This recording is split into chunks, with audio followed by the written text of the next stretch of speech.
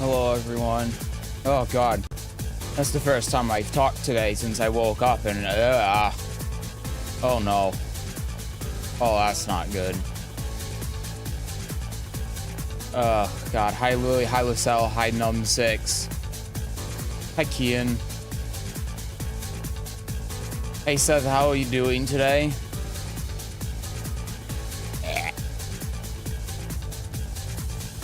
Trying to die doing coaching.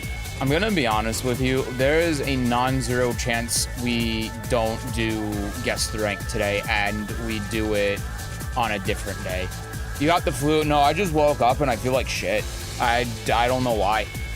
I'm not sick, I'm just fatigued, I guess. I don't know. I see YouTube unshadow ban me. Yeah, I can actually see you now. It's crazy. No guess the rank. I'm not saying that we're not doing guess the rank definitively today. What I'm saying is that there's a chance I might not, because if I'm still feeling the way I'm feeling now in 2 hours, then I'm not gonna have the energy to do it, just to be completely honest with you. Yeah, I was genuinely, I mean, I started 45 minutes late, but I was really considering just not streaming today because I'm so fucking tired for some reason. So I don't know. It depends on how I'm feeling at 6, but if I'm still feeling the way that I am now, we might end up doing guess the rank on Friday this week instead of today. Hi, Corey. New virtual fight confirmed. Sega answered my call, Seth. It's been confirmed. Does anyone have a link? I'd love to look at that. Give it a bit. I tend to feel like shit when I'm groggy. Well, you know, the thing is, too, I went to sleep early last night. I actually went to bed early. I woke up without an alarm today. I woke up at, like... Woke up almost 2 hours ago now. Hi, Melly. So yeah, I mean, we'll see. I don't know. I don't know how it's going to be today. All right, let me switch to this. Hi.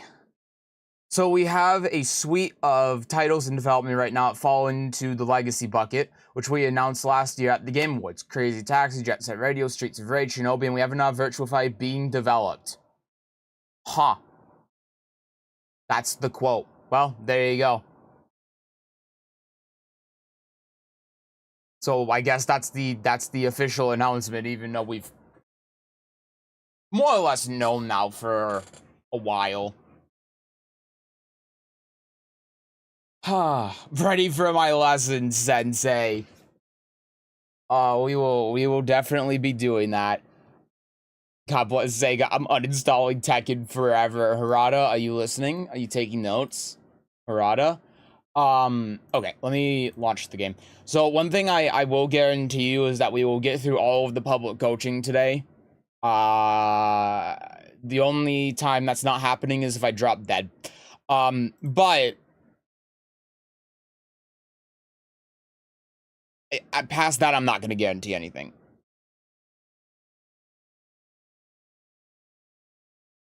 Hi, Volg.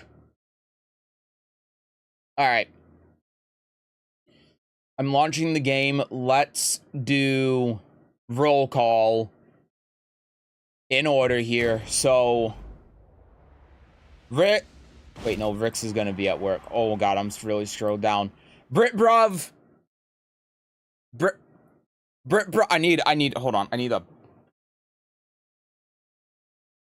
Where's my pencil?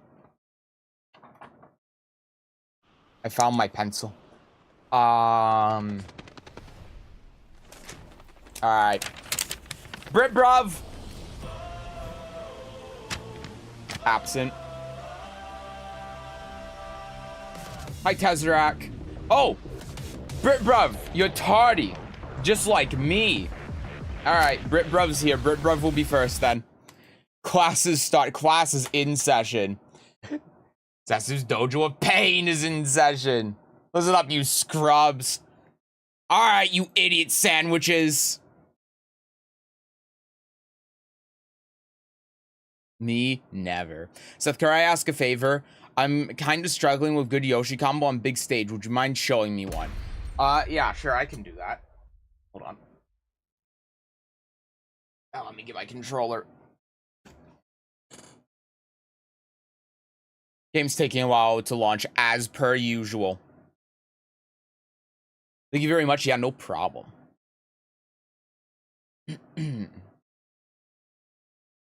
Hi, Ugan.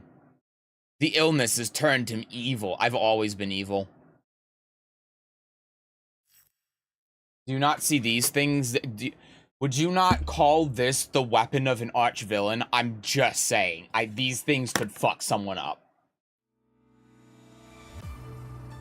But could you do someone else before me? Sure. If you like. Alright, finally in the game. You ever seen that game Clock Tower? It sounds familiar, but I can't remember it, no. I have to leave in an hour, so could that be me? Yeah, sure. We're going a bit out of order, but if you have a limited amount of time, we can do that. That's no problem. Especially because I started. Does it do with giant scissors, unironically? Damn, sounds like my kind of game then. Scissor Man! It's like Pepsi Man, but with scissors. You don't look like you've gotten through your villain arc yet. I don't have spiky hair yet. I need to get on that. Oh, it's locked. Okay, so, oh god, I didn't pick stage. Look at me go. Do you know Gwen from League of Legends? Her weapon is a big scissor, and that reminds me of her.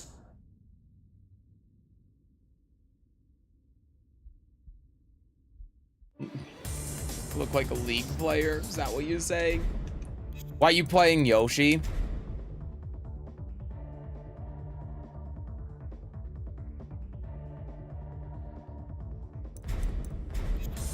Okay, so here's your combo. Do this, this, and then you get it. You can do a micro dash in there, and then do that. Do. Yeah, it's something like that. You can also do like here, do, and then here. Oh god, I was in heat. Oops. Did not mean to do that. I don't know how I went into heat. But do that, do like this, then do this, and then that, and then that. Those would be your, like, your wall carry combos.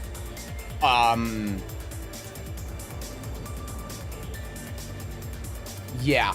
And then in terms of, like, wall conversion, generally you're going to do, like, either like that. Well, not that much because oh, the hell, there we go. This is going to be really difficult. Like that. There you go. I need a deeper dash. Or you could do like not that. This. And those would be your wall conversion tools. So yeah. You could also do, I think, if I'm remembering correctly, this into this, into... I don't remember if you can micro dash there and do that. You can, I mean, you can definitely do that into, the down 2-2 like that. So those would, yeah, those would be your Yoshi combos. Thank you very much. Yeah, no problem. Spiky hair would make you a shonen hero, though, from the 2000s. That's the rules. I don't make them. Okay. Seth, you aren't actually 39. Are you? Because no, wait. No, I'm not. I'm 62. Hi, Shamini. You have arrived. Hello. Okay. Who are we doing first? Because someone said they have to go soon.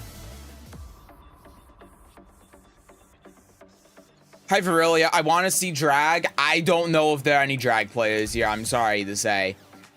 Holy shit, Clock Tower got released on Halloween.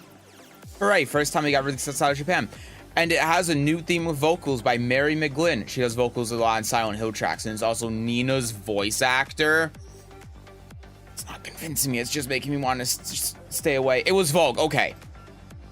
We're in the sect that will never reveal his age arc now. The best part about it is even if I do reveal my age now, you won't believe it. No one believes it anyway. Okay.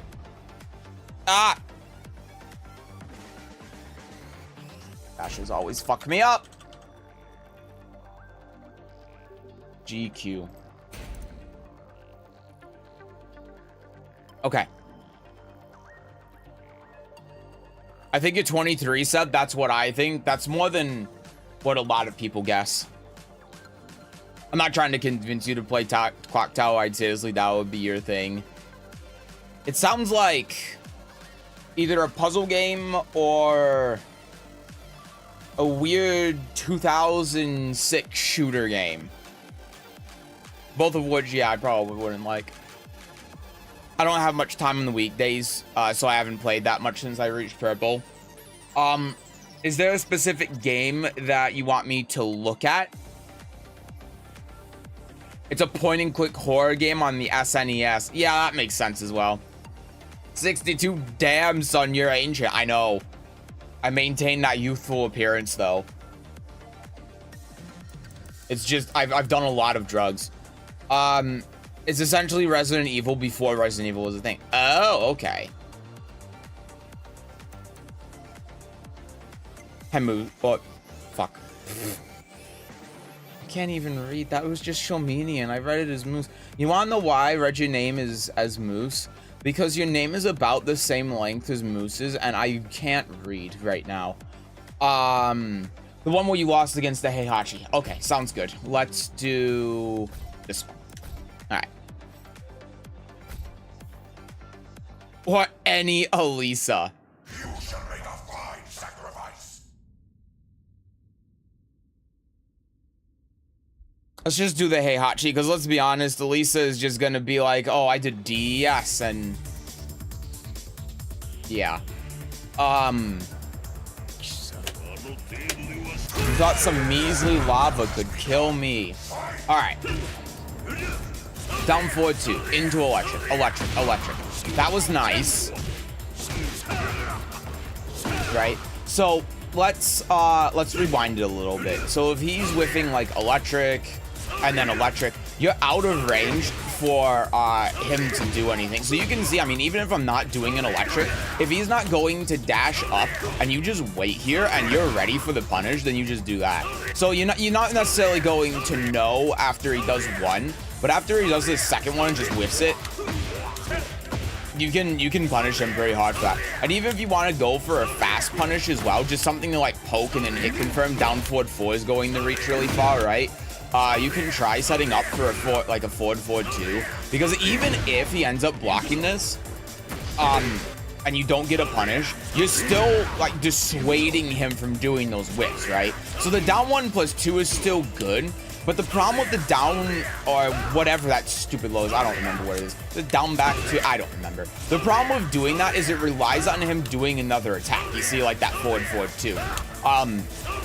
But if you're being more proactive, I mean, you can see that even if I do this forward 2, right? If he hits a button, then like the counter hit gives me the heat engager anyway. If I do the electric, then that gives me the hit anyway. But also if you get the whiff punish, then you're launching him, you're getting more reward. Whereas just doing the low isn't necessarily giving you anything if he starts defending. Like, yeah, you get the low and it hits, and that's nice, and it's throwing him in a mix-up if your timing's off, but you have other options that you can do that just do more on hit and are more worth it, because you know, if you get the punish right, then you're getting rewarded more for it, yeah? I did down 1+2 because it dodges high, so I thought it was good against an electric spammer. Yeah, and that makes sense, right? Because you're doing it specifically, try avoiding the electric, and if you get the timing right, then it's great. But again, like the problem is that he can, like you don't necessarily get a punish off of this, right? And I mean, there you go. And it also relies on him doing another attack. So if he just doesn't do anything, Jesus, this guy hits buttons. You're getting like that +3, but not much else. Whereas if you do like forward 2, you know, you're taking risk by attacking into his electric. But if you're seeing him whiff like that, then, and you're ready for it, then getting that heat engage is going to be more important. And something like the electric, even though it doesn't dodge highs, is going to give you that full launcher without having to get the counter hit, right? It doesn't rely on him hitting a button.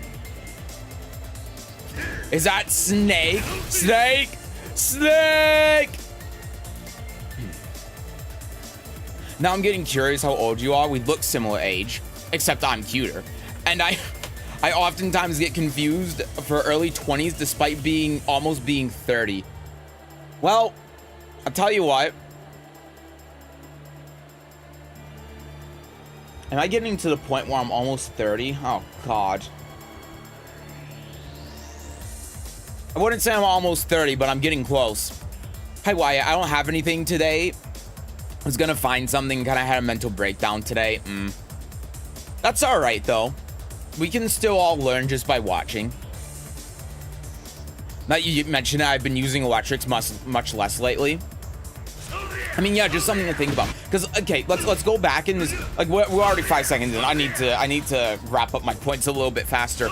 But I mean, look at this situation now. And after I said that, you can see like right there, right? Like, you don't necessarily have to do it after the second electric, but when he's done the second, when he's whipped the second electric, then at that point, like if he does another one, he's relying on you to fuck up to hit that electric. But that means he's fucking up because there's that gap.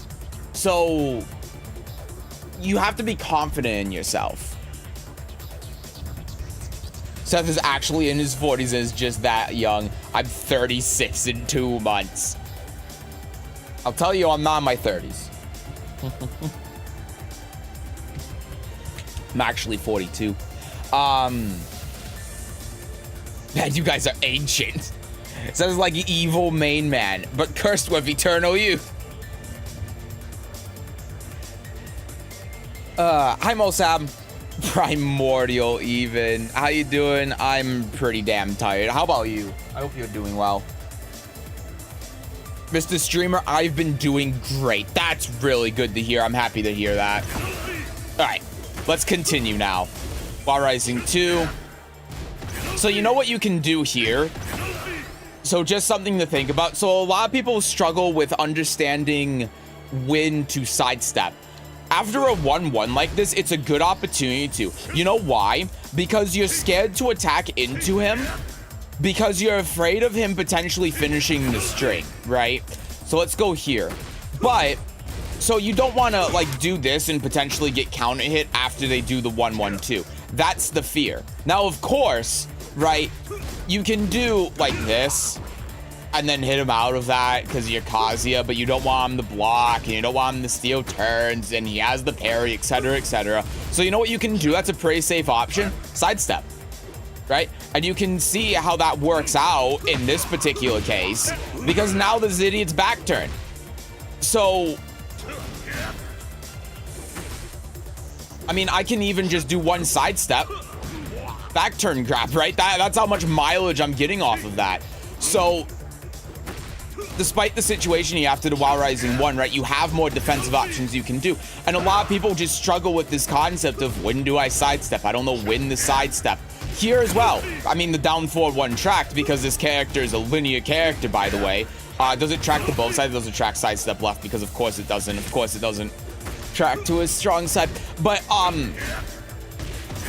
Jesus, that's fucking egregious that Heihachi can do that. Oh my god. But outside of the Heihachi matchup, it's something you can do there when you're like -4.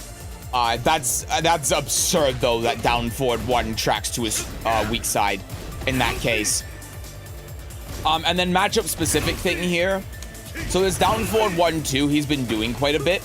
There are 2 ways that you can deal with this. So we go here, you can jab interrupt it, or you can sidestep it. And the sidestepping is a lot harder to do. It's not really practical unless you have a hard read. but that's going to be your counterplay to this. So if you see a Heihachi that's just spamming the down forward 1-2 over and over again, which every Heihachi does because it does so much damage, that's what you can do. Jab, interrupt, sidestep. Yeah, and then there you go again. You were saying that you haven't been using electrics. Here was your opportunity after the whiff forward 2. I mean, you can. I can't even do electrics, and I'm still getting these punishes. And you also notice here, he whiffs this and then tries doing heat burst. And the reason why is because he's looking for you to fuck up, right? The reason why he's doing these things is because he's relying on you making a mistake after the whiff like that, right? And then he gets these things for free. So you gotta make sure that you're punishing in these situations. We saw this at the beginning of the same round with the electrics, right? And it's the same idea. It's like, oh, I whiffed. Let me do something to counter him in case his punish is late or he fucks something up, and then I get heat burst and then I get all of this pressure. Thank you for the Mishima hate. You wanna know what I find funny? Seth actually gave his age last week when he was talking about his birthday. I did, that's true. Hi, Breach. Hello, Seth. I have returned. Hello.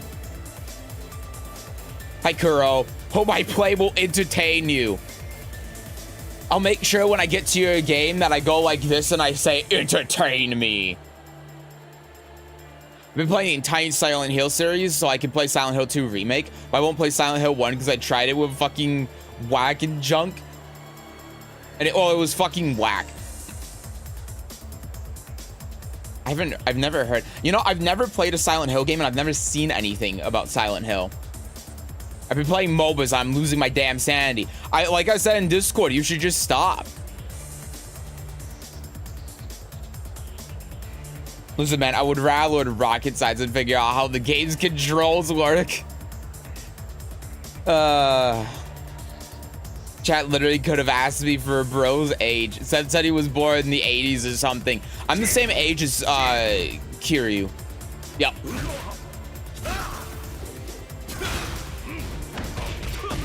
One, 1, 2. Okay, let's go back here. So, hold on. I gotta go back to where we were before. So 1, 1, 2 knockdown. That gets hit by spring kick.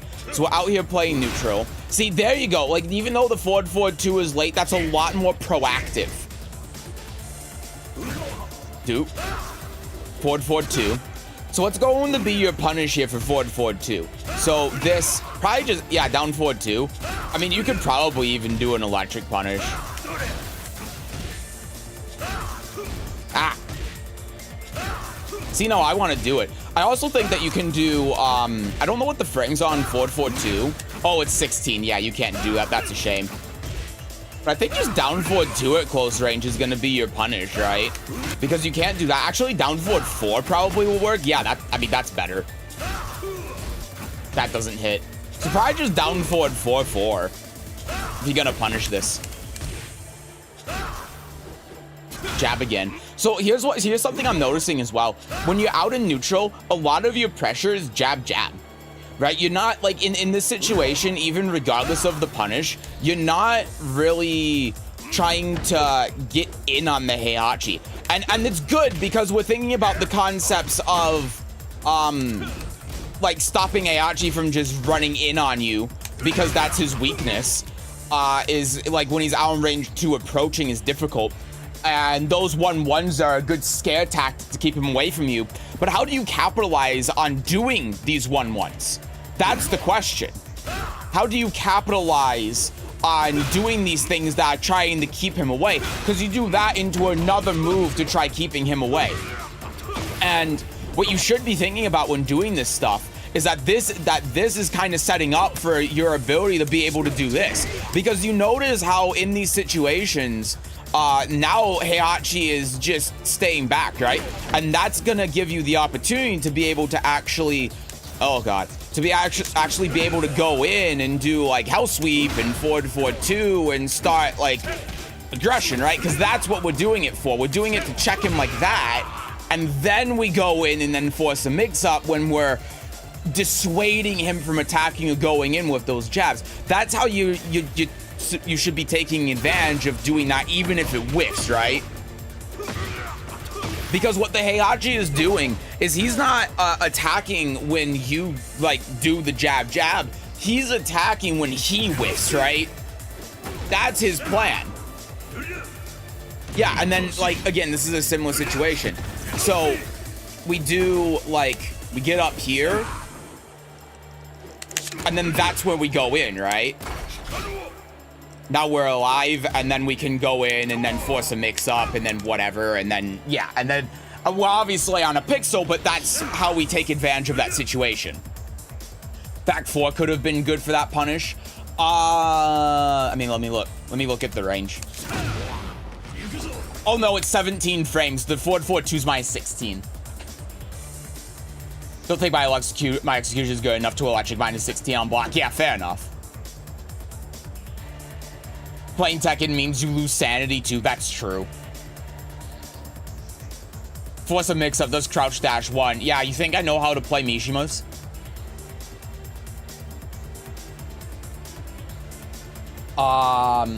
Can't you sidestep electric that? You'd have to remind me what move it is.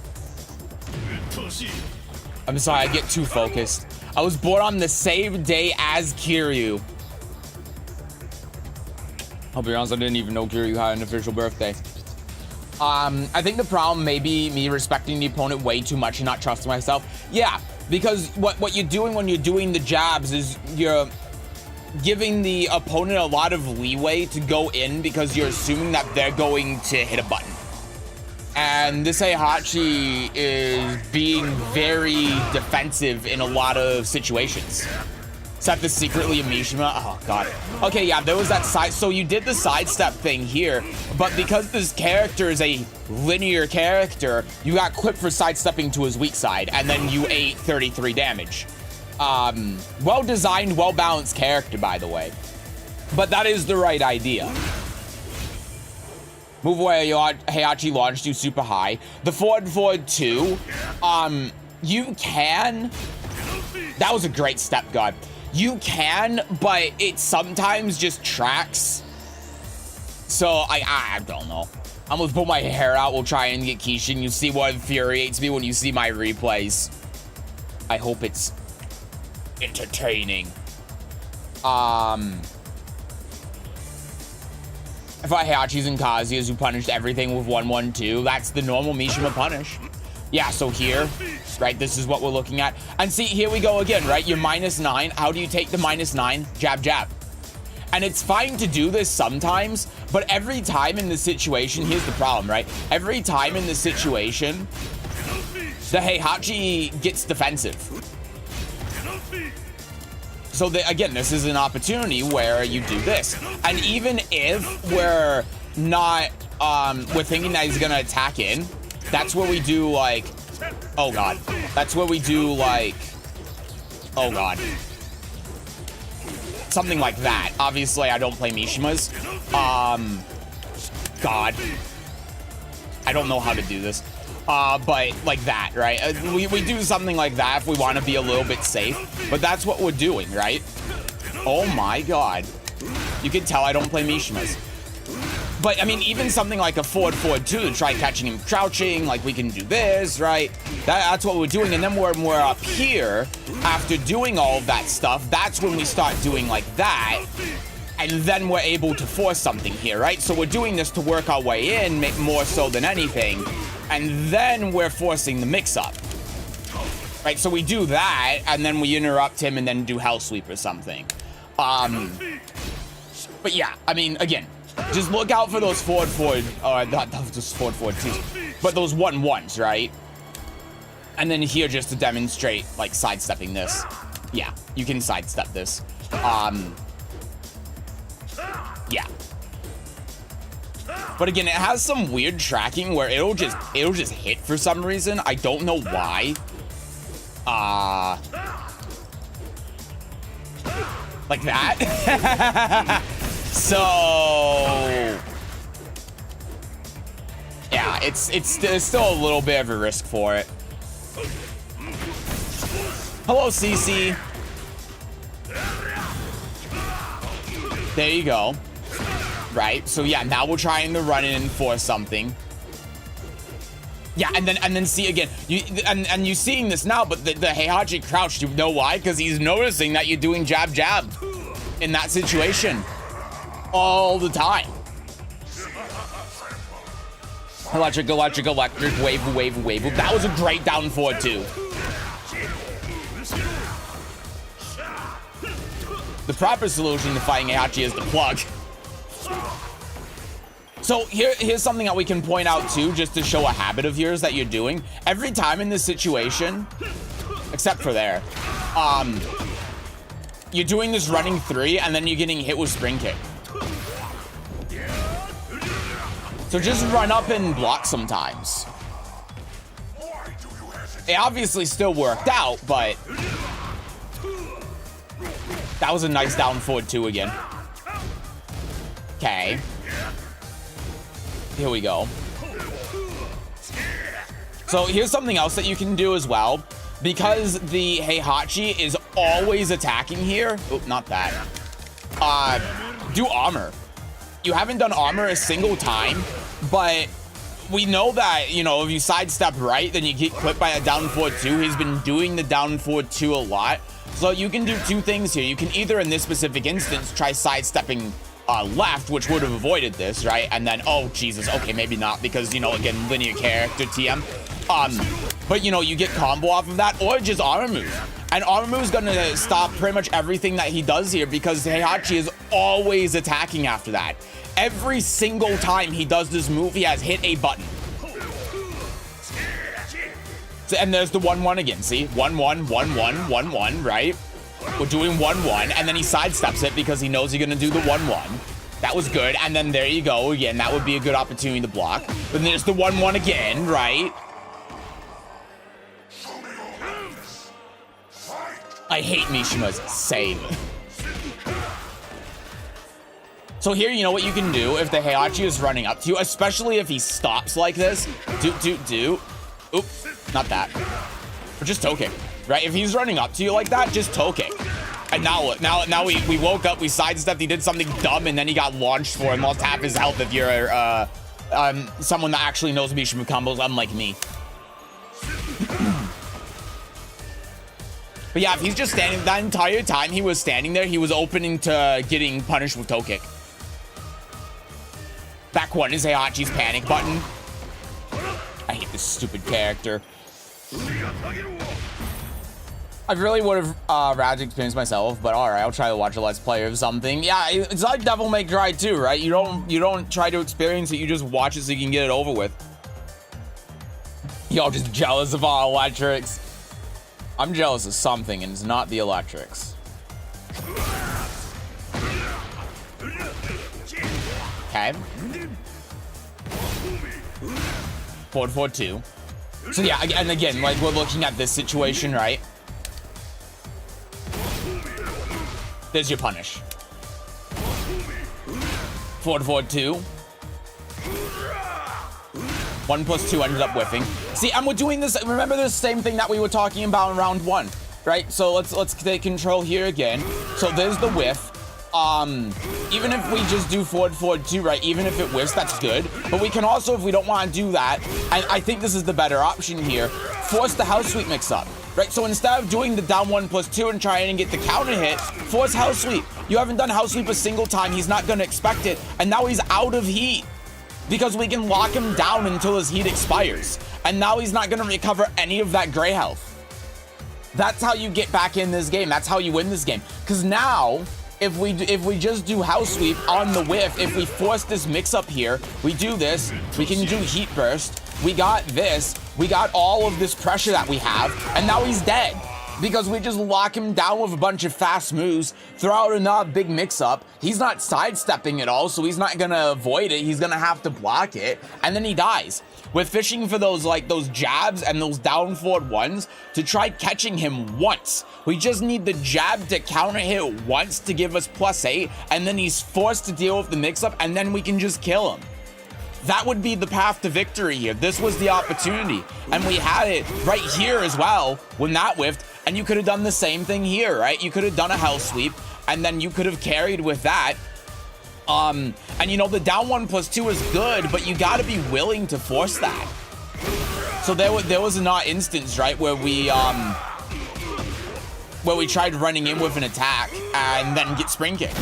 And then 1+2, forward 2. And the reason why I actually could just keep doing 1+2, 1+2, 1+2 is because even though it doesn't have the range, you weren't capitalizing on it. The entire game, you weren't capitalizing on the whiff opportunities. You were doing the logical things when you didn't think that you were going to get the whiff punish, like the down 1+2s.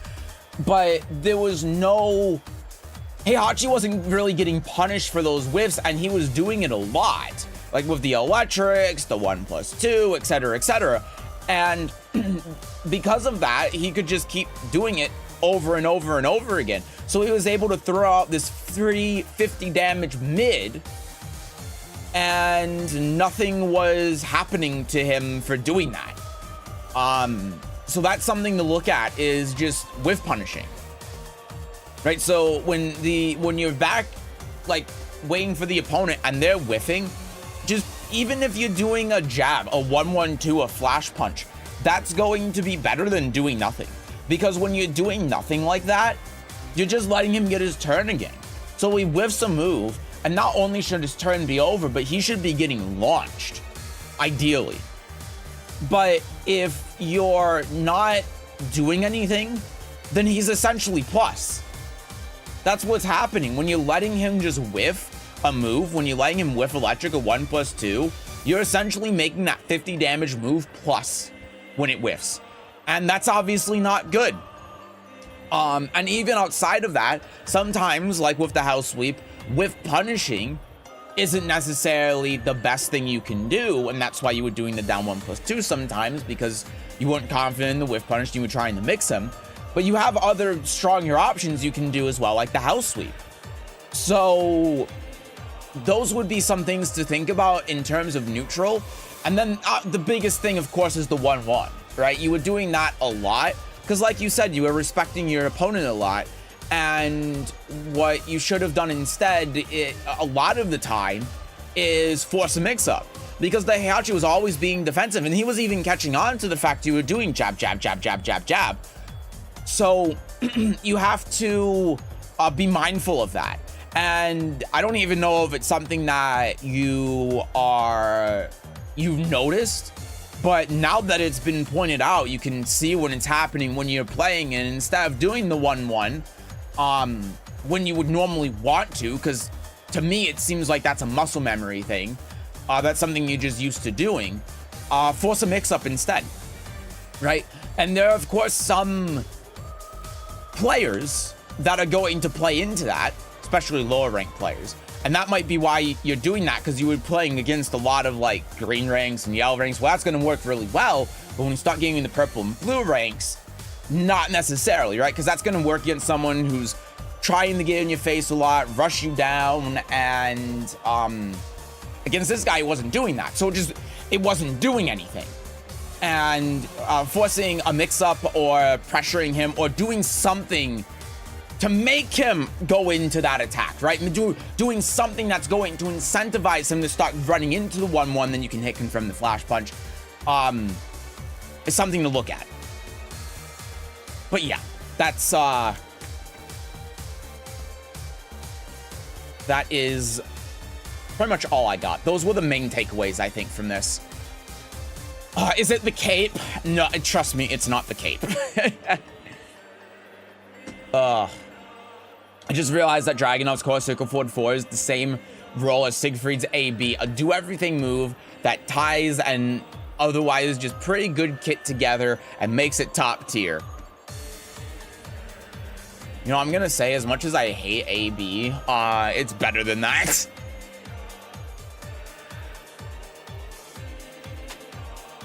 AB is really good with Siegfried, but it doesn't warp not only the character, but the entire game.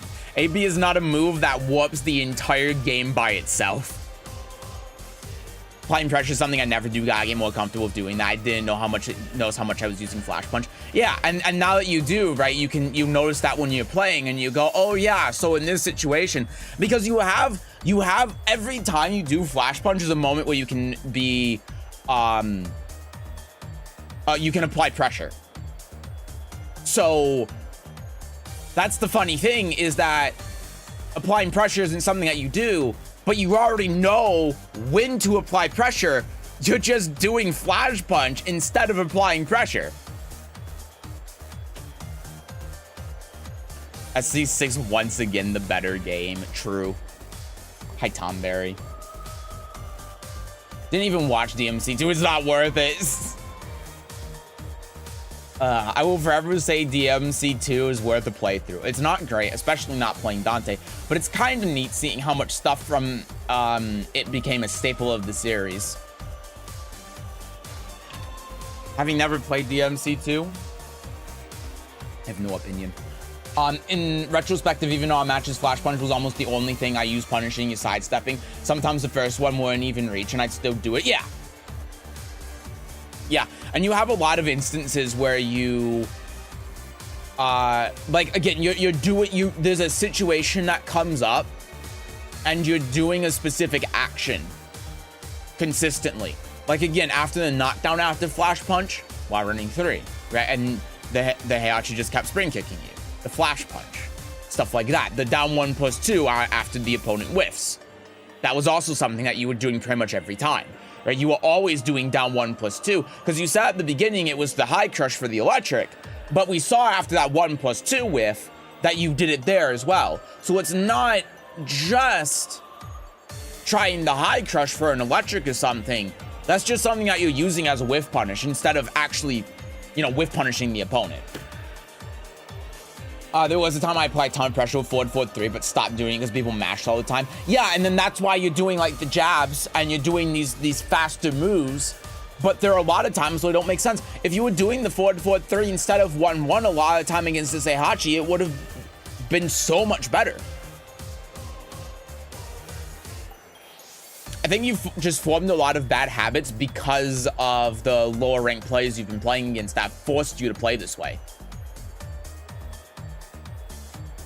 Isn't that kind of risky to apply pressure when jab is safe by default? Well, it's not safe by default, because if it's whiffing like that, then Heihachi can launch punish it with electric. It's not safe if the opponent knows that you're going to do it in certain situations. Maybe it isn't as good. If Bamco made core circle forward +2 instead of +7, it would be closer. Yeah, absolutely.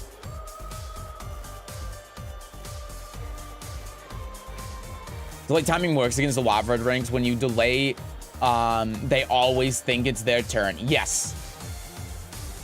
All right, I'm gonna mark yours as complete, and we will move on. Thank you for submitting your game.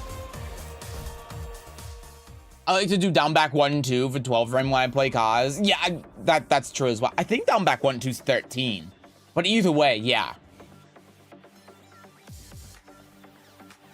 Okay. Roll call. Brit Bruv. Absent. Harmonize.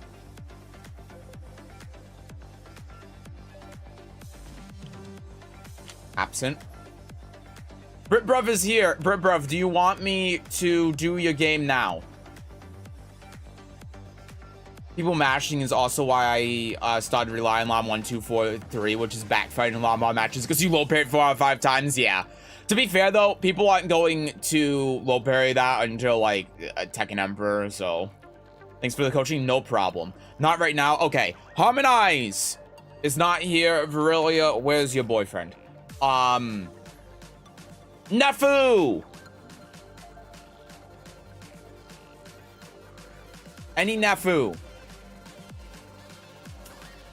Nefu's not here. Rix! Rix is at work. Vogue, we've done. Kuro! I saw you in chat. Kuro! Are you still here? Kuro! Present! Thank God. It's funny how this is actually completely transparent. That's weird. Wait, that's actually the perfect shade of green. That's so freaky. Oh, wait, this is actually such a cool idea. Like, if someone asks what my win streak is, I could just do this. Wait, that's so neat.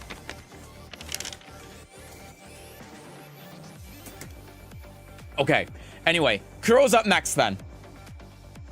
Fucking dork. What? Who are you calling a dork, huh? Who are you calling a dork? Green street notes. Wait, what the fuck? That's actually 1,000 IQ. Like, you wanna know what the name of this king player is over here? That's so cool. Tekken, bro. 38-year-old dork. What the fuck? Oh no, Scissor Man gonna get me, and it's not even a Halloween. All right. Let's do Kuro. All right. Entertain me. Okay. Just came back to Brian, having some issues with offense. Look at replay with June, Raina, and Lydia. These show my current issues on offense. I think I have an issue with crouching and sidestepping. Too much of my defenses may have highs and lows, but I'm not sure. Okay.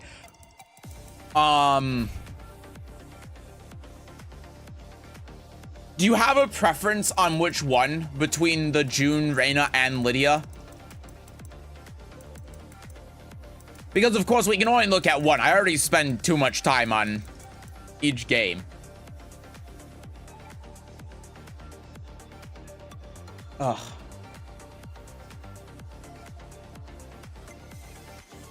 Preferably the second Raina match. Okay, yeah, we can do that.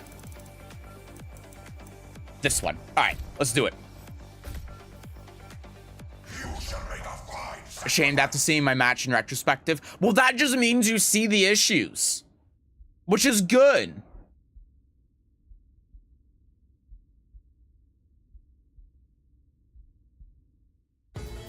Thank you for the Mishima hate. I think at least don't remember. Well, it was 0-3, so I'm sure we'll get something. Okay. So we're starting with, like you were saying before, the jabs and that. So here's what you do, right? So down forward 1. So here's what you can do. Like, hold on, let me play this out a little bit. Oop, hold on. Oh, right, you got hit by that. Oh my god, that tracks the sidestep right.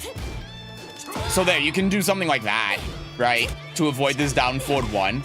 And then you can do like this, and then this. Boop. Oh my god. This is how I play Brian.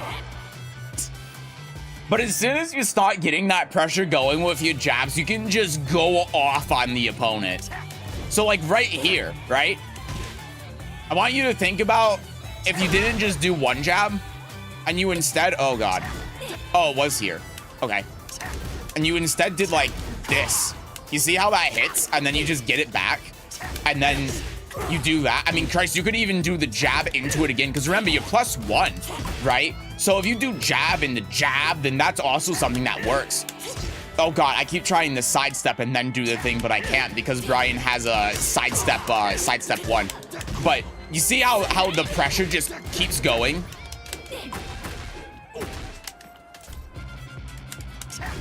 So if you're going to focus a lot on this jab pressure, that can be something that you do instead of doing the one jab. There you go. And see, you're doing that now. Okay, that's -14. So you get jet upper punish here. Not right side, left side. Oh god. There we go. 1, 2, 1. There you go. That's a big mid. So how does this get turned around? Because so far there's not much here. It's just like how the pressure is gone. So +9. Okay, so she's down jabbing a lot. Nice sidestep. So here's what you should have done here, right? Just to get something. Really simple, right? Just do that. Keep it simple. Heat smash, right? That's a mid. You sidestepped her, and even if you block the move, you know what? It's -11. So even if you don't get the whole sidestep, you should assume that you're gonna get the sidestep, of course, because you are sidestepping. But even if you don't get the whole thing, let's just block here. You can still do that, you know? And then get the plus frames. If you don't think that the sidestep is gonna work. Doop, doop, doop. This should kill, right? Yeah, this is gonna kill. Oh god, I still have control. Let's go to round 2. The worst thing, that is right here, I mashed, but it was laggy. Oh god, that sucks. Okay, let's not even worry about that then.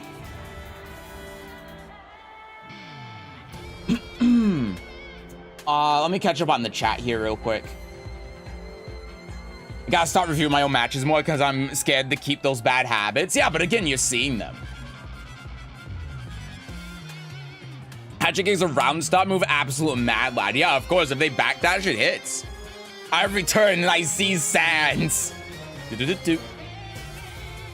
Brian scares me at the wall. Brian is terrifying at the wall. Jab, jab, hatchet, repeat, pretty much. Worst thing is that, oh yeah, the mash. Hi, Keeman. Sesu, can you teach me how to destroy Raina with Lydia? My friend, someone's gonna turn that into a damn sound bit. With Raina for like a month already. You know, this has been asked to me before as well. There isn't really any specific anti-Raina tech that I have with Lydia. Raina is a matchup with Lydia where you just play it like an average match. There's nothing really special going on in that matchup that I could tell you, unfortunately. It's just normal. Can you sidestep the downward kick after blocking the one that launches herself? I don't believe so, no. You can sidewalk it. Okay, thank you.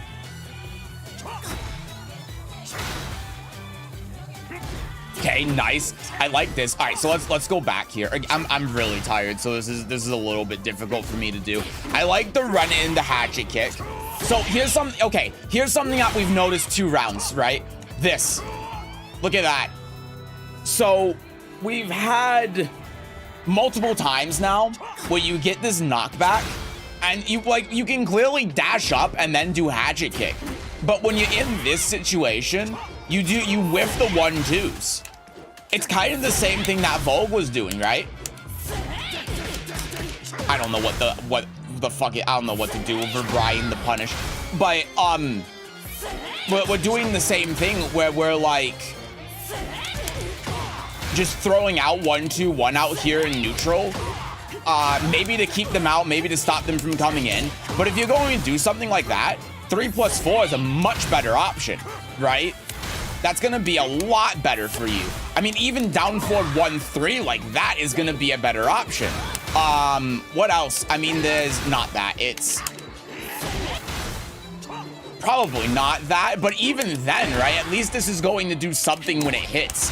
But we're just here looking for the heat engager, and then that gets launched, right? So we can't be throwing out like the 1-2s out in that kind of position, especially when Raina's -9. Like, what is she gonna do? A forward 4-2? You can just forward 4-2 her back. Yours is faster.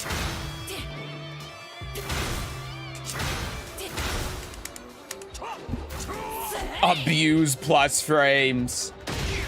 Thanks, yeah, no problem. Sorry I don't have a really good answer for you there.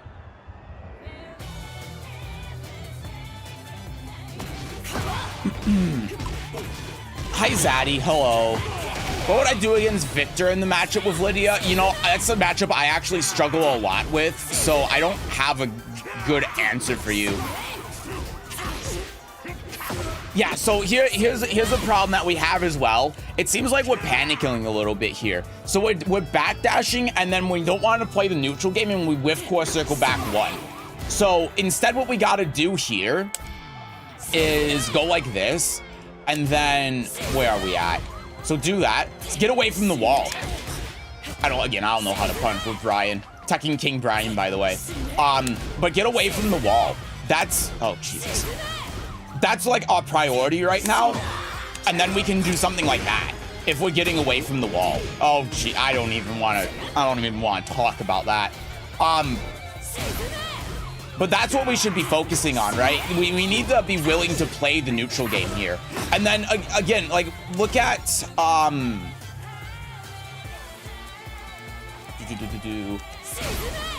go here. Look at our jabs. So we have a problem with whiffing in neutral. Jab, jab, and then the way we capitalize on it is doing this.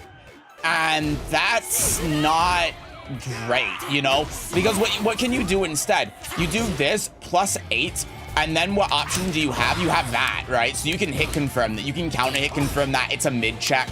I mean, Christ, you can even, like, and then this is something I did a lot. You can even down forward 1 here. So you see this hit, and you gotta capitalize on that.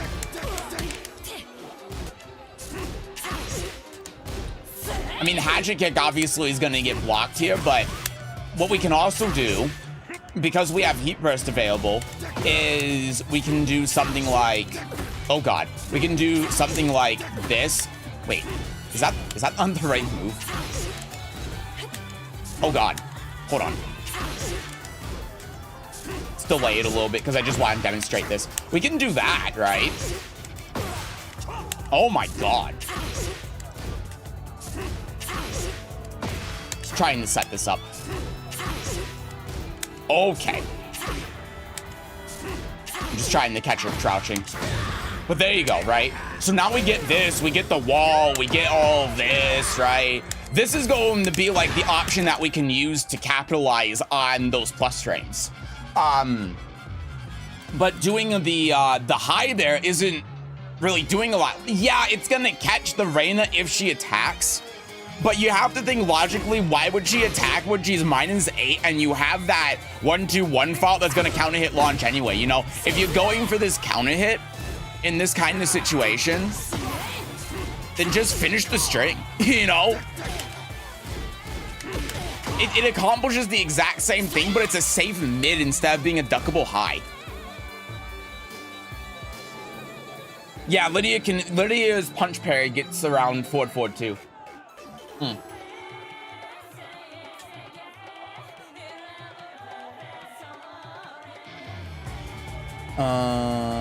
Hello, Dakadoon. I had a Tekken King promo match the other day and lost. I'm sorry to hear that. That sucks. But if you got to the Tekken King promo, you can get it. Once you yeah, once you get the timing down on it, yeah.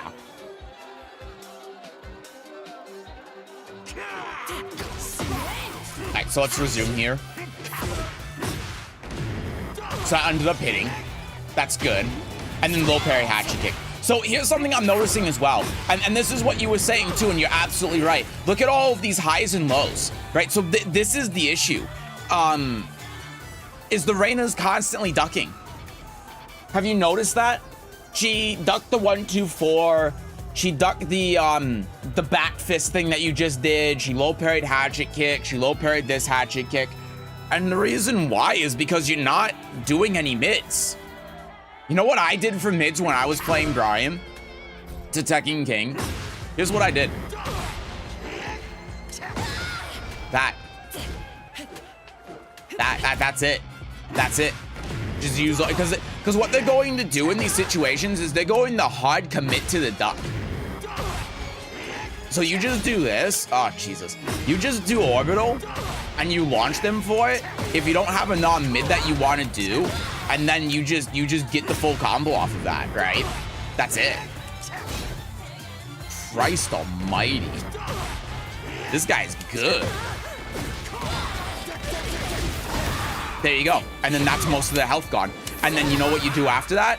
On wake up, heat smash. And even if we don't want to do orbital, if we want to keep the wall pressure, again, you know what you do? You do that, right? Because that's going to accomplish mainly the same thing, but it's going to give you plus frames as well and keep the corner. And now we can do taunt into whatever, but I don't know how to do taunt stuff. If you really want to. But yeah, you know, besides that, just if we do, like, let's look at the plethora of mids that we have with Brian. Again, we could do, like, core circle forward 1+2, right? That's another one that we can do here on this whiff. Boop. Right, she's not going to be able to avoid that and wake up. There you go. And then that gets wall splat as well. And that gives us full combo. -9. We can even heat dash into it if we really want to. And then that's going to give us whatever the full combo is. Trying to remember it. Fuck!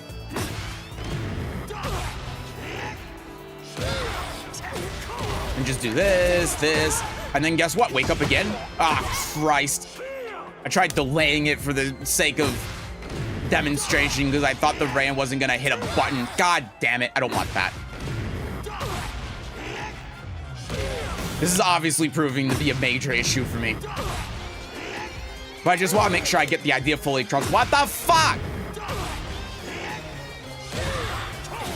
So do this, and then we just do this again, and heat dash, and now look, she's dead. So, you know, look at your mids, right? And the issue that you're saying is exactly what it is, right? You're 100% correct. You just have to look at these options that you have and make sure that you're utilizing them. I mean, even a core circle back 2 here would be good, because if we do the core circle back 2, oh god, it's 4. Then we can hit confirm this into the 4. And then we get all of that. Oh god, let's do it again. Like, I can't do the core circle forwards and backs apparently. Jesus Christ. We do that, and then we do this, and then that was supposed to be a Heihachi kick, but you get the idea, right? And then we still have heat available for the heat smash and all of that. So, yeah. Orbital is one of my staple mids too, mostly just seeing dick jab. You can throw it out as just a mid though. I haven't seen you throw it out once throughout this game. But you're right, like the thing that you're thinking about looking at, which is doing the highs and mids too much, is absolutely correct. So that should just give you some ideas. I mean, I wasn't using a lot of mids with Brian because I was just doing 1-2-1. But you know, there you go, right? That's a mid that you do, right? That's good. 4-4-2, nice punish, there you go. And then you should have done rage up. That would have been the best thing to do if you're not going to commit to doing, oh god, I'm controlling Raina. If you're not going to commit to doing jet upper here, which is fine, like I didn't do a single jet upper punish on the 2-attacking king, just do that, right? That's it, you sidestepped it, and you know that you sidestepped it, so it's not going to get blocked, so rage up punishes the kill. But Chicago punish can still be broken, you know?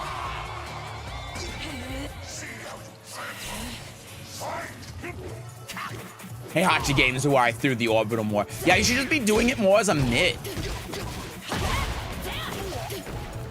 Don't even think about using it just for counterplay. Just throw it out sometimes. I mean, right here. You know what I would do? Here's what I would do here. I would do, if I was you, this into this.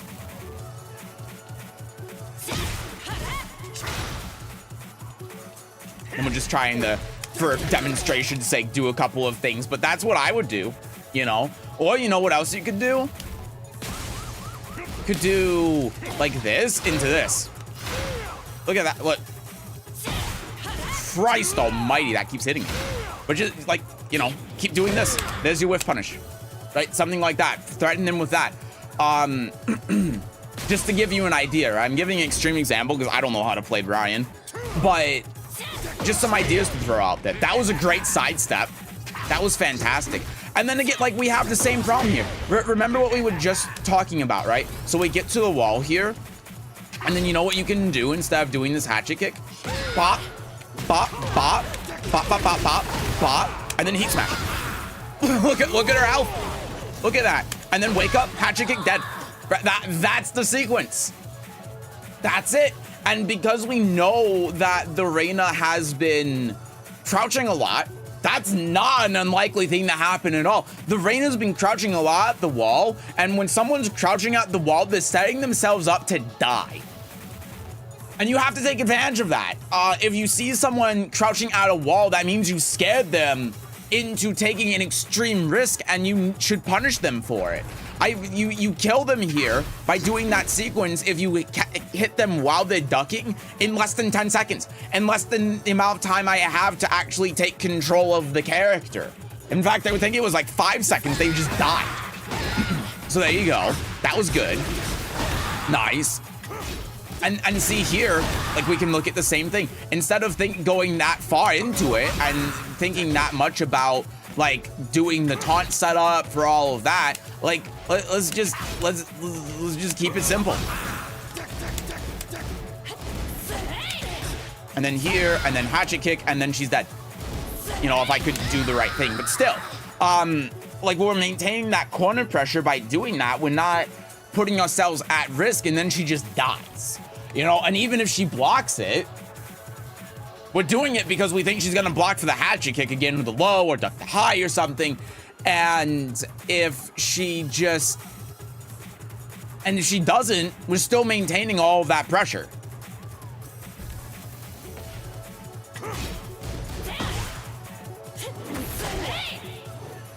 But now look, because we weren't doing that, now we're out of the corner and she's just doing this flapjack shit, and then we die because we get out poked and we get hit a lot. But what you said is right, you know, like you're relying a lot on the hatchet kick and the jabs, and you're doing the mids more as reads when you have a lot of opportunities to use them as pokes, right? So we saw out in neutral, just even the core circle forward 4, there are more mids that Brian can do, obviously, but even something as simple as the core circle forward, not 4, but 1+2 heat engager, that's enough to be able to just kill the opponent. You know, I at the wall, we have to recognize that the Raina's ducking a lot. And this is a great example to demonstrate the problem that you're having, because the Raina has noticed that you're doing a hatchet kick and you're doing the highs a lot and ducking all of them. And so what you need to do is recognize when the opponent is doing that, and then throw out the mids, throw out the orbitals, throw out the core circle forward 1+2s, because a lot of the time, orbital, the opponent's not going to react to it. So if you're throwing that out to catch their fuzzy duck timing, then they just get launched for free. If you do core circle forward 1+2, then you get heat engager for free. It's like a demon paw. And you have a plethora of other mids that you can do as well, but those are the two basic ones, and that's pretty much what I did up until Attacking King. Those are the only two I really did with Brian, and they can pay out a lot. But even like the 3+4 that you were doing as well is really strong. And you had, like when it hit, you could see that instance of how strong it was working out.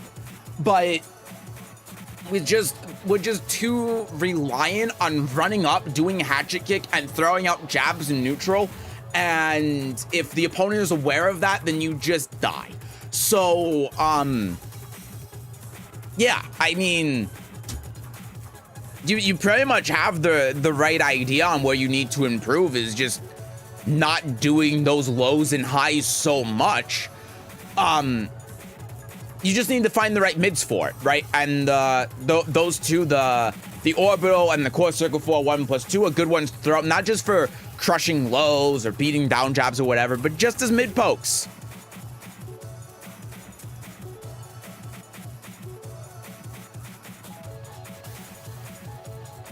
Taunt's new tech I tried with Heat Smash, though it's mostly execution issue, but I get it. Yeah, and that's what I mean though, is because I knew that's what you were trying to do, and that's why I said keep it simple. Why take that risk and go through all of that and rely on the execution and risk your, because you lost that round because you screwed it up. Why do all of that unless you're trying to practice it, which is fair? But if we're thinking about trying to win, why do that instead of just doing Heat Smash? She's ducking anyway. She's already opening herself up. So what we should be doing instead of trying to get that damage is just Heat Smash and then keep up the pressure and keep her in the corner. Because think about it like this. You can Heat Smash and then you're plus, right? Without doing the taunt. And then she's in the corner. And then you can do the taunt there. And then taunt in the back 3 or something. Or back 4. It's not like it's easy to do that. But that's something you can do in the forward too, because you have the snake eyes. That would make a lot more sense, because then if she crouches, she just dies. That's the other thing. And that's something you should take advantage of.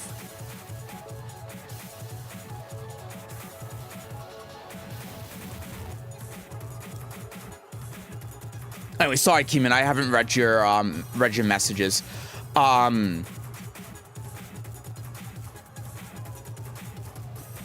Rain loves the duck because she has the full crouch down forward 3 or 4, which is the mid launcher. Yeah. But when I do the mid with Lydia, I get punished. Aside from Heaven and Earth too. Also hate the Raina wake up rising 1 and guarantee 3, which is the heat engager. I hate it. Yeah, it's really annoying. And it's so hard to punish too. Raina probably has execution, but neutral is just so strong. Don't forget they're also hot kick after getting hit by heat engager. I have no idea how to outplay them. Well, with Lydia in particular, if they are hot kicking after heat engager, just running 1 or forward 2. Those will both be hot kick.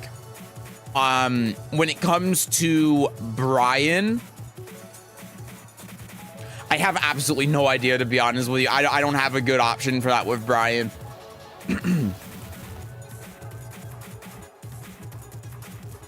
You can check the Heihachi game quickly, because actually these ones were what I applied what you're saying. We can look through them very briefly, but obviously I have to move on.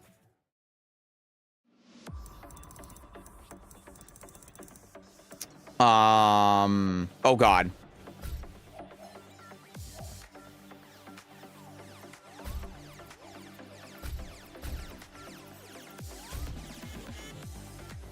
Lately, I've been relying on forward 2 too much. But if they get blocked, I have no idea what to do. I actually have a spreadsheet on what options in horse stance beat what. I don't have the link for it on hand. It's in one of my YouTube videos on Lydia's stances. It's in the description of one of the videos, but I don't have the link on hand. But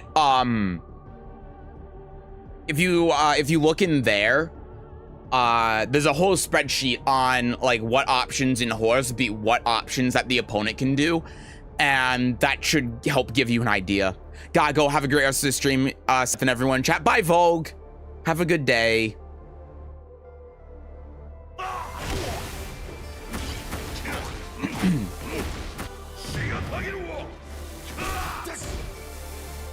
I mean, yeah, there's the 3+4, forward 2, and we did hatchet kick.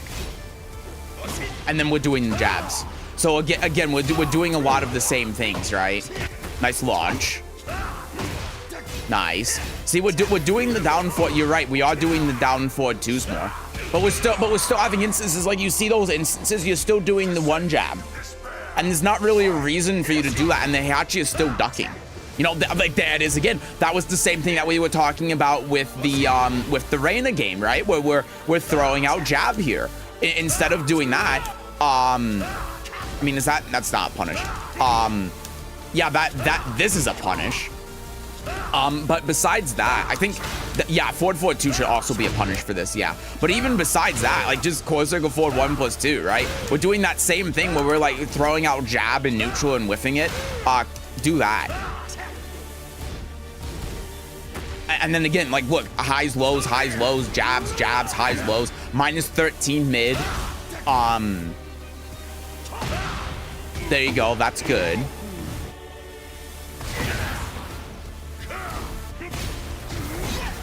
Yeah, that's good. So throwing out more mids at the wall, which is nice.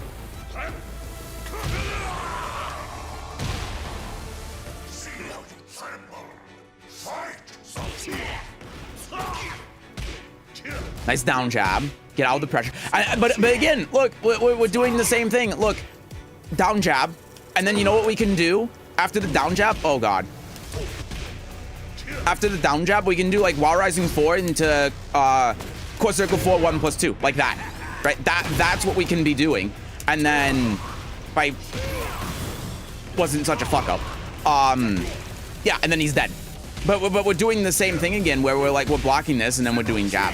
You know, that's sort of the problem, is that even though we're doing more mids, we're still throwing out like 1-2s in neutral for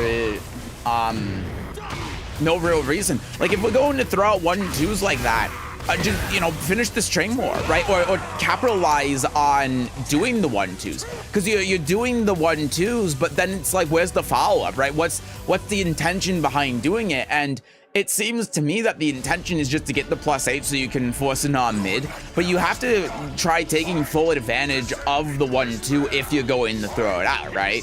Like, I mean, this is the move that got me to Tekken King with Brian, but at the same time, you have to have intention behind it. So if we just go back to, where was it here? Wasn't here. Is it here? No.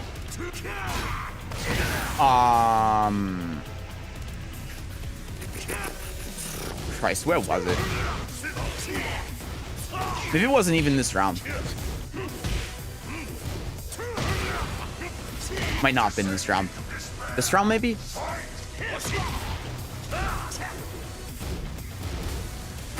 Yeah, I mean here, right?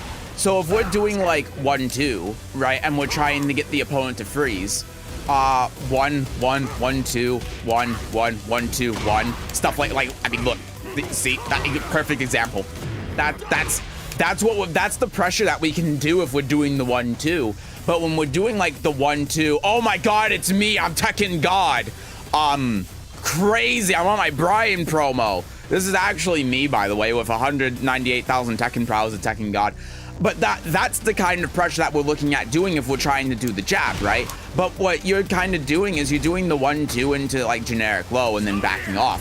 You're not using those for to the maximum effect of the pressure you can do. We're using them more just to try hitting Heihachi out of doing something rather than like taking full advantage of the situation and the mix-up that we get out of it, right? So if we're going to be throwing out 1-2, there has to be more intention behind it. There has to be more mind games that we're using with it, because it's the way that you're using it now, it's pretty easy to read and it's not actually getting you a lot of reward. But yeah, 1-2, my intention to debate enemies by doing 3-4 of the match and then try doing 1-2-1, but now that you mention it, I use it too passively. Exactly, right? So like this is an instance where you're using the mids more, but we're still having the same problems, and that makes up for a lot of the problems with the hatchet kick. But we're still having the same problems with the 1-2 and jabs, where we're throwing it out neutral and we're using it passively and we're using it as like a soft little to stop the opponent from doing anything or approaching, and we're not using it proactively to force more like counter hit situations and more situations where we can really force the opponent into a bad situation, right? We can force the opponent into getting themselves killed by like attacking into the 1-2-1 and then make them play passively, and then that's when we can open up hatchet kick and lows and stuff. Yeah, so there you go. That's everything I got. I hope that's helpful. Get back to the chat now. You're reviewing chat's replays. Can you do mine? It's a play a match. So Keeman, we have a long queue of God, how many people is it? 1, 2, 3, 4, 5, 6, 7, 8, 9, 10 people. You would have to join the Discord and submit, but the queue is very long and it's gonna take a couple of hours if I'm able to even get to you. Thanks, man. It definitely is. Yeah, no problem. Turn on the sound bits.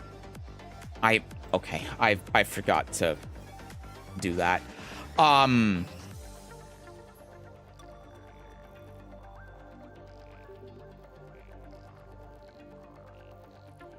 What have I done?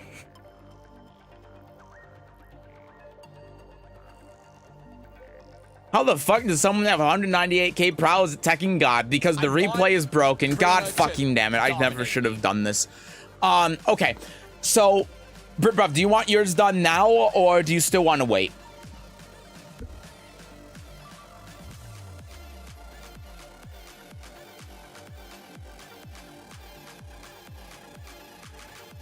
You do want yours done now? Okay.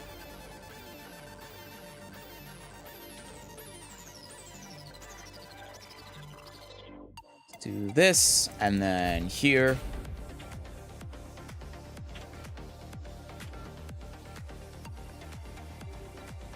Are you sure you want to turn them on when it already takes you 8 hours to get through the replay as it is?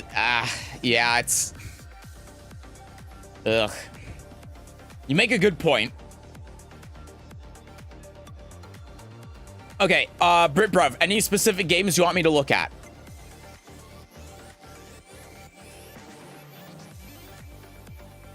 I do need to be going faster, though. I've been streaming for an hour and a half, and I've gotten through 2 people. Not really? Okay. Just do the first one, then. The one that you played 4 minutes ago.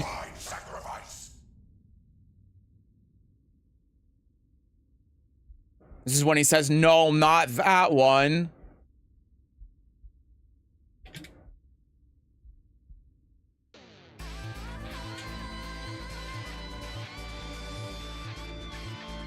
I want Raina to dominate me.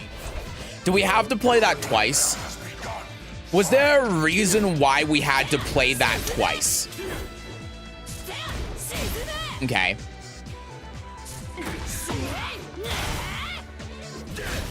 Electric. Okay, so there's a lot of things going on right now, and there's a lot to talk about.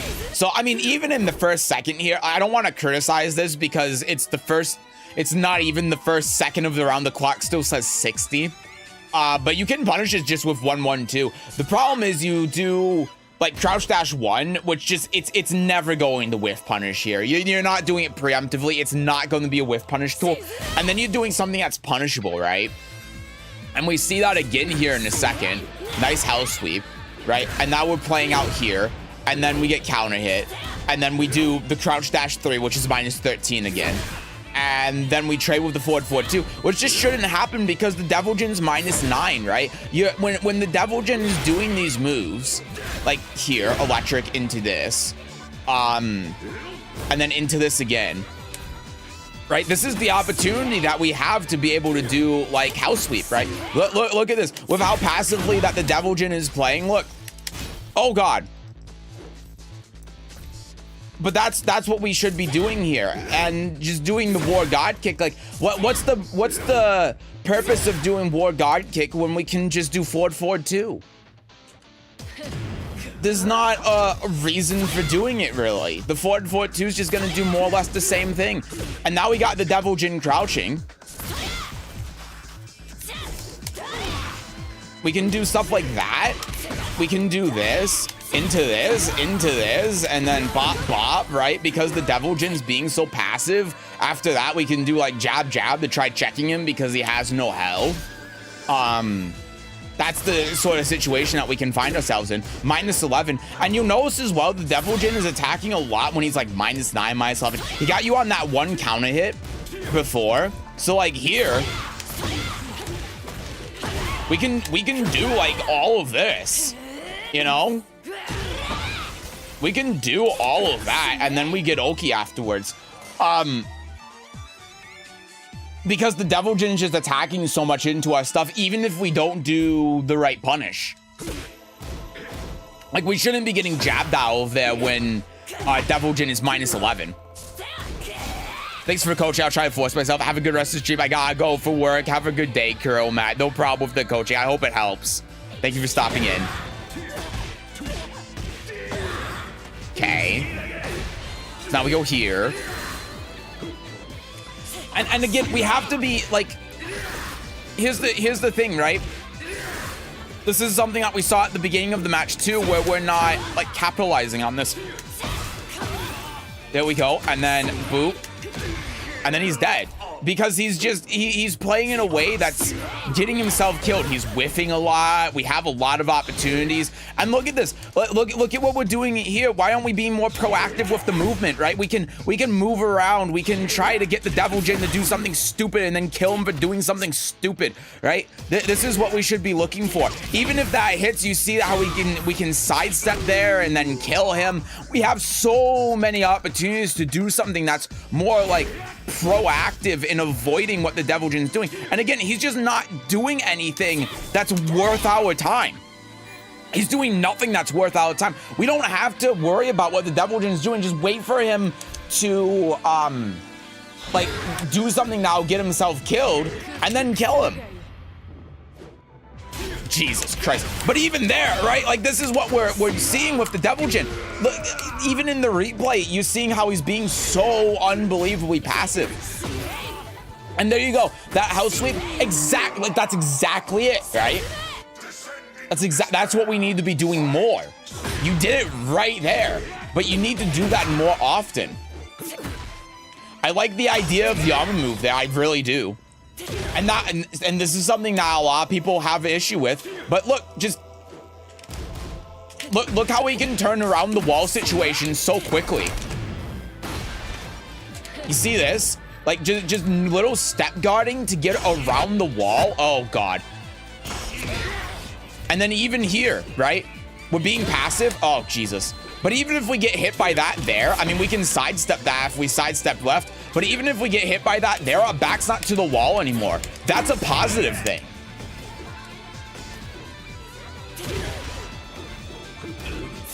Good block.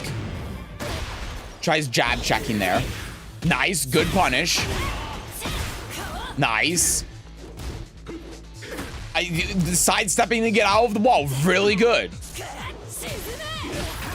Yeah, and then so we're having a lot of these good ideas with movement. Like, there you go. That's more what you should be doing. But then crouch dash 1-4 again. Why? Because we still have heat left, right? If we're going to do that, let's go here. Oh God, wait, no, this is a little bit earlier than when we did it. But why not do that? Even if the Devil Jin sidesteps it, he's gonna sidestep the crouch dash 1 anyway.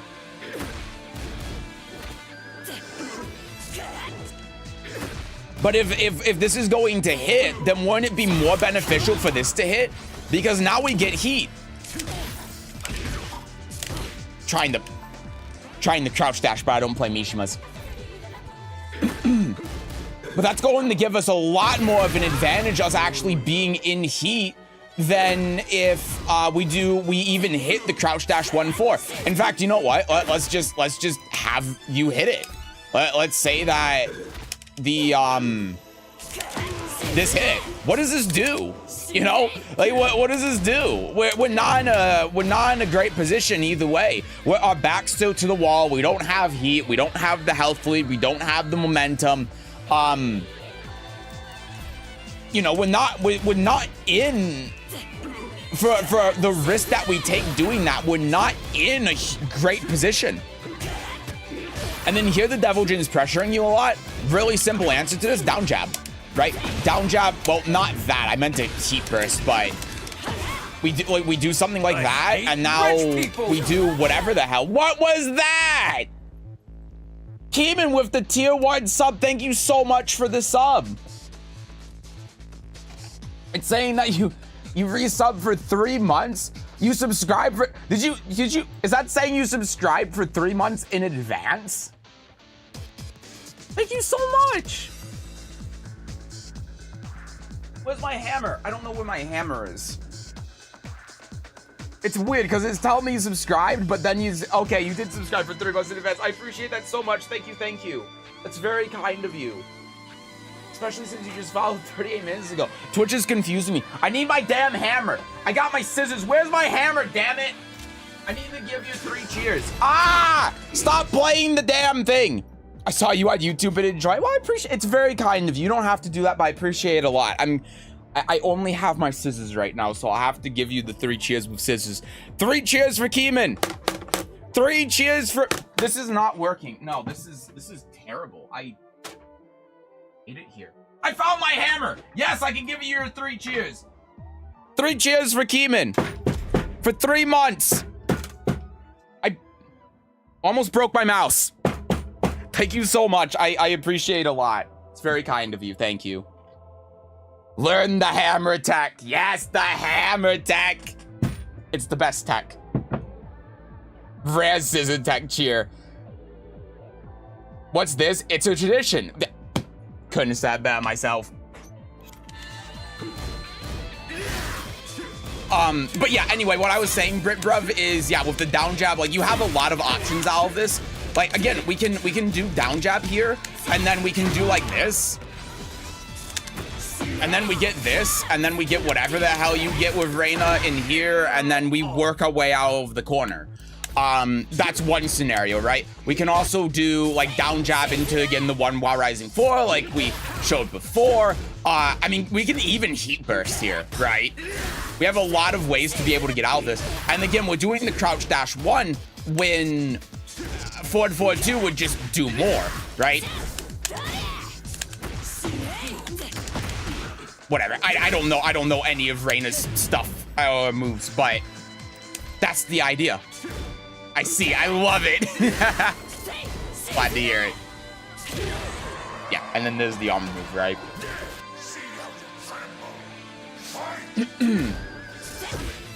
Yeah, and then again, there's the crouch dash 1. There you go. Okay, guaranteed. So again, you know what I would be doing here against the right in this situation. What my mind immediately went to when not that, but this hit got blocked. Jesus, he did 2 armor moves, but still, like this is fine. This is a good position for us regardless, because we still have the health lead. Just jabbing Mal and continuing to try putting him into the corner. That you know what? I can't really say anything there because it worked. I was going to say about the forward too, but damn, it went through the armor, which is really funny. Okay, duck the high. Good. Grab. So let's look in this situation, right? Sidestep here, and then jab, down for 1, jab, and then he's dead because he can't deal with this pressure very well. Just really small, fast, small Tekken. But we do the crouch dash 1 and 4 again. And like I just wanna demonstrate here what happens when we do that. Oh god. I almost died to your ghost, but we can do like that. And then if I can actually like do a hell sweep with Devil Jin, then that's just it. Yeah, so that's an example of how if the Devil Jin was actually punishing this, and not just the Devil Jin, but anyone was actually punishing this, then you can just lose on the spot. Because the momentum that gets carried from doing the punish on it can be enough to just end the game. Especially if the opponent has rage. How do I queue for the review? Yeah, thank you, Asel. In Discord.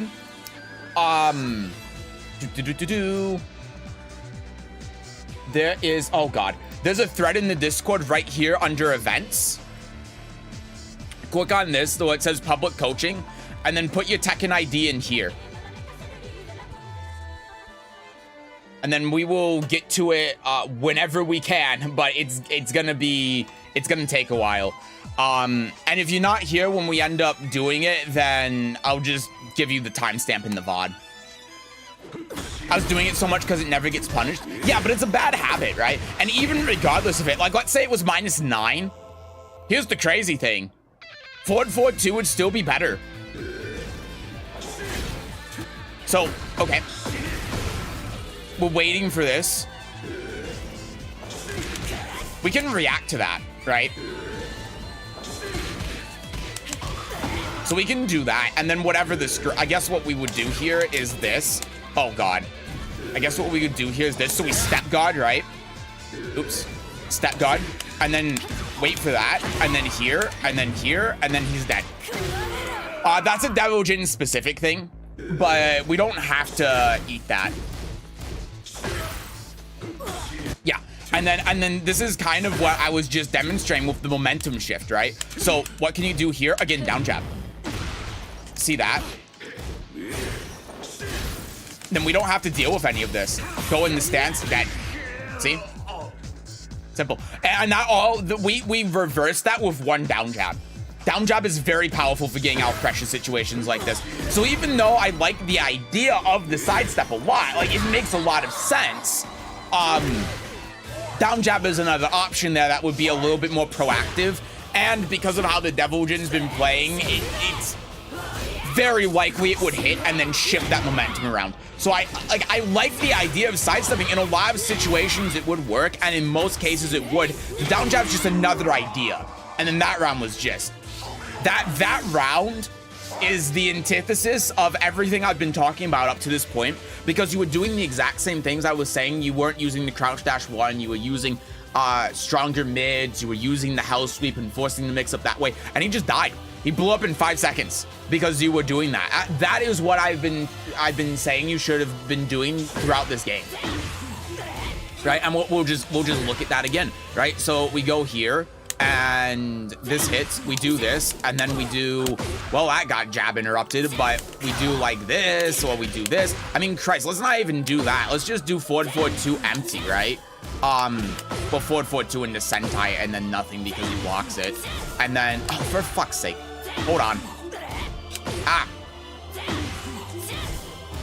Do this, and then jab interrupt like we were doing before, and then hell sweep, and then here, and then whatever the extension is, and then like he's backed into the corner, he has half health, and we're just doing those same things, right? We're doing a lot of small things, we're not taking a lot of risks, we're not doing things that are punishable, we're interrupting the pressure, and again, like he does something that's punishable, that's minus 14.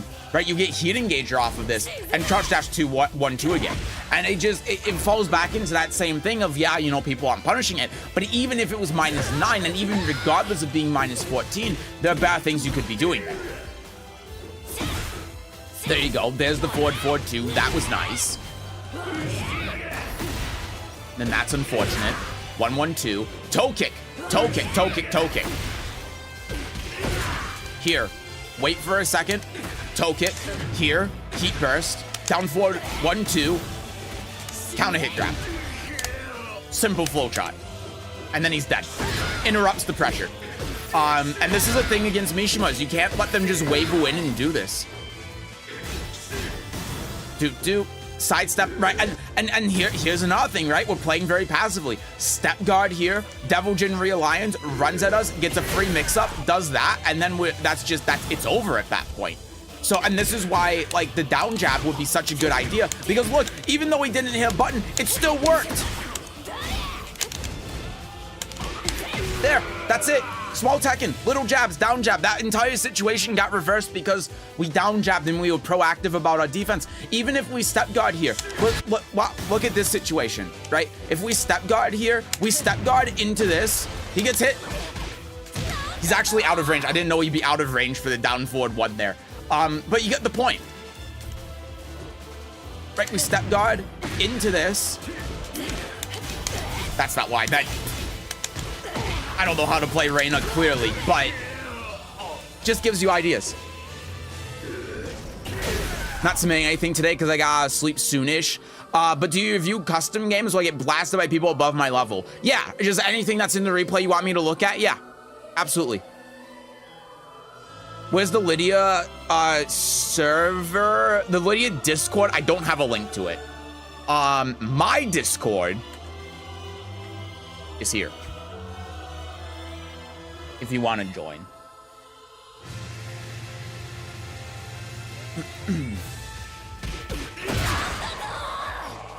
Yeah. So yeah, bruv, main things to, like, you gotta find new mids with Raina. I think that's the biggest thing, regardless of everything else. Because the problem is you're playing out in range too, and you're being really passive, and you're being passive a lot of the time because you don't have good mids. You don't have strong mids to throw out neutral. You're not doing you're doing like the crouch dash 1 instead, but there are so many better options that you could be doing with Raina than the crouch dash 1-4. And then besides that, it's like getting out of pressure. I like how you're sidestepping. I like how you're trying to step guard and you're getting away from the wall. but you're not doing anything after that, right? You're not doing anything that is going to, like in that last round, stop the pressure. And that's why down jab is a really good option to deal with that, is if you down jab, we saw in all of those instances, because this Devil Jin is a nut job who keeps doing like a lot of small Tekken, that shifts the momentum around in your favor, and that also gets you out of the wall. But because of all the small Tekken he's doing and the things like the down back two that is going to track to your sidestep, he's hitting you out of that, and he's able to keep going with it, right? And you need to do things to be able to take that back, and also just taking more advantage of the minus frames, because again, the mids that you were doing when he was like -9, even -11, was the crouch dash 1-4, when you could be doing like more house sweep. You know, look at round 4, and you see how you just bulldoze through the Devil Jin, and it's because you're doing all of those things that I'm talking about. We're using more of the house sweeps, you're using the better mids, and he just keeled over and died because of that. And if you were just doing that more consistently, then you would be having those results more consistently. Understand, improve my small Tekken being less passive. And it's not necessarily that. I mean, yes, a part of it is improving the small Tekken, but just having other ways to get out of pressure, other tools to get out of that, like down jab, for instance. Using stronger mids, like the times that you're using the mids are fine, but you're not using the right options. That's more of the problem. Your timing and your decision-making ideas are fine. It's the moves that you're doing which are the problem, and then you're not mixing it up with like house sweeps and stuff to get the damage on the Devil Jin more often, because this Devil Jin isn't sidestepping, he's not blocking low, he's not doing anything that's going to counter that low. He's not doing anything to counter the sidestep, or not the sidestep, but the house sweep. So you should take advantage of that. For my review, please skip the custom games, most of it being goofing around with cost. Okay. What is small Tekken? So small Tekken is the stuff that I was showing before, where like we're doing 1-1s and down 4-1s and stuff like that. Hi Gattaca. I made it to a coaching stream. Woo, welcome in. So when we're thinking of small Tekken, right? We're thinking of like this. So down forward 1, jab, jab, and then that sets us up for house sweep, and then jab, jab, jab. And you can see how, like, I mean, this is of course a replay, but this gives you an idea of this Devil Jin in particular was hitting so many big buttons and didn't know how to deal with the small Tekken, with the jabs and stuff. And this is why I'm talking about the crouch dash 1-4. Like, yeah, if he's not punishing it, then that's a cool mid, but at the same time, look how much damage we did in the space of about 10 seconds. Not even 10 seconds, because I skipped through it a bit, by just doing, well, I mean, yeah, it actually was 10 seconds because we took control for 10 seconds. But how much damage we did in 10 seconds while maintaining the pressure and the wall, just by doing jab, jab, 1-1, down forward 1, a house sweep or 2 in there, 1-1. Like, you can't deal with it. So just do that. But yeah, small Tekken, being less passive. When you actively use defensive options, sometimes it's going to include attacking as well. Throw off your opponent's timing, right? Don't let them take their turn for free. Because remember this, right? Like when you're at the wall at the end there and you sidestepped it and you got it and he did the guard break.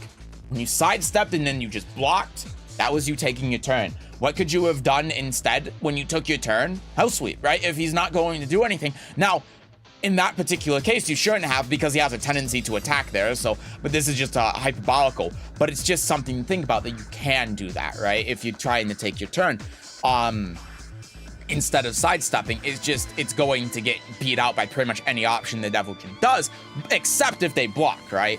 But like sidestep into an attack is also a valid option, because if the Devil Jin is attacking all of the time, and you know what sidestep into like electric does?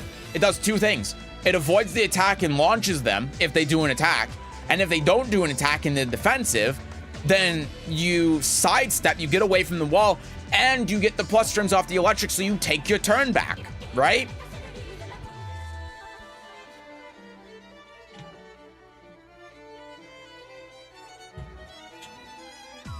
So, The thing that gets beaten by that is if the Devil Jin wave dashes at you and then does electric. Of course, like there's counterplay to it, but that's why people do that, like sidestepping the jab, maintain your turn, maintain your advantage in that situation while also being defensive.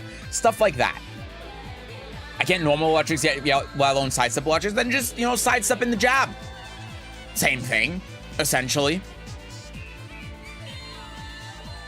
But those are the things to think about. So just like think about the mids, work on the mids that you're doing, work on your neutral approach, think about small attacking, do down jabs more to get out of pressure. And don't let the opponent just do like, you know, Jin's charge down back 1+2 for free. Because that came from you being passive, right? He was able to do that twice because you were being passive. And it's fine to be defensive, but it's like I said before, there's a difference between being defensive and being passive. And you were being passive because you were just waiting for him to do things sometimes and letting him dictate the pace of the match. And that's not necessarily a good thing. So, yeah. Down forward 2. I could have sworn Raina's down forward 2 is -12. Where do I put the Tekken ID in Discord? Go to the events channel. Go to events, and then there's a thread in here called Public Coaching number 4. Go in there, and then put your Tekken ID in here.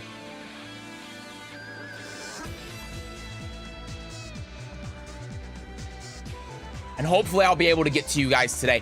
If I can't, honest to God, I might not be able to get through all of you guys today because there are so many. If I can't, then we'll do it on Friday or something. It is, but it's quick as an electric and covers so much ground. I guess it's just not my playstyle to do that.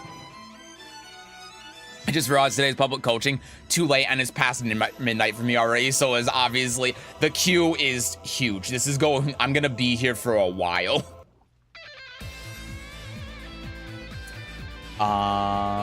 Okay. Yeah, sidestepping the down forward 1-1 could also be good. Yeah.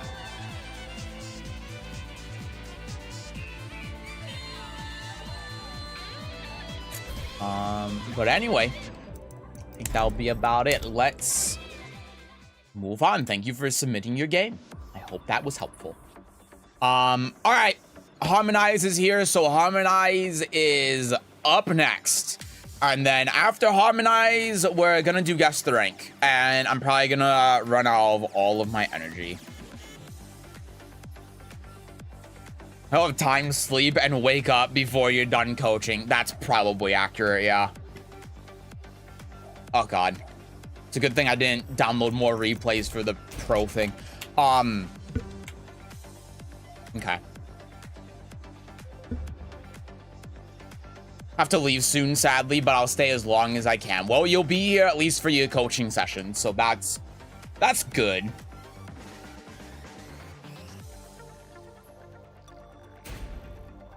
E.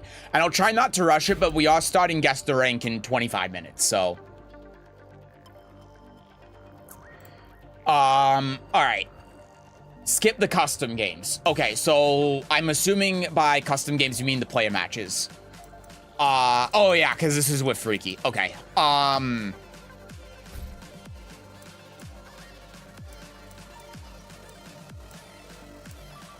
I need to find one where you lose and get your ass kicked, and I'm not really seeing any. You just went on like a 20-win streak. Jesus Christ. Have any in specifically that you want to do? Shit, guess the ranks today, my points. Yeah, you just spent 2,000 on some sound alerts, didn't you? Huh?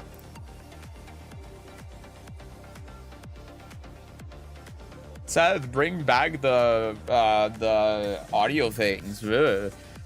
Well. Hyperish, welcome back. Zafine did wreck me, but before today I had some bad games. Okay. Why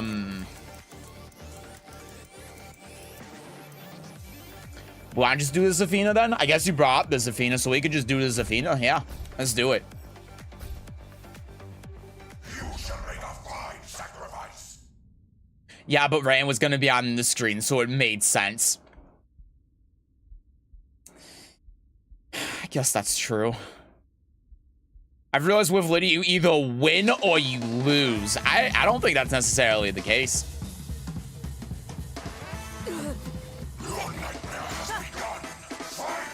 There are times where you lose more than other times, but... Okay, good start. Okay, yeah, so like immediately what we're looking at here is a Zafina specific thing.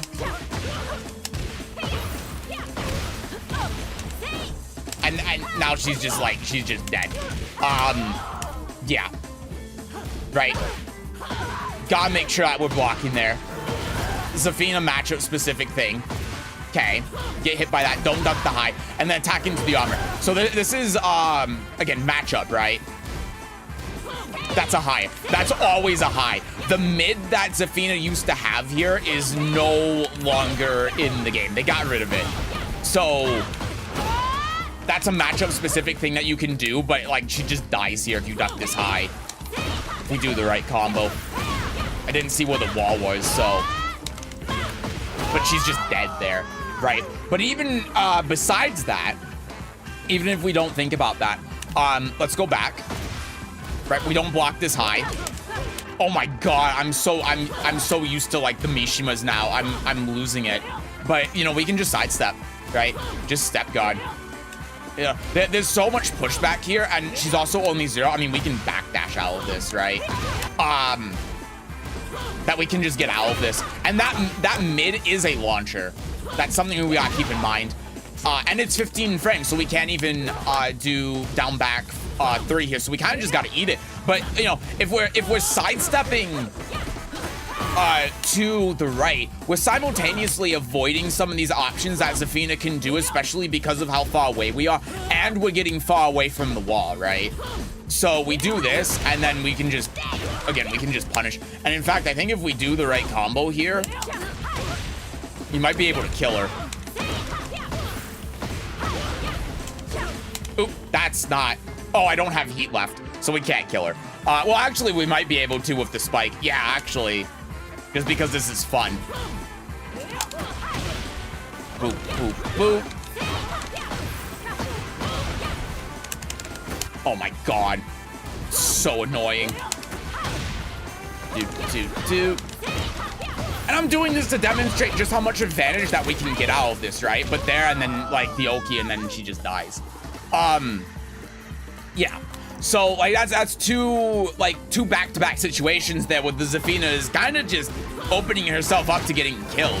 And then another option that we have here as well, armor. Right, and now that's a happy little reset. And then again, she's dead. So that's a lot of opportunities that we have to be able to counter what she's doing here. And then she goes into the Mantis stance here. What can we do? We can do flop. Unironically, really good against Zafina. Forward 2 whiffs here, and down forward 2 whiffs here. So you have to, like, the problem is with Lydia, actually, because Zafina low profile so much in Mantis, you have to be really mindful of your options. But again, even if we're not doing that, look at this sidestep. We get her back to the corner by doing this. So we have a couple of things that we could do here as well. That's unfortunate.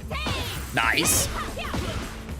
Yeah, and then here for combo, because of the wall, what you want to do here pretty much every time where you're in this kind of situation is just do this. Oh my god, that's still not gonna hit. That's funny. See, now I don't even know what I'm doing. Yeah, because the sidewall just makes that completely... Okay, that's aggravating as hell. So what else can we do? We can probably just do forward 3, honestly. Ah.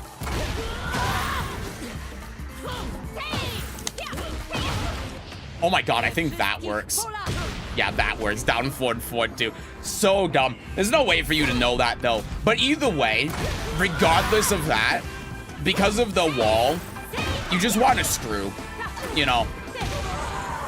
That was good, though. I have 0 knowledge against Zafina. Well, we'll be giving you a lot of Zafina knowledge today.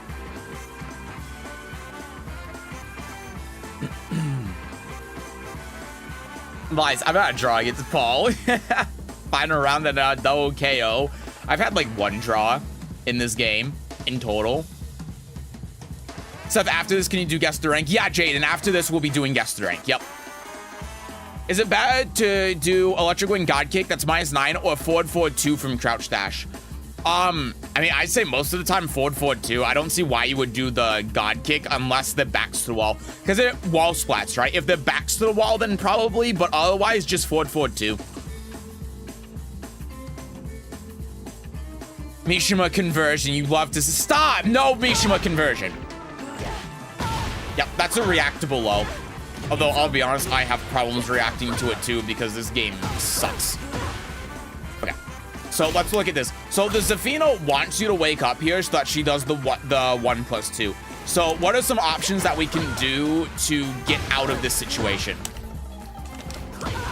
Not that. Oh, God. Oh, God. Oh, God. Oh, God.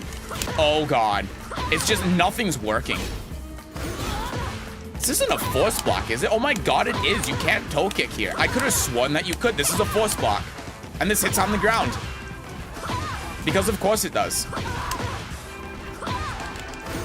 I mean, you are +12 when this hits, so you can toe kick. Like, that's a punish. Yeah, I didn't know that. I thought you could toe kick out of this. Yeah, and again, like you see the high there, right? And let's look back at the situation. So here, step guard, right? Step guard, and then back to the wall, and then punish, go here, do this, etc., etc. Right, so that's why step guarding here is a good option. And, again, you know, while we're at it, let's just look at the other options that we have, right? So we go here, do. We have enough health to be able to armor through this. Activate heat manually. She's on the ground. With punish, go here. Bop. Bada bing, bada boom. Hell's equal again. Out of the corner. And instead we're trying to do like the forward 2s to try forcing out the counter hit, but it's like if you're in the corner, take the safe option and just do the armor. You know, if she hits you out of that anyway, you're dead. And she's hitting so many buttons that she's probably not gonna block the armor move. Nice sidestep.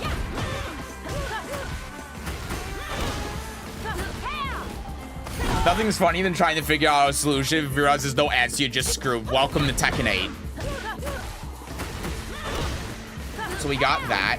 Yeah, and then we need a deeper dash into the forward 2 here. And this is just Zafina bullshit, right? She gets really low here. Look at that. It's like AOP. It's really dumb. And you want to know the best part about this as well? Oh, fuck's sake.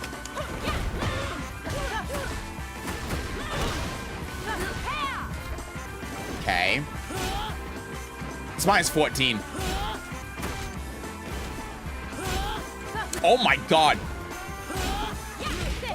So we get this, right? So if we block that, look at this. Look at that. Just gotta make sure that we're blocking.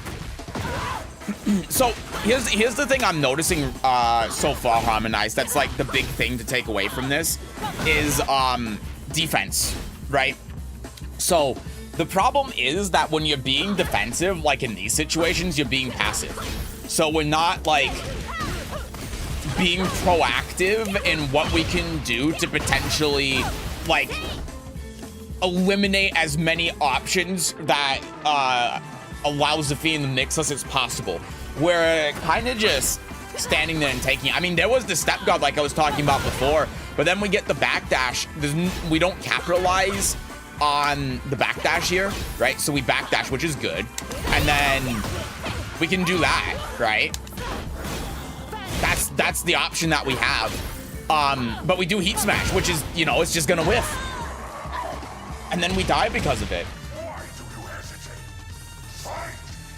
When we get the Zafina like out at that range while in Scarecrow, there's not a lot that she can do. So we just wait for her to screw up and then we kill her. Here.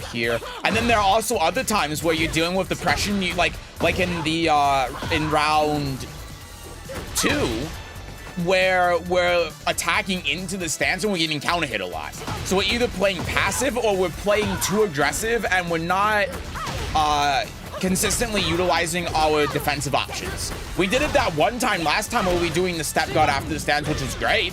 It's exactly what I was saying we should do. But, we just didn't capitalize on it, which was the issue. It wasn't that doing that was bad, it's just that we didn't do the right thing here. So now at the wall here, we can do that, right? That would be, like, Lydia specifically combo ender. That would probably be the best one. And if we're not gonna do that, then just this. Because here's the thing. Here's the funny thing about how this works at the wall. Let's see if I can actually set Zafina up at the wall here. I don't know if I can. I'm gonna try my best, just so I can demonstrate this. Yeah, we actually don't get a guaranteed follow-up there at the wall. So if you were trying to do that in the heat dash to get something guaranteed, what the fuck? You don't get anything guaranteed there. Gotta go now, Zed. Thanks for the tips so far. Watch the rest while I get home. Okay, sounds good.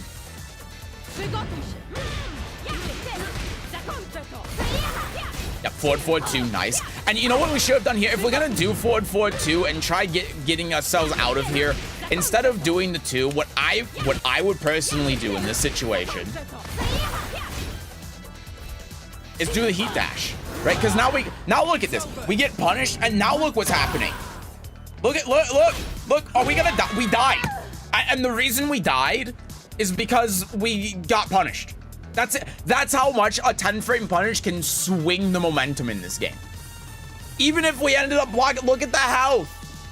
The momentum is so key in this game. Understanding momentum and not losing to it is so key. Because we should have the advantage here, but because we do the 2 here, we just die. But look what we can do instead. Look. Now we just play small Tekken. That's it, and then she's dead. Like, look at the health when we heat dash. You know, and not getting the stat gear sucks, but we still have 1. The important thing is that we kill the Zafina, right? So we do this, we get the guaranteed 10 chip damage. Now, look at the health. That's it, she's just dead. And let's think about this as well. What if the 2 hits, right? What if the Zafina does crouch or do an attack or whatever and this hits? Right? It's the same situation. It's exactly the same situation. The difference is that if you go in the heaven and earth, you have a stack, but it's exactly the same. As if you heat dash here. But you know what the actual difference is though? This doesn't happen on block, right? Like you're not -10 and you lose the momentum. The difference is that if she blocks it, you still have the momentum and you still have the mix-ups and the pressure, and she has a sliver of health. If she blocks and you don't heat dash, this is what happens, right? And when the situation is the same, there's no reason to just do the 2 bites. There's just not. There's nothing there's no real advantage you get for not doing the heat dash except the stack. And in this case, the stack isn't worth it for this situation. It's just not. But besides that, let's go back here and see what we can do. So the Zafina does unblockable, right? I mean, this is just a gimme. But let's just, you know, hypothetical scenario, right? And then we have to deal with that mix-up, and then we're just kind of screwed. You know, I mean, we can try to wake up Rayjot, but we die. We can stay on the ground, and really that might be our best bet, right? Is after this, we fall down, and then, oh Jesus, that's gonna sidestep the unblockable. But we fall down, toe kick, right? That's gonna be the best thing that we can do, because now we can, well, we didn't have enough heat to actually do that. But look at this, we toe kick. Okay,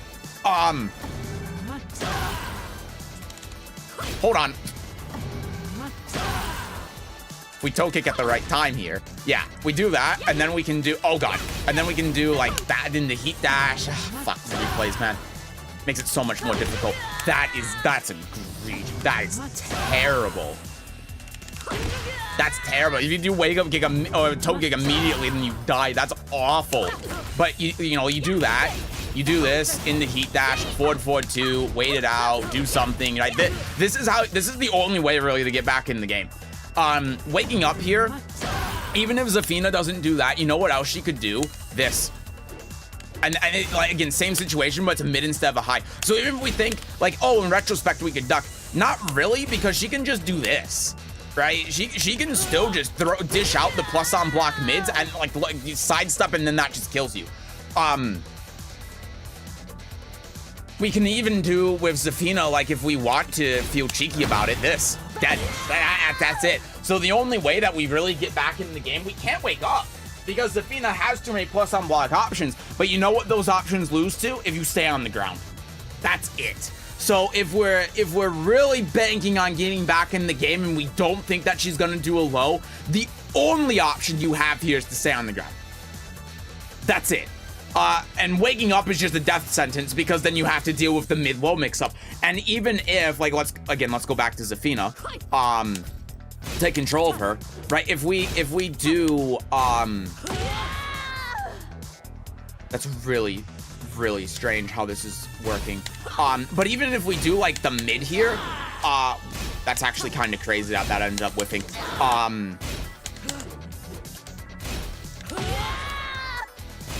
But I got the 4 hits. That's actually crazy how that doesn't hit, but she can do, like, just jab. She can do the mid from before, second hit tracks the sidestep. I guess that's more what I was thinking. She can do that low, right? That doesn't necessarily kill, but it has the extension, and it's not launch punishable, right? She has a couple of options that are going to kill here. The 1+2, that actually does it. That actually tracks the sidestep for some reason. Yeah, so which isn't a bad position. That's the point I'm trying to illustrate here. So the only way that you win from there is staying on the ground and toe kicking.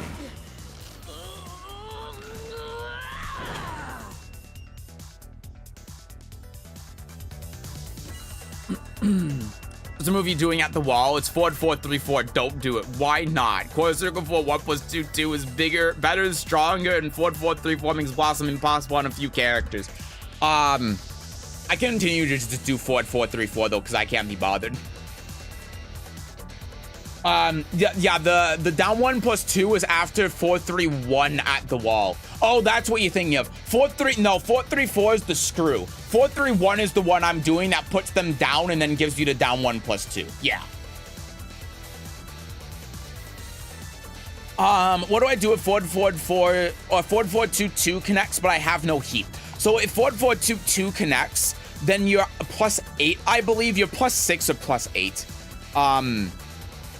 I don't remember, but actually I think it's +6. But that gives you your frame trap options. So down forward 2, down back 3, forward 2, pretty much anything that you want. Find the toe kick, but got hit by the highest high Zafina has. Yeah, that's really aggravating, to say the least. Is forward 2 guaranteed after heat dash? No, there's no moves that's guaranteed after heat dash. It will always hit if the opponent tries to sidestep, armor move, do any attack, or press any input besides stand block. But nothing is ever guaranteed after a... Wait, I'm thinking a heat engager. Oh no, yeah, after heat dash. Sorry, no, I'm losing my damn mind.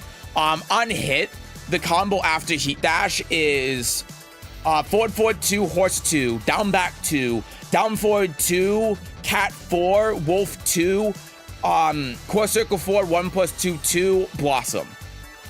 On block though, it's if they hit a button, then it will hit. If they crouch, it'll hit. Depending if they sidestep, it'll hit, but other than that, no, they can block it. If they block the heat dash. What Lydia moves do you use when playing small Tekken? Down forward 2, down back 3, 1 2, down forward 1 because it tracks to her weak side. Forward 2. I mean, basically all of her main tools.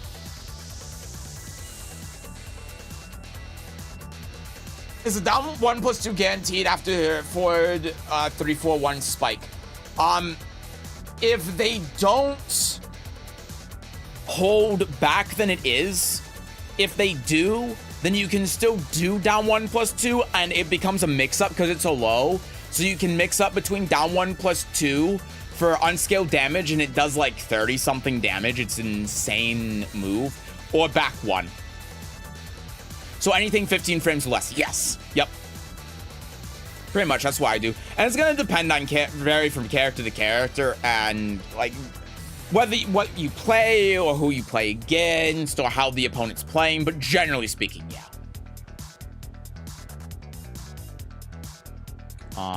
Yeah. So main things for Harmonize before we get into Guess the Rank for today. I mean, a lot of it was like Zafina matchup specific stuff. But I think the main thing is that you don't have to play into the Zafina, right? So we saw it when you were on the ground. You don't have to wake up in that situation, right? You like in that case, staying on the ground and toe kicking was the way to win. But even besides that,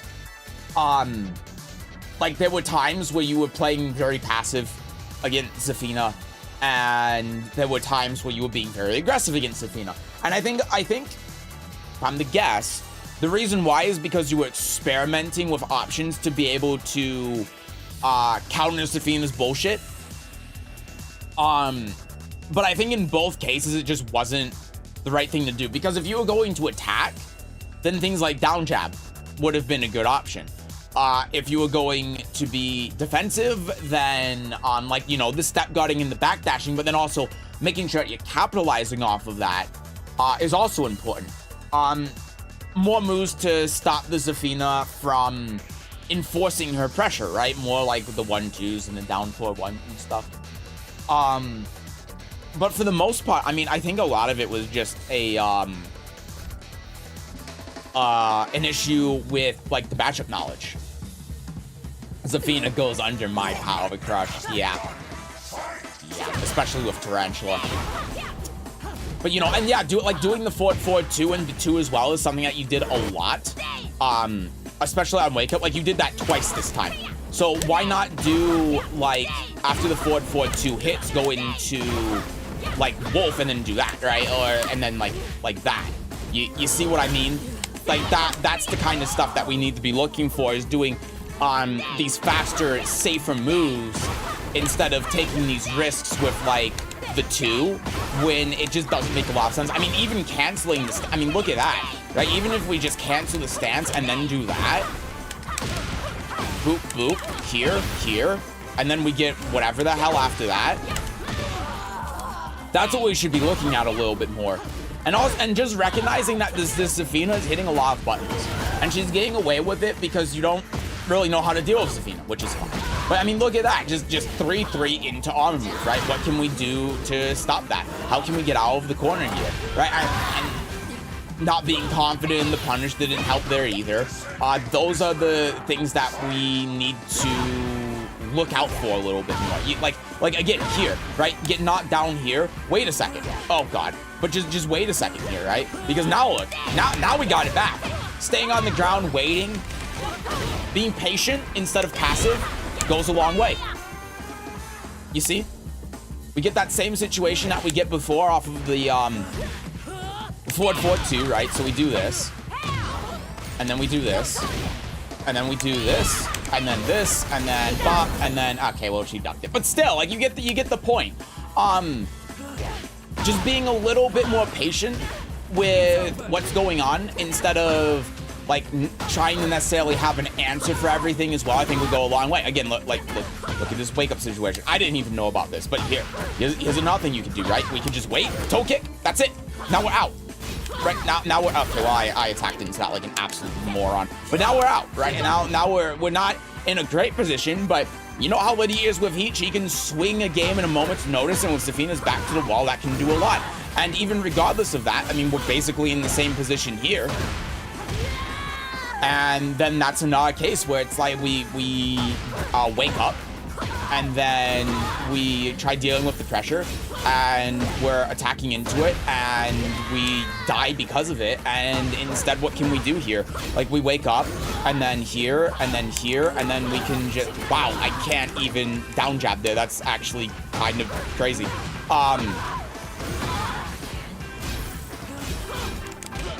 But, like, do that, right? That's the point.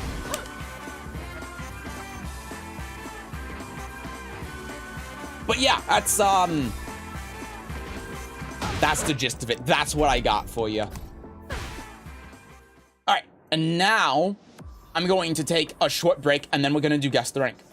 So let me mark harmonize as complete. How many more do we have to go? 1, 2, 3, 4, 5, 6, 7. That's a lot, but it's actually not too bad. Especially because I started an hour late today. Been pretty interesting because the matches I want you to look at from the Zafina ones. Despite not seeing a route where I could have won the set, finally sitting down and actually learning the matchup seems to be the answer for the average one you'll see online. Pretty much, yeah. I mean, it's like bears. If you know the Zafina matchup, then that's gonna double your win rate against Zafina. Don't be passive, be patient. Yes. Thank you for the coaching session. Coaching session is probably one of the best ways to learn. I'm glad to hear it. I'm glad you guys find it helpful. Hi, cool Dima. Can you help fixing my faults at public coaching? We have a very long queue right now. So I can't guarantee anything. I'm gonna be honest with you. We're taking a break from it, and then we're gonna come back to it. And with how many people in the queue, it's probably gonna be at least enough 5 hours before we've gone through the queue. And by that point, I don't know if I'm going to be. I don't even know if I'm gonna be able to get through everyone today. Just being completely honest. But if you want to submit, you can submit to our Discord. And I will, if I can, then I will take a look at it. What's the difference between patient and passive? Patient is waiting for an opportunity and punishing your opponent for it, seeing what they're doing, trying to figure out like where they're making mistakes, or trying to wait for them to make a mistake and then punishing them for it. Being passive is just holding back, and then the opponent just runs up to you and kills you because they're always able to take control of neutral because you're just kind of holding back and waiting for them to do something.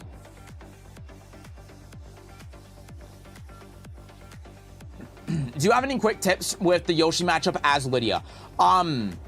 If Yoshi's doing spin a lot, wait for it. Yoshi can get punished for doing spin. Same with Flash. If he's doing Flash a lot, wait for it. When you do forward to forward 2, the Horse 1 and Horse 3 beat Flash. So make sure you're using those against Yoshi a lot, especially the 3, because Yoshi doesn't have a good way to be able to get out of the 3. The 1 he can actually spin out of because he gains distance away from Lydia, but the 3 will just hit him. So the 3 is a really good option against Yoshi. Not being really aggressive against him, being patient, trying to bait stuff out, and also putting him into a mindset where he thinks that he can't do the Flash and the spin as often because you're not doing things that enable that. So you're not doing like forward 2 into 1+2, for example, because he can Flash that. You're not doing like while running 1 into Heaven and Earth 2 as often because he can spin out of that and he can Flash it. You're not doing that stuff, and you're giving him you're dissuading him from being able to do that stuff constantly. Those are the main things. So you're mostly playing the matchup normally, but you're just trying to bait out and stop the Yoshi from being able to throw out Flash and spin for free. And it's especially true when Yoshi's in no sword stance, because then it's just a launcher, right? And you also have to be okay with taking the hits from sword stance Flash. You have to be okay with it, because it's going to happen. If you're going to play against Yoshi in a proactive manner, You have to sometimes do things that can get flashed, but you also, by doing that, are giving him an incentive to use flash, and you can launch punish him for doing it, right? So just bait those things out, dissuade him from using them simultaneously, and take advantage of Yoshi trying to use those defensive options, because he can get punished really hard for doing them.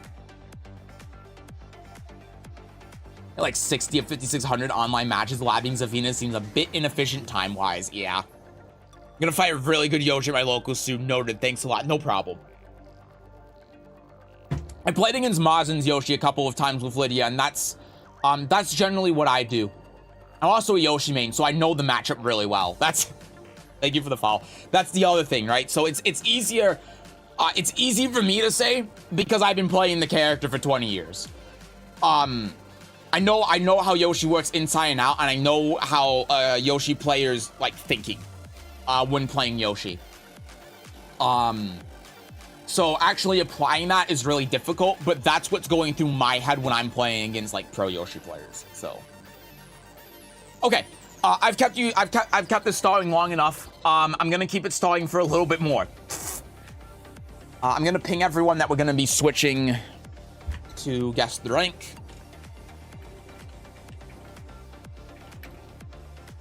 But yeah, I hope that's helpful. I'm gonna go refill my water real quick. I'm also gonna make lunch, so by the time we're done with Guess the Rank, hopefully my lunch will be done. This is probably going to be a shorter one, just so you all know, because I'm tired and I'm feeling like shit.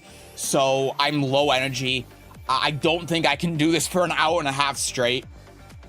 So, and I need a break anyway. It's been 2.5 hours. So, this might be a shorter Guess the Rank session, but we're gonna do it. The show must go on. So, I'll be back in about 5 minutes. I'm just gonna stand up, take a break, stretch, do all of that stuff, because I need it. And then we'll come back. All right.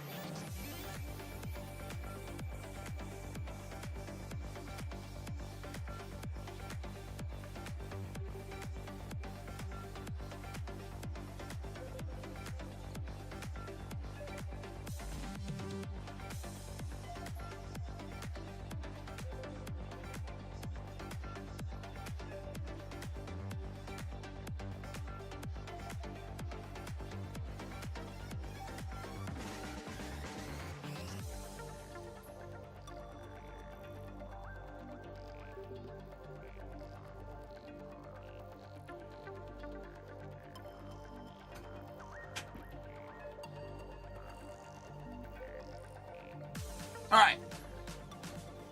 I'm Brack? That's how you know I have a problem. I'm back. Hello. Oh, I like the Shaheen's name. Tekken 7 is better. I swear I've played against this guy before.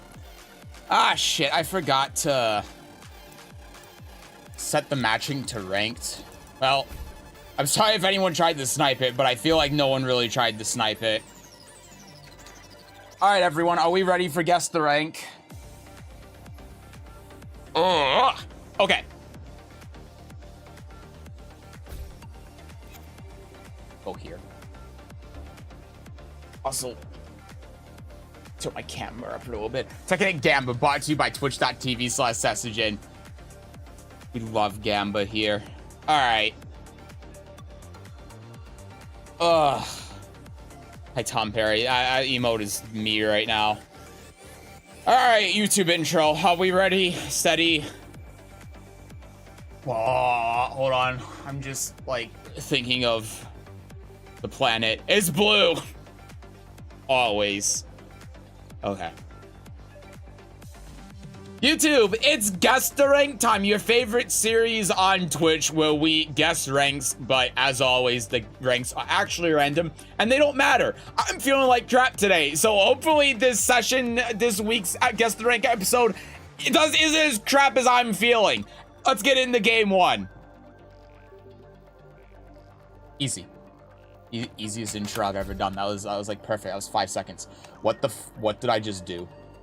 I don't know what I just did. I accidentally sorted by Tekken prowess. Okay. Alright. Alright, let's do game one here. This one.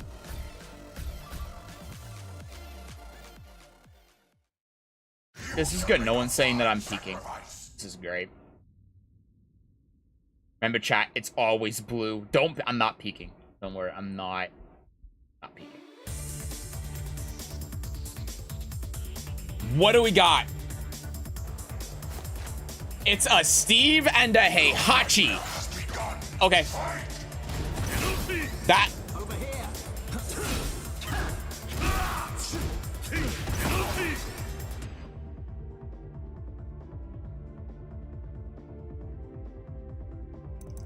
So I see this is how today's episode is going to go.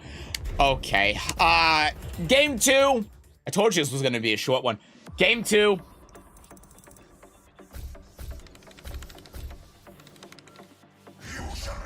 Did we really want to see a red rank Steve and Heihachi game for game one, though? Honestly, I think I did you all a favor. When you really think about it. Alright, actual game one now, God. Jesus. It's a Steve. Don't be a Heihachi. Don't be a Heihachi. Don't be a. It may as well be Heihachi. Jab, 3 in the forward 2, and just do the orbital.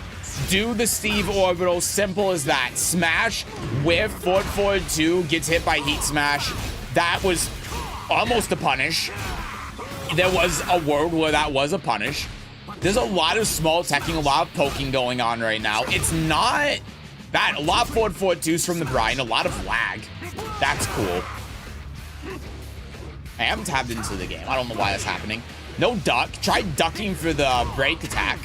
Of course, circle back 1. Hatchet kick from that range. No float combo. That's a real shame. Both in rage. Whiffs the wake up kick. That whiffs. 1-2-1. Counter hit. I'm going blue. Hi, Virelia. Let's block. A little mid. Not a little mid. It's -14. He can launch that, but he doesn't know. No one knows that move's punishable. -6, because it looks exactly like that move. Oh, no conversion again. Do you think them both using default outfits is indicative of anything? He's using the 1+2 into down forward 2 a lot. Okay.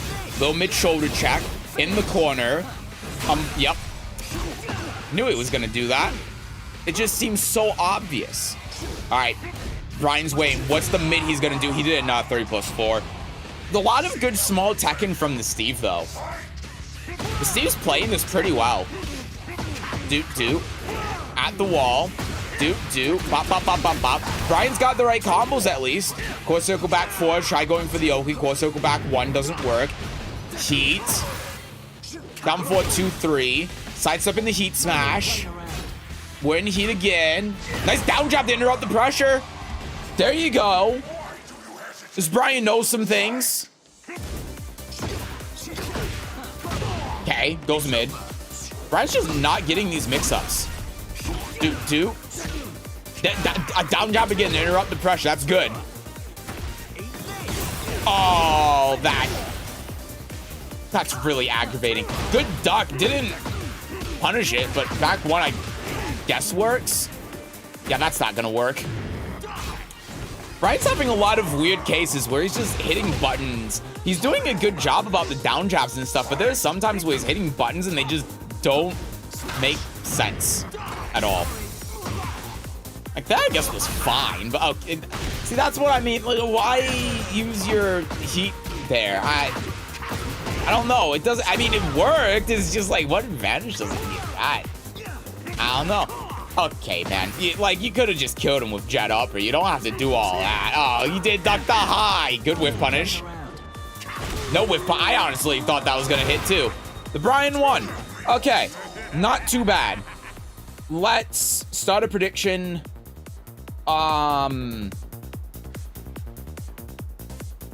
Rank. Go orange to blue. Simple, easy one to start out with. Brian playing Mortal Kombat with those down jabs, and it's working. It's more like playing Virtua Fighter when you think about it.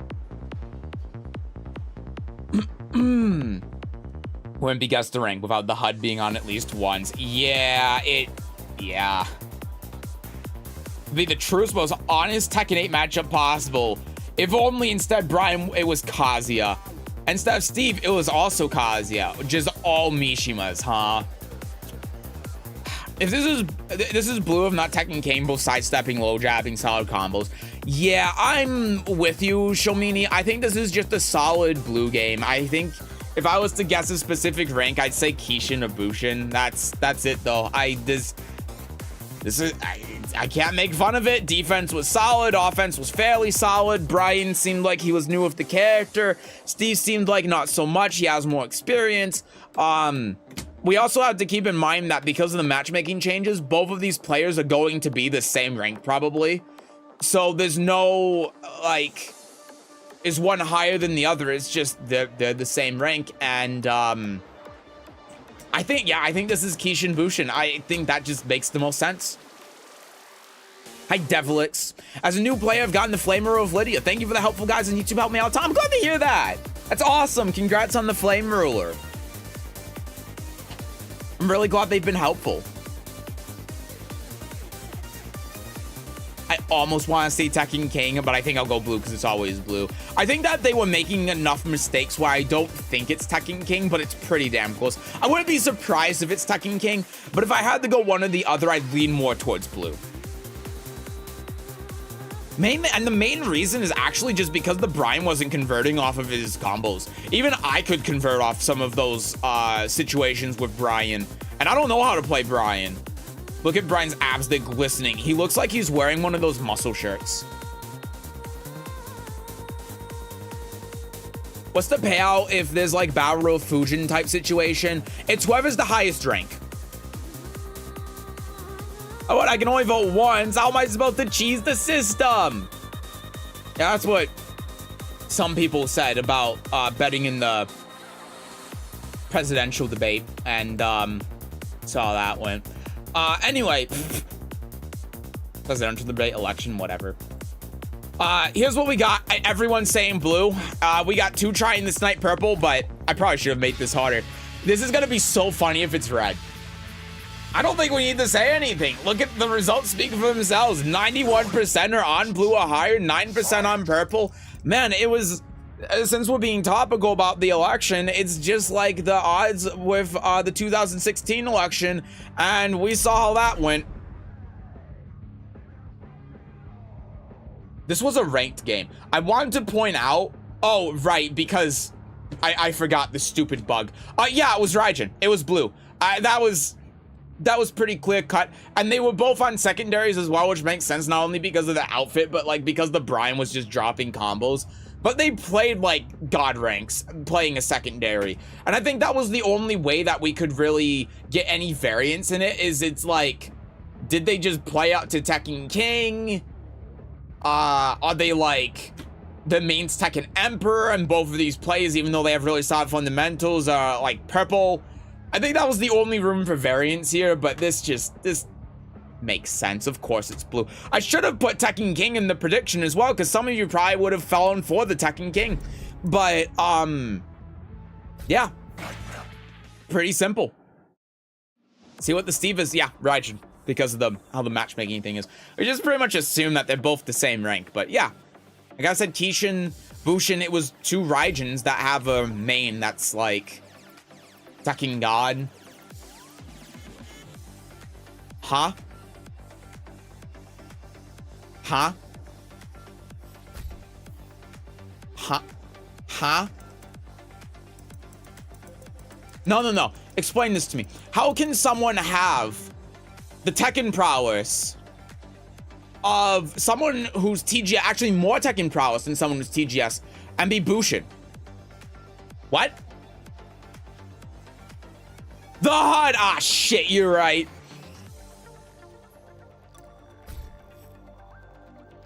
They hit Emperor. I swear I didn't have that high of Tekken prowess where I was TGS. Hi, Nefu. Did you do Mia? I have not, because you weren't here. If you're still here after Guess the Rank, we'll do you next. Cheese the system. I love to cheese the system. Your nightmare has begun. Fight. Let me close all of this.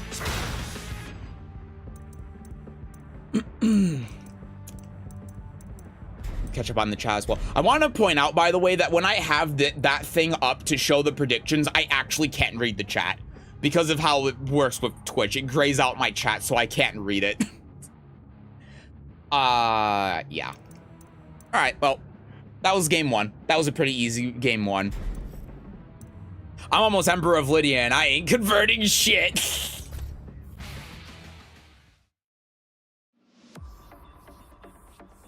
Hold on, I didn't choose outcome, my bad. There we go, I chose outcome. You can really tell how exhausted and out of it I am. Oh my god, you're right, he looks like he's wearing a muscle shirt. I'm telling you, it's like glistening abs. Oh yeah, there's something else glistening as well, and it's a stupid shirt because it just came out of the washing machine. Yeah, I'm Tekken God on Steve. Yes, this is true. Literally rigged. I could have rigged it, but I chose not to. We should guess Tekken prowess instead of color. I would never be able to guess Tekken prowess. You seen Bert's prowess? Bert's 300k. What the fuck?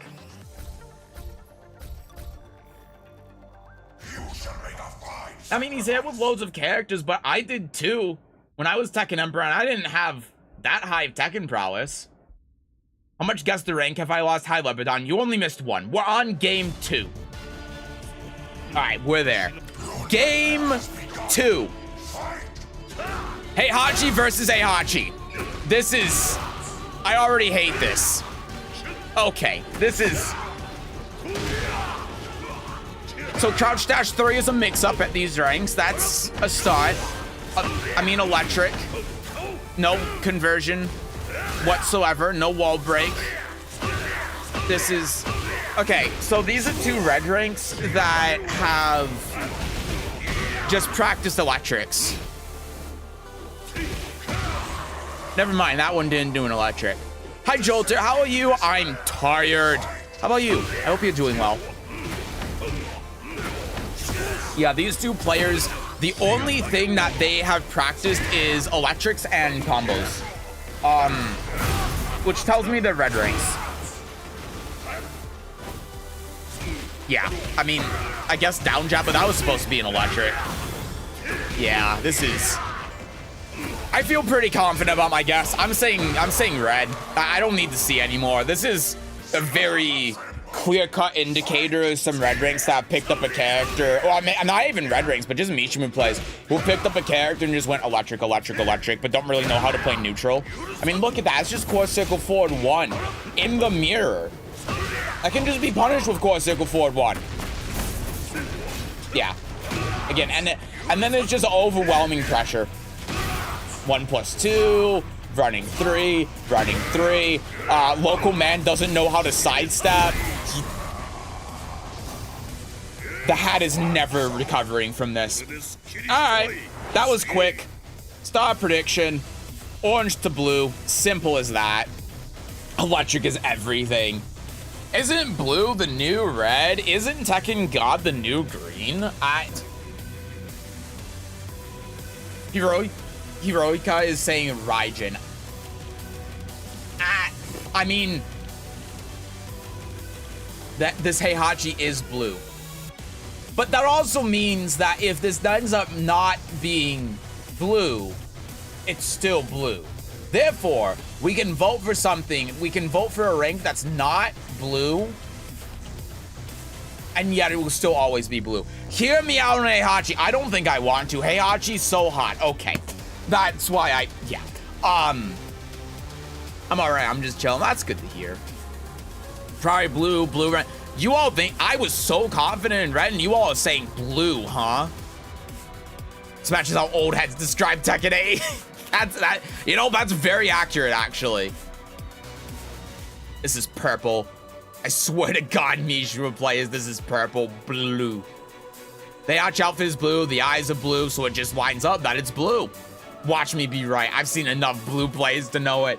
You know, if you're right, I'm gonna be impressed, but you have no idea how many times in this series I've heard that, and then it ends up being like red or green, and then everyone goes, what the fuck? Except it's normally in the opposite direction.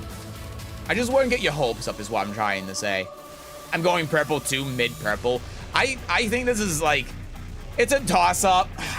This is either red or purple. It's like high red, low purple, I think, if anything. But I'm just gonna stick to Tenryu. I'm gonna stick to red. That's my gut instinct, and I trust my gut. I actually don't trust my gut. I think it's gonna fail me in about 3 years. But it's worked for me sometimes.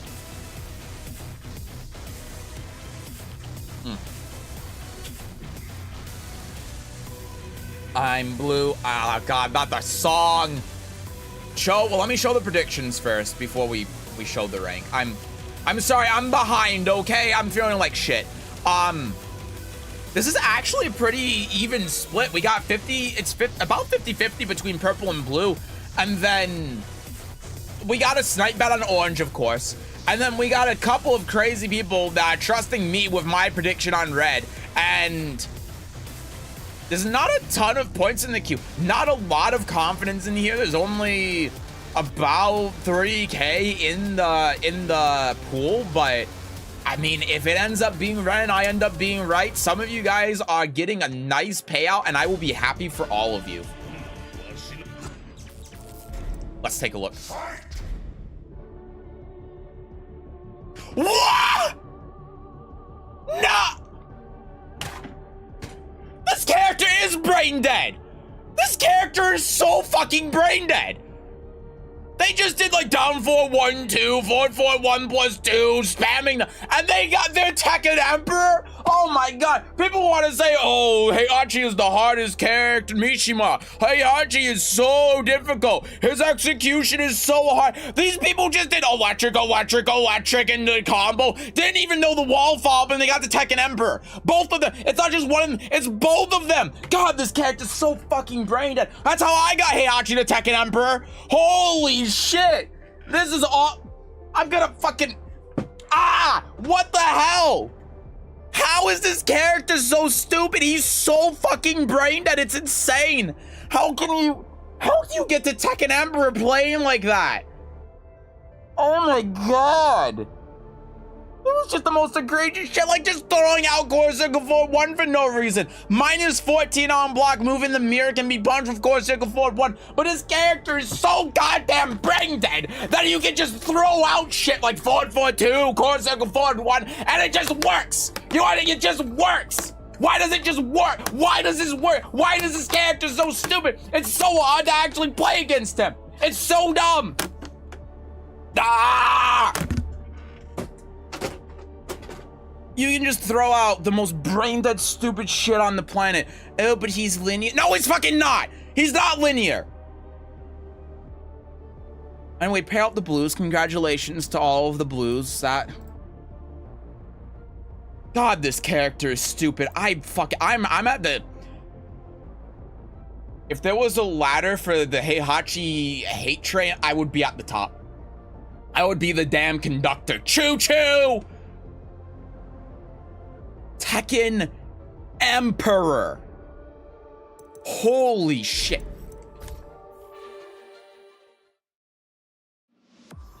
They're both Tekken Emperor.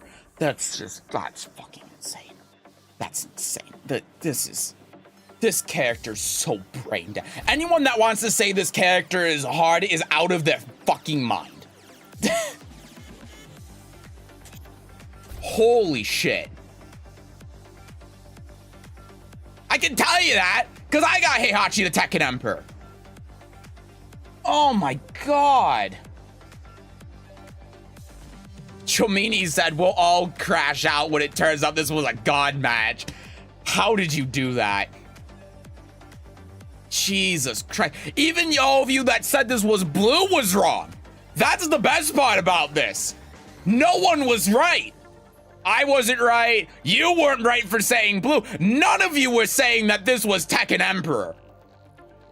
Not even close. Even Roika said if this, yeah, even Roika said it was blue. If this is Tekken King / God, I'm leaving. Well, it was Tekken Emperor, so it was in between. But oh my god. Hi, Alucard. Hi, Dakadoon. This is fucking hell. I'm just catching up on the chat right now.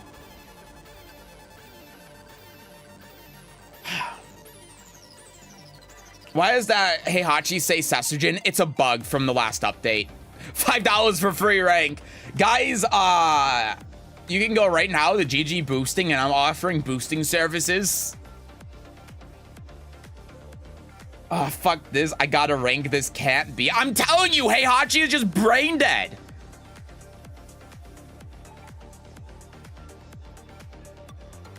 The player 2 Heihachi has God of Destruction. Hold on, I'm looking at it right now.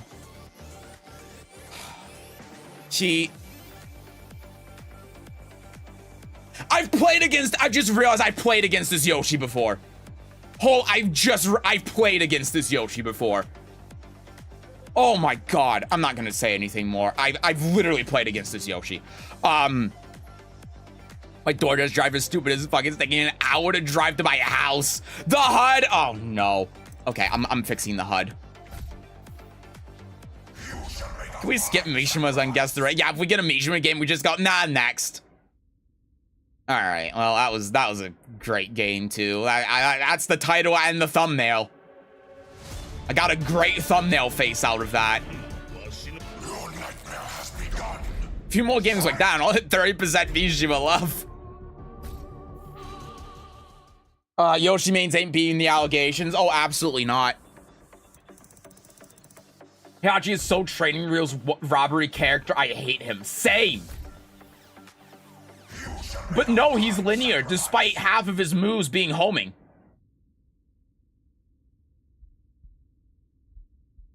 Sir, I'm going to need you to put down the scissors. How's a wire have a conductor? Don't ask questions.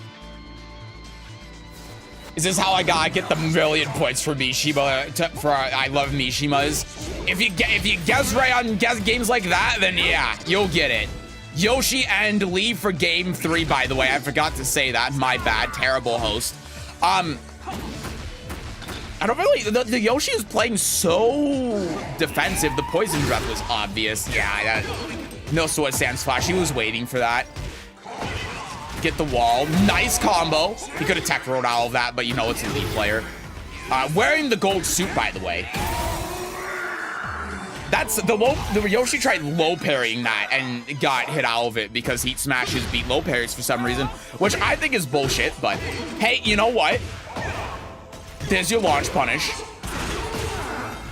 Okay, so the Lee just doesn't know what a tech roll is. The Yoshi doesn't know how to hit the Lee while he's grounded, which is...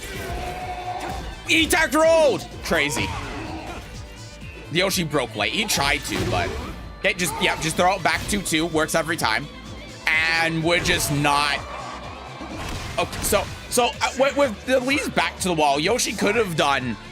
down forward 3 into sword sweep, or from crouch down forward 4, or literally anything except to hold the back button. Literally, like anything, any move would have done it. Shock attack, minus 13. What is happening? Okay, back 2. That's something. Down back 1. Eeyore! He whiffed. This isn't going very well, is it? Just run up and jab. I don't know what the...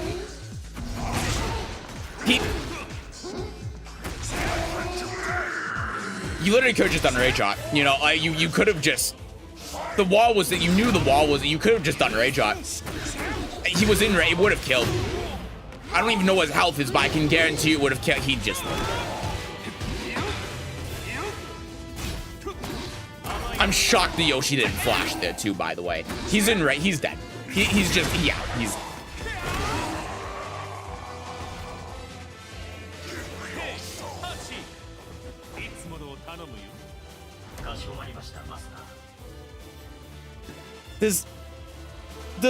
Does the Lee have these horns to try replicating the combat's Heihachi hair? I'm gonna start prediction. Why is the floor so bright? Because I have to play with the graphics options on these settings or my game will run at 40 FPS. Okay, so what are you all saying? This is... Probably get Heihachi from Red, the second king faster, or Raiden from Fujin the king? Probably, yeah. Kishin, Red. This ain't Beyond Purple. No Lee worth their salt plays like that. Tekken got nominated for Game of the Year. It's not gonna win. I'm calling actual red this time.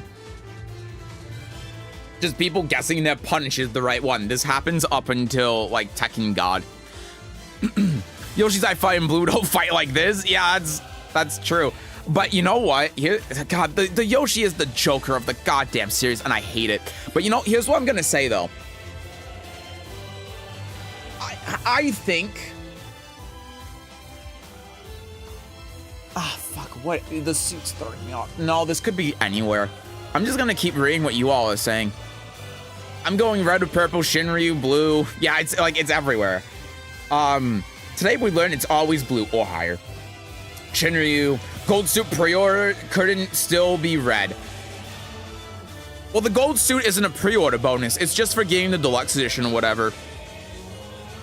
Elden Ring players will somehow make DLC win Game of the Year. Seth, did you mute me for a minute? I said it was put on timeout. No, I did not mute you. Keon on YouTube is going blue. Let's pull up the predictions. I don't really know what to say for this one. That's why I haven't said anything. We got 56%. We actually have a lot more people than I thought on blue or higher. The majority of everyone is on blue or higher. Then we got, it's 50-50 between purple and red. No one's thinking orange. This is a really tough one because I'm trying to think what rank would a Yoshi player be that passive and hold back like that?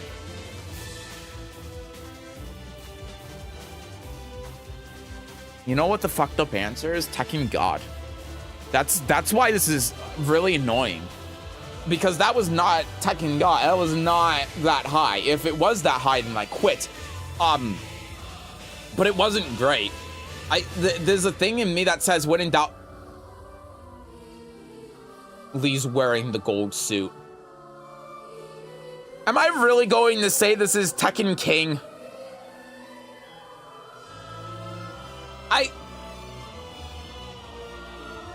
Saying Tekken King might be the most insane thing I've ever said on this series.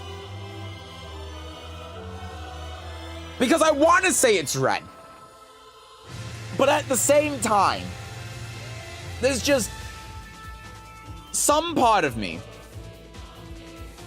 Well, in the back of my head, this is why I was saying 2 weeks ago, in the back of my head, there's just something. There's something that's telling me that it's like Tekken King. And when this happens, it's either going to be really embarrassing and it's going to be content, or I'm going to be right and it's content. Tekken King! That's it. I'm saying Tekken King. You can't stop me. All spin, no skill. I'm about to spin you into a win. Well, spin you into a loss because you voted purple.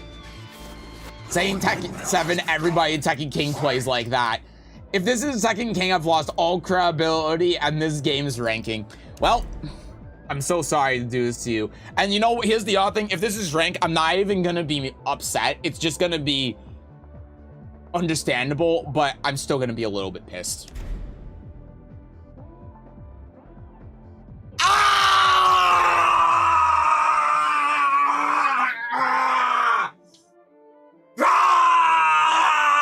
Why was I right?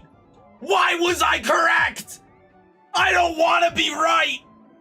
Why was I why? It was Bushin. I swear to God. I swear to God. I swear to God, because we don't know the Yoshi's rank, but look at his Tekken prowess. I swear to fucking God, if he's Tekken King, I'm going to lose my mind. When I was right! I was exactly correct! No way! Oh, no way! Oh!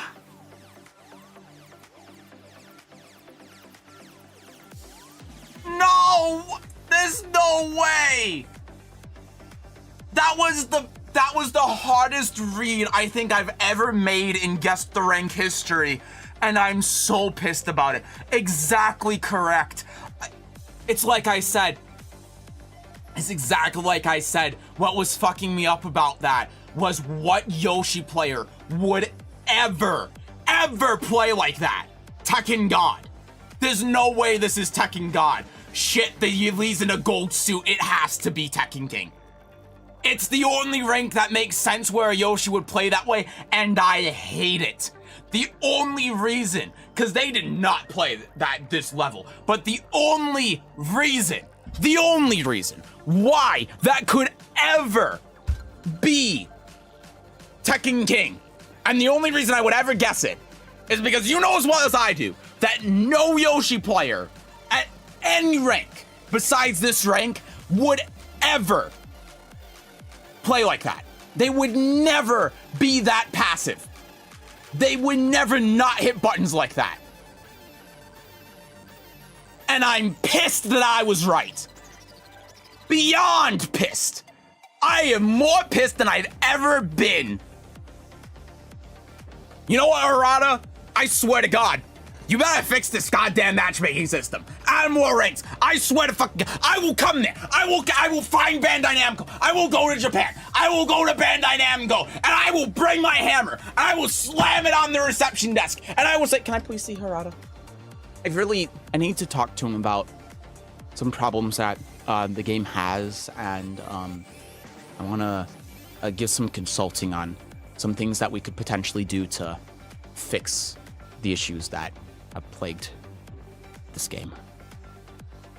And I also want to smash his goddamn desk for ruining this game and this series. God, why is Tekken 8 like this? I hate Tekken 8 so much. Anyway, moving on to game 4.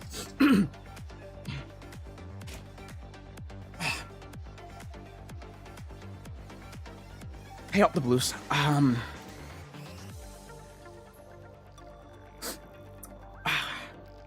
really want to see your reactions to that, because that was wow. Jesus.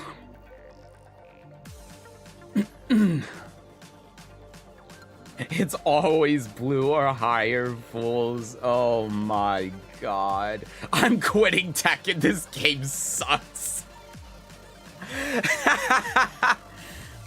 Bamako should just promote everyone in red above to Tekken King. Now I'm feeling bad about being a Tekken King. So everyone can be Elbow. Yes. Oh. God, I think I know that Yoshi.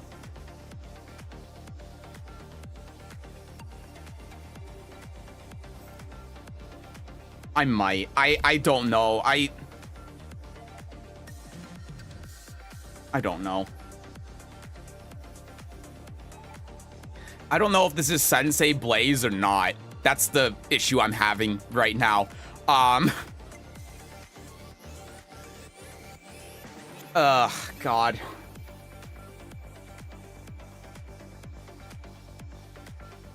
And you know, the main thing too, oh, I gotta turn this off. The main thing too was the Lee. Like, the Yoshi I didn't have a problem with. It was the Lee. Oh my God.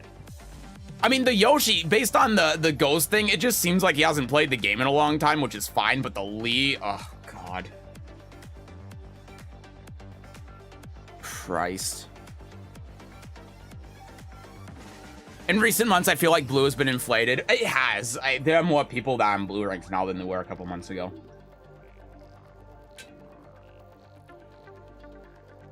And the NA server that I know that Yoshi. Oh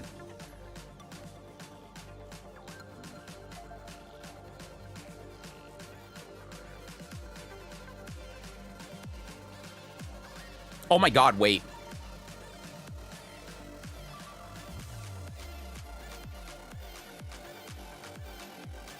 The person I'm thinking of who this is actually playing Tekken right now. There's no way. Oh, wait, no, he's playing on PC. This was a console Yoshi. Never mind. All right. Sorry, I was trying to investigate something, and it turns out that I'm just an idiot. This was on console, not PC, and Sensei plays on PC.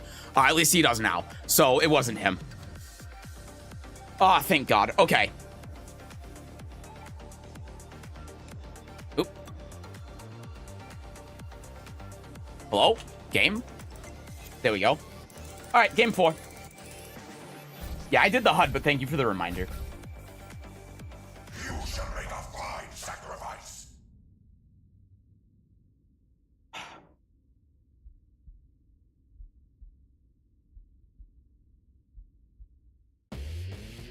We just got more plays in September's Mad Dad October, I mean.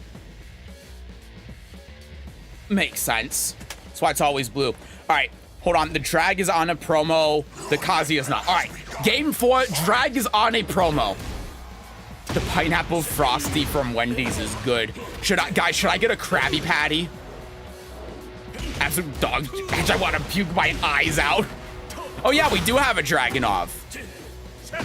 Verlia is happy. Good punish from the drag. Immediate heat dash. Yeah, this is how every drag plays, so we have to take the punish into account, I suppose. He's standing there menacingly. Okay. He's just... The Kaz didn't duck it. I think instead of looking at the drag, maybe we should look at the Kazuya, since Dragunov just plays himself. But he just got counter hit. All right, Hawaiian Kazuya is getting his ass kicked. Okay, wall pressure, do that. That again, oh my God, it's just doing the same moves over and over again. He got hit by them both times. These two are God of Destruction. You think that's God of Destruction, huh? Yeah, you might be right. Yeah, maybe this is God of Destruction. Guys, is it a pro or no? He whiffed that. No whiff punish from the Kazuya. This Kazuya is not very good. I feel like this drag is a smurf. Drag's not using sneak cancels, not pro. True. Didn't hit the while running 2. That is a punish. It's also minus 13, but who cares about that? Pop, pop. There you go. Okay. That's a side grab. He's alive. Plus frames. He's just trying to work with the plus frames. Kazuya doesn't duck that. Down jab into house sweep. Who died? The drag died. Final round on the drag promo. Down jab. Okay. That's, yeah. Down jab into house sweep again, so he's flow charting. He doesn't know that while rising 2 is punishable, which is crazy. Yeah. I mean, he didn't react to it. He was just blocking it, but there's the wall. Heat. Bop, bop, bop. Nice. Heat smash. And the drag lost his promo. That was... This is going to be a difficult one. Start a prediction. Orange to blue.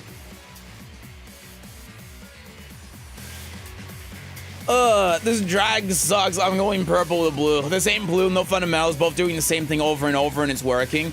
Wait, that's just your average dragon Kazis at my rank. Exactly, that's the problem. That's what makes this really difficult.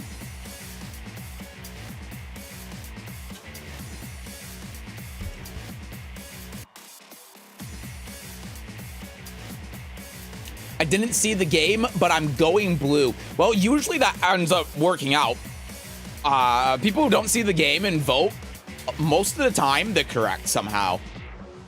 Sniping purple, blue. God, I don't know. The Kazuya was just not... I'm shocked that the Kazuya won. I felt like the drag was better for a second, but he just kind of died. And I don't even know how. The thing about conceptually, I don't know how the Dragunov lost. I really don't. God of Destruction, I'm calling. Oh, God, the Kazuya is purple. But you know what else that means? It's a purple rank. And I think that purple is a logical rank for this to be. I think it's... Like, there's some things about this that make me think it's red. There's some things that make me think it's blue. There's some things that make me think it's purple. Like, I don't know.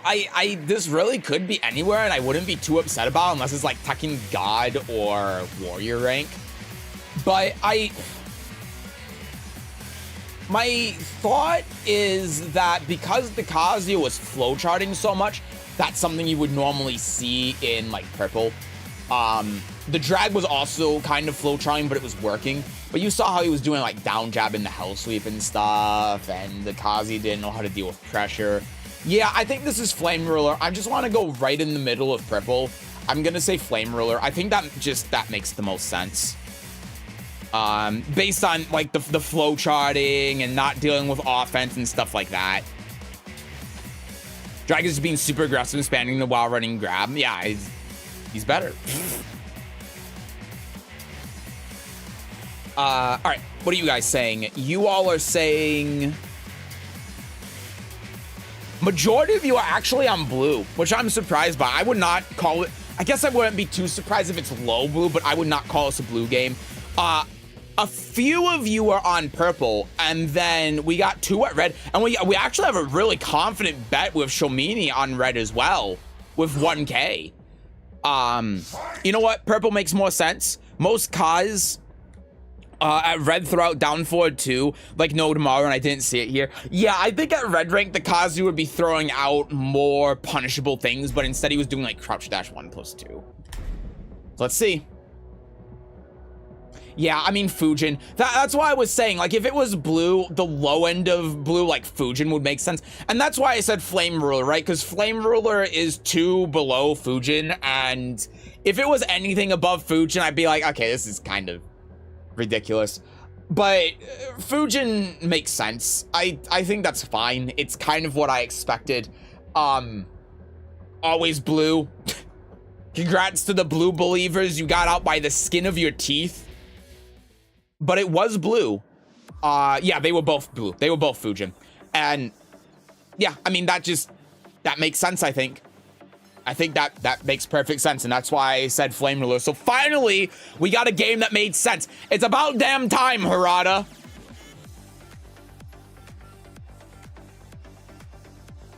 Kazuya tried Wavu into Thunder God Fist. If this ain't red rank, I don't know anymore. Make it make sense. I tried to. Literally every game tonight is blue. It's always blue. Did I turn off? I didn't turn off the HUD, did I? Hold on. You shall make a fine sacrifice. The better player is the one who won. It's 100% blue. All that matters is the one left standing. I told you it's blue. I mean, you were right. I said it could be the lower end of blue as well, like Fujin. I'm shocked. Shocked, I tell you. The person that came up with it's always blue is shocked. Have you ever thought about doing character-themed Guess the Rank? Some people have asked me about that, but I think it would get too repetitive.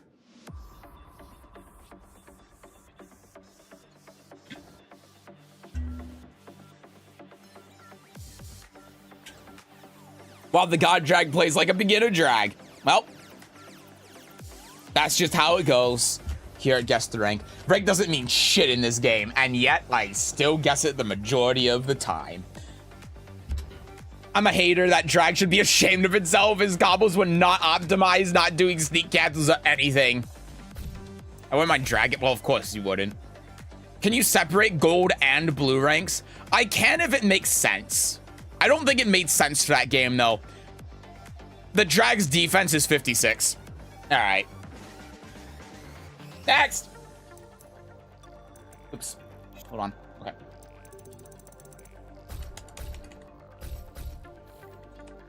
You shall make a fine sacrifice. We're going into the important game 5.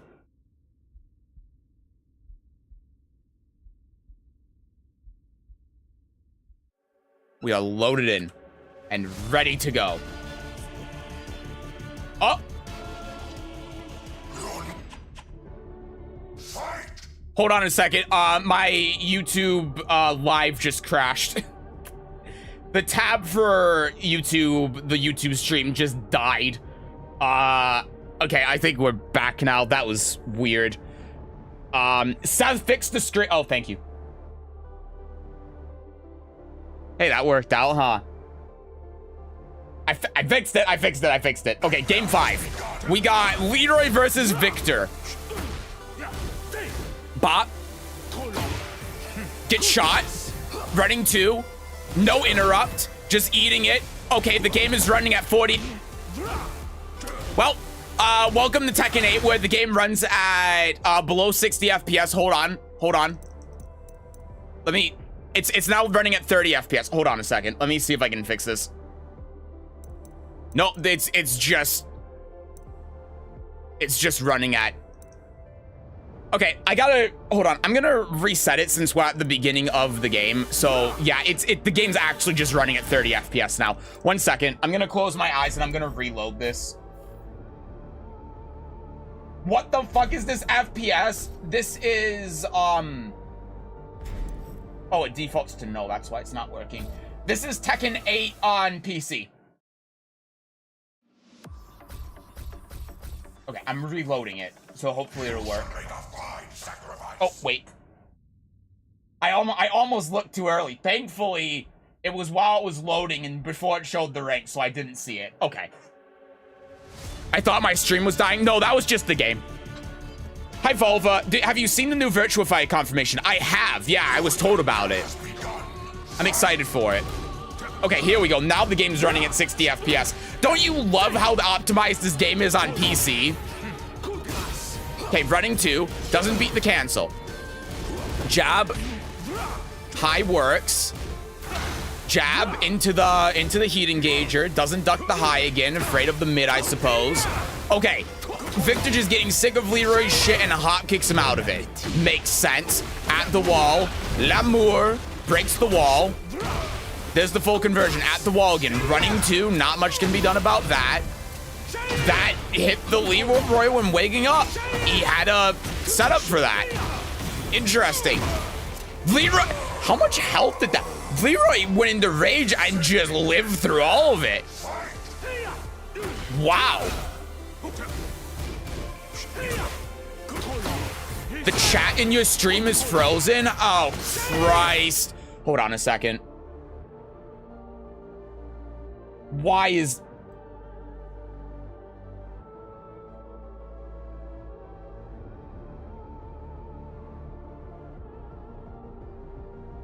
It's completely broken. Hold on. Why is it just broken? What the fuck? Copy. I just have to turn off the chat because on the stream because it's, yeah, I mean, I copy and pasted the interact. Nope, it's just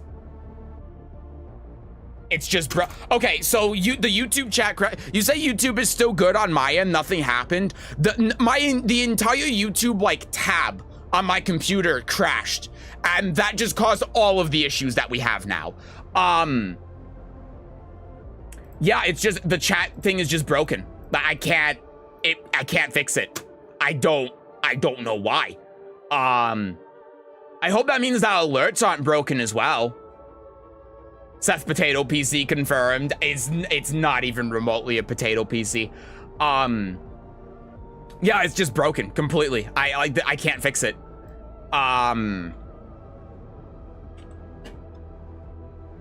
I get rid of the URL, maybe this will do something. Did that fix it? I want to get stepped on by Lydia too. Oh no, all of the alerts are broken. And I tried manually refreshing the browser capture and it didn't work. That's okay. Hold on. What if I switch scenes? What if I do that? Now does it work? I want No, it Raina doesn't. to dominate me. Huh. Everything's broken. Like, I can refresh all of this, but all of the alerts are broken. That's weird. I really want Lydia to pin me against the wall. You can restart stream. Thank you for that, by the way. Thank you for taking this opportunity to redeem absolutely everything that you possibly can. Good old YouTube, just ruining everything. Yeah, I probably gotta restart OBS to get this to work. My GF just broke up with me. I want to get stepped on by Lydia too. Thanks. My GF just broke up with me. Is it because the YouTube tab crash? I think it is. Okay, at least we're hearing it. That's true. That means it's not completely busted. Here, let me do this. Here's what we'll do. We'll get through this game, and then I'm gonna restart OBS. Okay? Sound good? We'll get through this game, and then I'll restart OBS. But the chat's not gonna show up, or any of the stuff's gonna show up for this one because it's just fucked. I can't fix it unless I completely restart. So, we'll just do that. So let's resume. Sorry about that. Okay. I mean, that is, like, it's launch punishable, but it is a punish, I guess. Yeah, good luck parrying that. I'm actually kind of surprised that Leroy couldn't. Okay. He's in rage, and he broke the grab. He didn't break that one. Well, I mean, it was 1 frame of 2 and then 1+2, so he did try to. Okay, this Leroy can break grabs. That means something.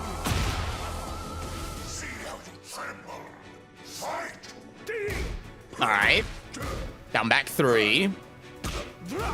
Little jab into try. This Victor's been trying this out, this counter hit a lot. Okay. I mean, again, it's a punish, but it's like you can launch punish that, man. Nice duck. Oh, this character is so fucking bullshit. Fuck this stupid character. Leroy should have had that. Down 1+2. Chain punches. Okay, no duck. No counter hit. The Victor didn't punish it, though. Down back 3. The Victor won. All right. This Victor's playing like every Victor. He's doing the Mortal Kombat 2 walk back. He really is. I'm impressed by, you know what, just for fun's sake.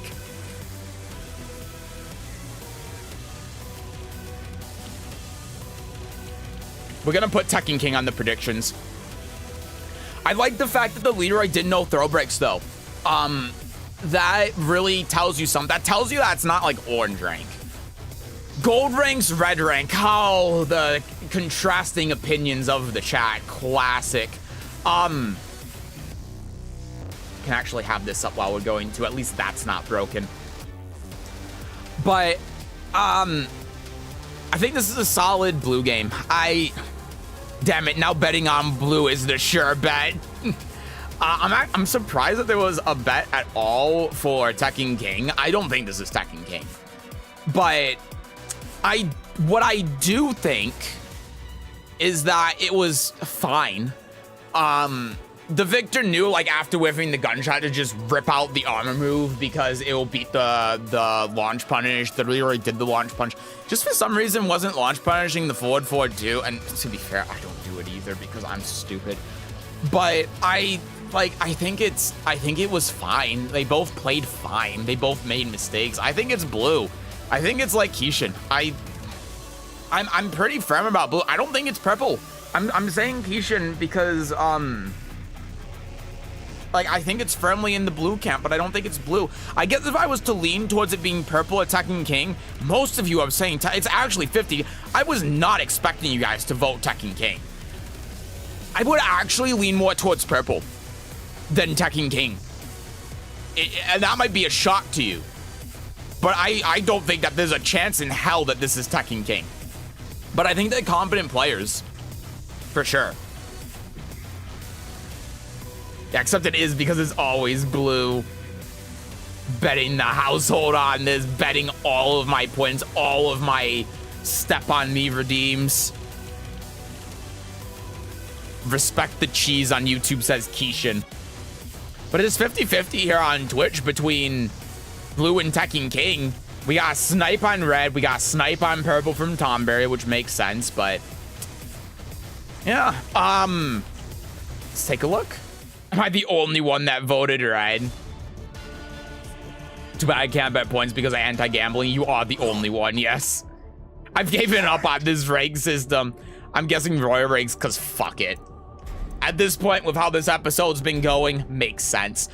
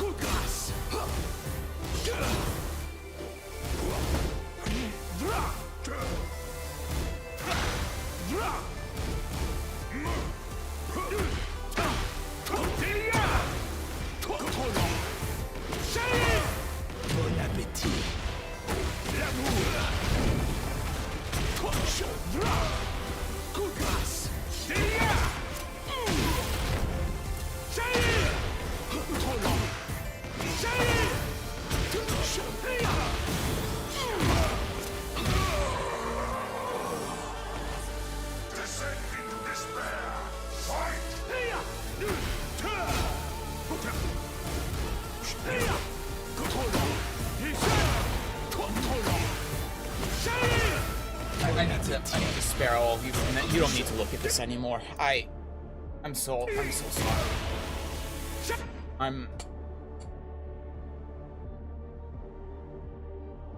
EU or NA?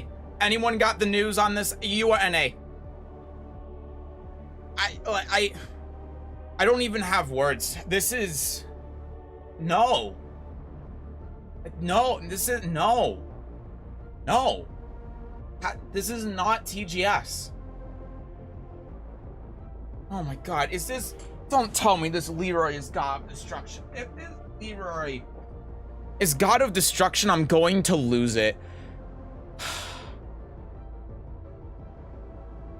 Why is your TGS like that? I don't even have jokes for this one. I'm genuinely in shock.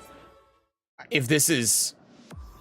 Okay, at least the Leroy wasn't God of Destruction, but oh my, wow.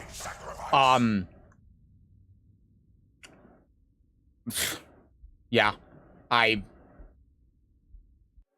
and here I was saying I was leaning towards purple. That was unbelievable. I'm so mad that the chat didn't work for that game.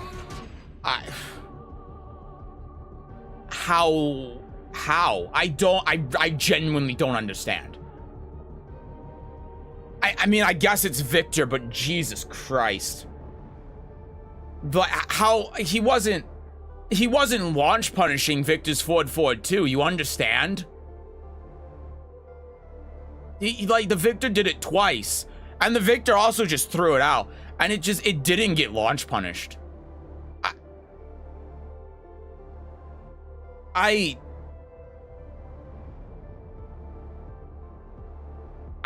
don't know. I really don't know what to say. Like, if the Leroy's TGS as well after the gunshot, you know what you do with Leroy? You do like the front crouch down forward 3 or something, go in the hermit. You know, like, it's just safer that way. If you're in a game where you can't reliably do the wall rising too.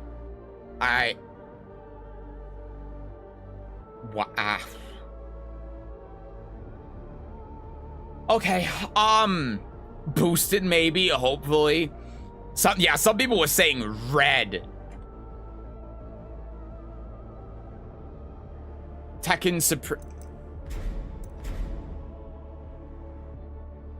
Alright. I'm gonna tell you this. For this next game, and potentially the last game for today, I'm gonna hold my hammer close. I think it's necessary. I doubt they're boosters. No, it's just disappointing.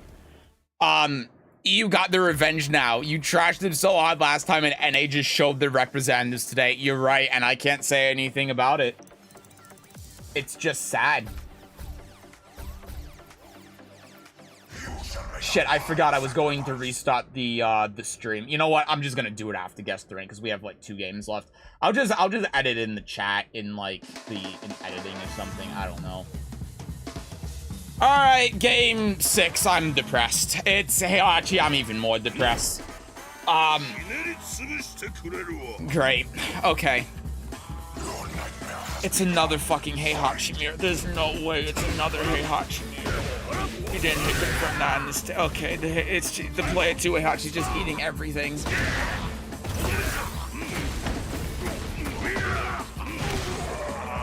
This character takes a lot of skill and is really, really indicative of skill. Yeah, that's forward 1+2 makes sense. Do the grab +7. That was a whiff, but you know what? We're in it if that was a whiff punish. Shaw. You know the worst part? I think this is actually just Tekken Emperor. I think that this is God ranks. Yeah. This is probably God rank. Yep. Yep.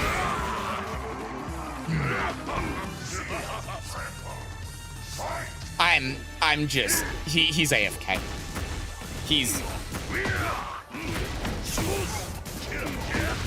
Ladies and gentlemen, thank you for coming by for Guess the Rank this week. It was a fun one. Oh no, he's back. Never mind. He parried it. Okay, wall splat. That wasn't even a punish. It's -9. He didn't. They're not. You play the character. This isn't Tekken Emperor. This went back and checked. There's been an NA sweep for Guess the Rank today.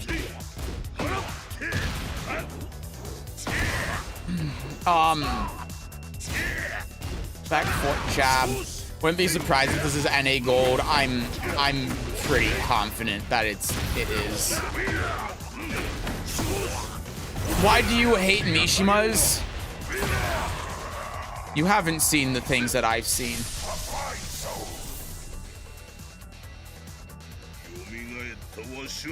Left Heihachi at the frame perfect back to God be the Tekken God of Destruction 2x Evil Champ. I'm new here. Here's what I'll say. First off, hello, welcome in. Here's what I'll say. If you pay attention to Mishima players, you'll understand. That's all I can say. You just have to think about it, pay attention to it, and you'll come to understand after some time. Welcome to Seth losing his mind with the ranks. start a prediction. Same as last time. What do you guys think? Huh? Is it blue or is it Tekken King? Well, I don't know. Fuck it. Tekken Emperor. I don't know. Tekken Emperor. That's my guess. I don't know. They actually went AFK in the middle of the game. What do you want from me? Huh? What do you expect? He went AFK. I don't know what else to tell you. That's it. He went AFK, he ate a house sweep, and he won. I don't know. They both sized up. They played Tekken well. They jabbed. They did big moves. They punished. I don't know. They actually didn't, but they didn't fucking punish. That's why they're Tekken King or something. So that's personal. Like, then again, though, that last game, the victor was TGS, and the Leroy didn't launch punch 4-4-2. So I don't fucking know anymore. It's God of Destruction. I don't know. So that's personal. Hell is being forced to watch Heihachi mirror matches 24/7. That is true. Got to vote blue and still have 3K dudes ready. Amishi player. Seth hates me, real. A couple of you guys here are Mishiwa players. Speaking of, he's jealous of our electrics and sick waivus. This is why people don't produce champions. NAGs as your representatives of these motherfuckers. Poor Anakin, man. Sunk cost fallacy. I'm sticking to purple because it makes sense.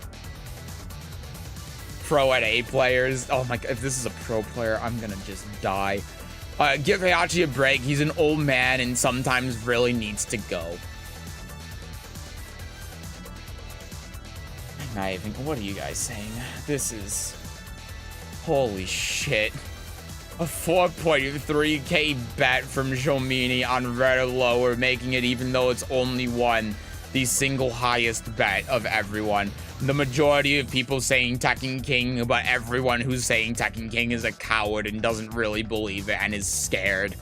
And you know what? I don't blame you. There's 5 people that vote Tekken King and only 400 dudes on the line for Tekken King. That's just... I'm getting the scissors ready. Don't fuck with me. Don't fuck with me. I should have considered the fact that the first one played the intro, but then again, that's the one that went AFK. Alright. I'm gonna regret saying Tekken Emperor on tie. This is gonna be like red or some shit. Somehow. No, it's not gonna be red, it's gonna be purple, but... It's Raijin. I'm not even...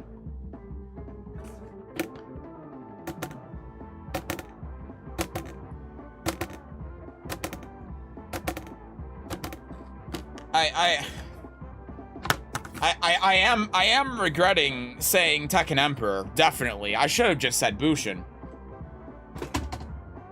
But after what I've seen today, can you blame me? Can you? I really want Lydia to pin me against the wall. I want to be pinned at the edge of a bridge. Oh god, I want to feel something.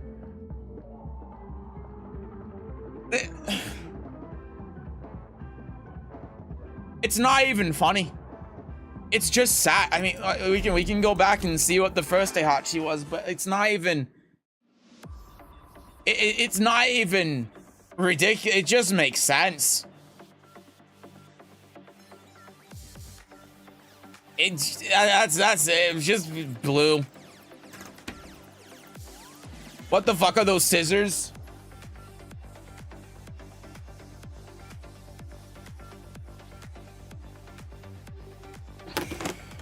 No, they're just scissors.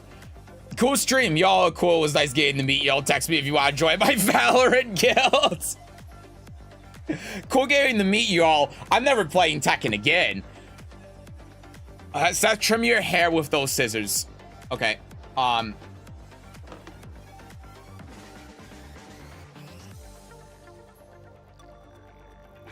Nope, it's gone. Seth, let's end Guess the Rank with a drag match. Let's just go back to public coaching. We got one more game. Last game. This is getting out. I forgot to do that. This is getting out of control. Seth, genuine question. Is me trying ranked to see why I actually am even worth it after seeing these last couple matches? No. Ranked is a sham. Don't believe it. Don't believe Harada's lies. Ranked isn't real. Ranked isn't indicative of skill. You don't get better playing ranked. Don't do it. Watching NA matches is just bad for mental health. True. Why bother? Because this last match, I'm falling for the gambler's fallacy, and surely this last match is going to be a good one. And if it's not, I'm going to punch my webcam. That's how guest rank is gonna end. If this game sucks, I'm going to hit my webcam with these scissors. That's it. Everything's on the line right now. If this match sucks and I hate it, the webcam is gonna get it.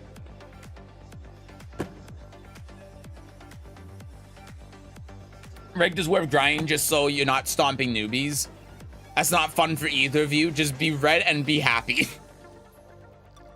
All right. Hold on. Before we start this last game, I just need a second to get my energy back up because that was terrible. Poor webcam. It's okay. I have a backup. It's gonna be a teal. If it's a Heihachi mirror, I'm gonna eat a jelly belly. What is this one? Ugh. I'm gonna eat another jelly belly. It's birthday cake.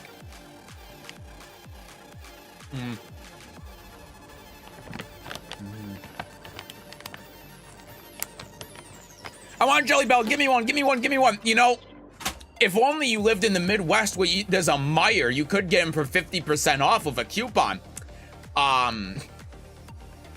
Fine, I'll give you a jelly belly.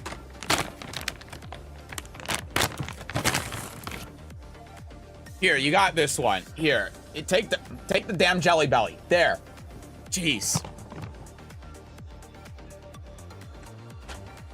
Anyway, all right. Last game. I got Subway coupons. It's not quite the same thing. All right, I feel recharged and energized. Yes, the rank is we watch EU key charging and gold ranks playing like red ranks, pretty much. All right, I don't know what game this is. Last game. Is the stream done? We eating jelly beans after what we've seen today? Yes, this is. Your nightmare has begun. Fight. Oh no. Oh no. Oh. Okay, I need you to define what good. We have finally found a game that is definitely under no circumstances Tekken King, which is great. This entire day today has just been blue. This is not blue. If this is blue.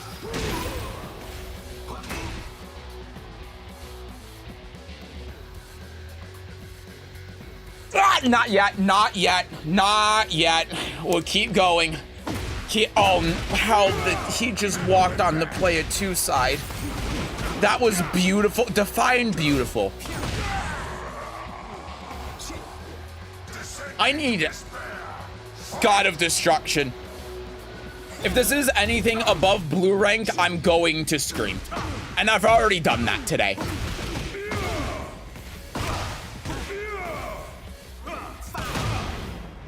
That was a good punish. I'll give him that. Just low. Then, yeah, that's. He doesn't know a combo. He just does 1, 2, 3, 4. He's like a boxer in the ring. He thinks he's Muhammad Ali. 1, 2, 3, 4. 1, 2, 3. 1, 2, 1, 2. 1, 2, 3. Body.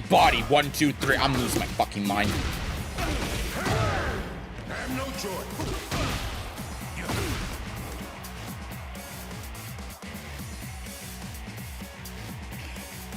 I just need to point out for everyone what just happened there. He did heat engager into forward 2-2, which is a launch punishable mid launcher. This Leroy is either the smartest player on the planet or the dumbest, and I think oh shit, he might be the smartest. Oh no.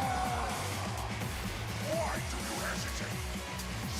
Seth is fucking losing it, you think? Oh, Jesus Christ, help me. Wake up kick. Body, -10. Nah, he didn't even try. He didn't duck the high. Body. This is Leroy. Know what the... I'm up for a rematch anytime.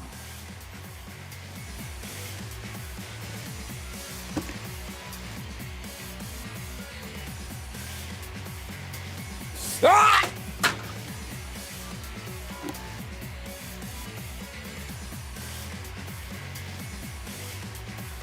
I'm done. I don't even want to know what this is. Any 1Gs in the chat, I'm done. Get me out of here.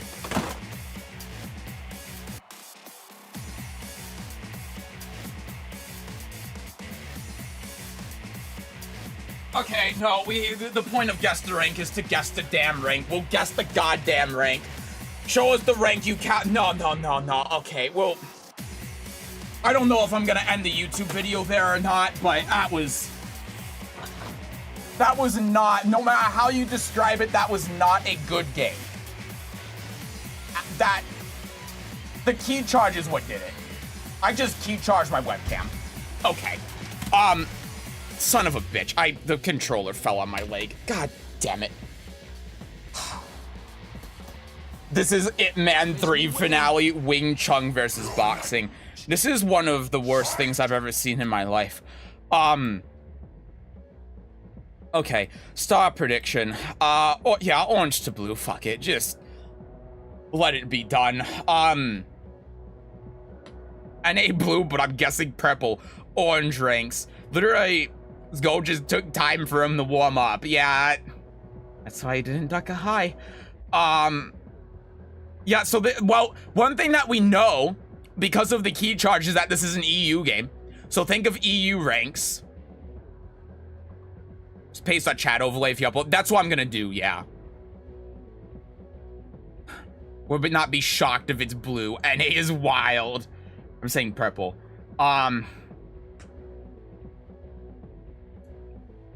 I want to say orange. I mean, I'm gonna be completely honest with you. Both of them did not play well. And usually, if someone's getting frustrated that much by a Leroy who's doing forward 2 after heat engage that they key charge at the end, unless again, of course, the Leroy key charge first, in which case that's a different thing and we don't know. But,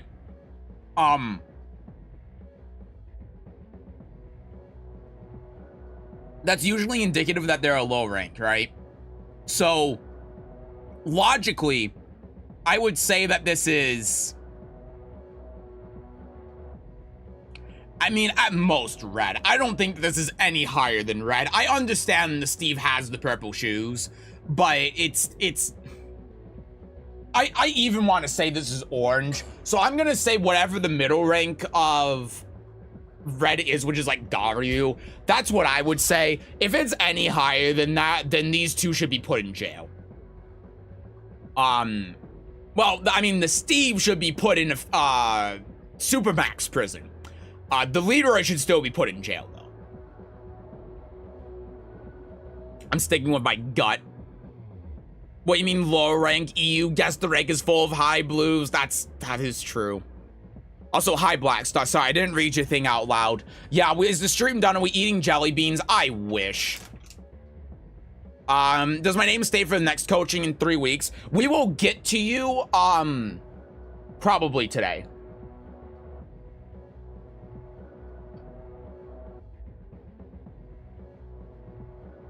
Daryu's the first red rank, Shinryu's in the middle. Wait, is there no Genbu in this game? Oh, God. I forgot. I don't know what red ranks are. All right, what are you guys? Oh, God, help me.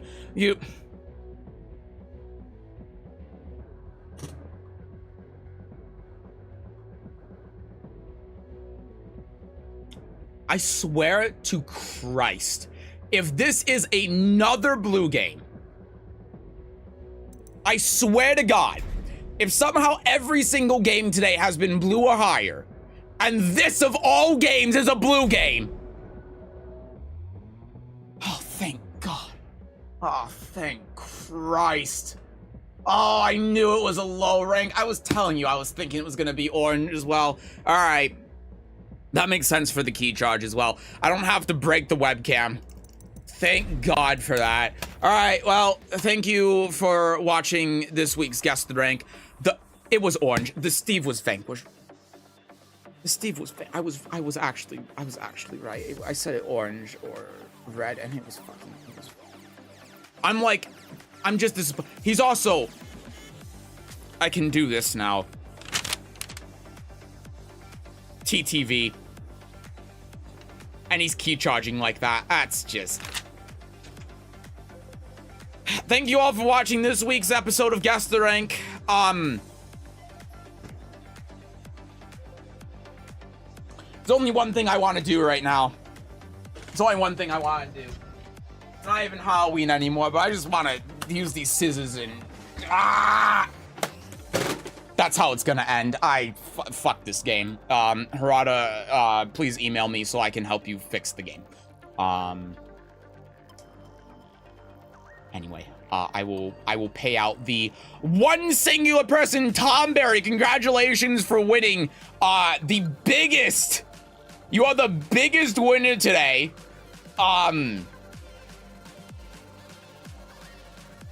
You were the only one that voted orange or lower, and it was orange. Congratulations. That's a huge win for you. That's Tekken God Sesujin, give me my dues. That's not how it works. That was terrible. That was one of the worst Guess the Rank episodes ever. That gave me brain damage. It literally gave me brain damage because of the screaming. When I swear to God, when I saw that TGS game and I walked away, I started banging my head against the wall. I'm not even kidding you. That's how bad it was. I was just flat. I've never been that flabbergasted before. That was terrible. Just absolutely awful. The lowest high rank games I've ever seen in my life. I hated it. I want to get God help us all. Too.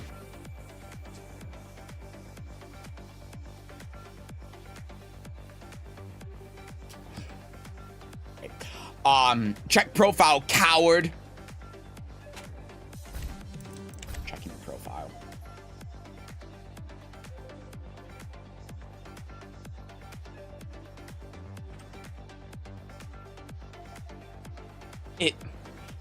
So who was it? I don't know if you're still here, but who was the one that asked earlier why the Mishima hate? I'm scrolling up so I could try to find their name. Like I said, if you're around here for long enough, it's a Devil Jin player and a Kazuya fan. Yeah, this is why. So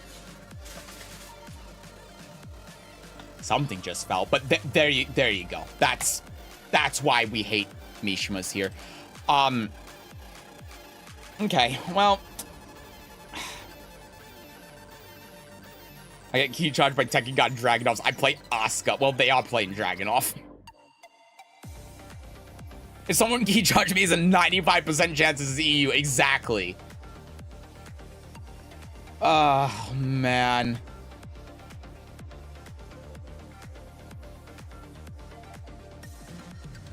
Fuck you, pay me. Yeah, fuck you, pay me. Oh, God. Why am I not surprised at Mishima Archetype main? You shouldn't be. No joke, I'm ranking up Lydia and Heihachi once more. Then I'm getting every single character to Fujin. It's time. Good luck with that. There was a time that I was going to do that, and then I think I got 10 of them, and then Lydia came out, and then I just played Lydia, and now I'm trying to get everyone to Tekken King.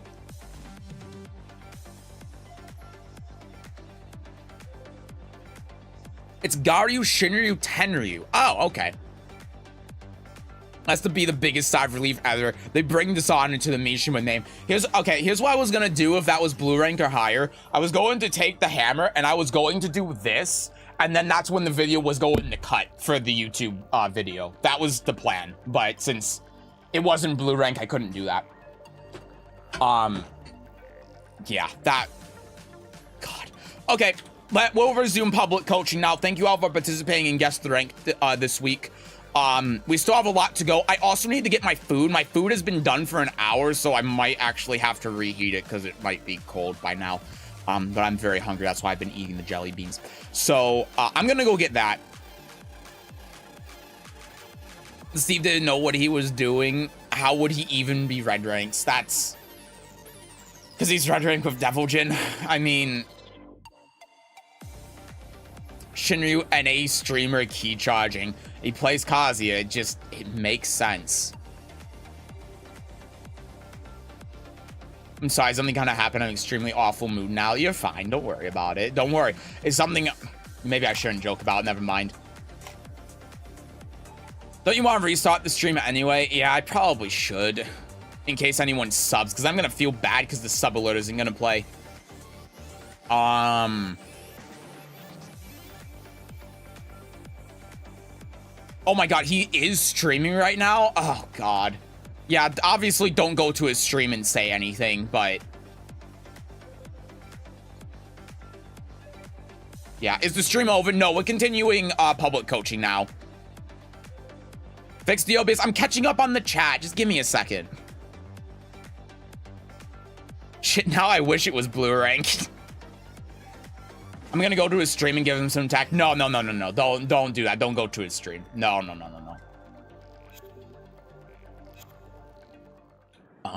Okay. Here's what I'm gonna do. I'm gonna go get my food, see if I need to reheat it at all. If whether or not I do or don't, I'll come back. We'll restart the stream and then we'll continue with public coaching. I'm gonna take roll call real quick before we do that though. I'm gonna take attendance. All right. Nefu, are you still here on YouTube? Nefu, I'm calling Nefu. Nefu?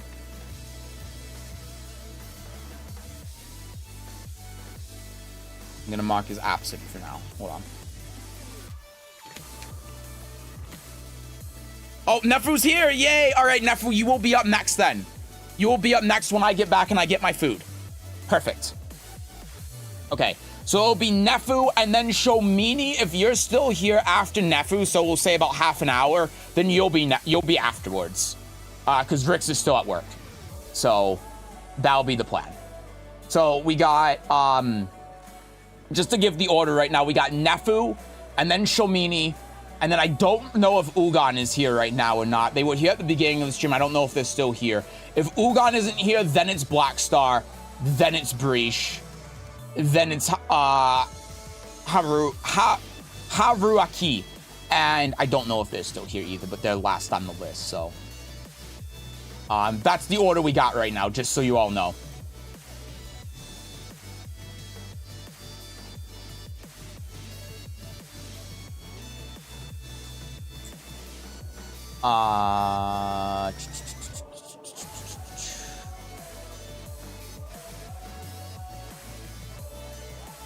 Yeah, that's me. Okay, gotcha. So I'm just trying to make sense of the chat. I'm so hungry right now. No, for really, he was here. He was in the chat, and we did his while he was here. He had to leave in the middle of it, but he was here. So, bro, he lied to me. Uh-oh. I'm gonna go get my food now. I'll be right back. Ow.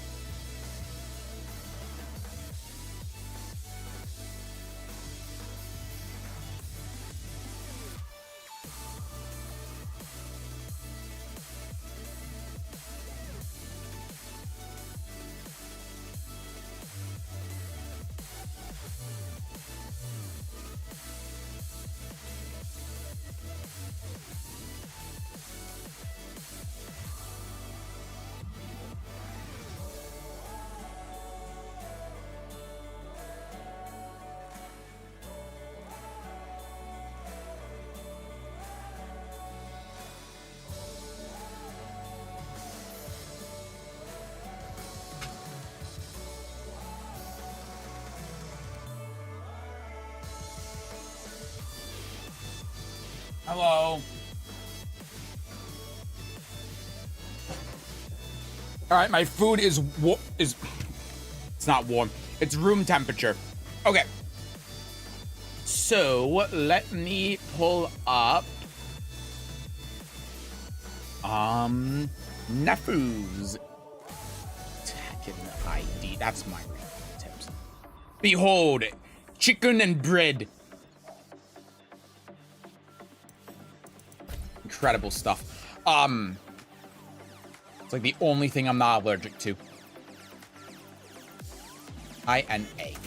Okay. Let's see. Some coaching would be awesome. Don't roast me. I will not roast you, I promise. Is there any game in particular you want me to look at? It also gives me a second to take another bite of my food. This is my first Tekken. I will keep that in mind when watching. It's good to know. Not really? Okay.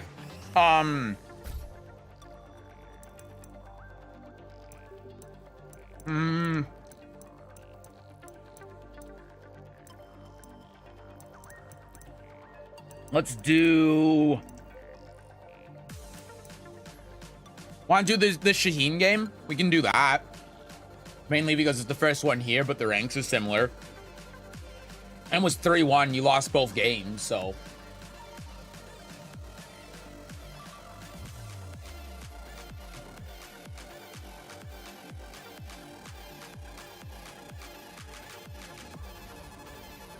Sure. Okay. Sounds good. When I get around that risk, they ask for a game involving me, so roast me. Idiot sandwich, etc., etc. First Tekken I took serious. I, like, really grinded and took serious. It's Shaheen, yeah. It's a Shaheen play. Can you believe it? These people exist?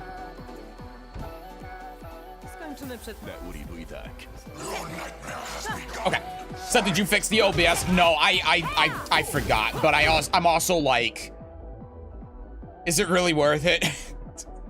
Is it worth having to unplug my Ethernet, restart OBS, restart both streams, hope nothing breaks? If something breaks on YouTube, then I have to start a new stream on YouTube, then everyone has to migrate over. It's just, I think we kind of have to leave it for this stream. There's not much I can do. Plus, I just want to get through everything because I'm tired. I'm so tired. I feel like shit. Okay, so starting out with the float, right? Since you're new, we're gonna talk about this. So when you get the float here, you can still screw, right? So that's the thing that makes floating so devastating for the opponent, is that you can still screw. And even if you just do a simple combo like that, that's still 39 damage, right? Which is huge. So like a big part of that is recognizing when you get the screw as well, but down forward 2 is always going to be a really good option for that. And I see that you tried doing the forward 3 here, but forward 3 actually doesn't work. Here's the reason. The reason is that you can't input buffer forward inputs in this game. So like if I do, like you can see I do forward 2 in my input, but I get forward 2. Is because you can't actually input buffer a forward input. Because when you do forward is a dash, right? So when you do like forward, essentially what you're doing is a 2 out of a dashing stance, right? So I'm just gonna throw the Shaheen over here for a second to demonstrate this. But you see, if I do this and then I hold forward while I'm dashing, I still get the 2, right? Because what's happening when you do these forward inputs is essentially the forward dash acts as a stance, and the move can only come out when you do a forward dash, right? When you're in that dash animation. So you can't input buffer it, because when you're in the middle of an attack, you're not in that dash, right? And so what you need to do instead is you actually have to link it, right? So you have to press, and it's pretty much impossible for me to do this, but you have to actually press the forward 2, the frame that you recover. So I think I can show this with show frame advantage. Oh no, I don't think it works in here. But basically what you're doing is you're doing that second input as you recover if you're trying to do that. So you can do this like forward, forward, 2, for instance. It's difficult execution, but you can. But you can see how even that barely hits, and that's a 13 frame move. So doing like a 19 frame move like this off of this flow, it's gonna be really difficult. And you get the exact same thing, but it's easier if you just do down forward, forward 2. Except for look at my shit gameplay and won't insult me, and then you definitely won't be insulted. I don't insult anyone here. We're all here to learn. This should be a positive environment, not a toxic environment.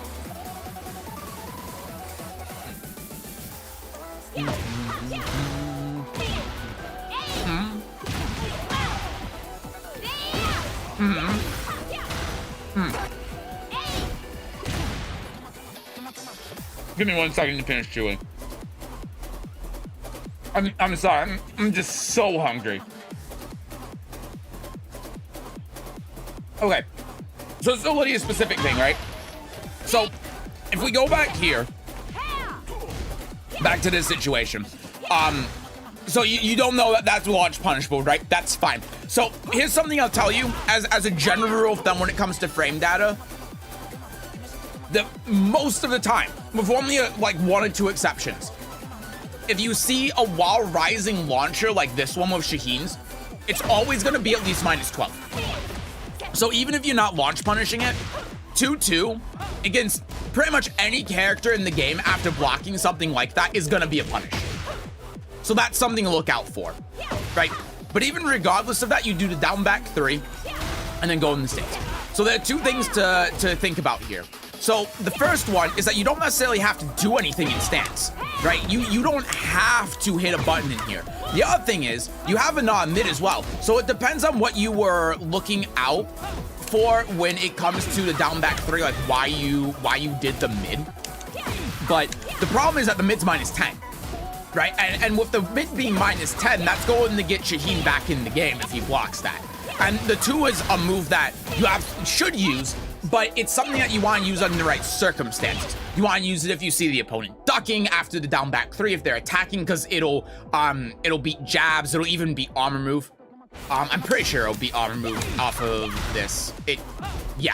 Well, oh no, it actually doesn't. No, I'm thinking of a different move entirely because I'm stupid. But it'll beat jabs, right? It'll beat a lot of options that the opponent has. It'll beat dodge. If you delay it, right, it'll beat sidestep. But because it's -10, you want to only use it when you have a read on the opponent, or you want to dissuade them from doing those things, right?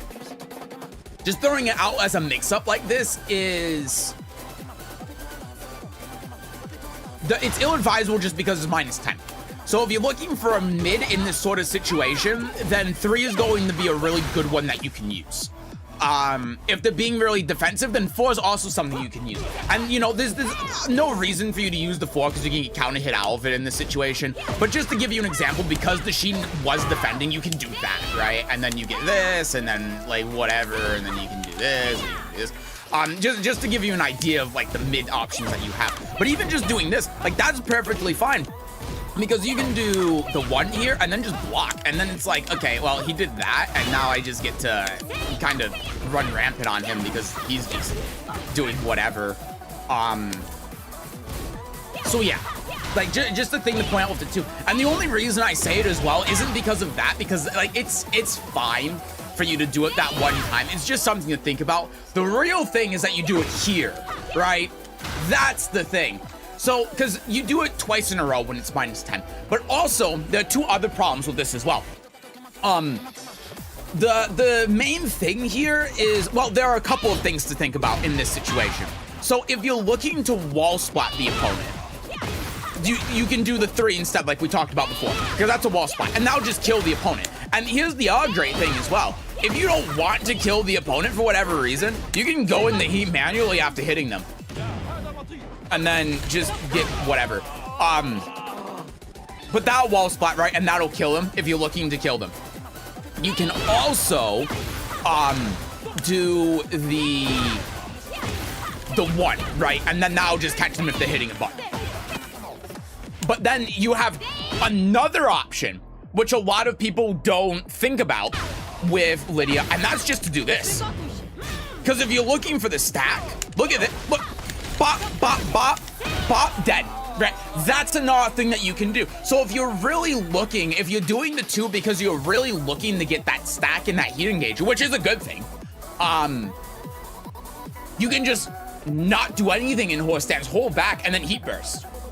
And then the Sheen's gonna do something because it's like +1 or whatever, and that's the whole thing that you don't really have to worry about right now, the dynamic after heat burst.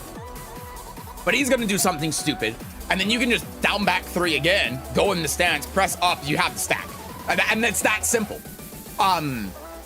So, and it's a much safer way of doing this as well, of getting this to happen.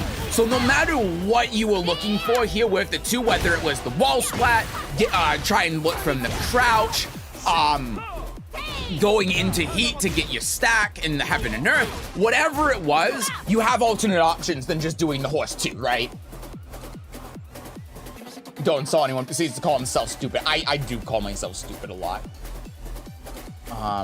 Sure you don't insult anyone, Seth? Okay, I insult Mishima players, yes. Spent half an hour insulting Tekken God, that is true.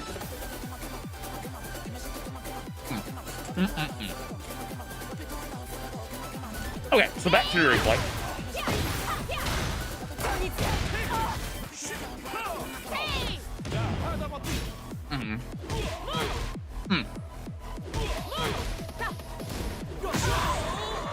Oh, it didn't go back far enough. But I was gonna point out with the Wild Rising 2 as well. So here's another thing to think about, right? Oh, Magic Phoenix. Can you search my Tekken ID? I need help. I don't know what to do. We have a queue right now in Discord for people who have submitted games. I'm going to be honest with you, it's going to take a long time if you submit, but you can. If you join the Discord, go to the events channel. There's a thread in there called Public Coaching. Throw your Tekken ID in there, and I will get to you when I can. Okay, so let's go back here. So I don't hate the armor move here. Let's enable controls here. Oop.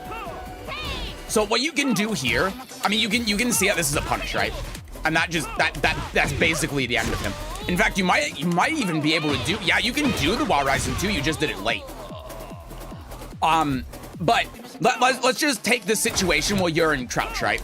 Because a lot of Lydia players do this Wild Rising 2. You can do Wild Rising 1 instead. So what are the advantages to Wild Rising 1? +4 on hit, has an extension that puts you in stance into a mix-up situation that they can't armor out of because the 1 will beat their armor. He also has a pixel, of course. But also, this tracks to a weak side and is -3 on block. Just the first hit. So you can just do Wild Rising 1 by itself and then set up for something else. Like, even if this gets blocked, if I could have him block it, even if this gets blocked, you're still in a position where you can do, like, down back 3 because they're waiting for that second hit. And if they get hit by that second hit, then look at that. Right now you're in stance and you get the mix up.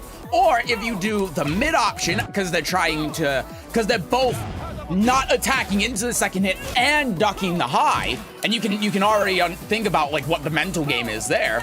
But boom, now they're knocked down, run in, do your Oki. That's it, right? So just a much better option for you to do when doing Wild Rising. I feel like I rely on armor too much. I don't think that the times that you've been doing armor have been bad, necessarily. Here's what I've noticed. The 2 times that you've been doing them when you're punishable, when you're -10. So that's something to think about, right? Like, why are you using armor? Using armor to, like, stop the opponent from hitting you, or are you trying to cheese out, like, getting punished? That's something you gotta think about. Here's something else to think about, too, if that's what you're thinking of. Armor takes 7 frames before it becomes active. So if you are -10, like say you do horse 2, and the opponent does down forward 2 and you do armor, do you actually get launched? You can get hop kicked, even though you did armor, because armor is in 1 frame startup. So if you're in those situations where you're like -10, -11, you think I'm gonna armor move in case this punish is late, that doesn't work in Tekken. You have to, unless they like duck a high or something, then yeah, but Yeah, that's not how it works. You're actually better off just blocking in those situations, because if they screw it up, then you can punish them.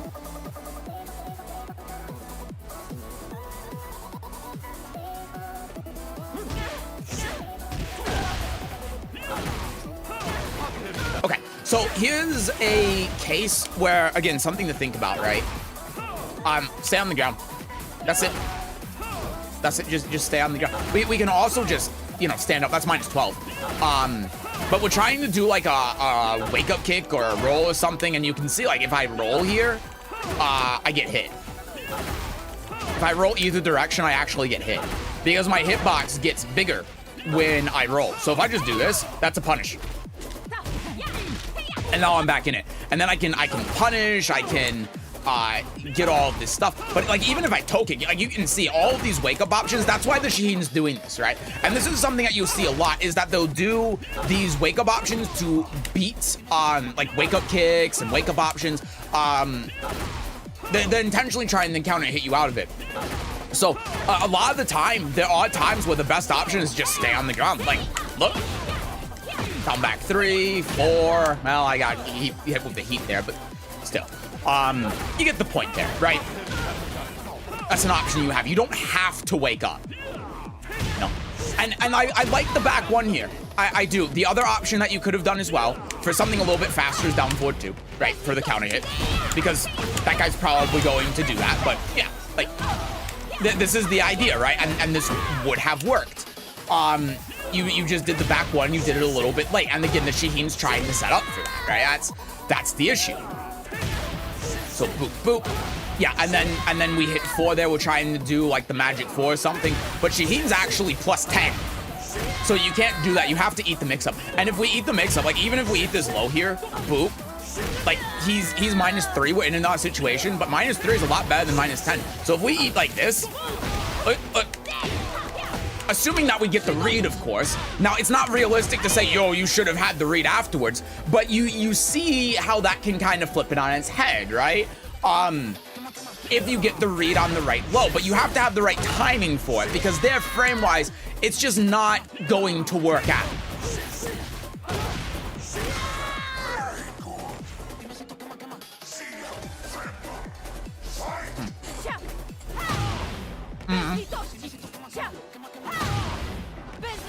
Okay.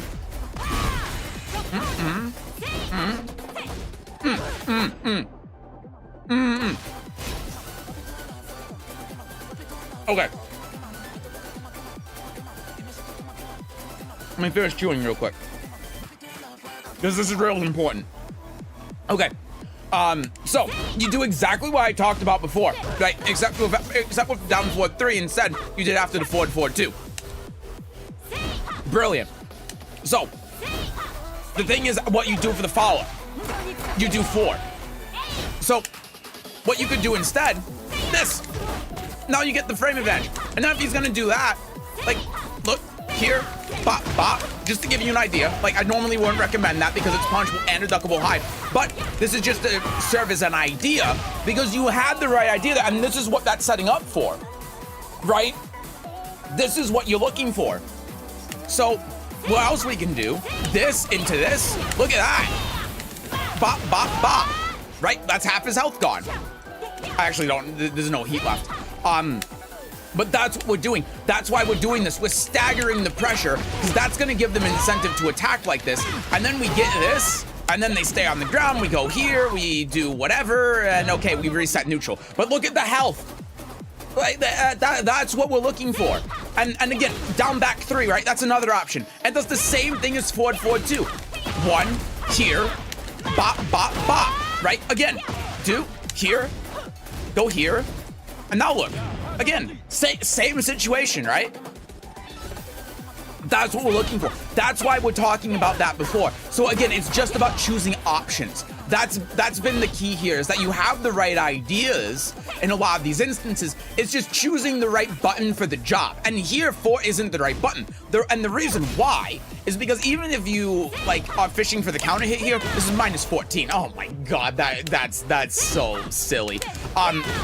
That's so silly. But this is minus 14, right? So if the Shaheen blocks this, then he just hits you with back forward 2 and like you lose 40 health, which isn't great. But yeah, and then if we're thinking about like staggering it as well, so if we're thinking about this situation, which is a valid situation there, he blocked it that time. Where we can think about like staggering this to try to hit the Shaheen, right, and get the wall combo. You know what we can do instead? Exactly what I said before. Forward 2 in the 1. It's the same thing, right? It's exactly the same thing. But doing the forward 2 in the 1 isn't minus 14 on blocked, right? Or, I mean, even if we do, and this isn't gonna work, but again, just to serve as an example because he did the job, so you're gonna get floated. But even if we do that, right? Or if we do this, because that's gonna counter hit launch and then bop, bop, bop, right? And now, like, it's less health, but it's again, it's a similar situation. So yeah, it's just about knowing what those options are, but it's the right idea. There, and this is a case where armor move is good.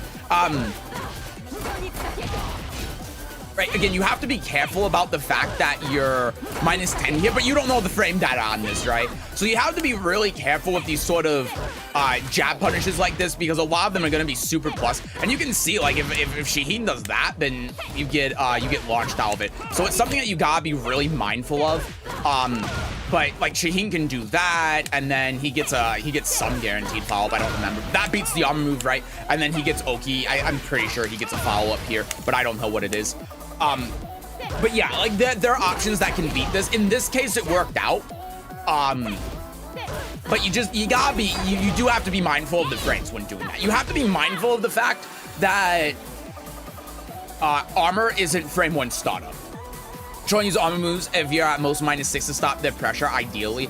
Ideally, I mean, it depends, right? Because if you're like minus 8, but they're doing some weird ass big homing move, like let's say you're minus 8 against a Lydia, like you're in a Lydia mirror. You're minus 8 and she does back 4. The armor move goes through that, right? If you don't want to risk ducking, and this is a bad example because of course forward 2 could potentially counter hit if she has the right execution. Let's say minus 7, because I think minus 7 is more in line, right? Yeah, minus 7 is more in line because it would beat something like forward 2 or down forward 2. But if she's doing like you're minus 7, she's doing like forward 2, down forward 2, back 4, stuff like that, then armor move is just gonna go through all of that. And then what are you putting yourself at risk to? Like jab, down forward 1, but avoiding that situation if she's constantly doing that is worth that risk, because it's stopping her from doing that. And you're also going to have some issue with sidestepping that. Also good for delay timing, right? So even if you're minus 9 and they're doing something with a delay timing, or even if you're minus 5 and you try sidestepping and they're doing something with a delay timing, you can armor through it, right? And that's gonna beat the delay timing. So it depends. Does armor get you turn back or reset neutral? The main thing that you're thinking of when doing armor is stopping the opponent's momentum. Same with down jab, right? You're stopping them from being able to flow into getting more damage off of you, into withering away your health bar. Armor move is like a big reset option to prevent that from happening. That's the idea. So in some cases, like Lydia's, yes, it does reset neutral. In some cases, it gives you the advantage because it's a heat engager. It depends on the armor move. Put that here. That was nice. Forward 3. Gotta remember that's minus 14. Yeah. So like this is gonna happen, right? And this is another case where we can think of just staying on the ground, right? So let's go here, enable control. Oh God. Sorry, one of my buttons seems to be stuck after my controller fell on the ground during guess the rank. Son of a bitch. It just so happens to be the button I need to control the character as well. So let's go here. So let's just stay on the ground. Bop, bop, here, whatever. You know, again, it's just to show that a lot of time you can stay on the ground, and most of the time at these ranks, it's gonna be a good option because a lot of people are just gonna be like, oh, he's gonna wake up and then do a button, right? That's what most people below, I mean, even Tekken King ranks will do, is they'll just assume that you're going to wake up and then do something based on that assumption, like that mid, for example. But if you stay on the ground, then you can actually punish him for doing it, you know? And in this case as well, and again, this is a similar thing as before, even if we just like hold back, look, he whiffs, he's dead, he's just dead at that point. He just dies. We have the right combo. It's definitely a combo to do that, but it's weird with the sidewall. Thank you, yeah, no problem. I'm not trying to rush into getting, up or rushing around, especially if they're pressuring me. Yeah, it's just I've noticed that happen twice. Like this same situation has happened twice, so that's why I'm pointing it out. Yeah, and so the Shaheen is waiting for you to make a mistake. So here's what you do in this situation. This is what you do. That's what you do.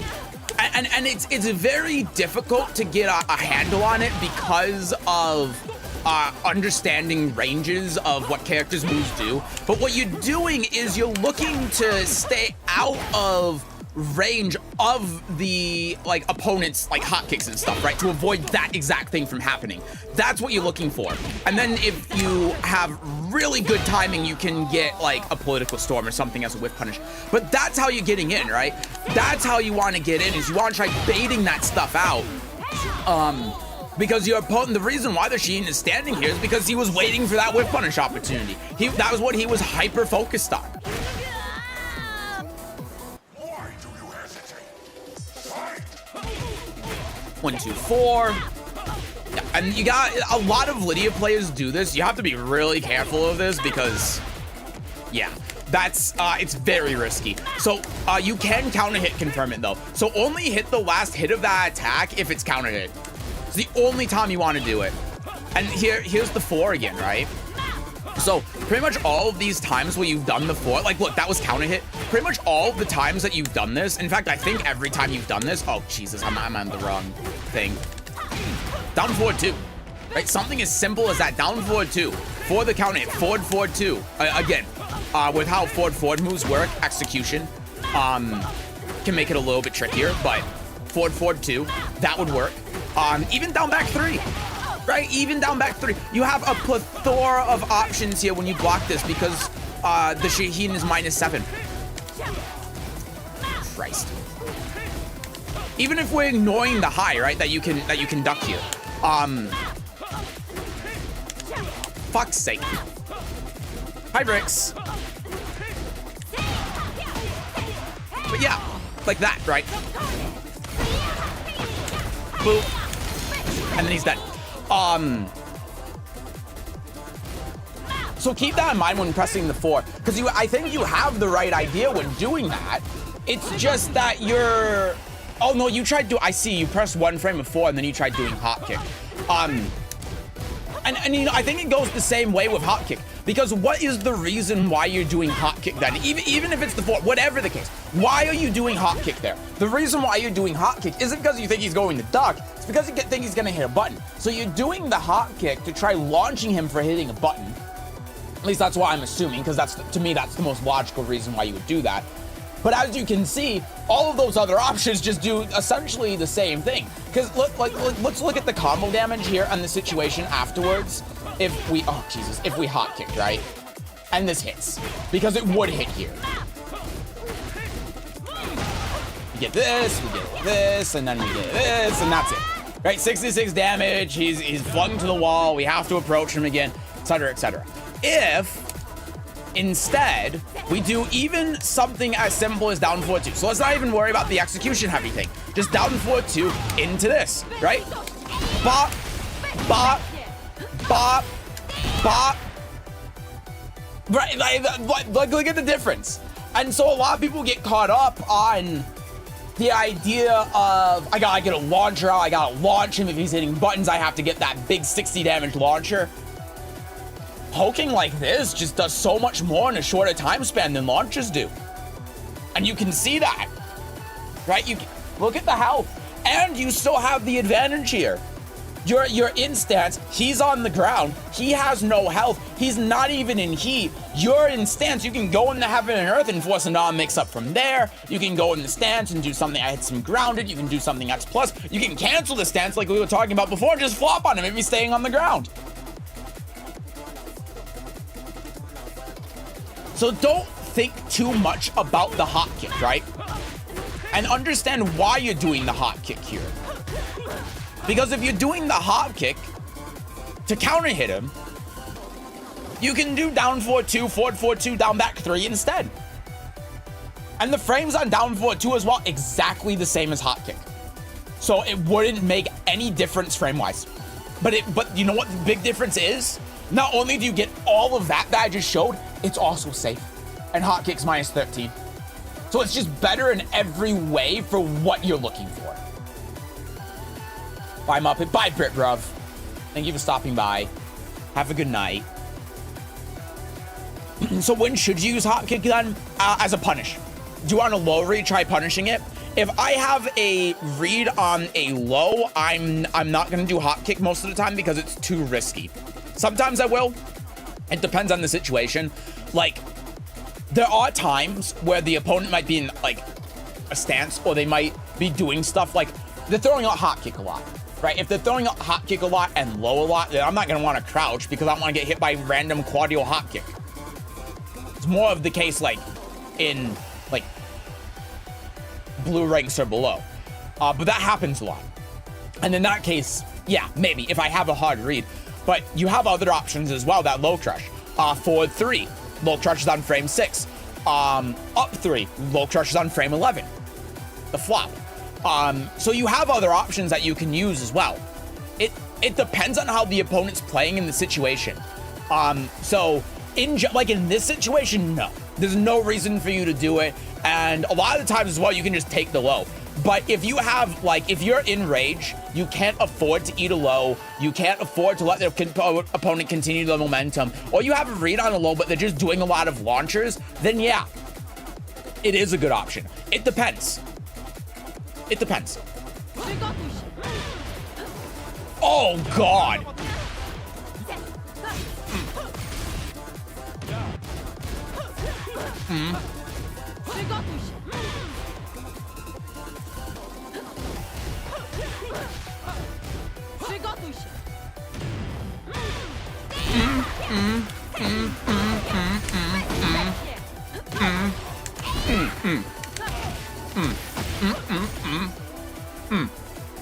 There you go. That's the sequence. So basically what we're doing here after this is forward 4-2, forward circle 4-1 plus 2-2, heaven and earth, go here, and then if they're gonna roll, bop, bop, and now they're dead. See? I mean, even with the kip up, if we immediately go in the heaven and earth there, we actually parry it. So, yeah. A jump was embarrassing. Yeah, it was unfortunate, but hey, we're just giving you the combo that you can do there. Just to show that could just kill the Shaheen. Yeah, so something else that you can do here as well, just to give you ideas on Lydia specifically, instead of worrying too much about the matchup. Bop, bop, and then here, and then go in the stance. Oh, sorry, not that. What am I thinking of?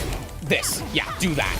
Right? That's something that you can do. Because then it's not going to drain your heat if you really want to pressure the Shaheen. And look, all of Shaheen's heat is gone because you did that. So, this is something else to think about as well. So look at how much heat Shaheen has right now. His heat is at... It's the same as if he just heat bursted. And you have basically none left after doing this. Bop, bop. Here, here, here, bop, bop, forward, 4-2, 1, lock him down, jab, jab, don't let him use that heat burst, keep doing small Tekken, dead, right? So what we're doing here, what the idea is, the Shaheen is in rage, has heat remaining, can do heat smash into either a lot of damage if we get hit by it, or into a free mix-up. So what we want to do is utilize our remaining heat to be able to create a situation for us where we can lock him down for long enough that he does not have the opportunity to use the rest of his heat. This is more of an advanced level thing that we're thinking of, but this is something that we can do, right? And that's why we don't necessarily want to do the forward 2, because it's going to drain the rest of our heat and not give us that opportunity to get one more attack in heaven and earth and continue the lockdown, right? Because if we don't have the opportunity to go into heaven and earth, then we legitimately just don't have enough time. Another thing that we can do is just heat smash, and then this does the same thing, right? Now we're in the same situation. So he's still in rage, and he's able to do that, and he's plus, but again, look at the health, and he doesn't have rage, so he can't recover that gray health. He can't activate heat. He doesn't have his heat smash, and look at our health. One mix-up does it. One down back 3, and he's dead. So a little bit more of an advanced thing, but just something that you can think about to utilize the heat a little bit more. A little bit more effectively, right?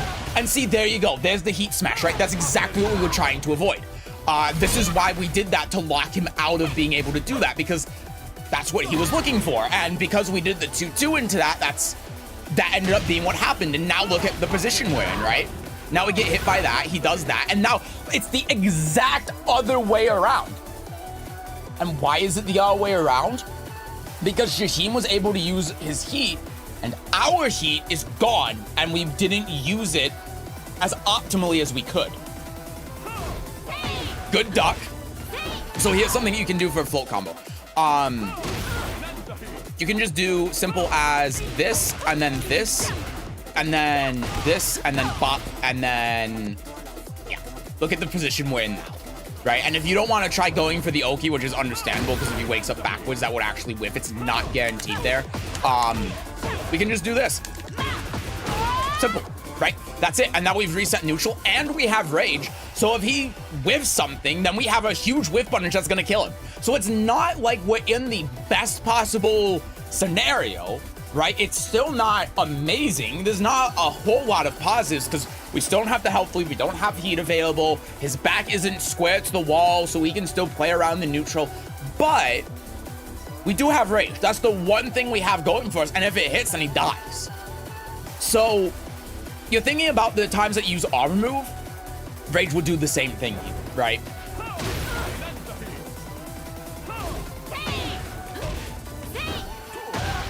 And then, yeah, the Wall Rising 2, unfortunately, just because the combo dropped.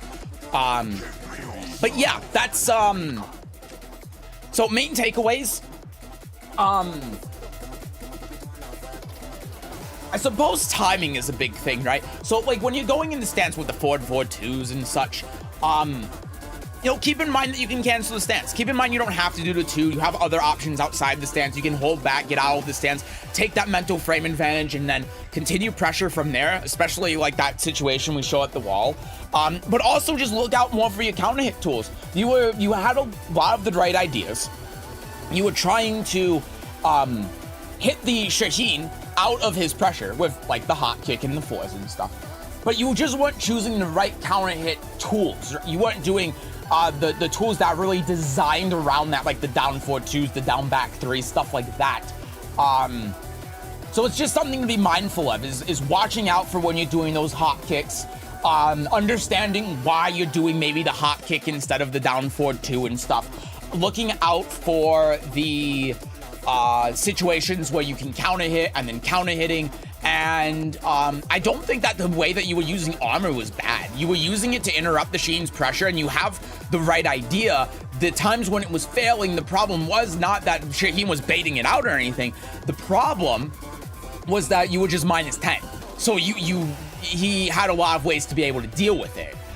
That's really where the issue lies. It's not the frequency or how conceptually you're using the arm move. It's the time when you're using it. It's the frames, right?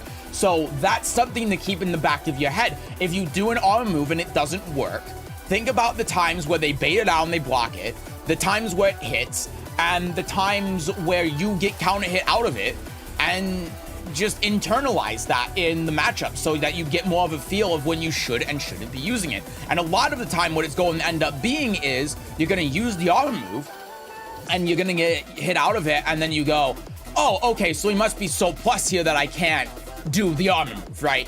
That's going to be something that you should think about, I think, when it comes to the armor move. But I don't think the armor move was bad, and I don't think that you played that really bad at all. It was just a lot of, again, a lot of the right things conceptually, just choosing the wrong buttons for what you wanted to do.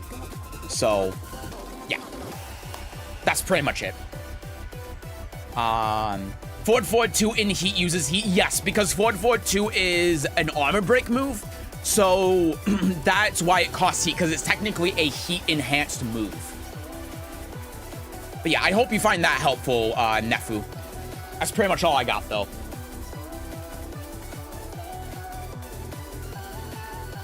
Thank you so much. Yeah, no problem. All right.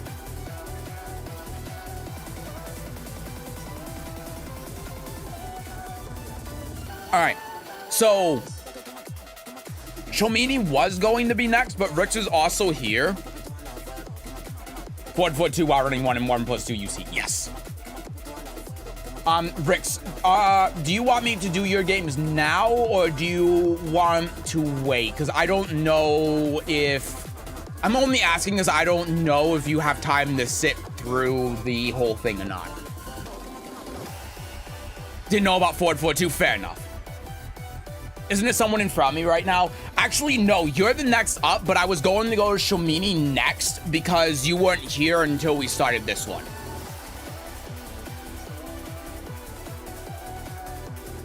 And since you're next in line, we do you. So.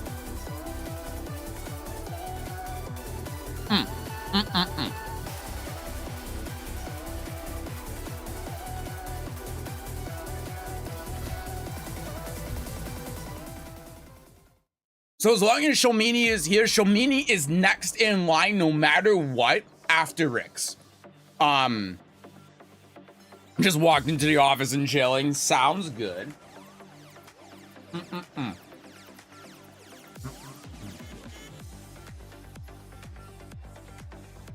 Okay.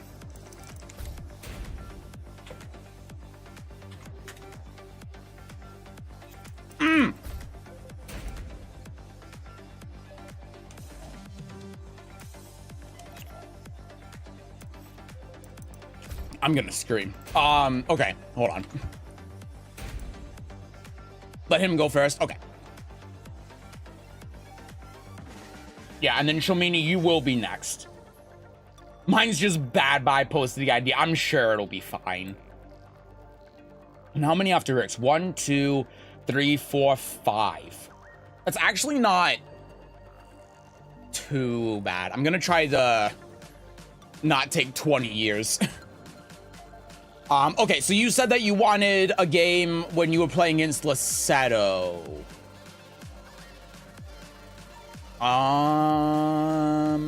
One of these games, huh?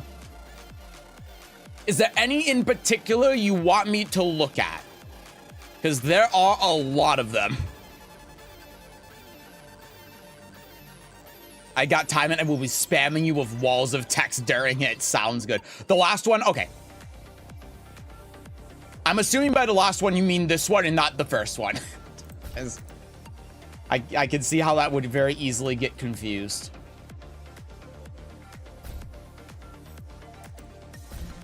All right, let's take a look.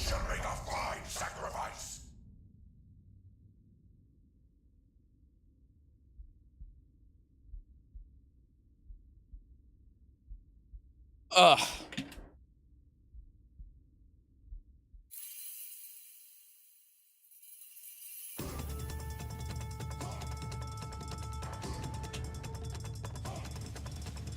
Okay. Your nightmare has begun. Fight! Okay. So, like, okay. So the first thing I'm gonna say is I know that this connection, because it's UK to, let's just say Asia, because I don't know if you want to know people who know exactly where you are. I love this outfit. It's fucking garbage. I like the hat. but I know the connection here is gonna be rough. So I'm not going to I'm not gonna point out the failed whip punishes here too much. But what I will say is that one thing you can do here, even regardless of that, is this. Look, oh God, she blocked it. She's too good. Even in the replay, she knows what I'm gonna do. God damn it. You do know what I'm gonna do, don't you, Lissetto? You know everything I'm gonna do. God damn it. How do you do that? You're a magician. That's why you have the hat. You're an actual magician. You're insane. But yeah, like you can back one there. I don't know what this was supposed to be because this was the snake edge, right? Yeah, you tried sidestepping it instead of blocking it. So here's what you can do, right? If Asuka does this, God, you can't even do that, which is so funny. But I mean, you have enough time to even do this, right? If she's going to cancel it. But mainly, if you're looking for that cancel, obviously it's a high risk thing, but hop kick. Because it seems to me, if you're going to sidestep the snake edge, how is Lissetto doing this? How? It's not high risk, it's like -30. The snake edge should still hit though, right? If you do hop kick. If it's just an option select, then Jesus, I wish I knew that. But yeah, you can hop kick there. Nope. How did I not know? How did I never know this? It's an option select. How did I never know this? I've always thought that the option select was you crouch block for the snake edge, and then you do while rising 4 when you would block the snake edge if she does the cancel. Classic Asuka setups. Yeah, when she does it, and you grab and then launch. Yup. If the punch hits is -13, that's the only way I can block hop kick. Okay. So there you go. Hop kick option select. I didn't even know that. Okay. Forward 1 + 2. So and this is a good thing, right? So we're staying on the ground, right? Bop. No duck on the high. Nice punch parry. So let's take a look at, let's go back here. So we can wake up kick here after that because she's so far away that if she's gonna try running in, she has to commit, right? And if she's committing, then this wake up kick is gonna hit, and then with +7. I mean, Christ, we can even do like, oh God, not that. That, right? If we really want to, if we're really feeling it. But, you know, a simple wake up kick, right? That's all it takes. Yeah, I'm waiting for the shotgun. Okay. But yeah, instead of waking up into this, we have a couple of other things we can do. I mean, hell, even if we just do this, because now this is giving us an opportunity to just get away from the wall, right? If we wake up immediately after this hits. Oh, for fuck's sake, this goddamn character. But yeah, we can try working our way outside of the wall, and then we can do something like this, and then we can do this, right? It's just giving you an idea of something that you can do. But yeah, and then here, instead of, because okay, here's what I'm gonna say, right? If you do the hard read with the parry, and you guys have been playing for a while, so it makes sense. But you can do jab, right? You can do that, and then you can do the same thing as before, where we work our way out of the wall. By doing the parry, like this, if I'm Lissetto, you know what I can do? I can do this, and then that. And then you're just dead. That's just it. That's the game. And you know what I can do? You know what I could do thinking about it? Oh, God. That might actually do more damage. Yeah. And then whatever. I think you have to delay the ender or something, but I'm pretty sure this just kills. Not quite, but still. Maybe this? There has to be a way to kill here. I'm sure that there is. I don't know what it would be, but mash shotgun in your inactive frames. Wait. So it happens during replays? That is so funny, actually. I'm so upset that doesn't work, but you get the idea. So instead of making the high-risk decision to parry, the down jab kind of just does the same thing. You have to work a little bit more to get out of the corner, but it kind of does the same thing without putting you at risk of just dying. That was a great low parry. There you go. Yeah, that doesn't hit on the ground. So Lissetto's kind of doing the same thing that I said for you, and I say for a lot of players, where she's just staying on the ground, right? And then she... That was because of the connection, right? But wake up kick would have been a punish there. So if we look here, hold on, let's go back. Let's go back a little bit. Oh God. So here, yes, okay. Here. So you know what we want to? Oh no, wait. We need to do it. Hold on. We're all the way back here. Oh God, because I'm looking at Lissetto's heat, thinking that that's Ritz that's playing. Oh, that's why I'm getting so fucked up. Okay, so here, right? This. Here. Oh God, damn it.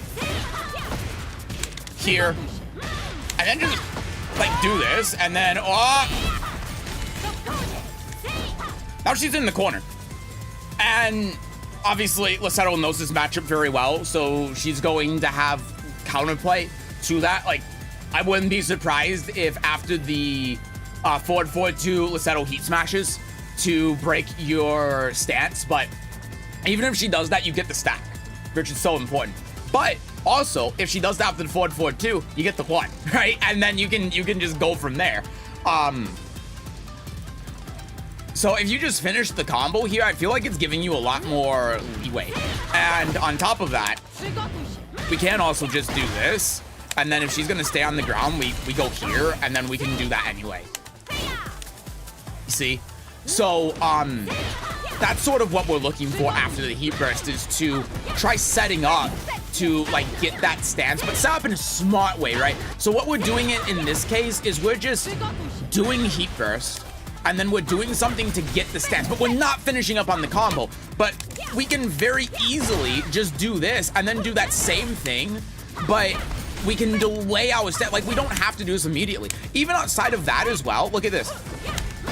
We can do that, and then here, and then that, and now we're in it anyway. We have so much time to work with. If we want to guarantee the stack, then obviously, yeah, we can do that. But if we want to take advantage of our heat and continue that momentum, then we have a lot of other options we can do. Delaying the stances, doing the Wolf 2, and then doing it again, right? Because if we do the Wolf 2, and then flip her on her head, and then go in the stance again, this is the exact same situation, but we're keeping the momentum. We're giving Lissetto a reason that she has to get up and do something, otherwise she's just gonna keep getting hit with the Wolf 2 over and over and over again. And that means when we go into Heaven and Earth, there's actual consequence to it, right? Instead of it just being Lissetto lays on the ground, then avoids everything, and then punishes with a wake-up kick.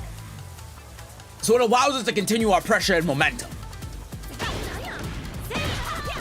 Down back to the respawn, and then classic Asuka. Oh yeah, the 1+4-2, I should have thought about that, yeah. Absolutely. Good pair. I would have done the same thing. Okay. Good duck. Forward 4-2. Very nice. That was good.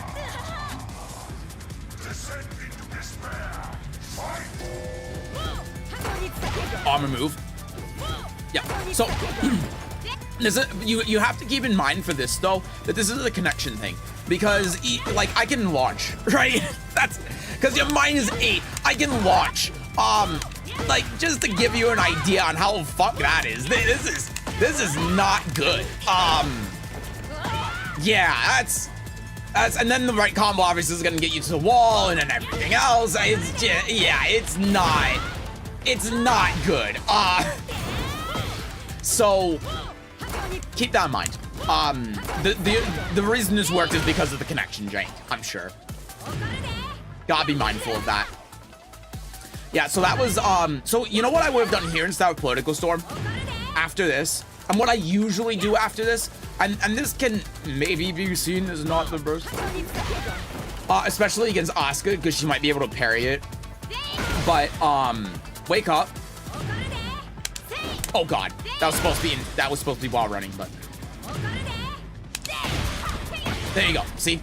Counter hit.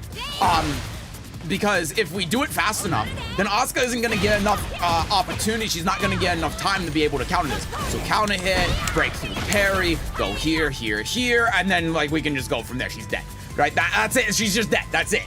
That's why I like doing forward 2 in those situations, because a lot of people, not just Lissetto, but the majority of people like to do like some sort of armor move or parry or something. But if you have the timing and the spacing right, forward 2 just blows through that, even if you're not in heat, and that creates a situation like this.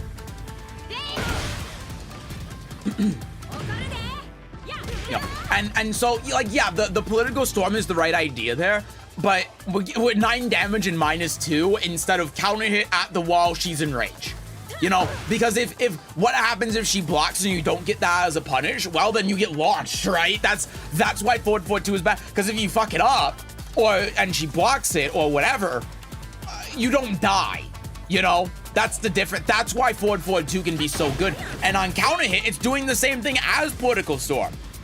When you're doing Political Storm at that range to punish Heat Burst, you're basically trying to counter hit Political Storm. At that point, just do forward 2, you know?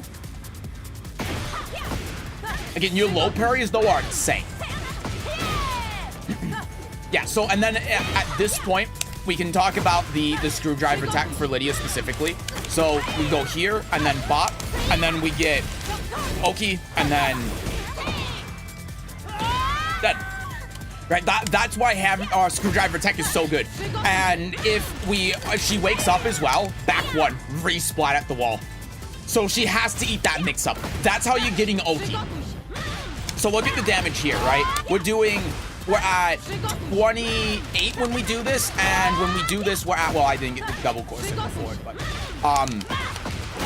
we're at 40. So we're getting 12 damage off of that. If we do this, we're at 35. So we're losing out on 5 damage in that situation for much better Oki. Much better. Because if Lissetto doesn't wake up, then down 1+2 is guaranteed, and then you can do it again. Like, I just want you to look at this, right? Just look at the situation. I'm gonna make a video on this, but just bop. Oh God, I didn't do the thing right. But I can do this into bop, into. If she doesn't tech roll, you can do it again. That's what I'm trying to make. For some reason, I didn't think she'd tech roll. That's my bad.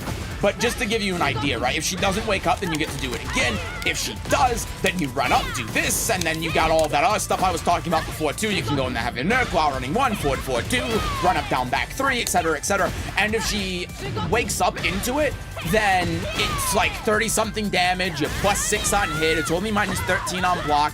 And if she crouches in, you do back 1, then you re-wall splat. If she blocks it, you +2. The Oki's just insane. Yeah, there's no escape. It's ridiculous how strong that is. Unbelievable how strong that is. Hi, Ryan. Oh my goodness, this stream was going when I got off work. This man has unlimited energy, and I'm not even feeling good today, too. So just something to think about with the wall situation here, right? Yeah, okay. And then the down 1. So it seems like you tried doing the down 1+2, micro dash into it. You want to see what happens when you micro dash into it?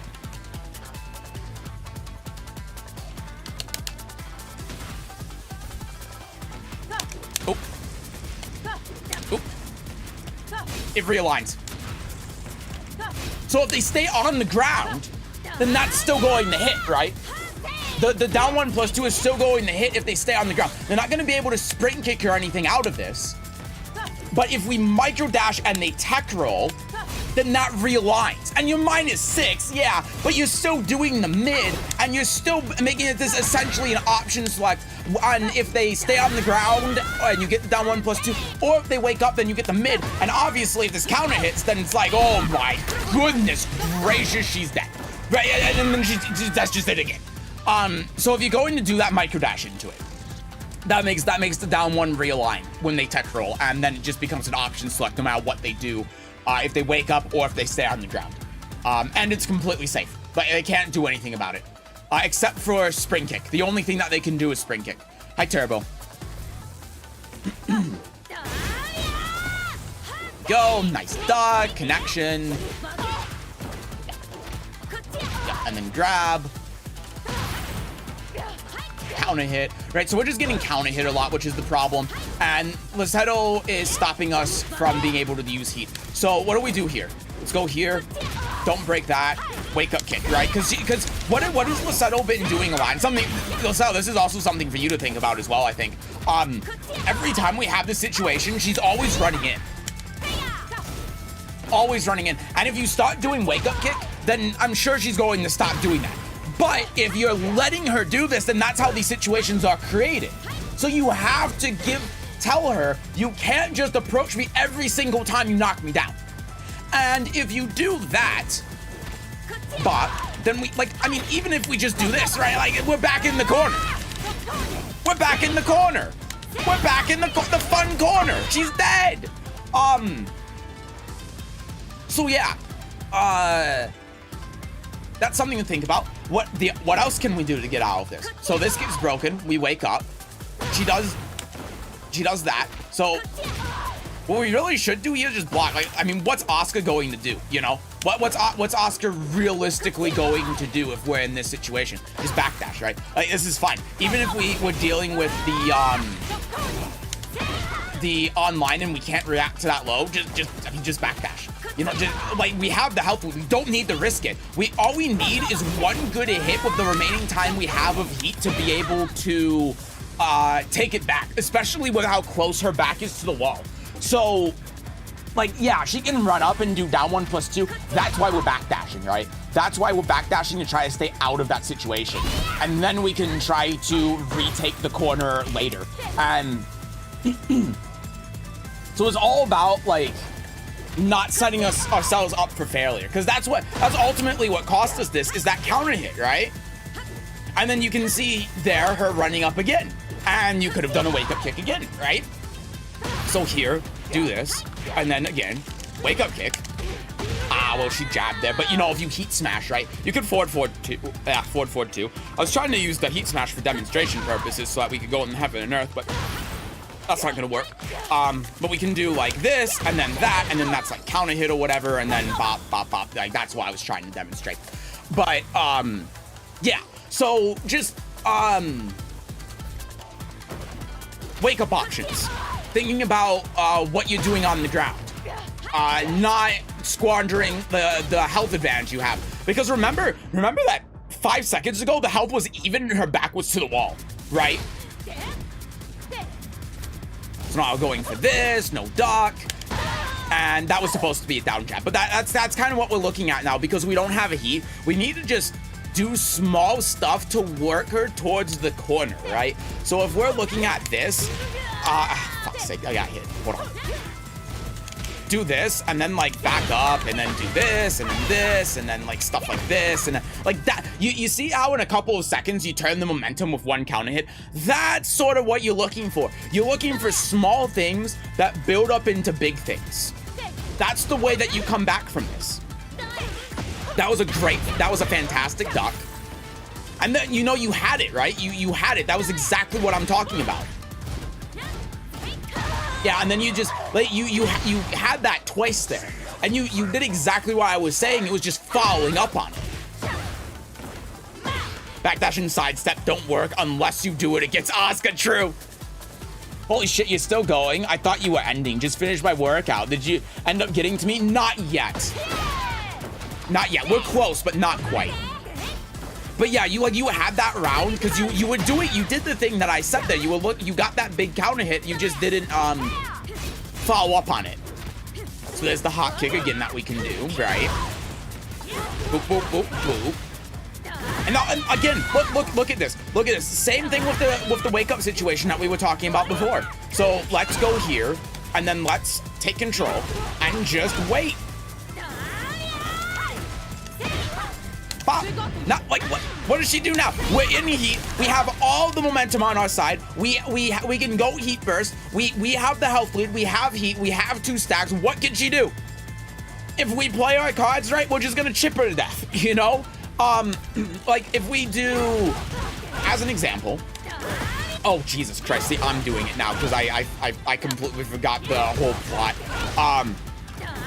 But just do this, here, go here, bop, here, bop, bop. For fuck's sake, she's so good! She beats me even in the replay.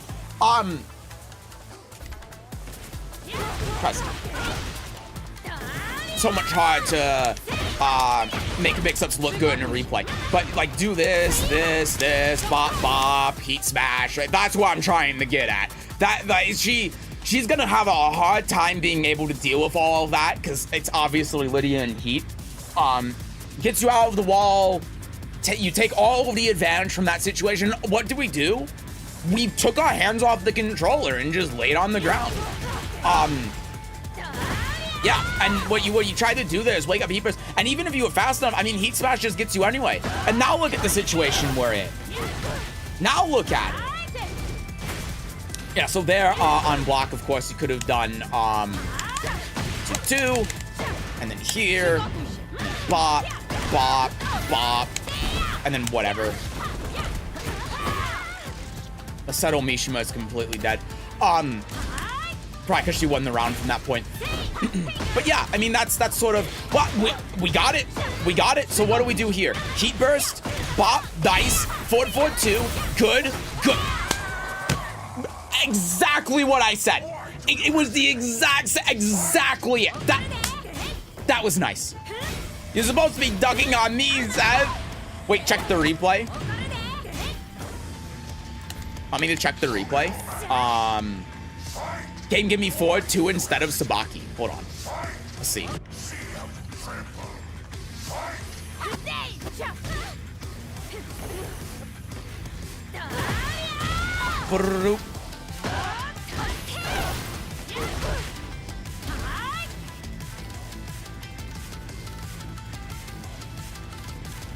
You know,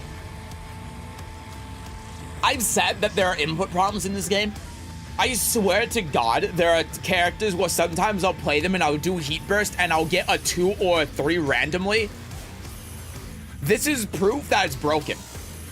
This is proof that something with the inputs are broken because it's clearly a 4-2 plus 3. Clearly. There's no doubt that's a 4-2 plus 3, but 4-2 came out.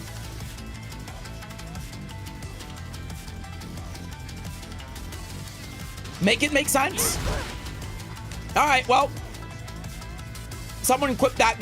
I've seen a lot of people say that there are input issues with this game, and I've seen people reply. I've never seen one person post a replay where they've done an input and the wrong move has come out. Here you go. That's exactly what just happened. I mean, there's no arguing it. Like, I can do the same. I took control of the wrong character. But look, I'll just do the same. I'll do the same input. Is it because you hit them both on the same frame? Is that it? Hold on.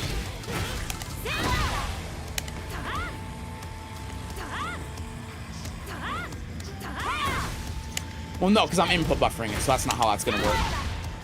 Nope. Hit on the same frame and you still... Okay. That's... Huh. Interesting. I heard you coaching from the future while I was playing.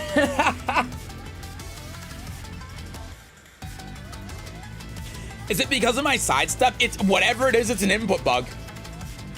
My inputs are messy, so this happens to me all the time. This is the game fucking up. I'd say the sidestep fucked me, but I'm sure I'd done it after sidestep before.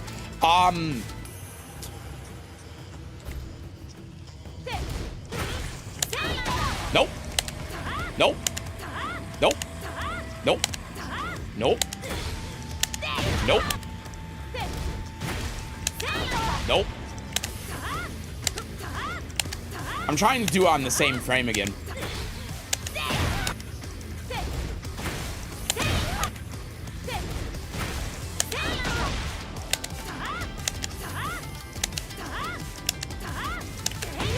God, it's so difficult.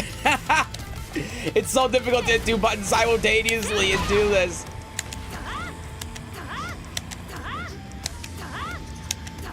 Oh my God, why is this so hard? I'm 1 frame off, like, constantly.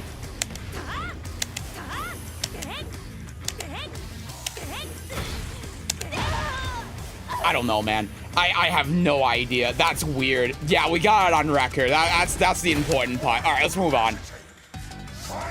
At this point, I'm blaming ping. It would really be telling about how the netcode fucks with how the game functions if that happened because of the netcode.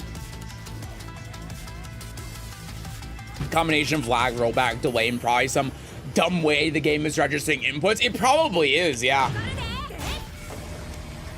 Anyway, that's interesting. Let's continue on.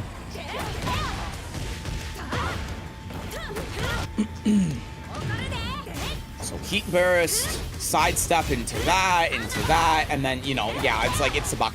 So here's something that you can do, right? Boop, boop, boop, boop. Down forward 2. It's an elbow. It beats the punch parries and sabakis.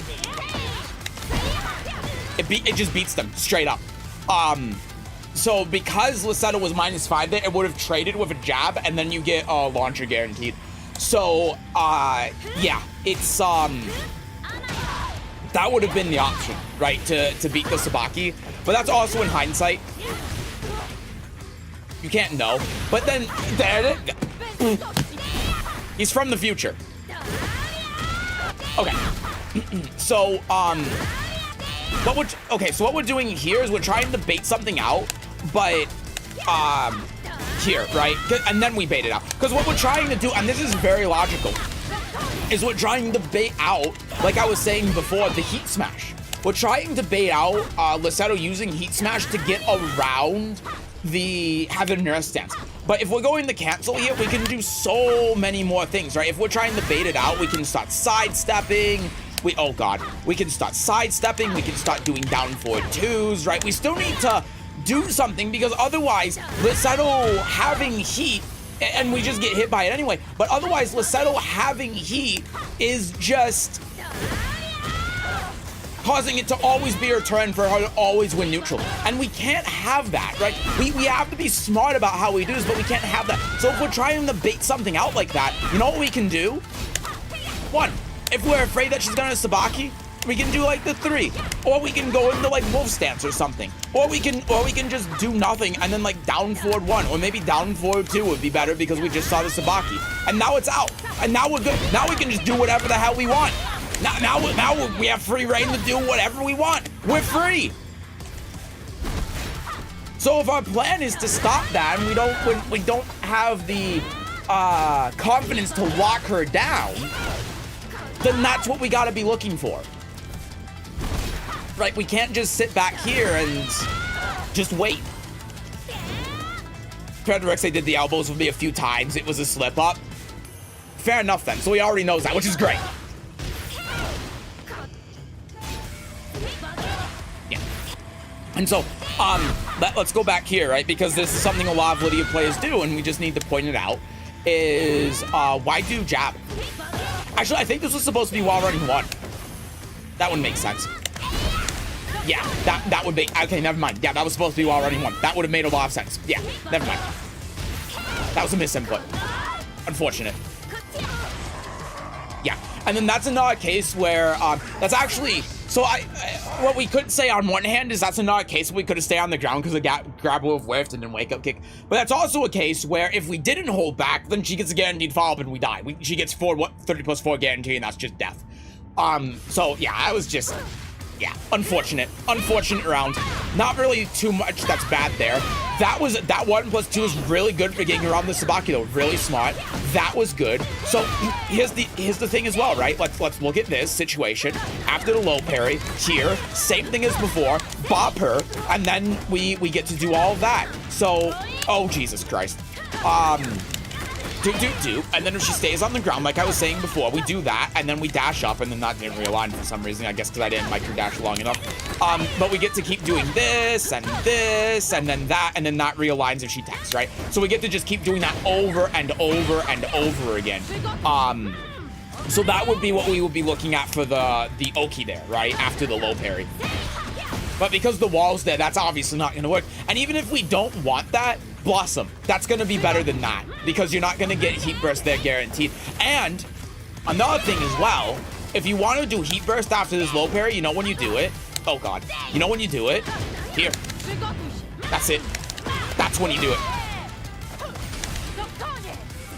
Yeah. And I was half expecting her to wake up, so I just did the same thing I told you not to do. Lissetto once again getting me in the replay. That's how we would set up what we're trying to do. That's how we get the damage and the heat. And stop her from being able to do that. And so this parry here comes back to what I was saying in like round 1, where we do the parry, but why do the parry when we could just like down jump, you know? If we're going to commit to that anyway, because like if it whiffs, we die. But another thing that we can do is like that. Because a lot of the time, what you're going to see is that after a heat burst, there's going to be a sidestep, which just makes sense because it avoids like the down jab and everything else. But here's something to keep in mind though. Lissetto has to sidestep left, which is Lydia's strong side. So you know what you could do here if you had that read? Oh, Jesus Christ. Oh, God. Why is that whiff? That's crazy. That should not be whiffing like that. Oh, man. But you can back one, at least. I was going to say you can down forward two, and 99% of the time you can. I've never seen that whiff. This game's really good. This game is amazing. Look, consistency. Yeah, but you can do down forward too. 99% of the time in this situation, because the wall's to the left, so they can't sidestep, or to the right, so they can't sidestep right. They can't sidestep to Lydia's weak side. So you take advantage of that through like down forward too. And you know what else you can do as well? That'll definitely track. Not that I would really advise that in that situation, because, you know, like, if you go in the Heaven and Earth, then she just heat bursts or heat smashes, and that's it. But, just to give you an idea, right? So think about the sidestep. Yeah. There's that. Heat smash. Makes sense. Hammer tech. And that's why you don't do unblockable, because unblockable fucking sucks. And Lissetto is really good. But here's the thing, though. Look at the frames here. You're plus 10. Asuka's parry is on frame 5. So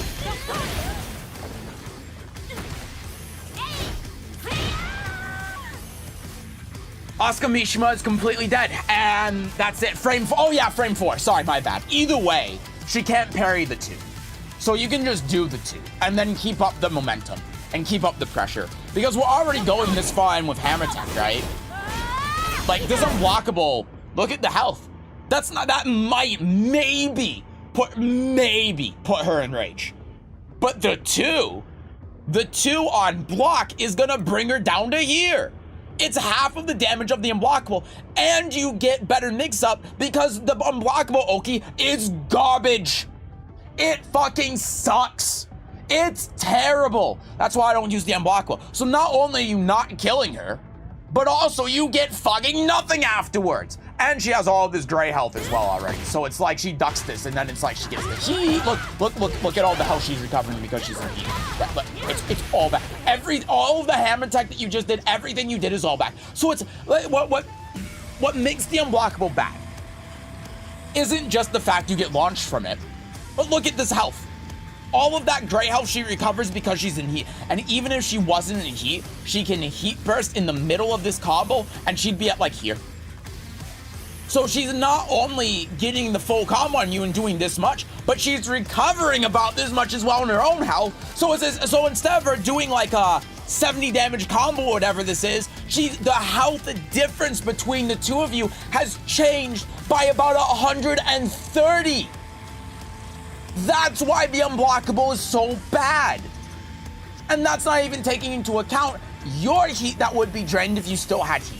That's why you never do the unblockable. And then none of this would have happened if you did the 2, And she blocked it because her health would be here, her heat would still be getting drained, and you would have another mix-up that would cause her heat to continue to get drained. She wouldn't have any left by the time you're done with your pressure. She wouldn't be able to recover any health anymore, even if she sidesteps and launches you, because her heat would be gone. She wouldn't be able to recover gray health, and she'd be locked at about this much health by the end of it. And you would still be, like, worst case scenario down here. Worst case scenario. As long as you play it right.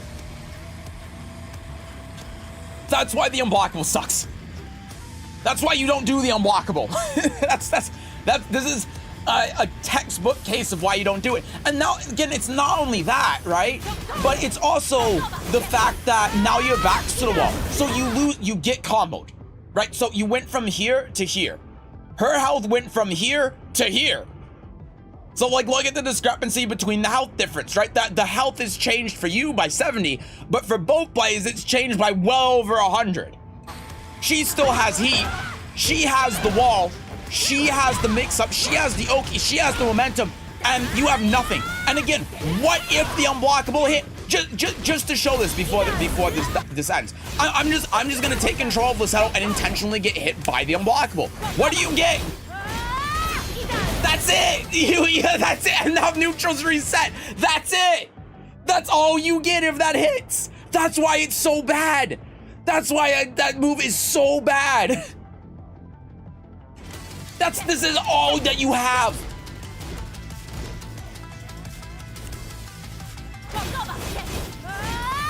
You don't get anything out of this! Look at that! I mean, even if she just runs up and hits that one heat burst at the end, the health is about equalized again, and you get nothing! It sucks! That's why you punch me in the face with it. Exactly! Just punch her! Just do the two! Just do the two! God.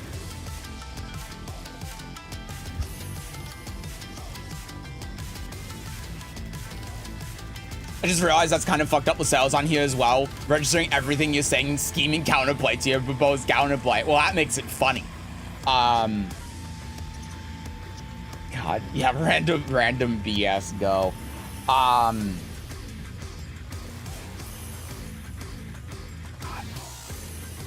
Because you tell everyone not to, and then you bamboozle me. Hi, Suki. Well, I kind of have to because everyone knows that I don't use it, but that should be a... I mean, this should just serve as an example on why you never do that, right? That's what this comes down to. And again, like, look what happens if we hit the two. I just want to demonstrate this because I'm probably going to throw this into a video. It's actually more damage than the unblockable. On block, the chip damage is 17, so her health would go down to here. You would get another mix-up. The Oki here is better! The Oki is better! Yeah. And you drain her heat as well. It's just... The unblockable is one of the worst moves in the game. It is a trap. When's guess the rank? Guess the rank is at 6 p.m. So we've already done it. We did it a couple hours ago. But yeah, I mean, look at everything that happened because of the unblockable, right? I mean, yeah, I mean, you lost the game because of it. Dawn, yeah, I'm sorry about that. We do have another series, though, that we might be doing on Saturday. TM. You'll have to catch on YouTube. Yeah, there should be an episode going up tonight. I have to edit, though. I'm feeling kind of crappy, so I don't know if I'm going to bother editing it today. But it'll be up sometime on Thursday. TM. So, Rix, the main takeaways, I would say we have been here for quite a bit. The main takeaways is, like, stay on the ground a little bit more. You doing the heaven and earth mix-up, think about your options more. Don't think about just, you know, going boop into heaven and earth stance or whatever and getting the stack or forcing the stance mix up. Remember that you have your other stances too. When you're in heat, you don't just have heaven and earth. Heaven and Earth is meant to complement your other stances. It's meant to enhance what you can do with those stances. For example, Cat 1 plus 2, it's minus 11, but if they punish with a 11 frame move, go in the Heaven and Earth, right? They have more of a tendency to down jab because it beats, or grab because those beat Heaven and Earth makes your horse 3 better, you know? And those weren't situations that came up here, but what did come up is Lissetto being on the ground, and she wants to stay on the ground to avoid Heaven and Earth, and you can do Wolf 2 to hit it out of there, right? Heaven and Earth existing, people won't jab you out of your normal stances on heat. Yeah, pretty much. If they're gonna do anything, they're gonna grab you, and at that point you can do like the 30, right, or the 1 plus 2. It changes the options, not only from what the opponent has more of a tendency to do, but what they have to do, and it makes it so that you have a better idea on how the opponent's going to respond. It makes your options and stances much better, right? So the grounded case was a good example of that. But there are a lot of cases of that happening that you should watch out for. So just think about that. Think about your Heaven and Earth transitions. Think about staying on the ground more. Your options in those neutral situations that you were doing, like when you did the forward 4-2 when she had Heat Smash trying to bait it out. It's a good idea, but what after that? What if she blocked? Like, you have to be thinking of all these different scenarios. You're thinking of one scenario, and maybe this is it, actually thinking about it, because you're thinking of, like, when she's on the ground, you're thinking of one scenario where she wakes up and you go in Heaven and Earth. But what if she stays on the ground? What happens then? Well, you're in Heaven and Earth. What? I don't know, but what? No, it doesn't hit on the ground, right? You have to, that's why you have to have other plans. If you do the forward 4-2 and you're trying to bail Heat Smash, but she doesn't do Heat Smash, what do, right? What, you have to have backup plans. You have really good ideas that would work extremely well if they do the thing that you're planning for, but you have to consider that they might not do the thing that you think they're gonna do, and then you go from there. And I think a reason why you do that is because you're a parry fiend, and your parries are incredible, but sometimes it doesn't work, right? Like in that one instance where Lissetto's right side was to the wall, she sidestepped left and you did parry, right? Sometimes it doesn't work. You gotta think about, well, what if they don't do a jab after heat burst? What if they sidestep? What do I do then? And so coming up with alternate plans, those scenarios, I think is something to think about. In general, I think that would be the general idea, but on a more micro level, it would be, you know, stuff like the utilizing the stances more to take advantage of the Heaven and Earth.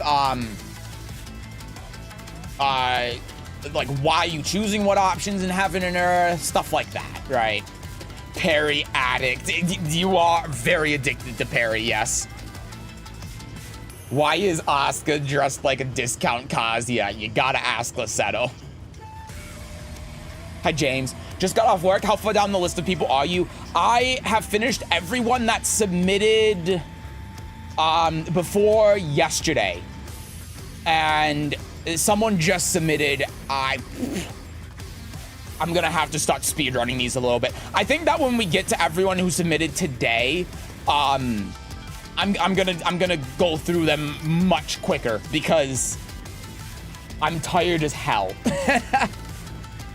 Yeah, sure, rush straight into Heaven and Earth. Yeah, I think that's a big thing. 100%.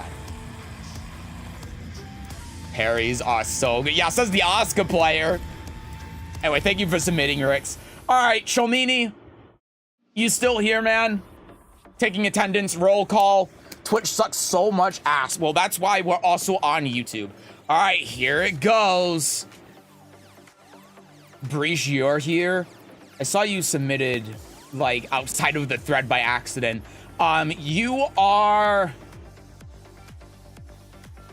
You submitted at 1:50 p.m. You're a bit later in the list. You're after Black Star. Thank you, Sensei. No problem. I hope it helps. Okay. look through any of my recent Lydia losses. I think in general, I got the idea on what to work on, but you probably see a lot of things that I don't. Okay. Please, if possible, watch my last 2 matches against Zafina. I think it could be interesting for everyone if you go through what I've done differently to maybe win at least 1 match.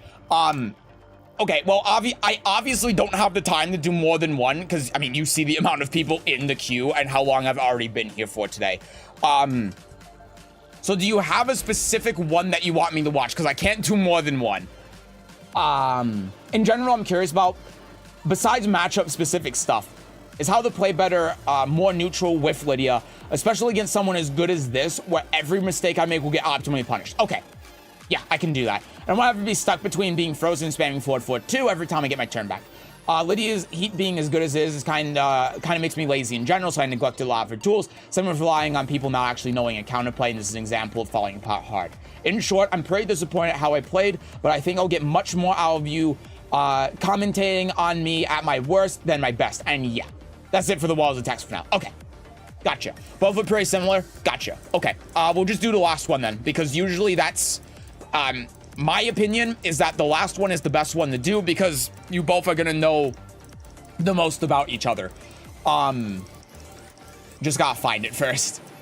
That's gonna be the key. Oh, it's me. Oh, I didn't pass it, did I? I may have passed it. This is all the way back on the first.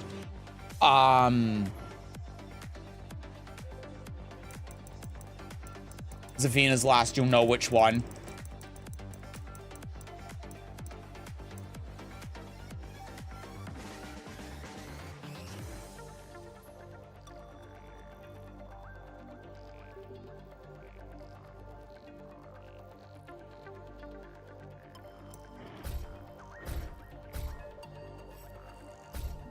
Okay. No West for the worry. So, I did miss it. Jesus. Alright. He fought Joke. This is a fake Joker.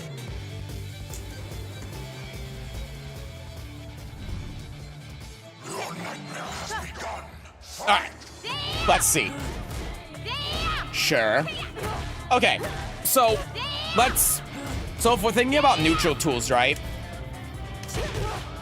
I mean, let's just... This, oh, right, because it's 16... God damn it. Well, then we do that, right? I just want to give an extreme example. Yeah, right, that's sort of what we're looking at here. And, yeah. That's what we're looking at by doing the flop into armor. Because you're -9, right? And even if we're not like thinking about that, this is what we're looking at. Yeah, it's like you're taking a lot of risk doing that. And I mean, she's sidestepped into this, but like even outside of that, let's just do this. You know, like that's what we're looking at when you do the armor there. So what would I do differently? Here's what I would do. I would do this, and then from here, oh god, from here, down back 3. You know, that's what you do. And then we can do a little bit of this, and now we're changing it up. But because the Zafina, like this, I don't know how it was in game 1, of course. But because the Zafina is kind of turtling up here and she's not committing to anything, down back 3 is going to be a good option, right? See, and now we're having a thing where we're hitting a lot of buttons in neutral. So, right, Zafina's +7 here. Or, sorry, -1. And we do this. But, like, what if? Because this follow-up is -9 from Zafina, right? What if we do this, and then this, and then that? Right? Now we just get full combo. Again, so patience here is key. Not rushing into this is really important. being patient, right? So do, and then like because when that happens, then it's just like she loses her turn. -9. That, I mean, this is a situation where we could potentially do flop, right? Like here, because she's so low to the ground. Like, you see how that hit there? That's something where we can do that, right? And then bop, and now we're back in it. But even if we don't want to do that because she's -9, low. Boop. There we go. That's what we're looking at. I got a dip. Bye, Suki. Thank you for stopping by. Golf Girl Lydia is not something I have on my bingo card today. Can you play Zafina? I can. I used to. Thing is, I start with flop because both down 2 and down 4-2 were always predicted and countered by him at round start. I was getting desperate by that point. So, you know what you do then? Nothing. Just don't do anything at round start. I mean, let's go back because we're only 3 seconds in. You actually did up 3 so fast. I cannot take control of you. That's how fast you did. You did flop so fast that I have 2 frames from when this starts to be able to take control of you. But you can just do nothing.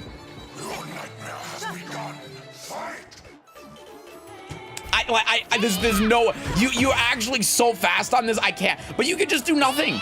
It's a literal 1 frame move. Just don't do anything. You don't have to do anything at round start. Just back up. Down 4-2. Bot. There.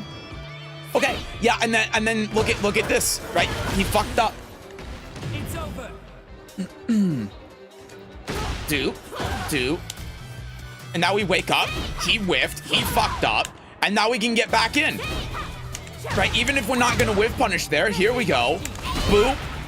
Boop. Oh, God. Boop. And then, like, you can see how this can potentially get out of hand, right? Especially if we actually manage to hit the forward 4-2. But even if we don't, like, look at all of these scenarios that we potentially have. Run up, down back 3. Oh my God, he blocked that. That's insane. But I mean, again, like even here, flop, because that's going to reach after he whiffs. That's actually a good situation to use this in because it's going to hit her if she tries moving around. And it's going to be a good way to check her out of this. And now we can just utilize movement to maneuver around her. And now look at the situation that we're in. Much better. Forward 4-3, forward 4-3, right? And I just showed that like after this you can just try step guarding. So do something to be a little bit more, oh God, do something to be a little bit more like proactive in your defense, and then like that, and now it's over, right? So now we get to go back in, and now we get to start doing stuff. Okay, so there you go. Forward 4-2, 1+2. There you go. Hop kick was good. So here's what you do, here's my opinion what you do instead. So hop, okay, hold on. He fucked up the punish. Here you go. Oh Jesus, I'm taking control of the wrong damn character. Here.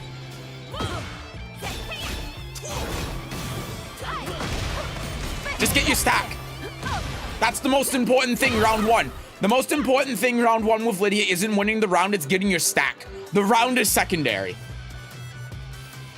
So get your stack. If you hit that hop kick, ensure that you get your stack because it's going to make you much more powerful for the rest of the game.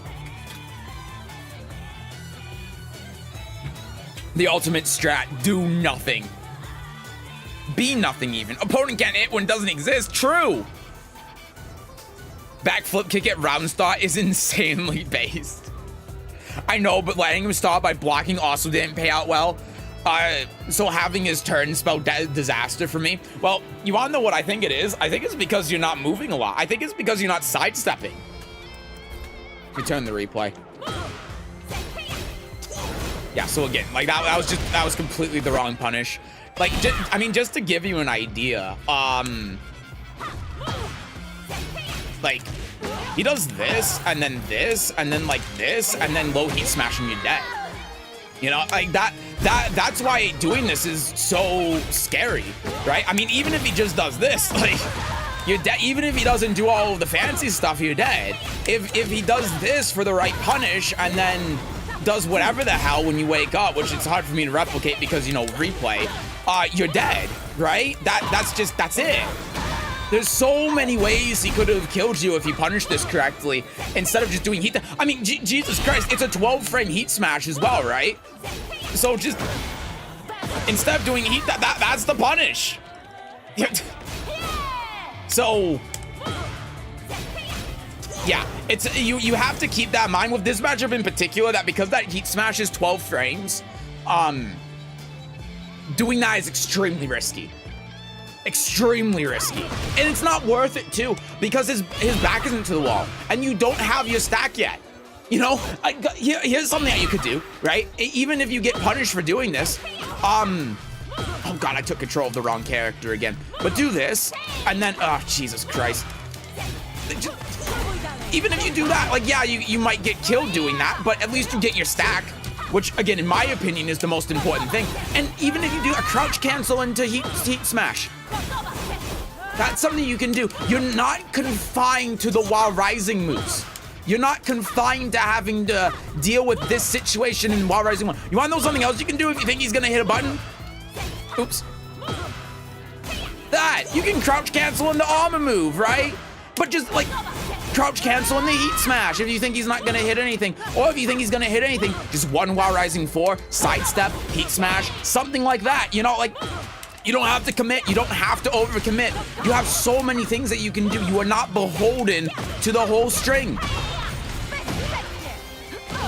You have so many options here. And you look at the plethora of options that you have, because he has to respect the second hit of the while rising 1, and he does. And if he's doing that, he's letting himself be open to you going into heaven and earth, right? So when you're doing this, it's a huge mind game. And on top of that as well, think about like this. If you do this, and then sidestep, and then he does something, like, I mean, Christ, I'm gonna try timing this just to prove a point, right? But if you do something like this, look at that. Now you get full launcher because he fucked up, you know? Like, you do this, you do that. Oh, for fuck's sake, that was a late step, God, but I'm trying to demonstrate. Yeah, this is pretty delayed, so, but just for demonstration purposes. Look! Ah!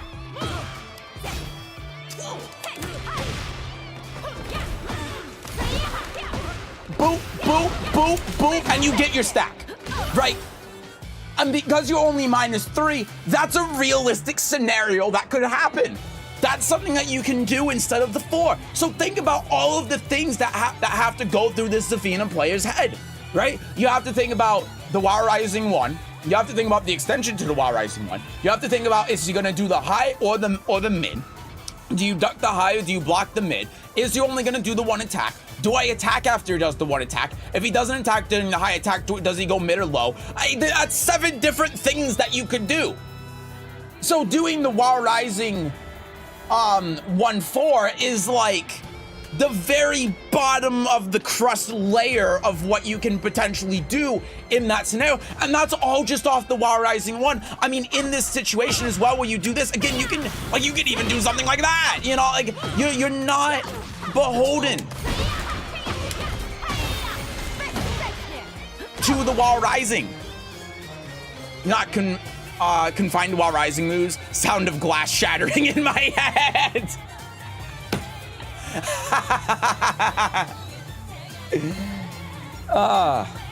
Get your stacks up, Sesujin 2024. Make sure you build those stacks. Yeah. So that should give you a couple of ideas on what to do, but there's a lot of room for creativity in the things that you can do in this kind of situation. And the reason you didn't die is because he fucked up. He just didn't do the right punish.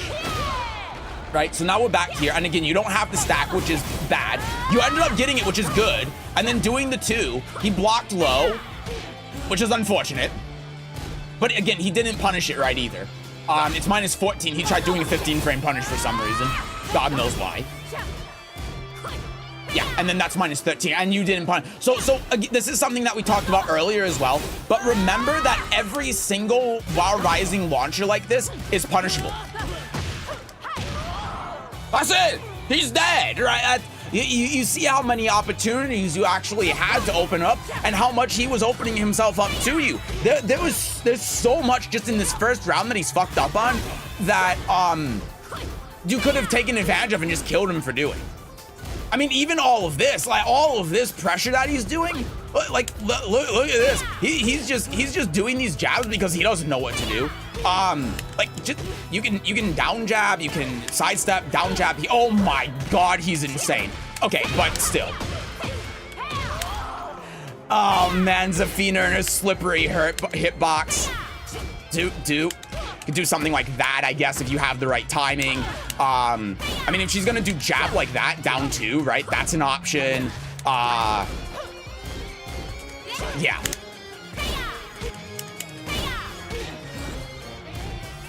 That slippery hitbox, man, that's crazy.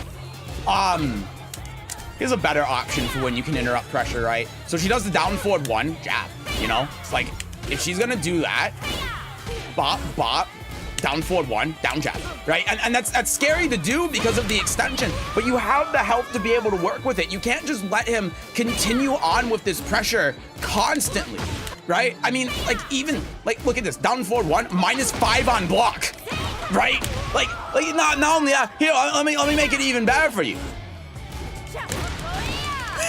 Like you see what you can do after down forward 1. That's really the weak link here, is the down forward 1.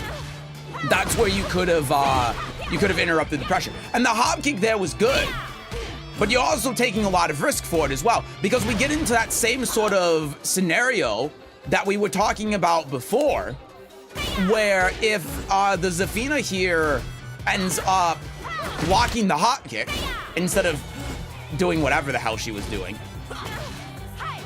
Oh my God, it doesn't even get blocked, just whiffs. That's crazy. I don't know what the combo is here with Zafina. But yeah, the only reason that happened is because he tried just flow trying the down forward 2 and he got hit for it. Yeah. Saying that Zafina knowledge is weak should be an understatement. Usually I just wing it against them and works out pretty well because Lydia is Lydia, but that obviously wasn't going to be enough here. Yeah. For sure, but there's still some fundamental things that you can be doing with Lydia that would make this a lot easier, even regardless of that. I mean, just, you know, the combo here, right? You're getting a lot of damage and winning this round, but you know, the thing is though, here's another situation, right? Where we can, for fuck's sake, I'm taking control of the wrong character. But you're winning a lot here for doing a lot of high risk decisions. See, that's why I was trying to get at with the down jab before, but he just kind of let the down forward 2 rip, so that's why you got hit by it. But well, I got hit by it. But like even like something like that, right, is something that you can do. I'm really surprised at how the down jab is whiffing in these kind of scenarios, though. But still, regardless, right? That's something that you can do. Just work your way out. It's pretty tricky. It's pretty tricky though, regardless. Yeah. Good 1-2-2. 4-2-4 for the punch. We've got the wall, I think. It's over. I always forget about doing that. Okay. So again, like round start, don't hit a button. You know, this is why I said before, just don't hit a button. Because the reason why this is happening, he knows that you're gonna hit a button at round start, so he's just doing the thing to counter it. It's that simple. Yep. And then same thing as before, right? She does this, she's +7 on hit, and all of these lows in Scarecrow, except I think the back 1 + 2 are gonna be plus on hit. So you just gotta block, right? Just wait it out and then do that, and now she's her turn's gone. And obviously she's going to be doing a combo here, but if she doesn't, then you can do that.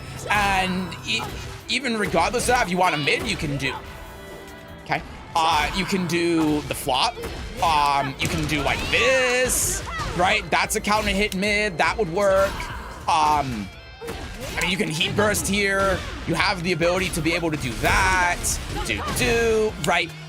Those are what you're gonna be looking for here, but not armor move. She's just 2+, and this is a setup, right? This is a setup that you'll see Zafina players do. They try to catch out armor moves. Very commonly, when Zafina goes into Mantis, they do that low, specifically to counter hit armor moves, because that's what a lot of people do.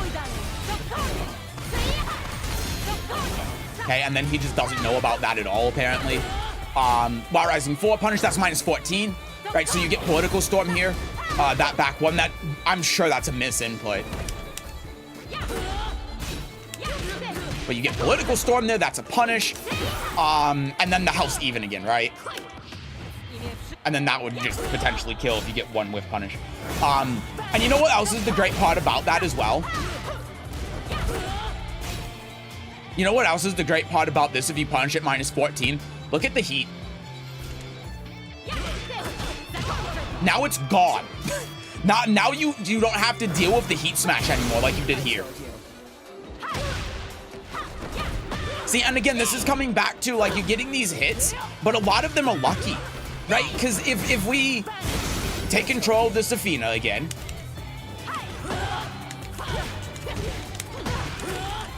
Dead. Dead. He's fucking up because he's committing to that sidestep. And you can't rely on luck.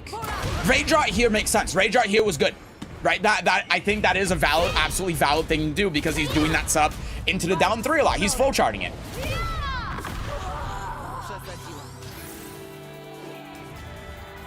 And now look at this. Look at the advantage we have. Look at this. So we do Rage Art. Christ Almighty, it's really gonna send us all the way back here. Is fun. But we'll do Rage Art, and then after we do Rage Art. We have a couple of options here, but let's take control. We run up. We try baiting something out. We try mixing up our timing to stop them from being able to fuzzy duck, and then we kill them because they're playing very passive. They're just waiting for us to do something. Look at that duck, right? Look at that duck, and then because what they're doing is they're waiting for an opportunity because Zafina's down back 3, which is or down 3, either one isn't gonna kill you here. But that will, right? So that's what she's waiting for. She's waiting for an opportunity to set up that forward 3, and then she's gonna force the mix up from there. Especially because you're like attacking into it like this. You're attacking into a lot of her stances and stuff like that. So because of that, we run in. Not that, but you know, okay, sure. Thanks. This guy really is Joker, I guess. But yeah, we run in, we do a mid, and then I didn't know that slow-mo could work in the replay. That's crazy. But that's what we're doing, right? We're trying to work our way in. And then that's how we win, right? These are the scenarios where we win. I've analyzed this 1,000 different ways. And these are the scenarios where we win. And even if we don't force a big mix-up, right? Jab, down forward 1, just try to take the momentum. Down forward 1, sidestep into down forward 1, right? Down forward 1, 2, jab, down forward. These are the ways that we win. Down 2 into like armor maybe, though we could die from doing that, but like down 2 into backdash into, again, like sidestep into, or step duck and like down forward 1, jab. Like that's what we do. Which is kind of how he's been playing against you, but in some scenarios, you're just trying to flip that on its head because a couple of those jabs and he's dead. That's it. It's over. First match shows it pretty well, but I was trying to play safe in fundamental match 1, and it worked until it didn't, because he completely figured me out. Then I started getting big, starting betting big on big risky reads, and it worked at times and at times not. But yeah, most of me being pressured and not responding is me freezing up. Yeah, and that's the reason why he had the read on you, right? Because he probably knew that you weren't able to counter this playstyle, and you answered to it with a lot of big aggression, and so he turtled up a lot, did the jabs, down forward ones, down threes, and then just looked for those holes where he knew that you were going to attack like here, or where you were going to do armor move or something, and then just fish for those counter hits. So he was trying to continuously put you in situations that made you uncomfortable, where he knew that you were going to do something big like the hop kick or the flop or the armor move or whatever, and then he punished you for it. That's been his game plan. And it's important to not only recognize that, but also look at what you can do to get that same advantage without having to take those risks. During the romp after Rage, I was worried about sidestep, but again, froze up. Yeah, if you're worried about sidestep, then down back 3. That's what you do. But even then, like, if we go back to the end of round 2, check this out. Look, I want you to see something here after the Rage Eye. Look where she is. Look where she is in the corner. You know what happens if she starts sidestepping? She loses her ability to sidestep against Lydia, because sidestep right obviously puts her back to the wall, and her right side to the wall as well, because she's in the corner. And then she just isn't going to be able to deal with the pressure. And then we do what we said before. Jab, down forward, jab, jab, jab, down back 3, maybe jab, down forward 1s, down forward 1, 2. And then she just dies. Maybe throwing it back 1 for some plus straight sometimes, and then she's dead. Because like if I take control of Zafina here, and I'm actually, hold on, I'm actually trying to sidestep here. Look at the position I'm in. Look at this. It's good for me. So yeah, if you shouldn't be afraid of her sidestepping, you should be welcoming it with open arms. And you know what else too? That's why you jab in down forward 1, because the down forward 1 tracks to Lydia's strong or weak side, sidestep right. So if you run up and down forward 1, that will catch him if he sidesteps, and then you get to do all of that stuff we showed before. If you jab, then him actually punching that after sidestep, he'd have to have a huge read on it, and down back 3 is homing. So you see how you have nothing to fear in that scenario with sidestep. You just have to choose the right options. The problem is you're choosing stuff like up 3, and it's fine to do that on occasion, but not all the time, right? Or you're doing things like hop kick, and that loses the sidestep right. And that's why you're scared, because you're not doing things that are going to cover that, and you're not pressuring them into, like, whether it's pressuring them into sidestepping to give you an advantage or pressuring them into not sidestepping. Either way, you're not doing anything that's going to give you advantage for sidestepping. An opponent sidestepping, if you think they're gonna sidestep, is a good thing for you, because it's opening them up. I wish that I could have take control of both of them simultaneously to show you, but if you run up and you're scared of her sidestepping right, and she sidesteps right, down forward 1, and now it's the exact same scenario that we just talked about. Look, down forward. Now look. What's she gonna do? That's what that hit her, but that would happen if she sidestepped right as well. What is she gonna do? She's dead. That's it. It's over. I mean, Trace, you do this into, oh, not that. You do, come on, let me hit it just for a demonstration. She's dead. It's over. That's it. Trace, you can even do like, oh, for fuck's sake. You can even do this into this. Minus 13 so you don't die. She's dead.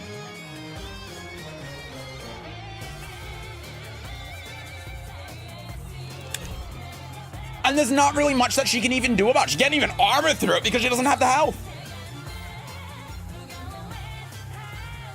Never seen someone get low parries on replay. That is my next goal.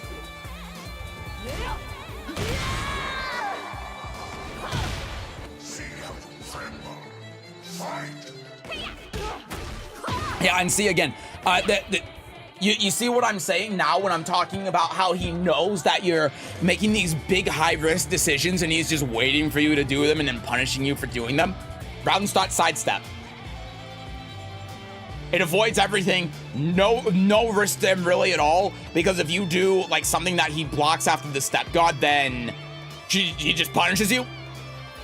And if you do nothing, it's still perfectly safe for him. If you do down 2, then whatever, who cares? You're -4.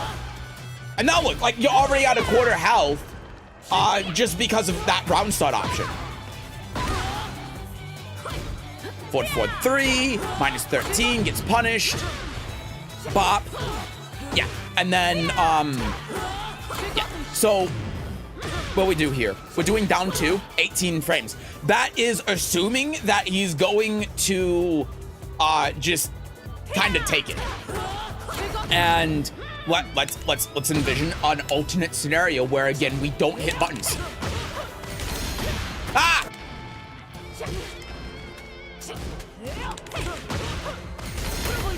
Bop, bop.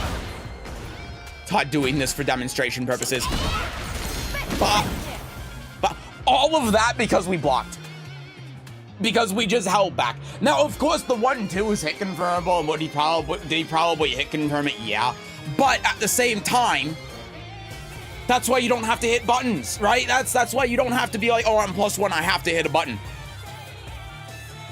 Because if you don't hit a button, then sometimes someone's gonna do something stupid, and then they just die because of it. I mean, even look at this. Look at this. Sidestep after heat burst. Sidewalk. Oh, Jesus Christ. Sidewalk after heat burst. Or sidestep twice. Oh, that's so funny. But you can sidestep. Oh, God, Jesus. You can sidestep once, and then boop, boop, boop. Full combo. Oh, for fuck's sake. Streamer's curse. But yeah, it's the same thing. Not much assuming he would turtle as much as hoping. Well, I mean, he's had the counter play this whole time. And now look how it's flipped on its head. Because, we decided to do down 2. You're not that plus after the heat burst. And plus, like, think about it this way as well. If she doesn't do that, what's she going to do that's scary enough to warrant forcing the down 2? You're only +2. If she does a 60, if she does literally any Wild Rising move, then you're just like, this happens. But what is she doing that's scary enough? Well, I'll tell you what the answer is. What you're doing that's scary, what she's doing that's scary is the down 3s and the Manta's down 3 1s. But you know why that's scary? Because you're getting counter hit by them. That's why. It's nothing that she's doing. It's the things that you're doing. It's you hitting these buttons like the big armor moves and the down 2 and those round start things, and then you're getting counter hit by it. When you're not getting counter hit by it, what's she doing? Forward 3. She's doing like forward 3 in the forward 3. Step guard. Like we showed before. Step guard. It's not that scary. And she goes into Scarecrow and she does a low. Big whoop. Like, yeah, you might end up eating a low, but it's not a big deal. What is a big deal is when you get hit by the counter hit launching low, and then something like this happens, right? Why do you hesitate? Fight! Fair enough, I was getting counter hit a lot. Yeah, I mean, let's look at this round as well, and let's just take a look at it. Okay, so Zafina specific thing. The second hit of Manticore is -10. You can interrupt the final hit with a 10-frame move, so 10-frame punish is an option select here. So do that against Manticore. Against the second hit, between the second and third hit.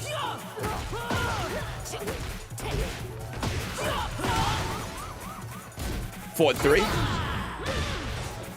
Right, and now we're trying to get out of the pressure, and I think that's fine. I think in this case, using the heat burst or the armor is fine. Well, the heat burst in particular because it's safe, but it's because your right side is to the wall, right? So I think this is reasonable to try getting out of this pressure, because if you sidestep left here, yeah, I mean, you just get clipped, right? And you obviously can't sidestep right because your back's to there. So I think that this is perfectly logical. I think it makes sense. Like, these are the times you should be using the armor and the heat burst, is when you don't have much else of an opportunity, right? But this is good. Now her back's to the wall. Yeah, this is something that a lot of people do, right? And just to, not that the down back 3 was bad or anything, I don't want to say that, but I just want to say this so that you have this idea in your head. And if she blocks it, you're +2. Right, so you can still do, like, I mean, you can still do pretty much anything. Honestly, you could probably still down back 3. But yeah, you have other things that you can do as well. Like, the down back 3 is fine. It's not like it's bad, but, you know, it's just, you could have killed. That's all I'm saying. But that's hindsight, right? So I'm not saying that you did anything wrong there. It's just something that you can think about the wall. where if you do the back one in this situation, even though, yeah, it's technically not a frame trap, and they can jab you out, or yada, yada, yada,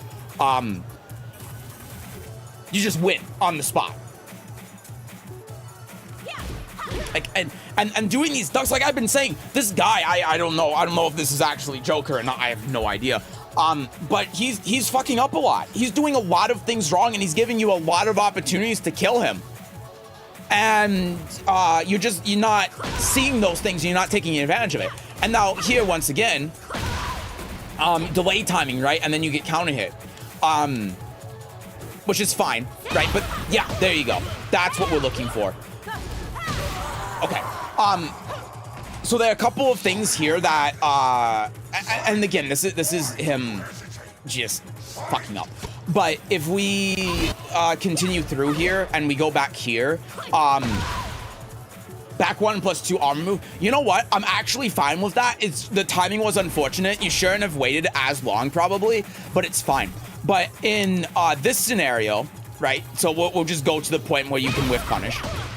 Here, what you can do actually is this, and then try forcing this. I don't know why I'm doing down 3. But you can actually just do the 1, because now think of the mental stack here, right? So if we get this counter hit and then we go here, like the mental stack is you do the low and the mid, obviously, right? Like that. But also consider this. I'm gonna wait for this to go a little bit as well. Delay timing. Yeah? Think about this. 1 fully charged in the plus frames. Think about this.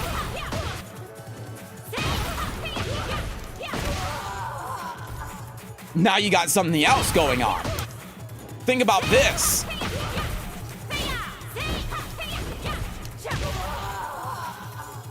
How difficult is that to defend against? I can tell you the answer when you can't sidestep because your back's in the corner. The answer is very, extremely. And if she does heat burst, if she does ray shot, she dies. Okay, that's it. So you have to just have impeccable defense, and you have to block the low at the exact right time, or you die. And that is a lot of different options that you can do if you do the 1 when the 2 won't kill. Since the 2 does do a couple extra points of damage, but neither of them kill here, right? And what ends up happening instead is instead of doing that, we do 1-2-2, which is supposed to be mixed up with 1-2-4, I assume. So they have to guess between the low and the mid. But what happens if he blocks this?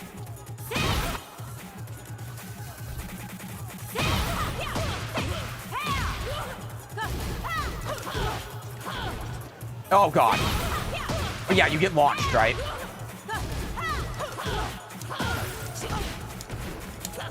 I can't do Zafina combos anymore. It's been too long. But that's it, and then that's the end of the game.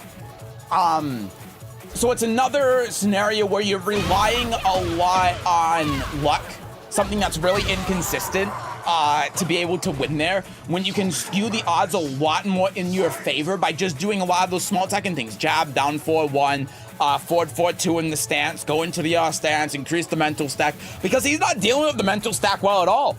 He's just waiting it out because he doesn't know what to do. I don't think he knows his matchup very well. So if you're adding to that mental stack and making him go, oh, fuck it, then he's just not, you're gonna beat him. You're gonna be able to get that hidden.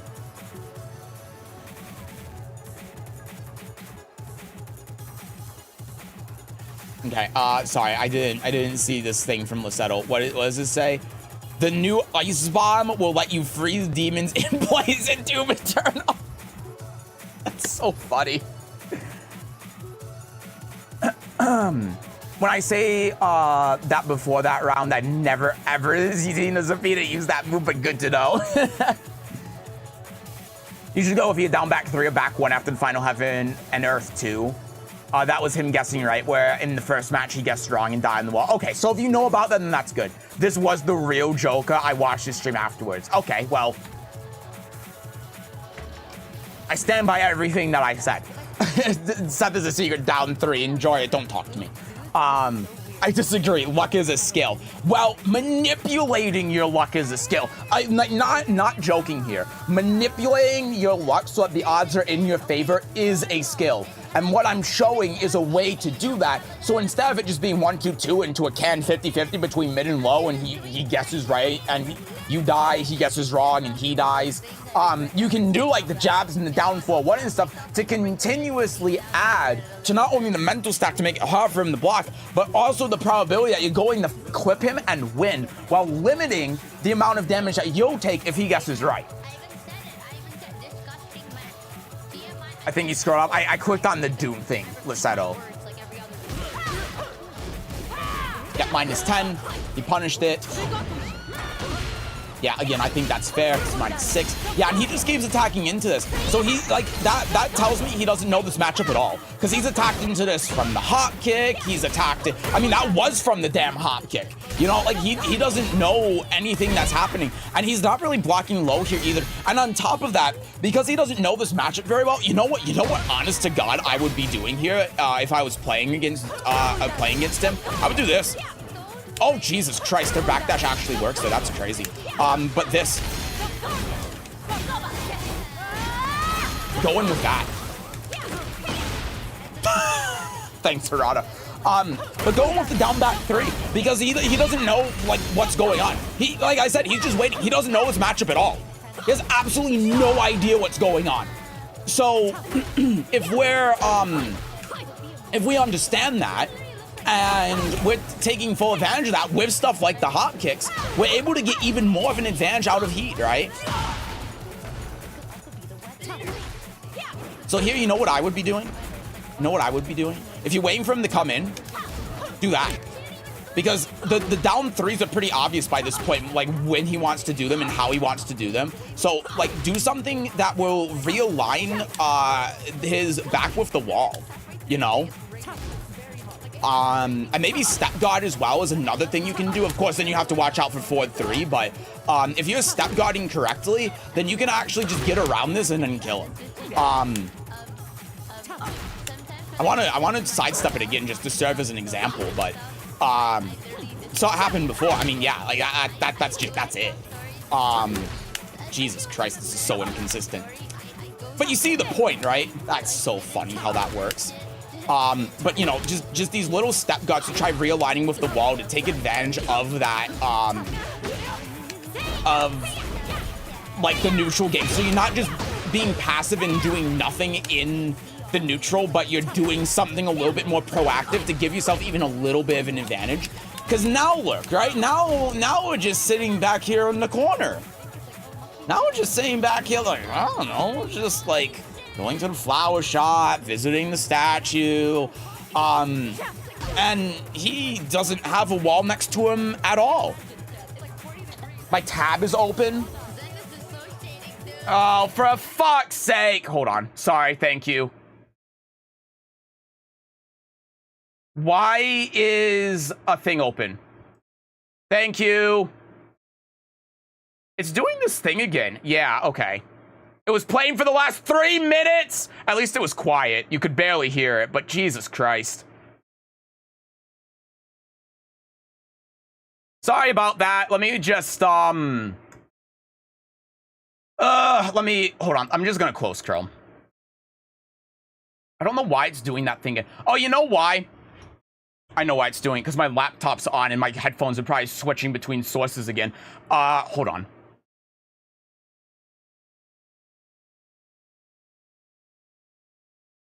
Okay. That should be fixed now. Sorry about that. At least it wasn't loud. You could barely hear it. I don't know how to describe it if he doesn't know the matchup, but a lot of small stuff he was doing, like that backdash after my heavy enough to make down back 3 whiff, really discouraged me from mixing it in at all. Yeah, I didn't even know Zafina could do that, but you can just dash in. Now Seth has been infected with Twitter all playing garbage or something. It was YouTube. Seth is too tired, true. whenever I was having my turn, I was just throwing stuff out in hopes that something would land, but alas, yeah. And see, this is why we're telling you, like, what things you can do. And see, here, another situation, right, where it's like we do the armor move, and why does he care about the down two? There's no reason to care about the down two. So he punishes it, and then, you know, after the 10 frame punish, we're doing armor move again. Like, think about it again. Think about what we were just talking about, where it's like, what's he doing in Scarecrow that's scary enough to warrant you doing that? The lows. But the real thing that's scary is the counter hit from the lows, right? It's not actually the low. It's you getting counter hit and launched from it. Like, look at the difference if we just get hit by this. Who cares? Who cares? Who cares? Like, this is the day I beat a pro. So that's really what you got to work on. That was a good block. Didn't commit. Yeah, and then he fucked up the punish again.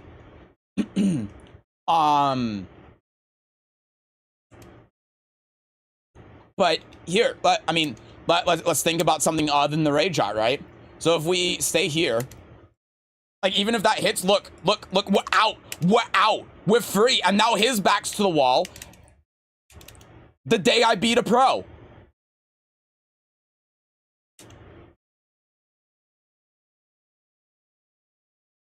That's all we have to do. It's that simple. But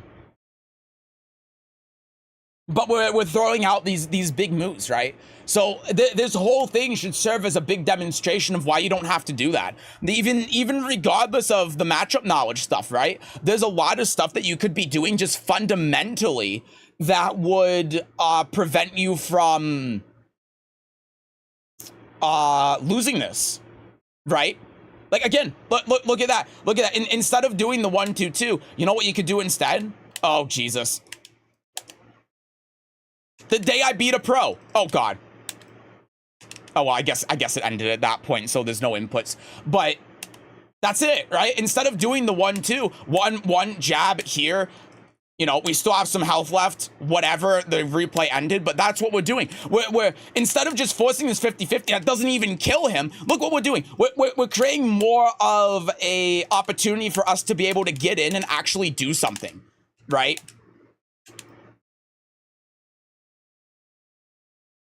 And do we think that he can deal with this? I don't think so.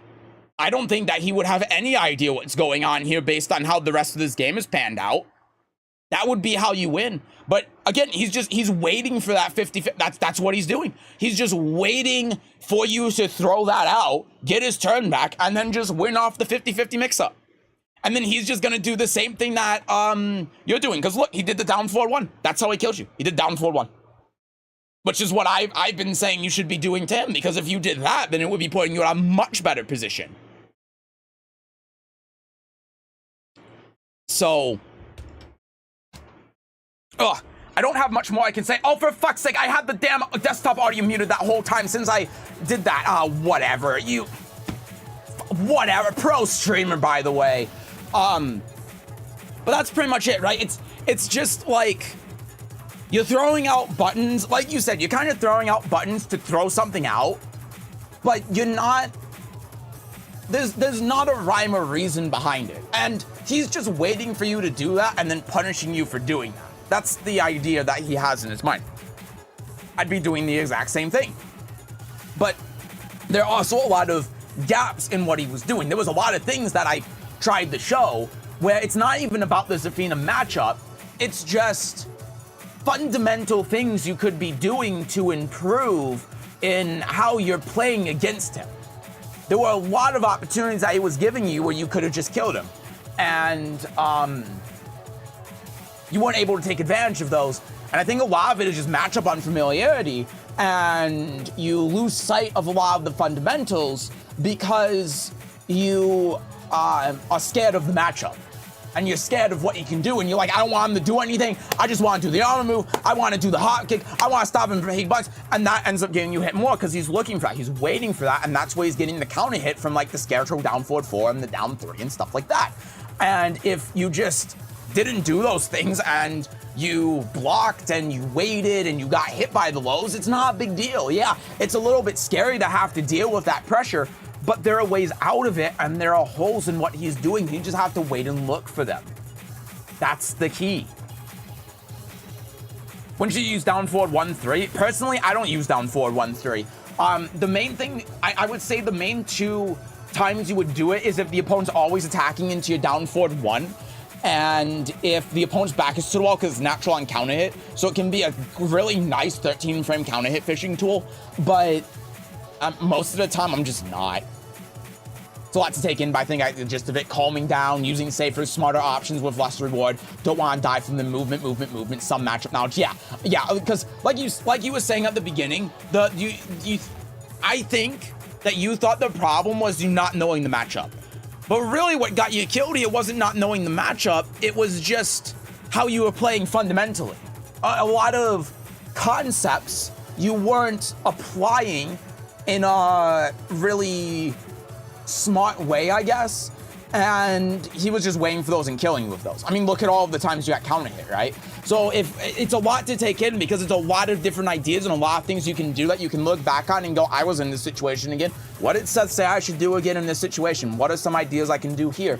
But a lot of it just boils down to, like, don't do the arm move, don't throw out the hop kick, don't do all of these really big punishable moves for no reason, right? At round start, very simple example, if you're constantly getting hit out of the down 2 or down forward 2 or whatever, just don't do anything.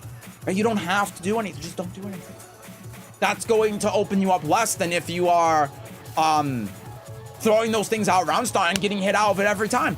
Because it's like, look at what Joker did at round start. Sidestep and wait. Sidestep the arm move, punch. That's it. And what happens if you know he's going to sidestep at round start? What are you gonna do? You dash up and down back 3, I guess? Like, maybe, but what does he care if he knows you're gonna hit a button at round start and he sidesteps and launches you for it? What does he care? You know, like, those are things to consider, and that's something that just happened throughout the game as well. That same fundamental idea where it's like, I'm gonna do armor move, and he's just like, I'm gonna down 3, and then that's it. After the match, I watched his stream, and he obviously had an off match as well. The words were, how am I messing up the punishments, and what the hell am I doing, were said. You know, since this is actually Joker, I get it. Because I was thinking the same thing when I was watching this. I'm like, he's fucking up so bad, he must be having an off day. Because if I was playing like Jokers right now, I would be pissed. I would be so mad at myself. Is this actually Joker? Apparently it is, yeah. I usually I really don't play as bad as that, but here, someone when I go to locals, it's like, and I know that because you beat me in the damn set last viewer games. You're really good with Lydia. I know you don't normally do this stuff, but you did here for one reason or another, and I just want to give you the information to stop you from going into this headspace in the future. But what I can tell you is that, regardless of the case, you could have beat him, right? He was doing a lot of things poorly, and you could have beat him. And if you were just playing normally, instead of worrying about like the matchup or what he's doing or how he's countering you and getting in your own head, then you probably would have won. But yeah, thank you for submitting the game. Can you check the profile to verify? I mean, I can, but... Does he main Zafina? No, Joker mains Feng.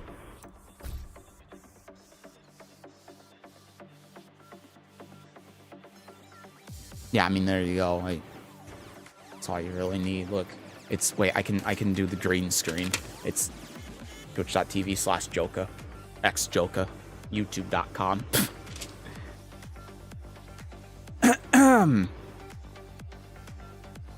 Isn't Joker Heihachi? I mean, Heihachi as well, yeah. Has a couple of characters at God of Destruction, but yeah. Heihachi as well. He's been playing Heihachi a lot more recently than other characters. Used to play Feng.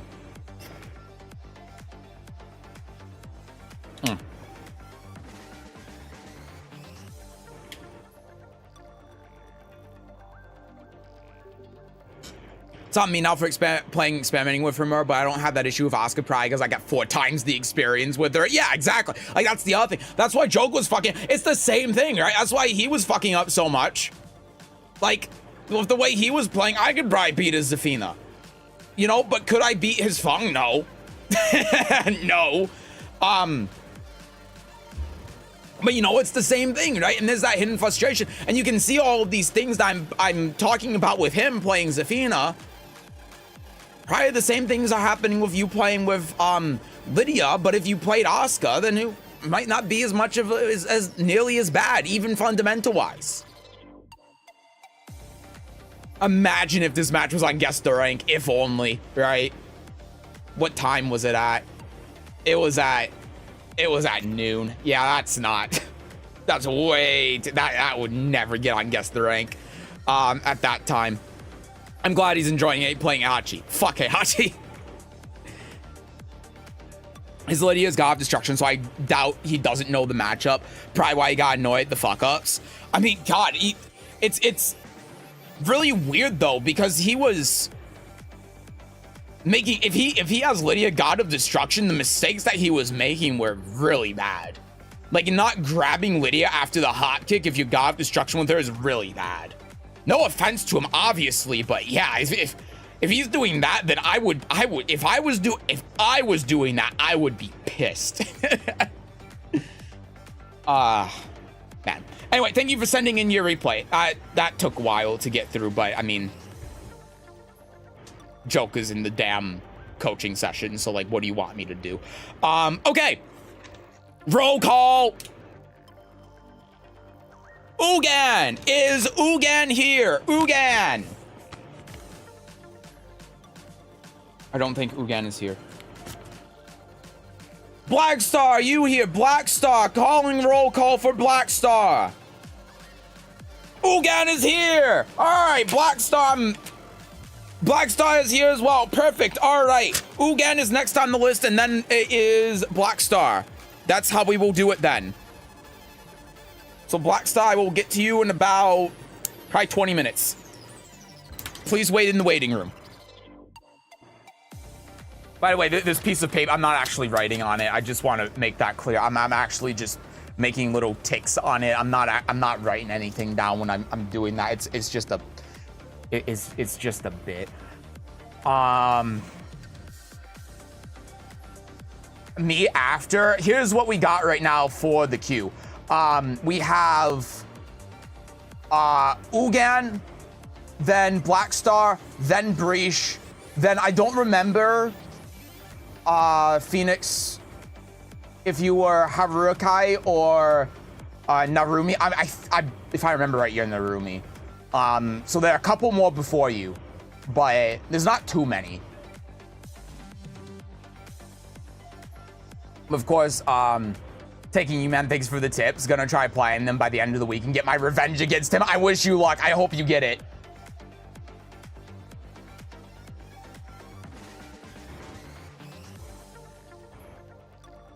Okay. I just want to make sure I haven't missed anyone. So we got, yep, Ugan's next, then Black Star, then Breach is here, and then it's Harukai and Narumi and, oh, Little Ja. I didn't scroll all the way down because I am a fool. Little James Little. Yeah, you are last on the list, James. So, and everyone else that's above you is here except for maybe Harukai. So you're gonna be last or second to last just because everyone's been waiting so long. But yeah, let me turn off the display capture here. But we will get to you today, I promise. Did something happen to the Twitch comments not be on screen anymore? Yeah, when I was doing Guess the Rank, Google Chrome blew up, and that explosion penetrated the walls of OBS and affected all of my browser sources, so now none of my alerts or my chat works. And the only way I can fix it is restarting OBS, which would obviously require me to stop streaming. So I can't fix it. I have no way to fix it. So, not much I can do.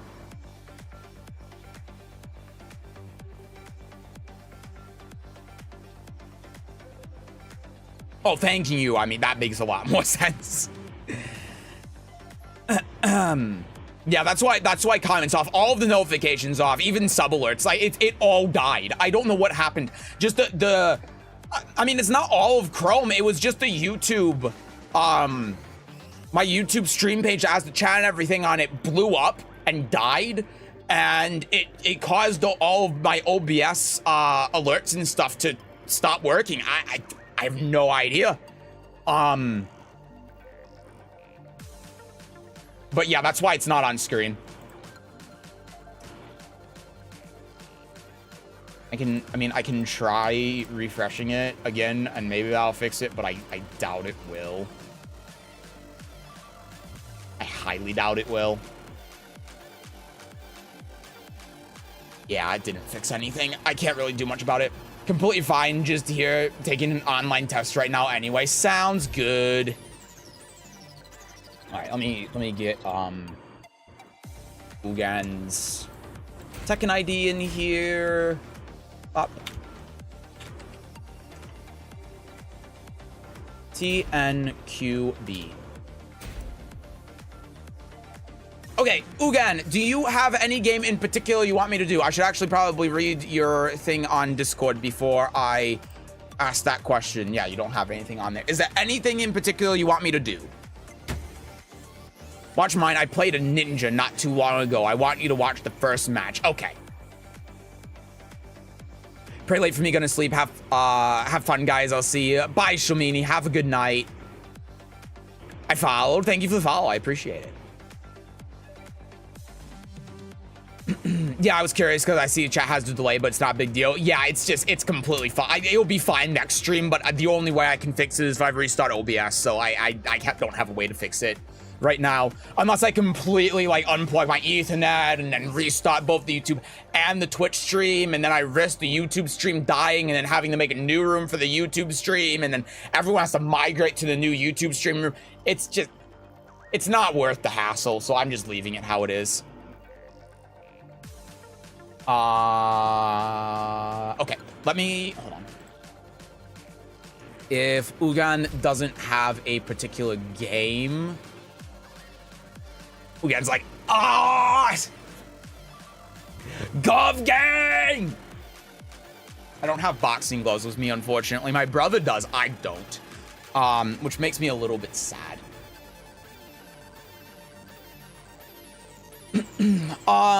So...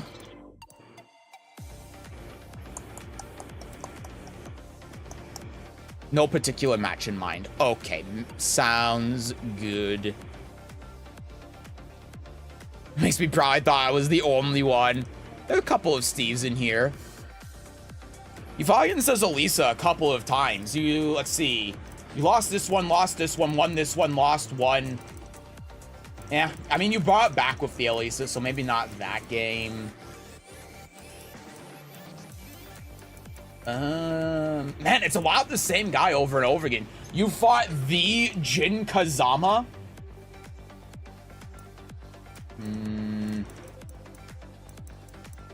There is also this demotion game against this law.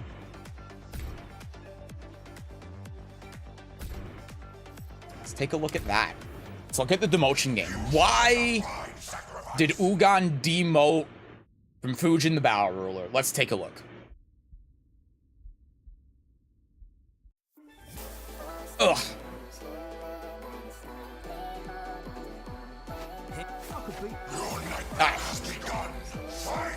Want to learn martial arts?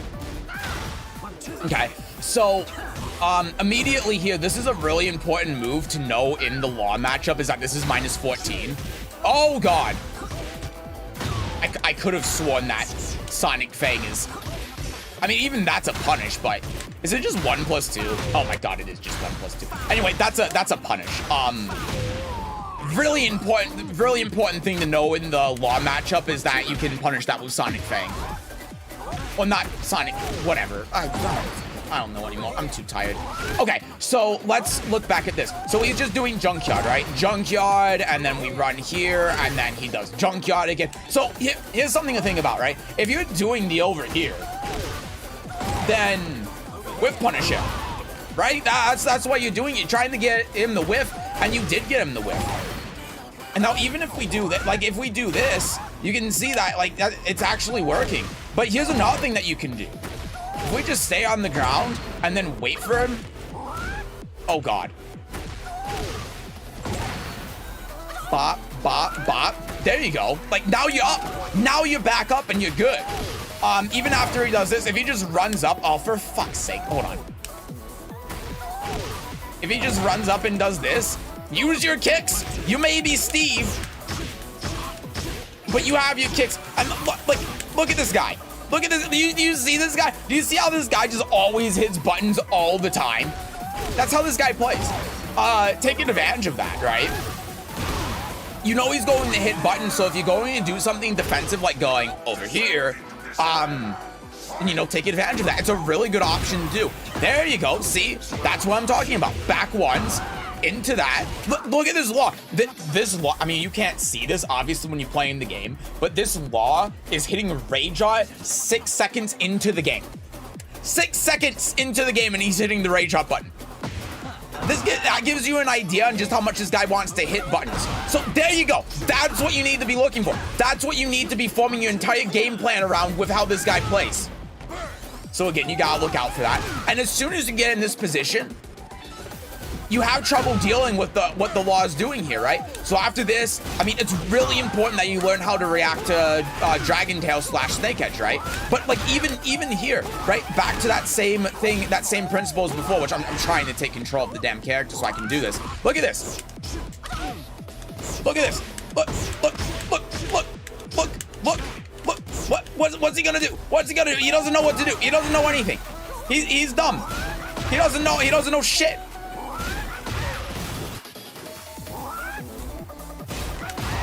And then here, oh my God, I might be too far back. I can't remember. Oh, you have to sidestep this right, not left. For some reason, I thought you had to sidestep this left.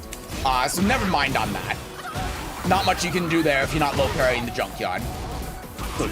There you go. There you go. That's good. You get a guaranteed, I believe you get a guaranteed forward 4-2. Oh, no, you don't get a guaranteed forward 4-2 here. What do you get guaranteed here? You can run up to quarter circle forward 2. I'm pretty sure you get something, but I can't remember, I suppose.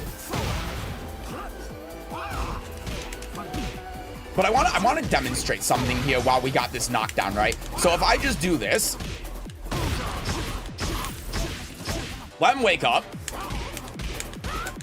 He doesn't know how to deal with this, right? Just jab, jab, jab, jab. This guy's entire thing is I'm gonna run up, I'm gonna do something stupid, and I'm gonna get away with murder. And you can't let him do that. A lot of this is just gonna revolve around doing jabs, down forward ones, really fast stuff.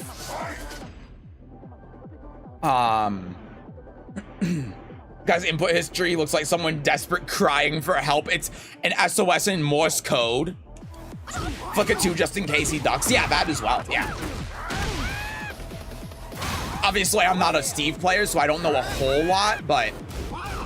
So, again, look what he's doing here. He's setting you up to do this, but he can't help himself. You can just sit in here. Look at that. You can just sit in here. He's gonna come in eventually. And you think this idiot knows how to whiff punish? Nah, this guy doesn't know how to whiff punish.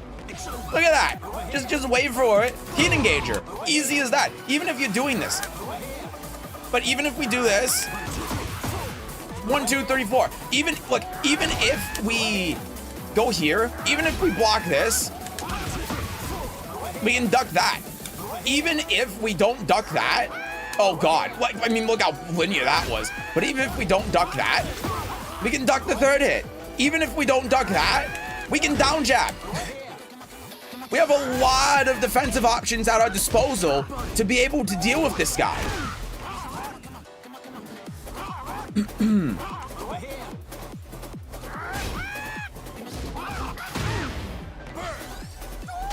Nice, there's the punish on the Dragon Tail. And the way that this guy is winning is just a lot of gimmicks, right? Dragon Tail and Junkyard. Dragon Tail and Junkyard. And again, look, so here's what we're doing. Here's a problem that we're doing. We're going into this stance, and then we're not committing to it. We're always just going into the stance and canceling out of it when we're using it exactly how we should be. Exactly.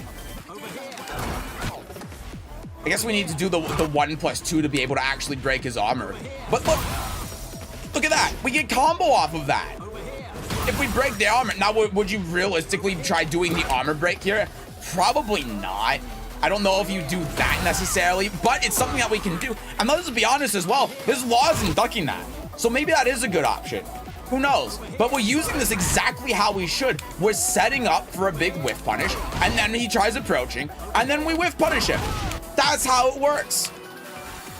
But we're not really taking advantage of that. We're going in there, and then we're getting out. And now look, our backs to the wall again. We get counter hit with the junkyard. And now we're here. That's good. And now, yeah, I'm taking over because I just want to demonstrate this. Like, he doesn't know what to do against this. He has no idea. He has no idea what to do against that.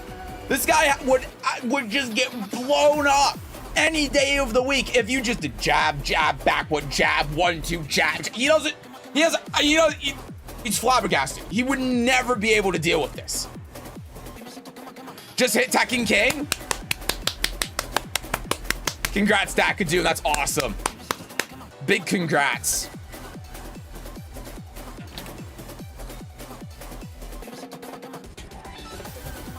I'm running the wall push the button. So yeah, that too, right? And that's another good point as well, because you do this. Oh, for fuck's sake, you do this. Oh god, it's not actually letting me take over, but just like normal crap, you know. Do that normal crap. Like, you think he's gonna break this? He's not gonna stop this. And you know, and the reason why you do this is because this is one of your main counter hits. You obviously have back one. But the law's just hitting so many buttons. He's not gonna have the patience to break a grab. You've seen how he's been playing. If you get counter hit grab, then it's just guaranteed. If you don't get counter hit grab, he still has to break it. And then you can potentially I don't know what Steve's grab breaks are where they set you to, but if they reset neutral, then you can just back up and then wait for him to come in and then like do everything else. If you back one, I mean, he blocks it, you still get pressure out of Frecker stance and you get the launcher on counter hit, but it's not option that you have, and it's 12 frames instead of 13. Finally did it. Play against not Bouchard promo match too. That's awesome. Glad to hear it. So, and again, like, look at that. That's what our neutral has become. It's been over here and then duck. And what happens when when we do that? We're letting the law go in. And that's the last thing we want to do. Not because we're at a disadvantage when he comes in, because with how he's playing, we would be at an advantage, but because of our matchup knowledge with Law specifically and how he's running over us, we don't want him to be in our face, even though we're Steve. Because there's so many more easier to obtain opportunities to be able to beat out the Law from that long range than if he's up close. Because when he's up close, what is he doing? Junkyard Dragon Tail, Junkyard Dragon Tail, Junkyard Dragon Tail, 2-1-2, Junkyard. That's all he's doing. And we can't defend against that. We have problems with it. So we have to recognize that as a fact and then say, okay, we can play at range 2 though, because you saw all those opportunities. We go over here and then you could have launched it. I mean, you've done it already before. So he's weak in all areas, but you're really strong in that one area. And you do the right thing by going in the stance and waiting for him to come in because he's going to, but then you just always go ducking. Because, and I assume that's because he's not going in as soon as you go into the stance. But you can hold it. You shouldn't just be like, oh no, he's not gonna go in, so then go. Because then he is gonna go in, and you know he's gonna go in. As soon as he sees that, he's like, all right, it's time for me to go. And then running 3. I need some patience. I don't even know if it's patience. I think a lot of it's reading the situation. Yeah, and again, Junkyard, right? So a lot of what we're also dealing with is the fact that Law's using Junkyard a lot and Dragon Tail, and we just don't know the low parry. And he's taking advantage of that. Back one, there you go, at the wall. Okay, there you go, like that's it, that's the back one. That's what you need to be doing. That's exactly it. Because this guy's hitting so many buttons, this guy is an absolute Rock Lee fan. He just can't stop hitting buttons. And then you see, the ironic thing is the one time that you don't do the sway is when you get hit. And if you did the sway, look at this. Wow, that's actually egregious. But look at that. You see?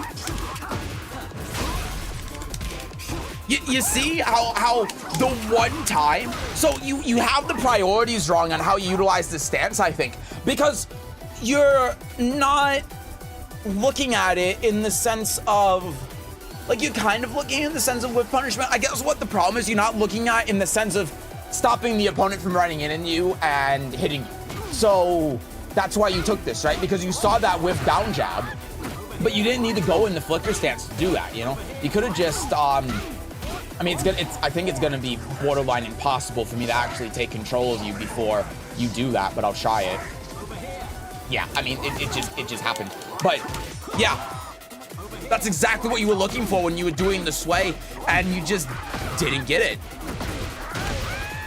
So now we're back here, and then junkyard, and then look at this. This was another thing as well. This was the opportunity that you needed to whiff punish, because that's what I was just talking about. Staying on the ground, waiting for this dude to just whiff this dumb junkyard gimmick bullshit, and that's your opportunity to punish him. That's when you do Sonic Fang. I mean, God, you can even do this. You have enough time to do that. You have enough time to do this. You have enough time to do, like, what else can you do with Steve? You might even have enough time to be able to do this. Yeah, I mean, it trades, right? That's crazy. Look how much time you have. Yeah, it just trades. I wasn't a frame off, it just trades. But that just shows you how much time you have to be able to do something here. Yeah.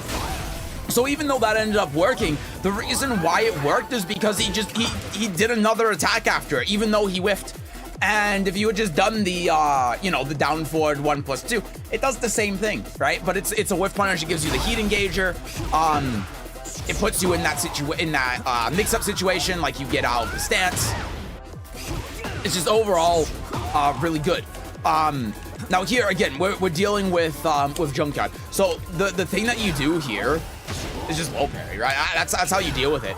But besides that, it's like do sidestep right, I'm pretty sure. Yeah, you sidestep right to get around this. So this is the flow chop that he's doing. You can also armor.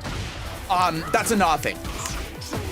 And so this is just a thing in Tekken, and it's less so the case in Tekken 8, but this is a thing in Tekken where usually when there's a frame trap situation like this, there's a solution to it. So in this case, it's going to be armor, and I don't remember what Steve's armor move is, but it's going to be armor, or it's going to be sidestep right after the junkyard, because he's always doing this, you know? He's always doing this. I don't think this is actually a punish, for the record. Oh, it is a punish. Yeah, so you even get all of that. Look at this. So that's what you could have been doing against this move. But again, it's just like you need to experiment with options, right? Because you tried attacking there, but I think you've done that before and you got hit out of it. You have to armor. So it's all about experimenting. And then again here, right? So we're getting gimmicked out. But we go here, and then again, same concept. Bop, bop. That's it. That's it. And we know how this law is gonna play. So we just jab, jab, jab, jab. He's dead. That's it. That's it. That's the round. That's the game. You prevent your demotion that way. But yeah, this is clearly a frustrating game. I think that it's like, there's no ifs, ands, or buts about it. This is one of those games that's just incredibly frustrating, but it also serves as a good learning opportunity, right? Because this is what happens in Tekken. This is one of those games where it's like you're the better player, clearly, but some characters like Law just have two moves that they can use and then shoot up in ranks. And again, this is blue rank. No, this is the top 20% of the player base. And there are solutions for it, but those solutions are difficult to find. They're not obvious. But the main thing is that there is a solution. There's always going to be a solution to a problem in this game, with some exceptions, like Shao Yuzoki. And usually if there isn't, that gets fixed at a later date. But in the case of how this Law game went, a lot of it came down to not reacting to Dragon Tail, which we can't really deal with in the moment, right? Because if we don't know how to react to Dragon Tail or Snake Edge, then like that's just not something we can figure out on the fly in the middle of the game. That's not something we can experiment with. But with stuff like the Junkyard into the DSS 1, I think it is the Heat Engager, there are solutions, right? And if he's doing that over and over and over again throughout the match, then figuring out what that solution is, especially in a game like this is an extreme example of this, but if that's the only thing that the opponent's doing, then that's the only thing you have to adapt to. And that can be easy, but it can also be extremely difficult if you don't know what to think about or what to experiment with. And in this case, and in a lot of cases as well, there are a couple of things you can do. The main one in something like that is going to be armor. And that's what works here. Armoring through that works.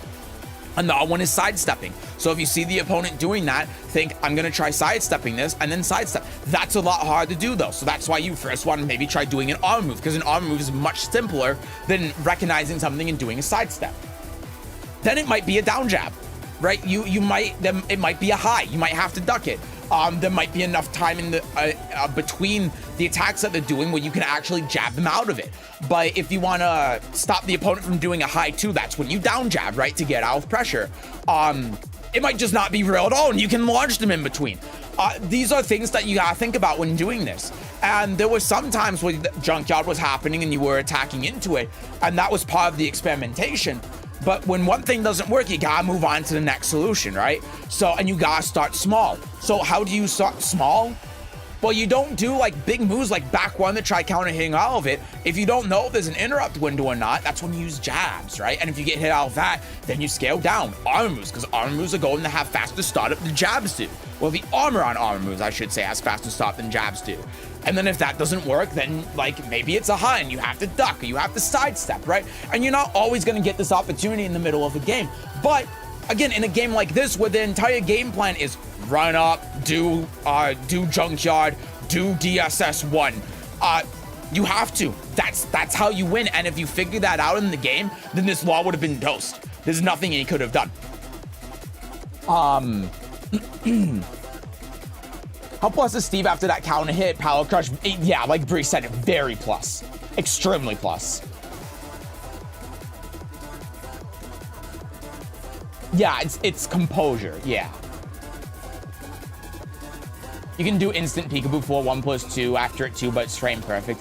Yeah, we don't have to worry about all of that. Well, frame perfect can lead to damage. Yeah, because it can get like, I mean, it can get like 70 damage or something ridiculous. It's insane. But yeah, that's like when we think about trying to, and this happens a lot throughout all of the ranks, is these kind of games will happen and they're extremely frustrating. But keeping a cool head about it, especially if it's a demotion match, but keeping a cool head about it and understanding that like there are options that we can do to try getting out of it, and we gotta figure that out while we're in the game, while we're playing, is important. That's the difference between winning and losing games like this, because if we just let it go, then this is unbeatable. But then besides that, recognizing when the law is just like hitting buttons and using small tech in to counter that. And you were doing that a lot of the time too when you had the opportunity to, the jabs, the back ones and stuff like that. But setting up for that kind of thing more is important. So instead of doing the over here in neutral and then swaying and letting him run in, do running 3, get plus trends, and then start all of that bullshit, instead what you can do is you can run in on him, you know? Like, you don't even have to do running 2 and do your plus frames. You just run in and jab him, and then it's over. He loses. Because he doesn't know how to deal with that. His entire thing is back 2, Dragon Tail, back 2, Dragon Tail, down 1-4 sometimes, which you just get with Sonic Fang.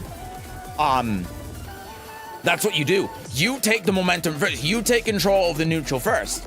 And if he starts trying to do anything to stop you from doing that, then you just whiff punish it with Sonic Fang. Like that one instance before when you stay on the ground and he whiffed the 3rd hit of Junkyard. But then even besides that, No, when he's running in, he's being obvious about how he's running in. He's constantly doing running threes, right? That's a good time to practice sidestepping because he's very obvious about the timing. There's no easier time for you to be able to sidestep something. So that would be a good time to practice sidestepping. And even besides that, when you go into over here and he's doing that, you don't have to immediately cancel the set. You can wait for him. Because what's he going to do? You know? If you're sitting there and you're going shadow boxing, you're going to be shadow boxing with his face if he runs into you, right? Because then you do upper and then you launch him. And he doesn't know what the hell to do about it. He's going to run in and he's going to get hit by that and he's going to be flabbergasted. And at that point, what's he going to do? If he does nothing, then you cancel the stance. And and then it's safer because he's not going to run in as soon as you go in the stance. If he does, upper. And then he just gets mind fucked and then he doesn't know what to do, right? That's how it works. So that's sort of the dynamic that you can use with that stance when you're out there in neutral like that. Instead of immediately canceling it, it's like hold it for a little bit and make them scan. If they're running in, then throw the thing out, right? And sometimes, you know, if you do that, it'll whiff. But in this particular case, it was not going to whiff. But yeah, so it's like you did a lot of things right. A lot of the problem was the matchup, but there was still some things that you can work on. Like I said, the whiff punishment, right? The neutral play, approaching the law in neutral. The whiff punishes a couple of times because those whiff punishes are so crucial in a game like this. You have to be on top of that with your defense, which again can be really frustrating. But one whiff punish can turn the tide of the game because you like think about it like this. You get that one whiff punish with Sonic Fang. You hit him. You're plus 17. You do back one. He doesn't know how to deal with it. This guy is not going to be able to deal with that at all. And if he does, then just one, down 4, 1, down 4, 1, down 4, 1, down. That's and then he's fucked. Then he's just like, what? Where am I? Why is this here? Whose are these? I'm in Alice in Wonderland. There's a talking teapot. Ah! And that's the law. That's what the law turns into, and he's just not going to be able to deal with it. So yeah, that's the gist of the advice that I got. It's a lot of things in a short game, but they're all pretty important. When it comes to like what's the most important thing of like what we saw here, obviously in this game in particular, it's going to be that like trying things to get around certain situations and certain moves. Because it wasn't a case where a lot of people have where you're panicking and you're attacking into it. It's more of a case where you just don't know what to do and you don't know how to start trying to figure out how to deal with it.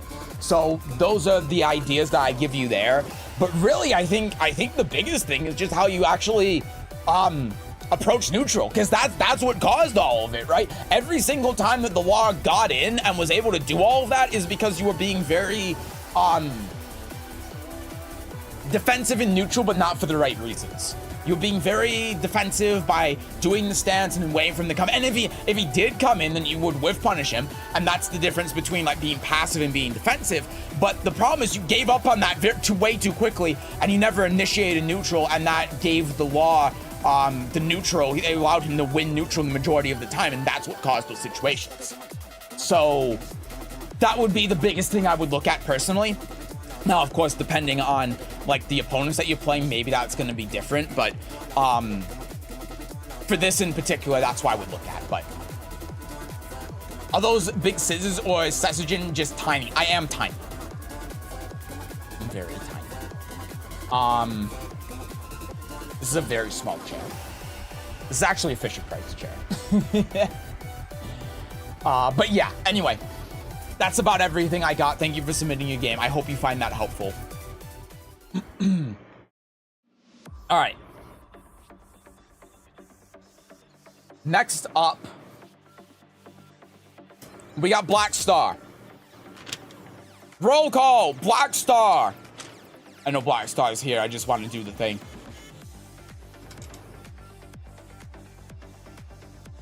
I'm still here. absolutely hate law. Cool custom though. I'm still here. That was weird. My YouTube chat didn't update at all until you said I'm still here. Hi, Kiyugare. Hello. Sorry, I didn't see you say hi because the YouTube chat just didn't update for the past like 10 minutes. All right. Black Star is up. YouTube has been glitchy. Yeah, YouTube chat is fucking awful. I'm so sorry for all of you on YouTube. YouTube chat is an absolute disgrace. All right. All right, Black Star, what game do you want me to look at?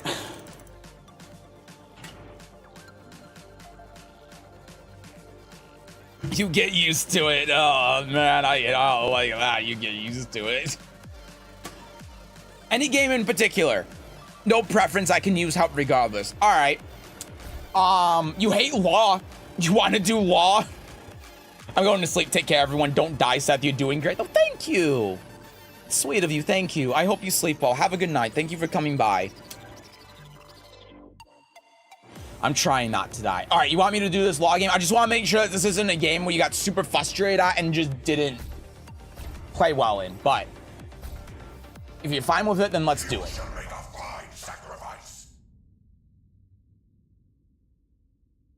Okay. Then how many more people are there after Black Star? There's 1, 2, 3, 4. Okay. Oh man, I'm still gonna be here while I'm so fucking tired. I'm also, hold on. Before we get into the game with Drish, because we're in with everyone from today, I'm closing the thread. I'm closing the damn thread. I can't do anymore. Lock the thread. Okay, no one else can send anything in, so what we have left are the last people. We have 1, 2, I mean, there's 5 in total. This is gonna take a long time. Okay. What is that costume? I don't know. What is this costume? Is this something that do I need to find a different game?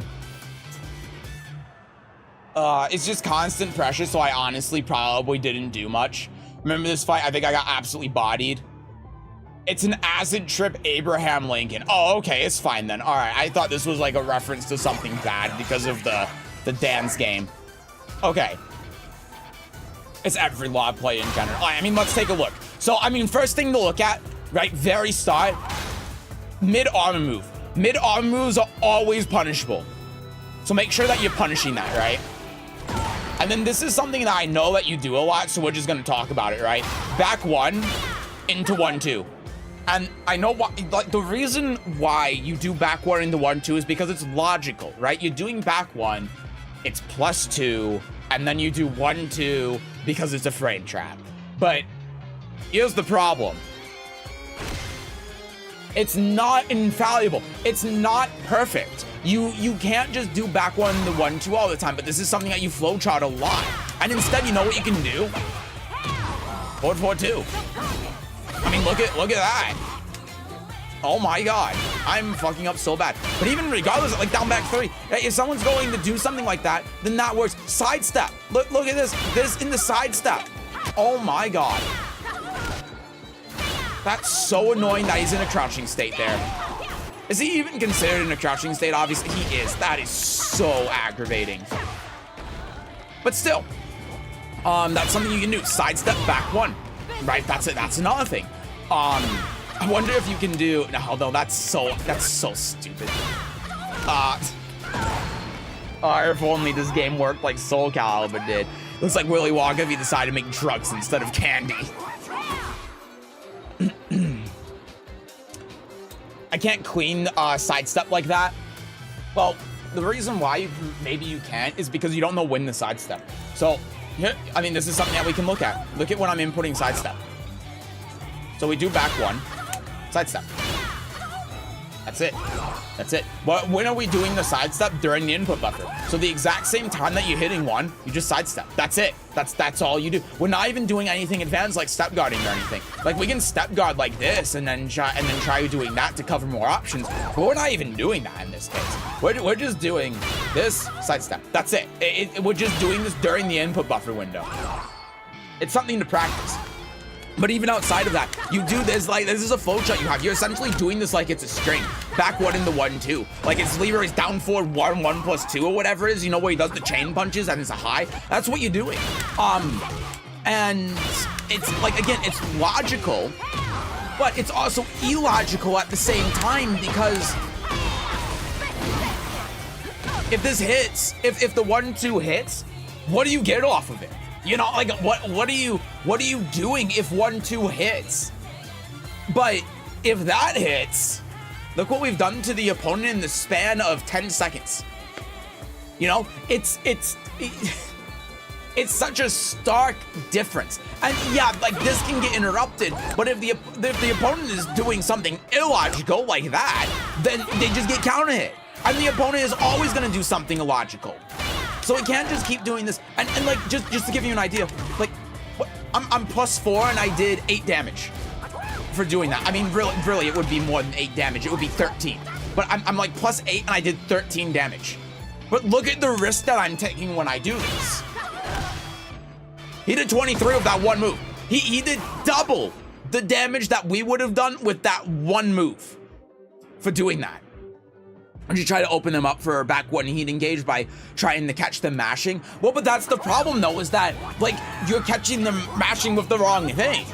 Because what here's by doing that, here, I'll show you what you're catching them mashing. You're catching them if they're mashing.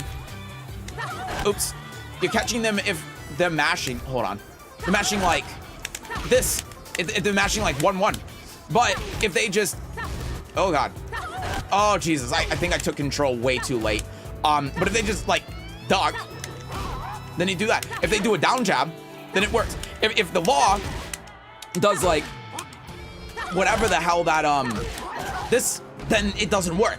So like the thought I think is, well, if I do 1-2, then it covers all of the options, but it doesn't. There's so many options that doesn't cover. The high crush, the down jab, so there's so many things. Armor move, right? Like if I'm law here, I can do this, and then like look, it's just back to where we were before, and that's why it doesn't work. That's why you have to mix it up with other things, because you're doing the 1-2 here to try catching them, but it's like, what is that doing that's proactive? Because even if you look at all the things that Law can do to counter that, if he knows that you're going to do that, and look at the reward you get if he guesses wrong. 13 damage and +8, it's not worth it. And so that's why mixing up with other things as well is important, because if you're mixing up with other things, that's when that starts hitting, right? If you're doing back 1 into down back 3, what does that lose to? 13 frame or faster moves, right? So if they do like down forward 1, that's what it would lose to. But if they do that, if they do the if they do like whatever 14 frame move or longer thing they have, like if they do down forward 2, anything like that 1-2 catches anyway, then that'll catch them as well, but you get bigger reward out of it. You get much bigger reward. But if you just do 1-2, then you're catching those same things, but you're getting no reward. So like, think about like this. If the law does that, I mean, we just showed this, but if the law does that, you do down forward 2, counter hit, you get all those things I showed. You do down back 3, you get the knockdown on the Oki. Stops the same things. If he does some things that are faster, stops the same things. The only time that stops is if he does like 1-1-1 or something, or down forward 1. And then make it even better. Let's look at down forward 2, right? 15 frame instead of 16, like the down back 3 we were just talking about. Trades with a 13 frame move. It only loses to a 10, 11, or 12 frame move. And armor, of course. Which the 1-2 already loses to, so there's that. But if we're doing that, if he does the majority of his move list, including high crushing moves like the one he did here, then it's counter hit. And then we get the same thing. We get the thing that we showed before. But, and I do this all the time. This is something that I do all the time with Lydia. And when you see me play, you'll notice that. Look at all the damage now. Look at all of this that we get because of that. He's dead. He's dead. We're 10 seconds into the round and he's dead. because of that.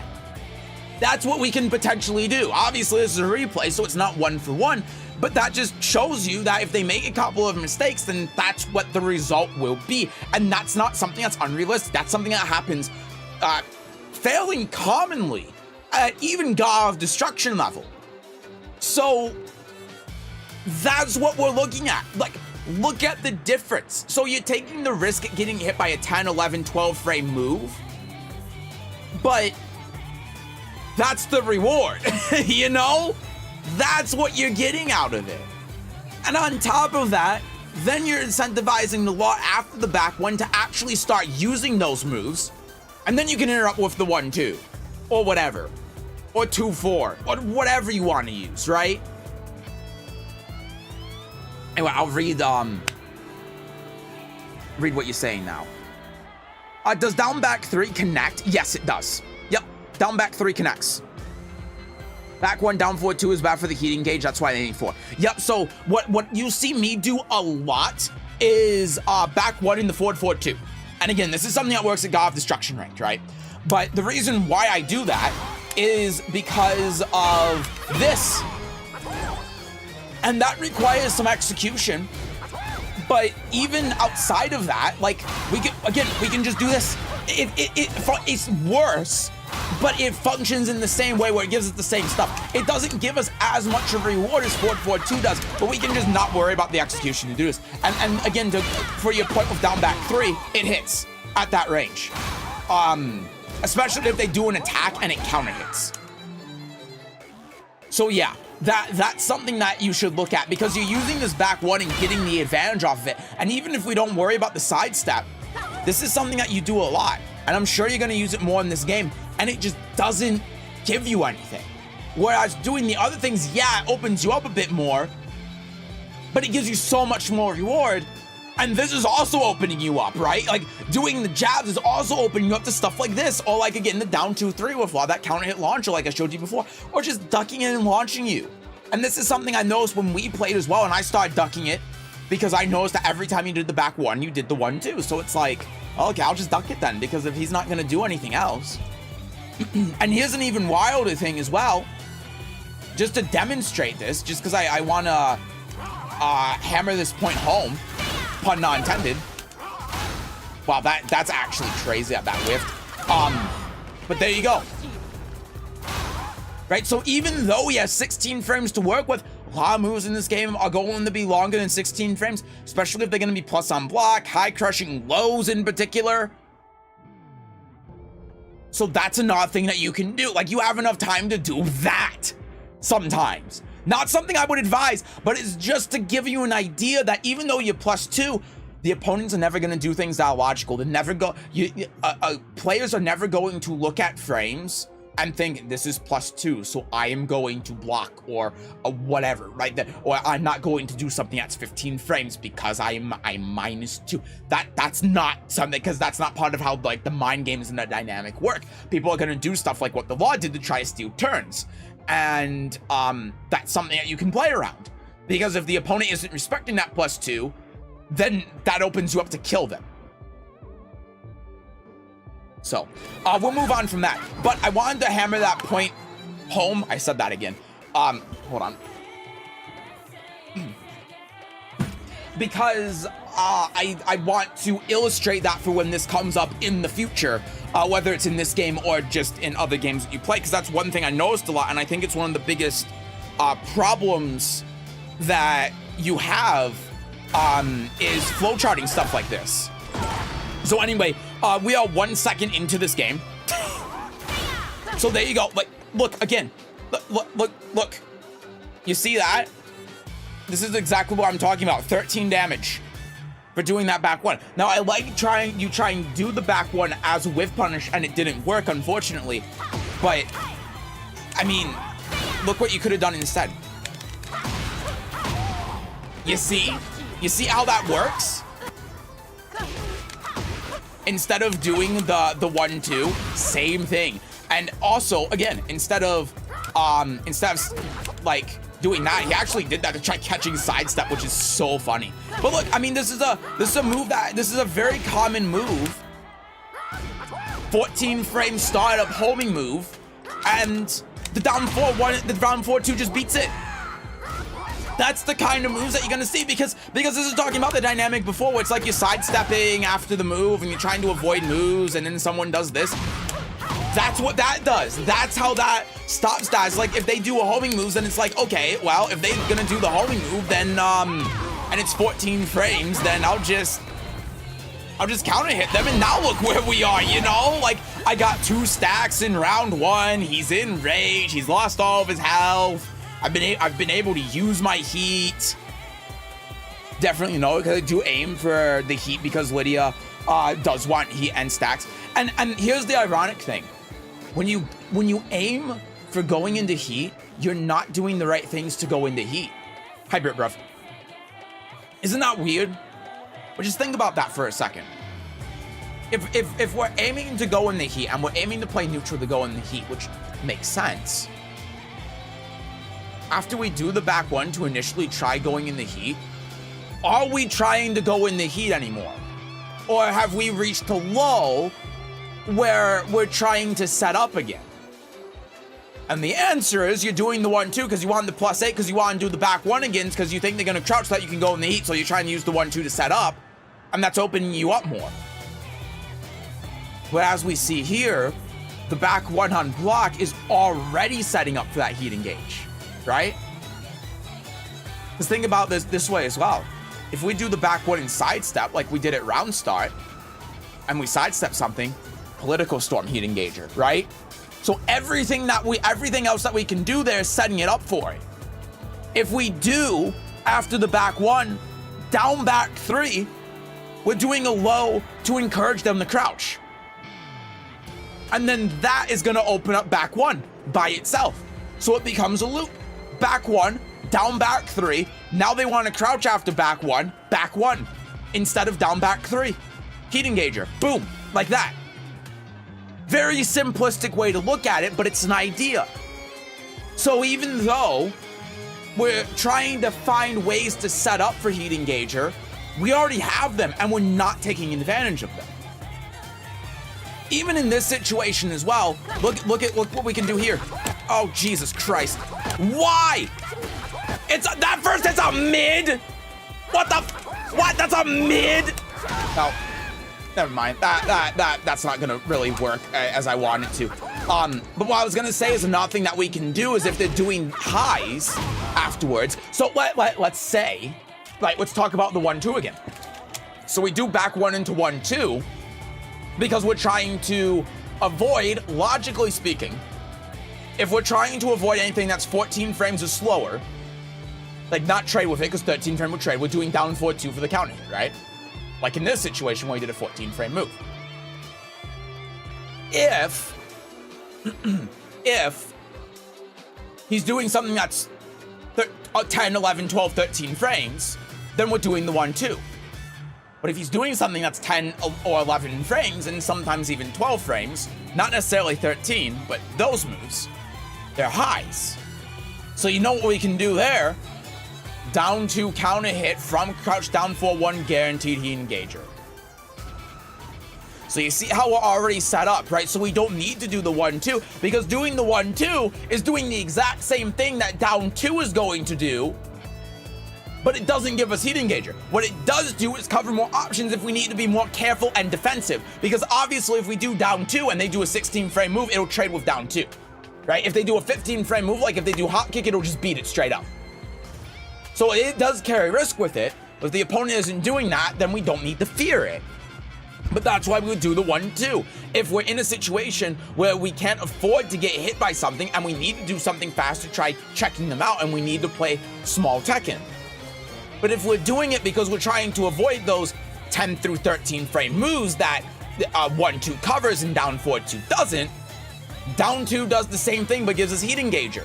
If we think they're gonna specifically do that.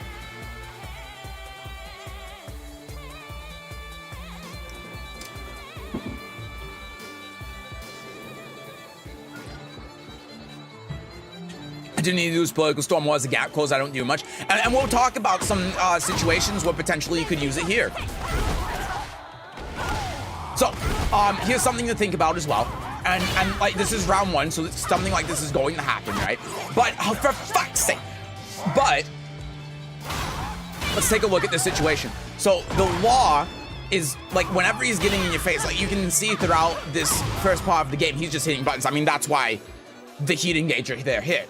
But what you can do here, oh, Jesus, because that's crouching, right? But you can do forward, 2. And then boom.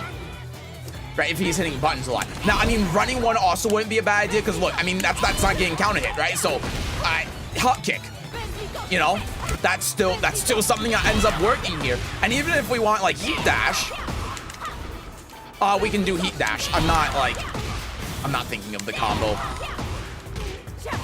But like heat dash into wall, into whatever the hell, and then it's like we don't get the stack, but we're assuming that we have a stack, right? Because we're giving you an idea on what you can do here. Yeah, back 1, right? Running 1, that's good. Didn't do the second hit, and then here we just got hit by the second hit of a string. So that's something that we gotta look out for, is just being mindful on the defense there. But yeah, you tried hitting 1, you accidentally hit 2, it's not a big deal, it happens. And then here you block the down jab and you do back 1, right? So you're focusing a little bit too much on that. And look, again, if we look at how this Law has been playing, he's been playing like an absolute maniac, and this move's launch punishable. So if we had, after this, if we recognized that we didn't get our extension and we punished him for it, then he's dead. Like, this is just it, because he did that. We have to recognize when we screwed up and accept that and block afterwards. Laws are crazy, motherfuckers, true. I feel like all Law players like to hit buttons. They do, they absolutely do. And that's why you have to be careful on the defense. Like again here, right? We woke up, and then what did we do when we woke up here? After he dropped the combo. Just look, we were holding forward. It wasn't even that we hit a button. We were just holding forward. What the fuck? What is even happening? I don't know what's happening. Oh, it's because of the forward input causing like a roll state. So you know what we do? Just hold back, or we just roll, right? Because now look, if we just roll here, I mean, that was actually a front turning grab, which is shocking to me. But we should be able to just get a launch punish here. Okay. We should be able to just. Okay, well we can get 14 frame punish, I guess. That's strange, but still. And if we want to play it safe as well, while rising 1, forward 2. Simple as that. Run up, down 2, dead, completely dead. Yeah,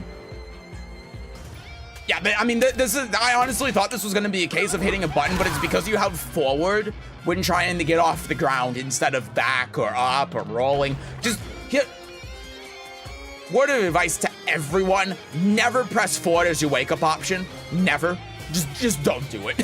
It's never the right call. I know as an ex-Law main, such as slow in his old age, I am.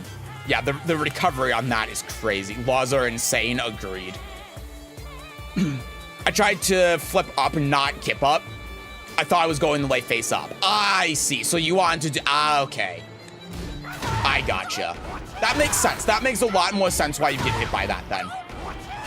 Yeah, and this is something that we were just talking about in the last game too, right? So here, sidestep right. That's how you beat this. Common flowchart from Law players to do that. And then again, if you sidestep right, he's dead. Now, hard thing to do, right? Armor move. That's not an option that you have. What is this stupid Law player going to do? He's not gonna do anything to kill you here. You think he's gonna banana peel you or something? Yeah, right. So that's what you could have done. Even though you can duck this high and launch him, that's difficult, right? But if you see this situation, armor. Now, it's not something that's gonna work against all of his moves there. He does have a counter hit launch that will beat armor, so you have to be aware of that, but this is just a common flowchart for Law players. You can even rage art here.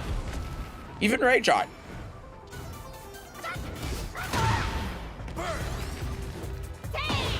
Nice. That was good. Good read. So here's something funny that you can do here. If you have if you're not using the Rage Up bind, after you get hit with Heat Engager like this, oh god, I'm controlling the wrong character. After you get hit with Heat Engager like this, if you think they're gonna do a high like you thought there,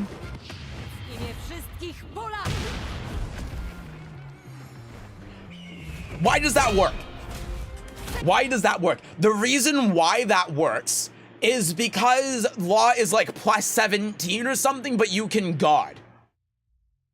So when you're inputting down forward 1+2 to do Rage Art, you actually cannot input Rage Art as your first action because you're so minus, but you can still guard and you can still duck. You can't perform any action. You can't attack. You can't do anything, but you can duck.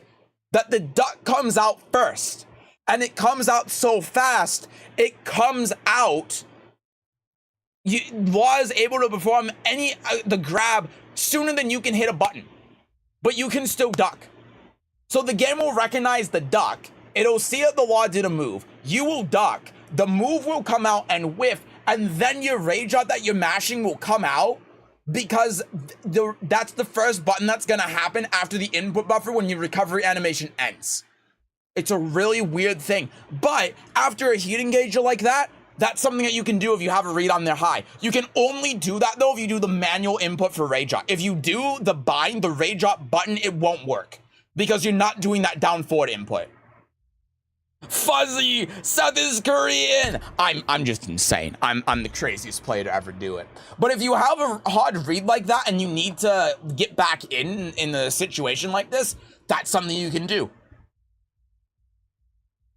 Sidestep right duck beats all DSS. Yeah, but that's really difficult to do. What Law does banana peel? If I play Law. I try not to rely on armor all the time because I had it happen to me and I grabbed them. Yeah. But it is an important thing to do because that's gonna be the way that you stop this, right? That's the way that you stop this kind of situation. But that's good.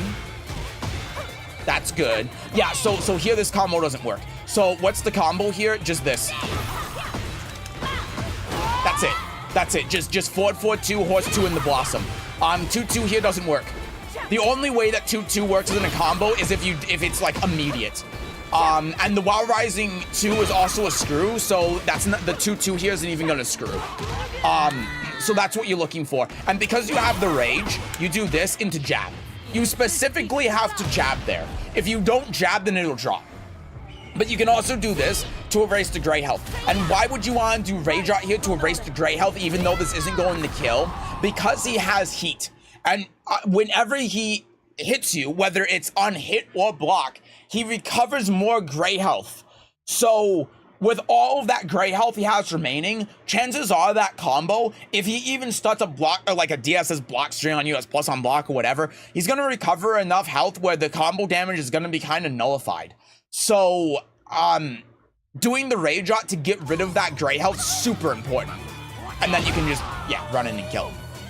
I'm a simpleton combo. Well, I mean, now you know what to do. It's just forward 2, horse 2, and then blossom. Simple as that. And then if you want to do Rage Art after a float like this, you do this, and then jab, and then this. You can't just do this into this. This will always drop. They go too low on the ground. That always drops. You have to do this, and you have to jab. You have to. But that's how you do it. There's a better combo for this. I think you can do this, and then, like, I don't know, like this or something. I don't know. I think you can actually just do that in the Rage Art as well. I don't know if that does more damage or not. But that's the simple way to do it. Yeah, and then got punished for that because it's the wrong combo. I tried to do combos, I fucked them up. So I do a combo that's guaranteed, and then a combo I'll drop. Yeah, and you just have to be aware of that. You have to look out for those situations and see if the combo is dropping, and then go, okay, well, this doesn't work, so I gotta do something else. Even if you don't, like, finish the combo. Even if you just do forward 2-2, it's bad for the combo's gonna drop anyway. You're not gonna get the damage, right? If you know that 2-2 isn't gonna hit there, that cat 2-2. So just let it drop. if you don't know what the ender is. It's better than having it whiff and then getting punished and dying like that. Take the Oki.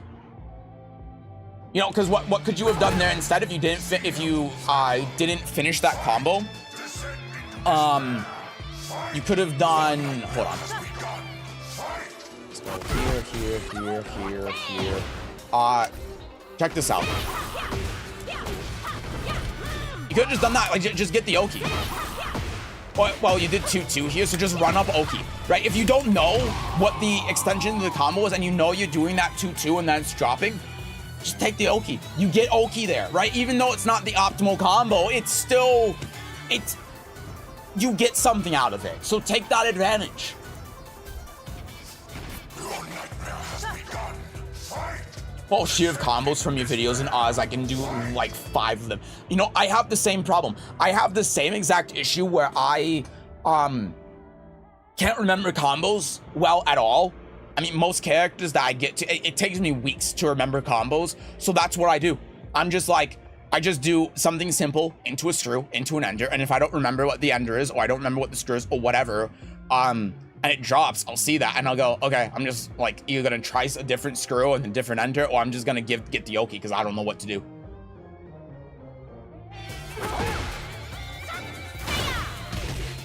Yeah, so again, like, we're looking at this again. So back one, down foot. See, once again, right?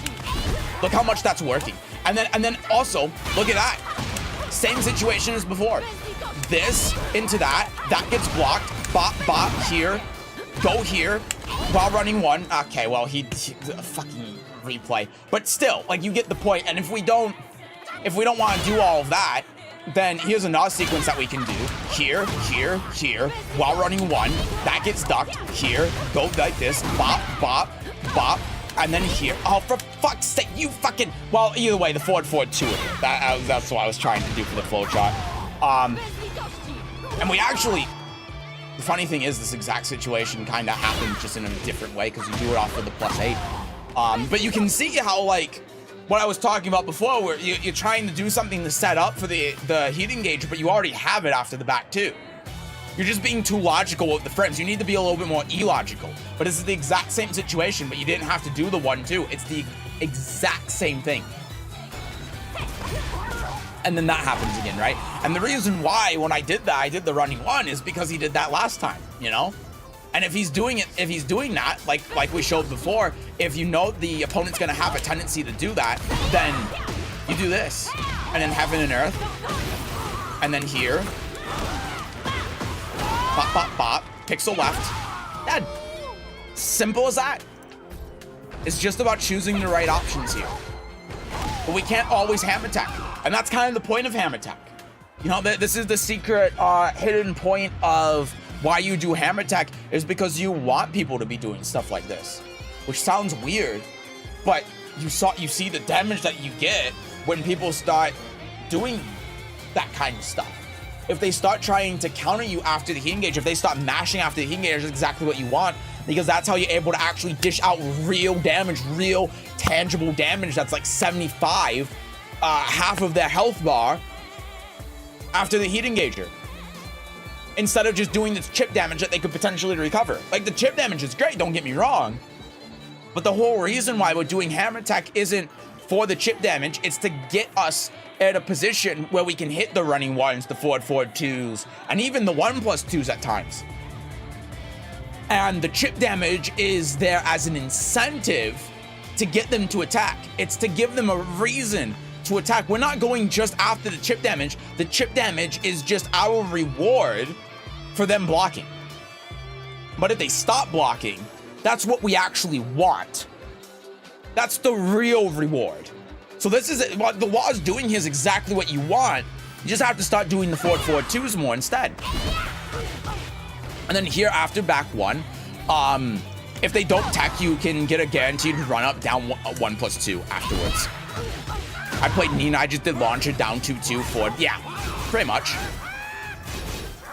Okay, so, and you use the armor move well here, but there are a couple of things that we can look at because this is matchup stuff, right? So after this makes sense, but it's -11. So that's something that we can punch. But even if we don't think he's minus 11, like, down forward 2, right? Because there's no way in hell. I mean, look at what this does on hit. It flops us over and does all of that. There's no way that this is going to be, like, super safe.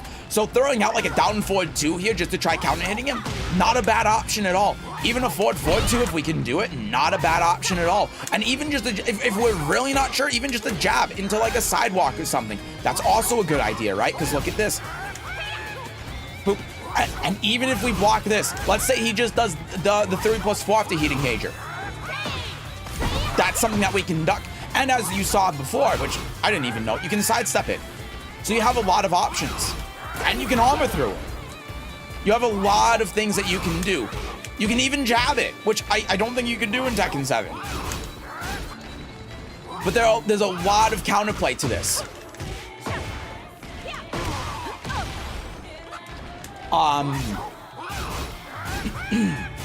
And this is kind of what I was talking about before, where it's like, you gotta experiment with your counterplay options here. And if Allah is doing something like this, like he's +7, and he's just trying to do this as a frame trap. That's the intention.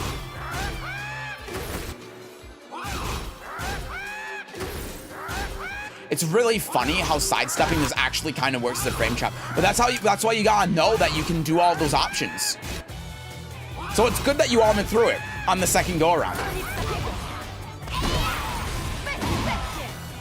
And yeah, he's dead. And that was because you did the armor. And we're thinking about that same thing. And this is just goes to show that what I'm talking about before is realistic.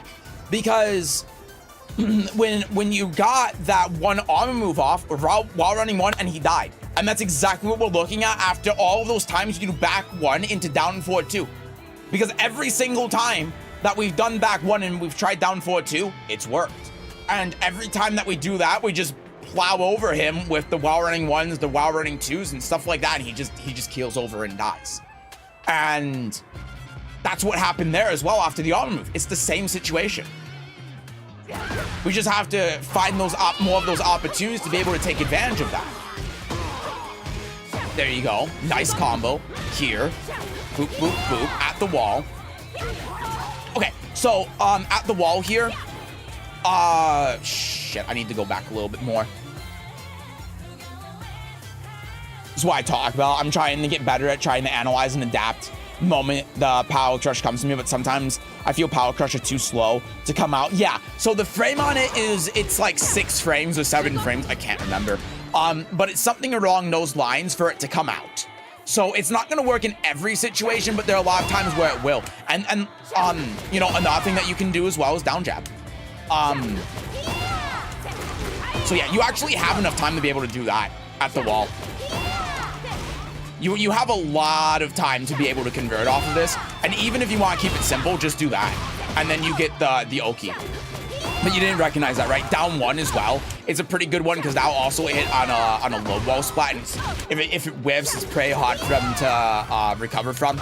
But instead, you're waiting for him to wake up. And then you try countering him with like the down back 3 and it just doesn't work. So what you can do instead, that, right? Or something else that you can do, which maybe isn't as great, that, right? The political storm.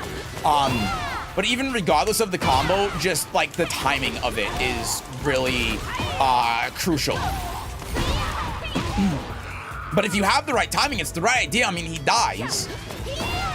Just gotta know that he's up in the air and you can do that. But yeah, this law just keeps doing that same thing over and over again. Down back 3, right? I like that. So after the down back 3, you're minus 10. So what you can do is you can 2-2 to interrupt a mid wake up kick, but you don't really have a lot of options that you can do afterwards. So important to keep in mind. I hate that they nerfed 3-4-4. No, I like it. I like that they nerfed it. I thought it was 7 to 8. It's like 6 or 7. I can't remember exactly off the top of my head. So, and then again, like, look, we did the back 1 again. As the whip punish. He's dead. That's it. And again, it's because we did the down forward 2. We're not even doing anything fancy here. But you see how this works instead of doing the 1-2. So it's the same idea, but we're doing something else. And I think that the timing was just off. But like again, look at what we get. Like we do 1-2. We do down back 3 and we get hit out of it anyway. And I honestly don't know why, because we shouldn't have. But because we're only +4. We're not even +8. We're only +4. So we do this, and then we get counter hit out of the down 4-2 anyway, because we're only +4. So we're fishing here for the 1-2. But the reward out of it is even less than I thought it was. We're only +4.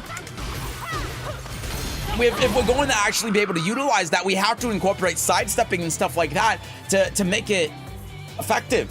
But we can't even get the down 4-2 counter hit, you know? Like, we're not even that plus. We're only 2 more frames plus than the back one on block. Just think about that for a second.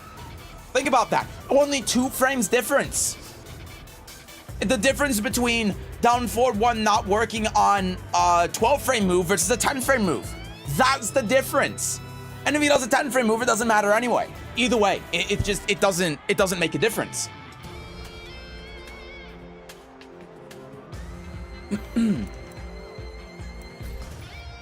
So that's why we're looking more at trying to do the down 4-2s, right?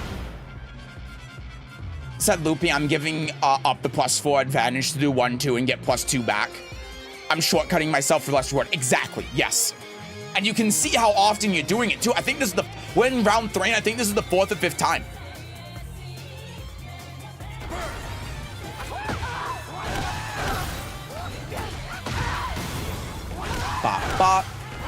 Now wake up, and now I like that. I like staying on the ground for the wake up. That was really smart.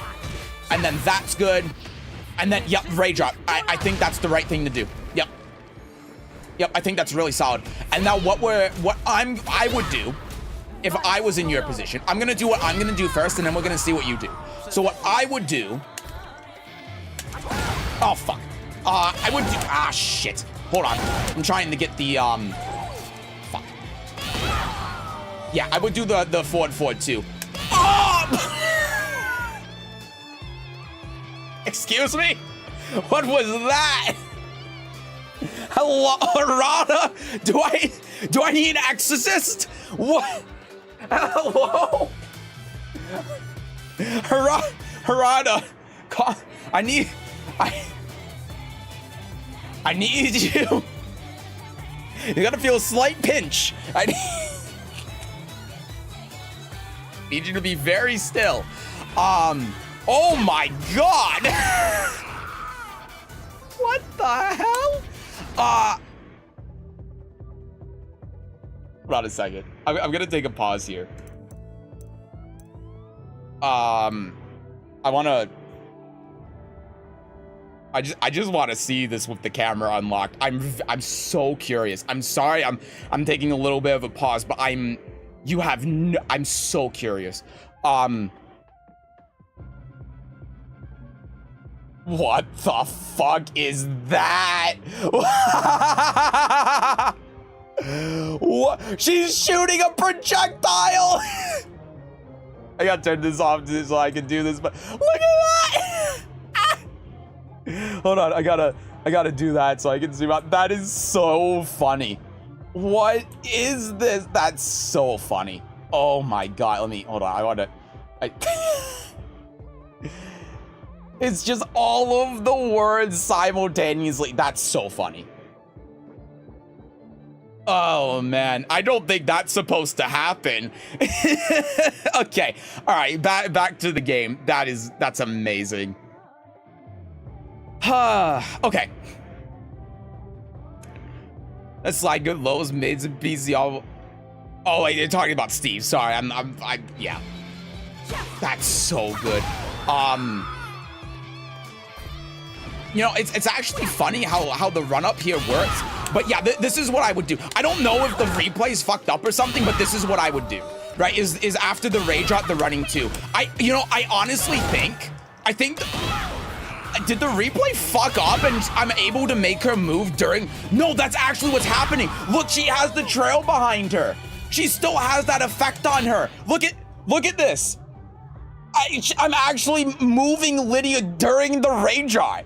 That's what's happening. She is still, look at that. She's still in the rage eye animation, and I'm letting her move. What the hell? Look at this. She has the trail behind her and everything still, and she's still glowing. That's wild. I've never seen anything like that. That's wild. That's such a funny bug. Oh, that's weird. Like, look here, I'll turn off the can I?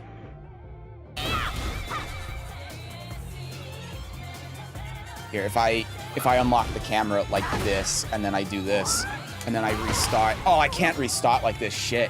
Because the camera locks my controls. Ah, that's a shame. But either way, that's really funny.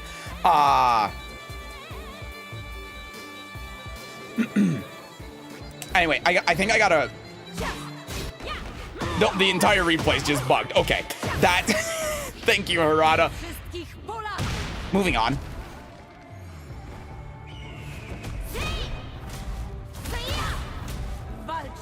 That's really interesting, though, that the trail isn't, like, canned and still moves with the character. But yeah, I mean, you did pretty much the same thing I did. I think that the reason why the forward forward 2 didn't work is because the animation went crazy for some reason. But forward forward 2, right? Because you're running up and doing jab, but the run up in the forward forward 2 does the same thing, but again, on counter hit, it kills them. So it seems like we have a problem where we're like running up and trying to do the really fast, safe option of jab when it doesn't really do anything. If we did run up forward 2, then they would just die. And even if they didn't die because they didn't get counter hit, they would be put in a mix-up situation. And then they would probably die. As long as we play it right.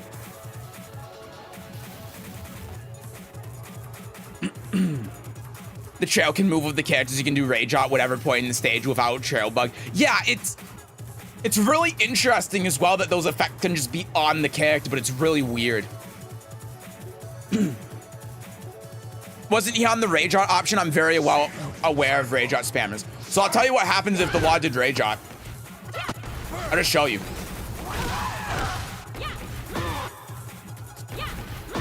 We gotta watch the Rage Art again because that's just how this is gonna work. Trying to commit to something big.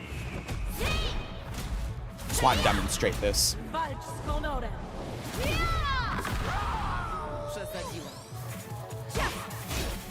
Hello? Let me take control of the character, please?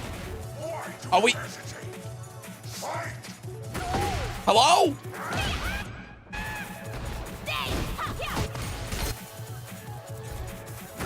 I can no longer take control of the left side character. Hold on. Let me... The game is also now running at 40 FPS. 1 second. I'm gonna restart the replay. I think I broke it.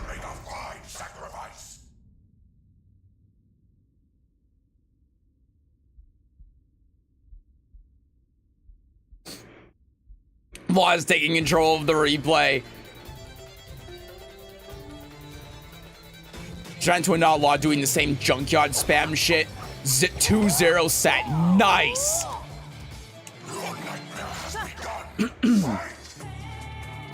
I cannot take control of the law at all.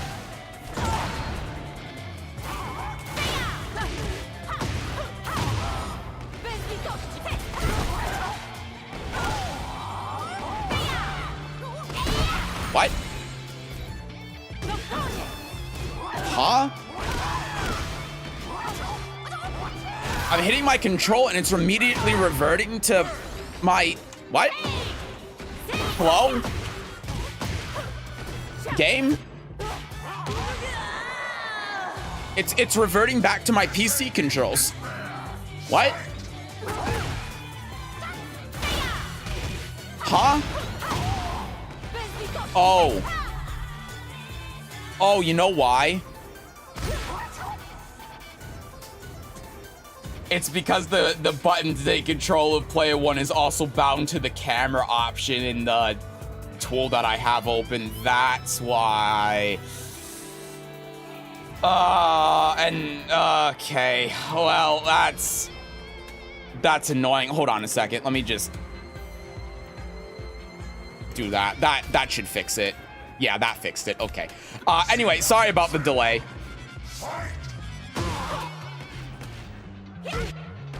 So let's get back to here. Let's look at the rage art. Let's do all of that. Sorry about that. This is very scuffed. Do you not have law? You gotta buy the character to lab them. Yeah, I forgot to purchase that one. My bad.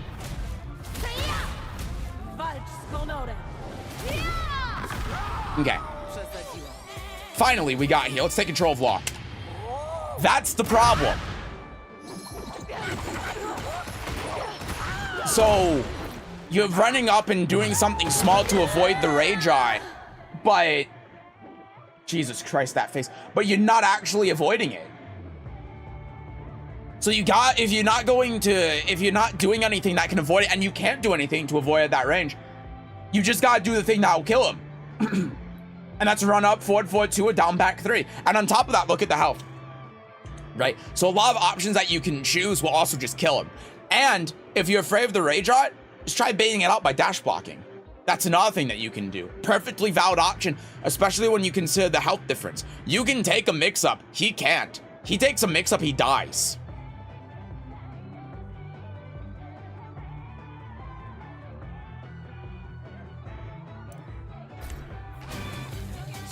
It did it again. No. Why do you hesitate? Fight!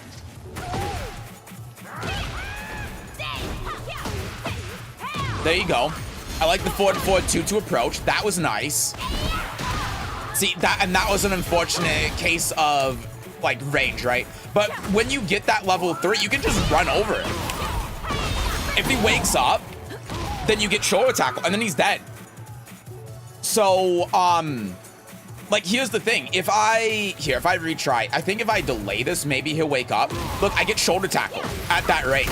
That's why it doesn't, like, you don't need to do the running 1, because when he wakes up, you're gonna get an arm and move anyway. That's gonna do a ton of damage if it hits. And like, he can't step it, and he can't duck it like he can with raw running 1. So that's why you just press the forward button after the 3. That's your Okius. You step on him, you do the shoulder tackle. If he's doing something to make you do something else, then you do it. But in this case, I mean, he's not going to. This guy's not going to at all. But that's just something you get in this situation.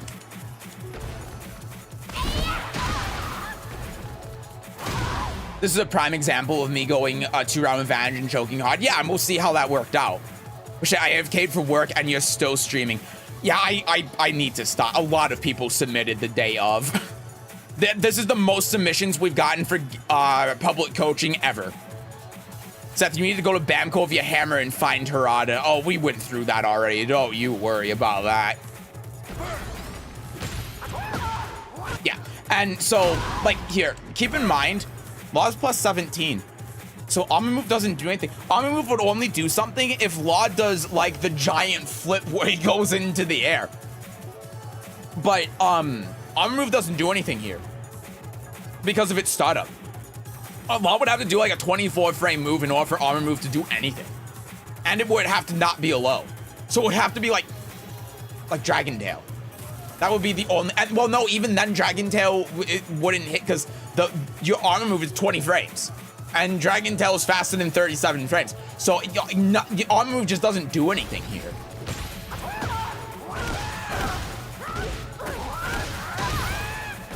So that sucks. Yeah, and then waking up to avoid the nunchucks makes sense. Right, a lot of the times it's good to stay on the ground here, but against Law in particular, this makes a lot of sense. Back 1. So you know what you can do instead? Instead of back 1, because you're doing back 1 for the plus frames, right? Because you're in heat. Oh, Jesus. Look, he's dead. He's dead. Forward 2, he's dead. Forward 2. And what happens if this is blocked as well? You get a bad mix-up. Because you're in horse stance, and you can go in the heaven and earth, and you have rage. So, like, in a hypothetical scenario, let's assume that this is blocked, right? You can do this. And then you get a mix-up that way. And you use the rest of your heat to do that. so many scenarios that you have here. Back one just doesn't do a lot. But even if we're doing back one, look how much heat you have left. You already have 3 stocks. There's no reason for you to hold on to heat anymore if you're gonna get this back one off. So do this.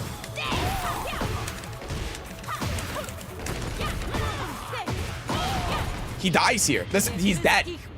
If you heat dash after that back one and it hits like it did there, he's dead. If you do the full combo. That's it.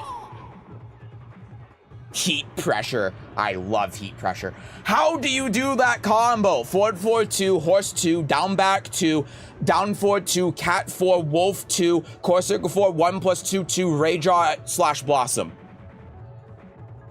I need a transcript.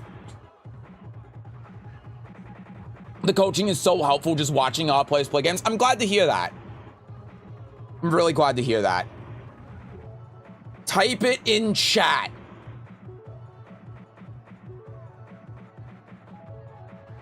I'll just show you the combo again. All right, here we go. Heat engager. Forward 4-2, horse 2, down back 2, down forward 2, cat 4, wolf 2, core circle 4, 1 plus 2, 2, rayjaw. Clip it and ship it.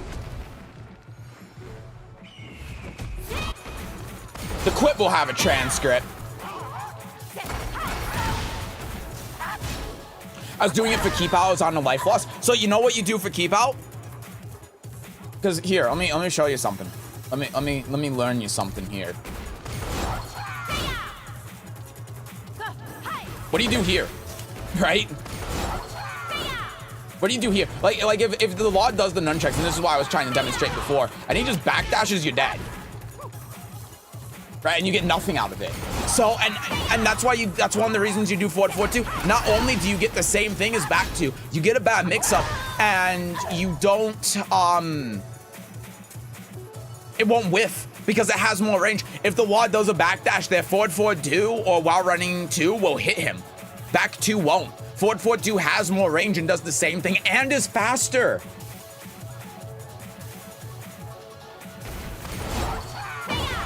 That's what you're looking for. And then here, like we were talking about Political Storm, and I was gonna say, let's try to find some scenarios where you can use Political Storm. That's one of them. Right? That's a scenario where you could use it if you want keep out because of the same things we talked about before. Let's wait until that. And then, like, again, we can do that. Like, yeah, we're on the ground here, but we're alive, and then it just takes 1 poke. But that's another scenario as well. And I'm just gonna be honest with you, Law doing arm move there makes him an absolute nutcase.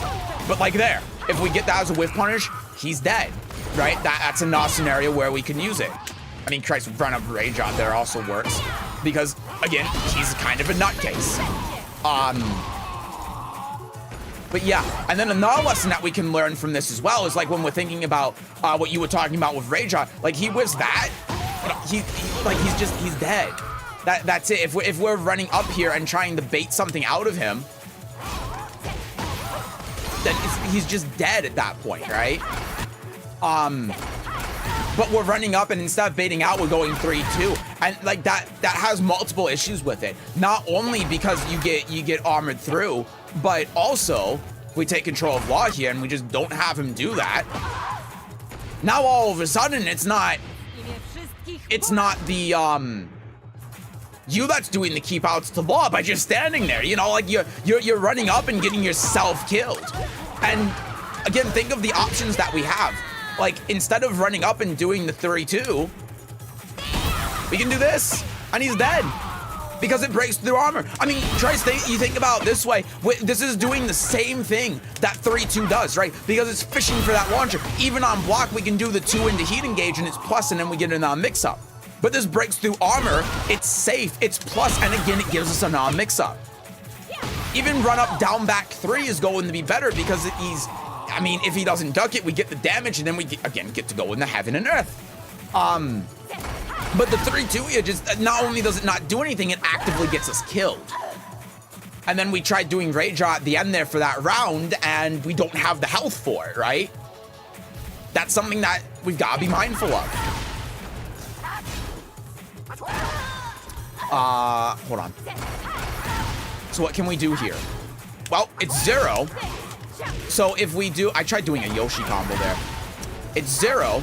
So if we go here, and then we do this, and then this, and then we can rage out, right? Or whatever. But even if we jab here, I mean, that'll still be counter hit, right? If we want to try taking that back. Really what I would do here is down jab. Because that'll alleviate the pressure a lot more. But we can do either or, but that's an option. But we need to do something to stop the pressure and stop the mix-up without, you know, just dying. And that would be the way to do it. So we could do like down jab into this, and then he's dead, right? That's an option that we can do. That's an idea. Another thing that we can do, down jab while rising here, jab, jab, down for 1, jab. Like this guy's not gonna deal with that.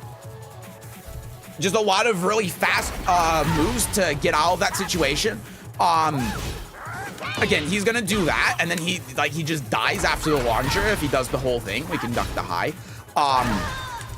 Unfortunately, for some reason, this move is practically homing because this is a really good game designed by the greatest minds of our generation. So we can't actually sidestep this right, but those are a couple of things that we could do to get out of the pressure. I panicked. It was all in the matter of 5 seconds. Yeah, and it's a lot of information, but it's a lot of things that we can potentially do to get out of those situations.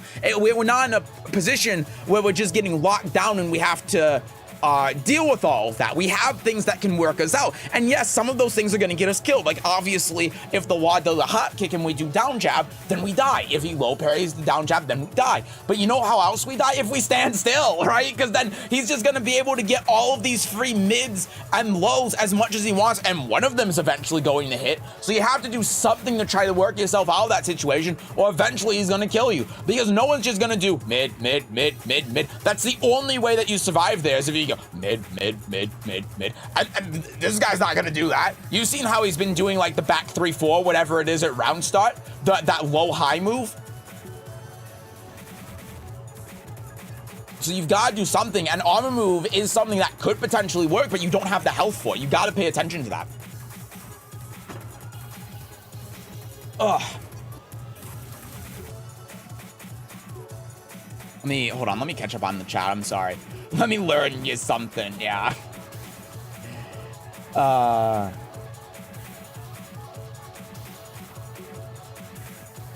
you heat dash on armor hit? Yes. After like the forward 4-2 and stuff, yeah, because it breaks through armor. So you can, yeah, it's the same as normal hit. You forward 4-2 and the horse 2 into heat dash, yeah.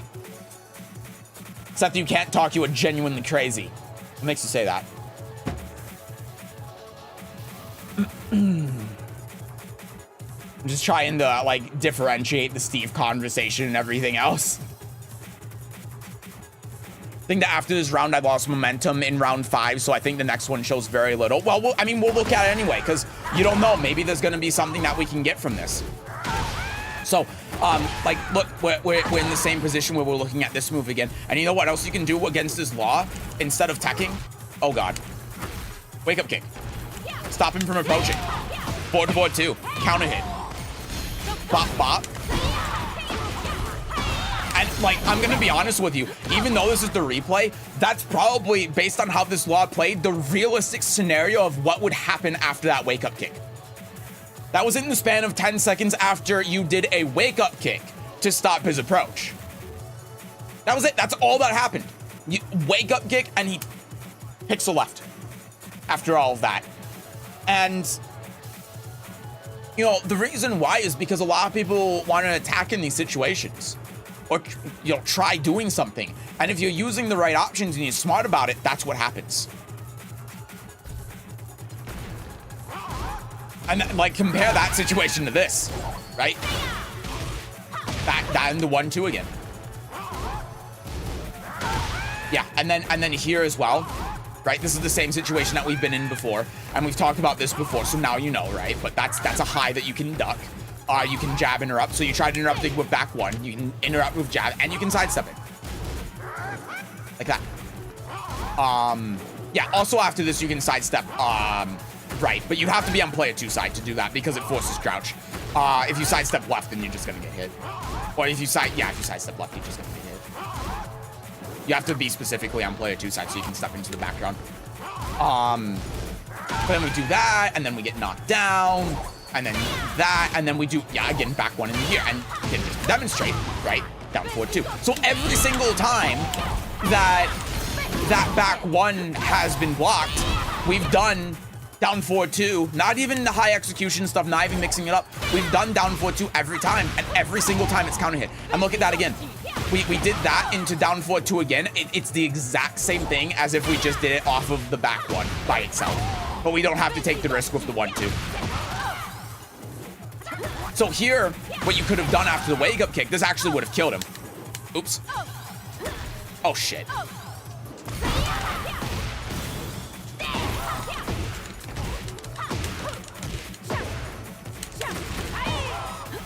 He's dead. That's it. He's deceased. He's dead because of the whiff punish on the toe kick. And even if we're not doing that, I mean, hot kick, right? That's not gonna kill. But here, oop, not quite kill. But if he does wake up kick, which he's probably gonna do because it's the wall player, he's dead. So that's unfortunate. There's your whiff punish. And again, look at this situation as well, right? So if we're using the back one here, and it's a little bit early to use the heat, but if we're using this as a whiff punish, same situation, you know? And we can't quite do as much because of the wall, but this still kills.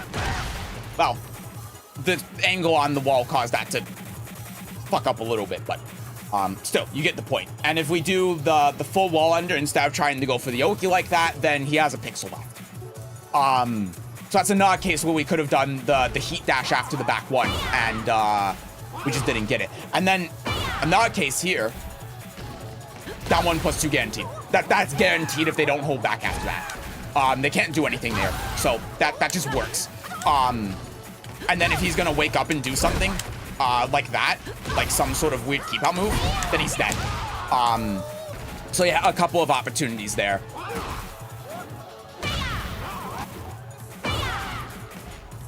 Yeah, so instead of doing, we ran up and then we just ate the wake up kick because we're playing too passively.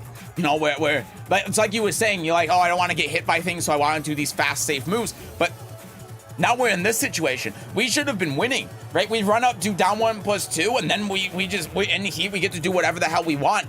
But now look at the position we're in because we ate that wake up kick. You know, this is the exact thing that would have happened if you had done the wake up kick at the beginning of the round, right? Remember when we put him on a pixel? And then that's it. Because the nunchucks. Yeah. And that's just one example of how we can, like, a situation can turn around on a dime because of something as small as a wake up kick. You know, you had the whole thing, but that mid wake up kick ended the game. It wasn't the Oki, it wasn't the nunchucks, it wasn't the grab, it wasn't anything. It was the mid wake up kick. That changed, that shifted the momentum to Law, and then he just won off of that. That's what ended the game. So yeah, I mean, there are a couple of things, right? You said you're gonna stop doing the back one thing, and I think we've demonstrated that. But there's also the issue of just like the passive play. You know, and I think that's what the back one and the 1-2 stems from, is it's trying to be as safe as possible, but it makes you unsafe. And you have a lot of ideas that you want to utilize, but you're just not doing the right things to make them work. Like at the end there, you run to Law because you're like, okay, I don't want to get hit by the Law stupid wake up bullshit. But you get down 1+2 guaranteed there. And you're getting so close to him that you can just do wake up kick, and then you get hit, and then he just steamrolls you. And then you're like, I don't want to do I don't want to do the armor move because I'm afraid I'm gonna get punished. But then he's able to just do 3+4-4, 3+4-4, 3+4-4. Like, imagine what would happen if you didn't armor through the wall when he did that. He would just keep doing it. 3+4-4, 3+4-4, 3+4. And then that also stems from like the pressure in the corner, right? Where it's like, okay, well, I'm gonna do armor move, but you have to take more risks because you're afraid of getting counter hit. But it's like sometimes you have to take that risk in order to give yourself an advantage and get out of a situation. Because if you don't risk getting counter hit, then you just get poked to death, right? You just hold block, and then he's like low, low, low, low, mid, low, mid, low, low, low, and then you're crouching, and you're like, I think he's gonna do the low, mid, mid, mid, mid, mid, wall splat, wall splat, wall splat, homing, 14 frame homing mid of wall splat, and then it just, and the way that you get out of that stuff is by down jabbing, right? Or jabbing, or using the armor move even. Because when you do that stuff, that is going to interrupt them. You know, that's the idea. So even if we're not thinking about sidestepping as a defensive option, the down jabs and stuff, like we saw in the corner, are a way to be able to get out of those situations. Instead of just trying to block moves and hoping for the best. Because think about it, if he does like the 1+2 or whatever it is, where he goes like this and then he's plus on block, what does blocking do there? What does blocking do to stop that? Nothing, right? It doesn't do anything. But if we're down jabbing and we're doing something to give ourselves frame advantage and get us out of there, that's going to do a lot more. And if we can set up from that for a counter hit or something, then that's going to be even better. So, you know, armor move isn't the only defensive option that you have, right? And also, you have to think about, like, when you're running up and jabbing, like, why are you doing it? If you're doing it because you're like, I want to counter hit him, you have a counter hit tools, down 4-2, right? That's a good one. I'm doing back 1 because I want to do keep out. You got forward 4-2, you know? Depending on the range. You have other options. Like you have the pressure opportunity, you want to pressure him, you're doing back 1 to pressure him into 1-2. Even outside of that, like even outside of the back 1, down 4-2, down back 3. You know, that's another thing that you have. I'm trying this out for Heat Engager. You're not using down 2, you're not using Political Storm, right? Those are other things that you have. Those are tools at your disposal to get the Heat Engager. But mainly what you're doing is you're doing the mid, not the mids, but you're doing like the aggressive counter hit tools. You know, the back 1 to try catching them crouching, down 4-2. Forward 4-2. Those are the things that you're doing, but you're not really utilizing the low, the down 2 for the counter hit. You're not doing Political Storm for the whip punishes, and for the keep out, and you're not using those other things that you have, and that's why it doesn't feel like it's a complete package, because not only are a lot of the time when you're doing that, you're focusing on the Heat Engage off of that one move, and then if that doesn't work, okay, reset, try for it again next time. Instead of going, okay, well, the down 4-2 got blocked, so I can do X and Y, or the back 1 got blocked, so I can do this, this, and this to try getting it. Instead, you're just saying, well, let's just reset the situation and go for it again later. And that allows the opponent to just go, oh, I blocked the plus on block Heat Engager.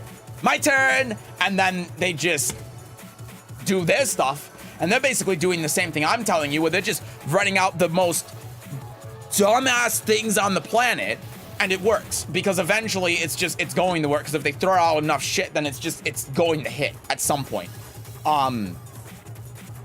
So you need to be a little bit less, you need to be less smart. You need to be a little bit stupider. You're being way too intelligent, and you're being way too mindful of the frames and the situations. You just have to go, you know what? I can get interrupted for doing down 4-2. I can counter hit, but fuck it. Like it's worth the risk. And then you do it. Don't be afraid of getting counter hit. Don't be afraid of that stuff. But yeah, there's not really one whole unifying thing here. It's a lot of things to talk about, but it's a lot of really important things that hopefully will help. How many more coaching lessons are you doing? We have 1, 2, 3, 4 left, and God knows if I'm gonna be able to get through all of them. Jesus Christ, it's late and I'm tired. Can you do some coaching on parries? I've been here for 8 hours already, and I probably got another 1 to 2 hours left before we get through everyone. I can't do anymore. I'm sorry, I just can't. It's a very big problem for my flow. That's why I mean between your Tekken and my Tekken it Reds, yeah.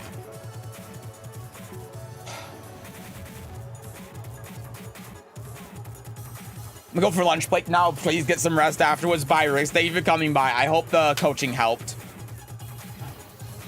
When I... oh, wait. We're still talking about Steve stuff. Sorry. Okay.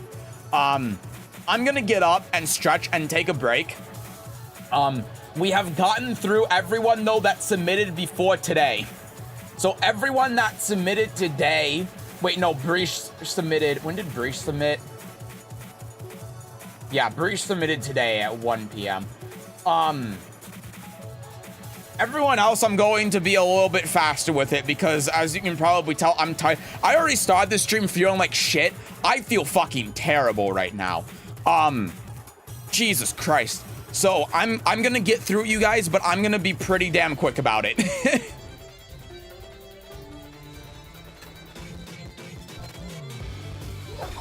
Hold on. Don't have to worry about me. I have to leave soon. What we might do then, okay, of the people that are here, we have Breach, Haruaki, Narumi, and James Little. Breach is obviously here, so we'll do Breach. The rest of you guys, are you still here? If you're still here, we'll do yours. If you're not, I'm doing it on Friday. I'm doing it at the end of Friday's stream. Actually, you know what? Honest to God, I might not stream on Friday because it depends on how I'm feeling. Whenever we do Tekken next. You're here? Okay. James Little, yeah, if you're not here, then we might end up doing yours at the end of the stream on, like Saturday or something when we do viewer games, because I'm feeling like shit and I don't know if I can keep going.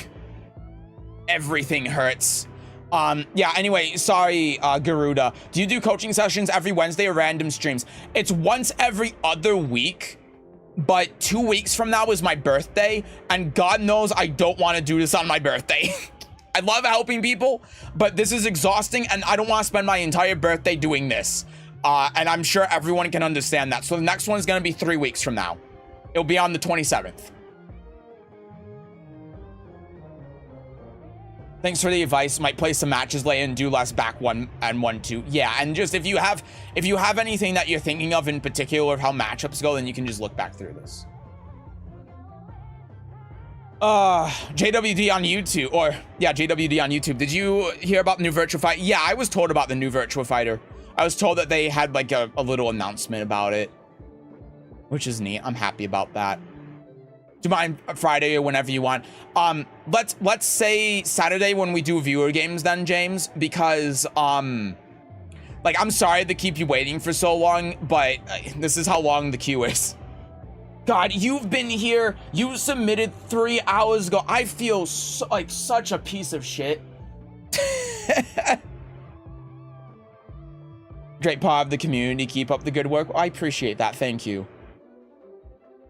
I'm gonna be in tournament on 23rd. Hopefully I learned enough to do decent. Good luck to you. Oh my God, you submitted 3 fucking hours ago, and then I'm just gonna say nope. All right, tell you what, James, here's what we'll do with you, because I don't remember who Magic Phoenix is, whether you're Narumi or Haruaki, but we'll get through Breach and Phoenix, and James, if you're still here, we'll do yours. If you're not here, then we'll just wait, because then that might make more sense too, because you'll actually be here to communicate. Yeah, that'll be the plan. So if you're still here, when we get to yours, we'll do yours like I promised. Otherwise, what we're gonna do is we're just not gonna do anyone who's not here, and we're gonna save them for another stream. I think that's fair. I don't feel like if I do that. So that's what we'll do. You're in the roomie? Okay. Good. Thank you. Thank you.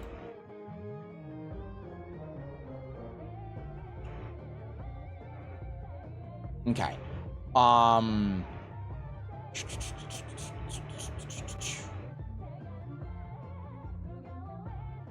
right. Also, the happy birthday was for me. Thank you. I appreciate that. Thank you for all of your advice. No problem. I'm glad to help. Okay, I'm gonna go refill my water. I'm gonna take a stretch break and all of that. When we come back, Breach is up next.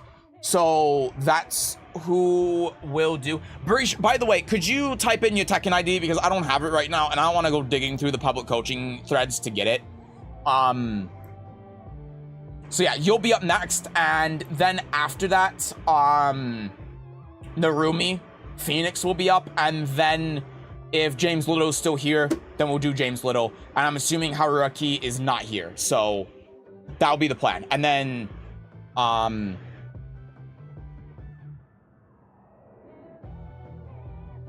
yeah, what I also might do, honestly, I might record Haruki's and just throw it in Discord or something for them.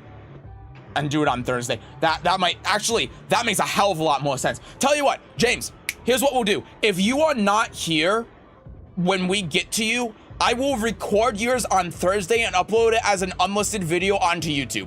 And then I'll link it to you in Discord. That's what we'll do. Just because of how exhausted I am, if you're not here, I think that's the best solution. So that way you'll get it like tomorrow, so you can look at it tomorrow. And we're not leaving you in the dark for a couple of days, especially since you've been here for so long. I think that's the most fair thing. I think that's a good in between. So, yeah, that's what we'll do. Anyway, again, let me just stand up and get my damn water. I'll be right back. Ah, Lord.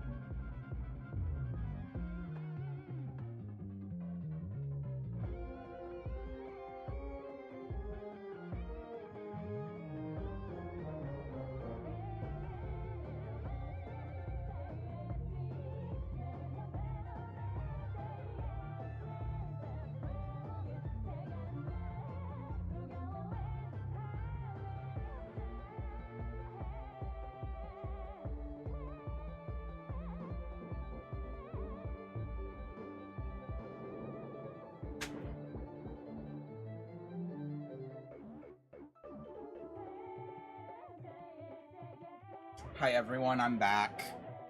Hello. Ugh.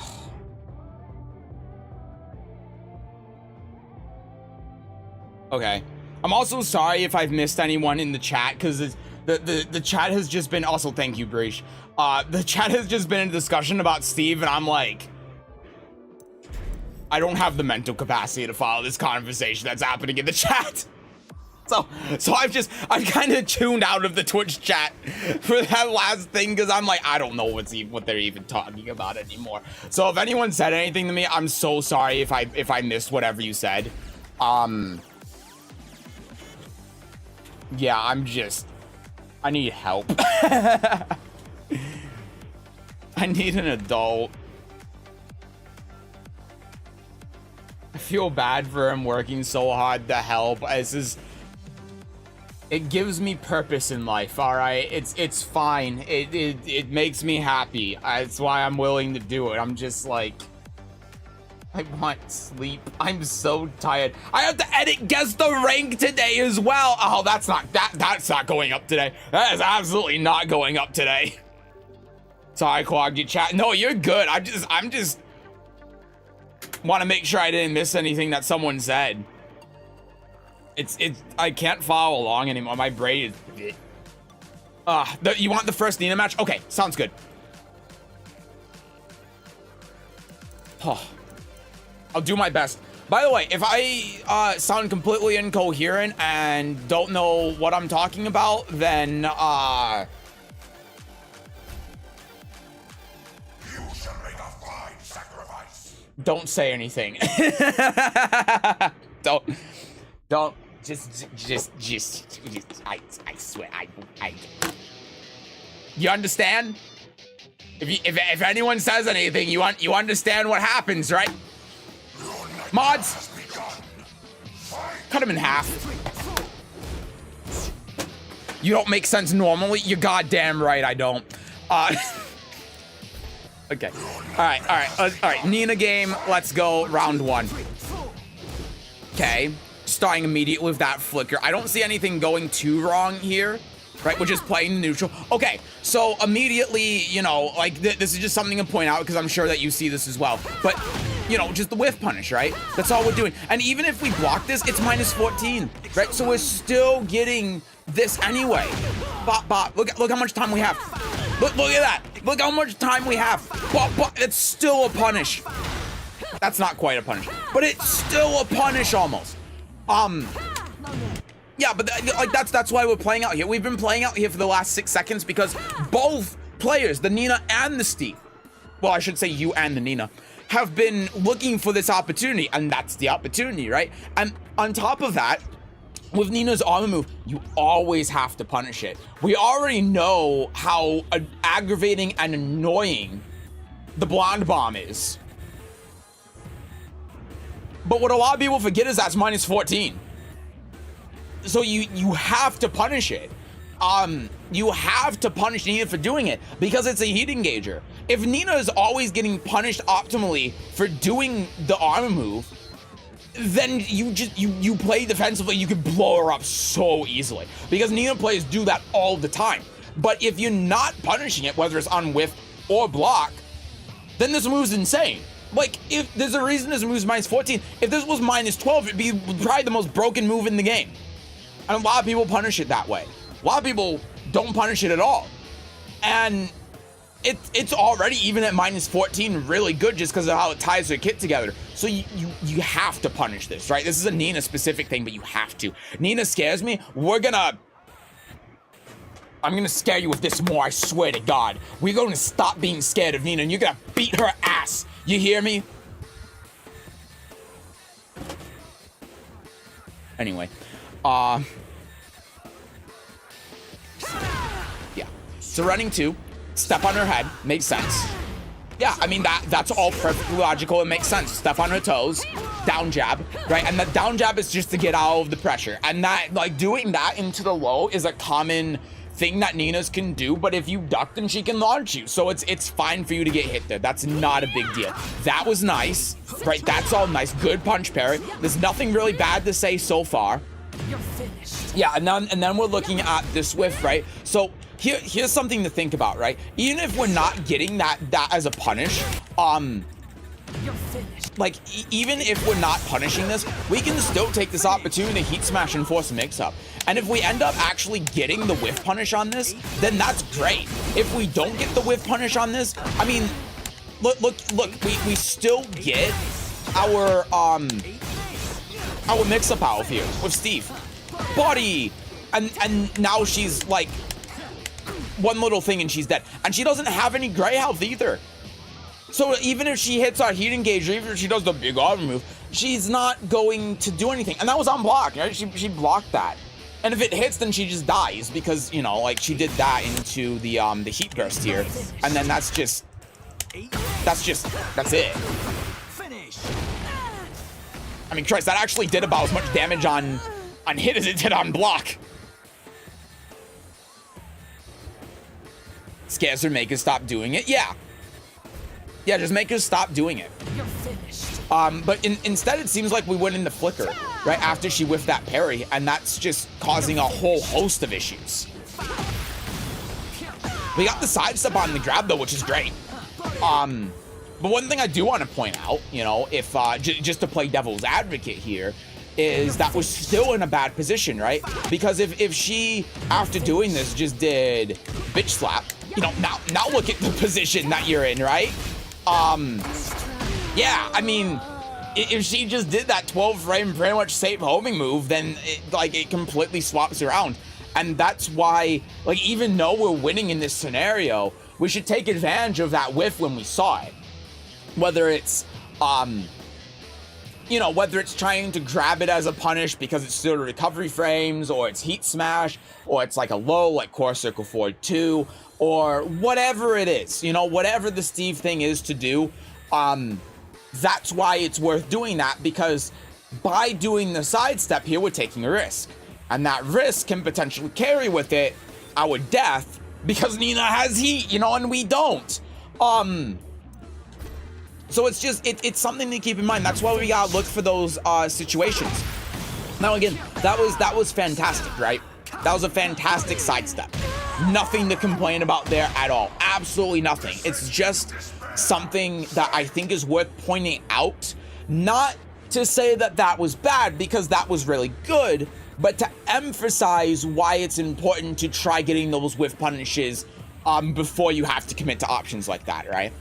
A lot of people do linear things after he engages. Yep, and most people do. Yeah, I mean, I do it as well. Pretty much everyone in God rank sidesteps after a heat burst is blocked. It's a completely normal thing, and that's why it was really good. And like, you should do that.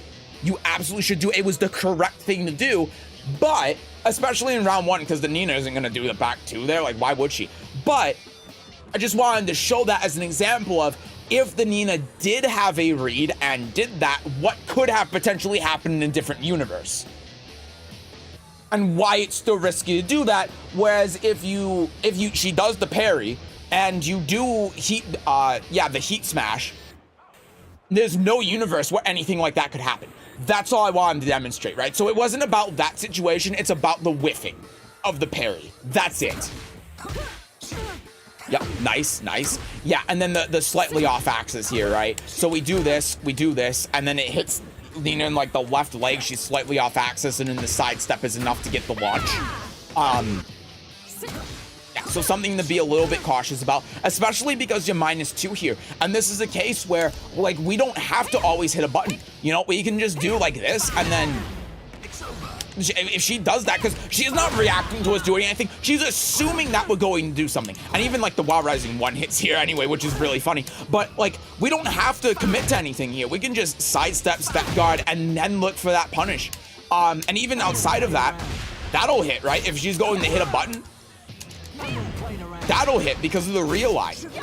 That's more something that we can look at in hindsight, but these are all options that we have, especially because we're -2. Mind you, this is Tekken King Zafina on her side character. I know. There's also, I can use the piece of paper. Look at the wins. Oh, dude, this piece of paper is I need more of this. I need to find out where my dad got this, because this is something that I took from him for notes. But that's so much easier than having to move out of the way. I love that. I got on myself for that. Yeah, I mean, but you know, like, it's still good to look at, to demonstrate it. Yeah, and again, like, we're playing out here. Why are we playing out here? We're playing out here for the whiff, right? So we can also do this. I mean, that's another option that we have. But we're playing out here to try getting the whiff and to try to reposition ourselves. Like, I don't know what Steve's punishment is, but if we're just maneuvering ourselves away from the wall, we're trying to look for that punishment, then we're getting her back to the wall. Like, yeah, we're taking some damage there, but her back to the wall, if we're like taking that opportunity we have at that range to move around a little bit. And there's the blind bomb again, and that's why it's important to be punishing that. Because let's just, again, look at a hypothetical scenario. And I you know, the scramble here, right, things are gonna happen. It's fine. That was a great low parry, by the way. Fantastic defense. Combo dropping is unfortunate. And then this gets blocked. So let's take control of Steve right now. What are some things that we could do? We could, like, sidestep, and then we can do that, right? We can take a little bit more of, like, what's the word? Like,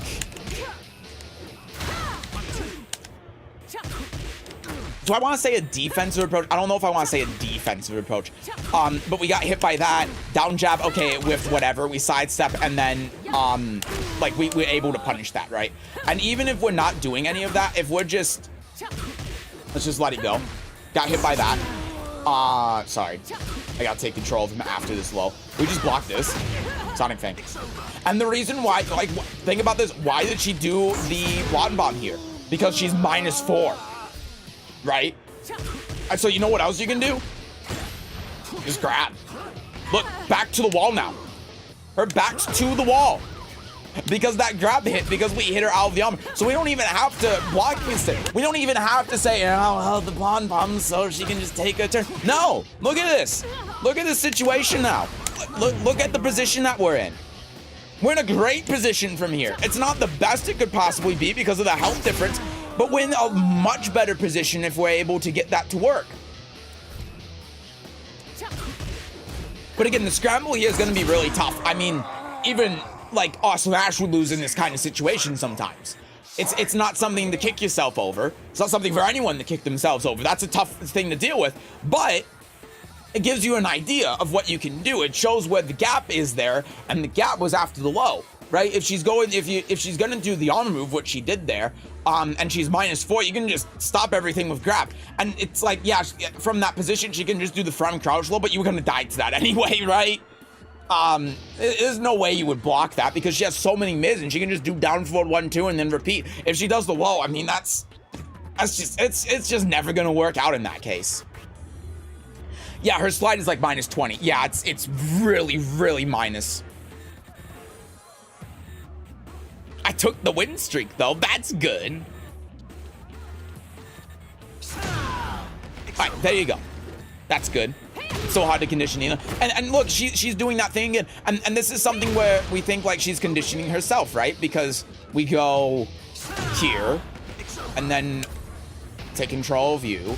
And then she does down jab, and then she's just doing that. So even though this got blocked, I mean, we can obviously interrupt because the down jab got blocked, and she's kind of flowcharting this. I don't know like what exactly we do here with Steve. I guess we can do this, and then whatever the hell. But like even if that hit, we know that she now is flowcharting this. And then whatever the combo is, I have no idea what Steve combos are. But yeah. Well, standing 1-2, you can get the full launcher off of that if you block it. It's super minus. So what did we try doing here that ended up getting us hit? A down 1. So just had a problem with timing there. That was good. See, and that's what I was talking about before with the heat smash, right? Doing the heat smash to as the whiff punish. Because now look at the position. Much better than it was before. And now you're able to get in with that. Perfect. Like, this is exactly what we're talking about. So you know what I would have done here? And I was about to say it. Down jab. Read him and weep. So it's like, yeah, it sucks because it's a 12-frame move, but it trades. You know, it trades with down jab and it gets you out of this position. Nice. Excellent duck there, though. You still got out of it. Very good defense. Why do you hesitate? Fight! Okay. Good duck.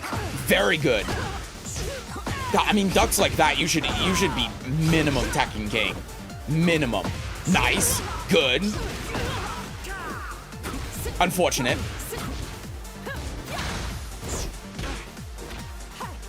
Yeah, and then no break on that. Okay, hold on. Let me go back and reassess this.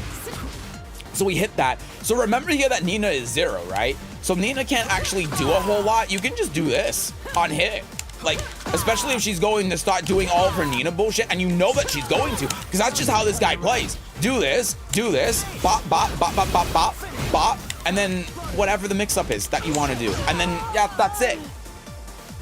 Her back to the wall as well. So having to deal with the situation with her back to the wall like that, her having no health, is going to be really difficult for her. But even besides that, like, we can just do... Oh god, where even is this in the replay anymore? What? Hello? That was not... Okay. Right, a little delayed down jab actually beats this sidestep here, right? Because of the counter hit. But also, heat burst, because you can do that from crouching. And that's gonna realign as well. So she's gonna be 0 here and be like, oh, I'm going to do all my Nina bullshit. You can do that, and then, generic grab for tracking. So even though you're not standing and you can't do this, I mean, Christ, you can crouch cancel into this, but that's going to be difficult, obviously. But even outside of that, like, you can just do this grab from crouch. If you want a nice little counter hit tool to stop her and you don't want to do the Wild Rising 1, that'll work.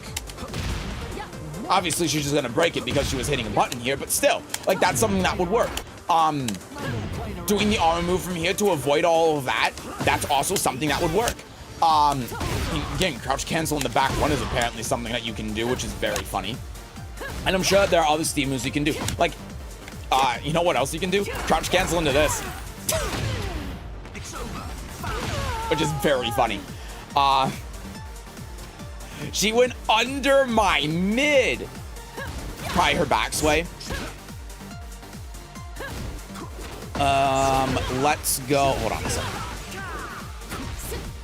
Oh, you mean this? You mean the Shoryuken here? When you did that, she was low wall splat. If that's what you're referring to. She did tech throw. She was invincible here.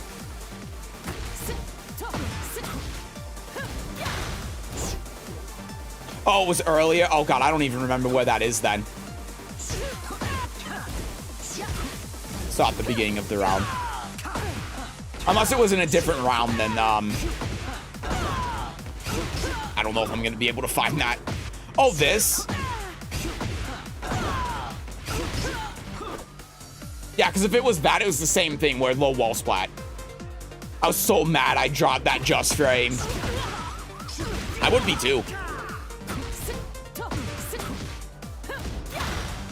So yeah, -8, and then we're going for the counter hit. But here's another thing to consider too. She's -8, so she's probably not gonna hit a button. And if she is gonna hit a button, it's gonna be some weird like that, like down jab or high crushing low or something like that. So instead, let's try throwing in a couple of lows there, right? And that's something that you've been doing a lot, but there's just no reason for her to attack into this. And what she can do instead is the I mean, something like that. But what the hell is the damn God, I don't remember what the fucking move is that she has that just is like a high crush launcher or whatever.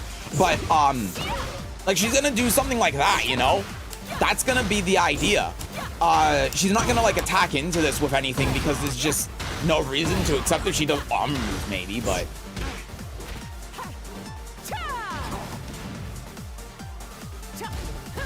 oh, it's up forward 1, thank you.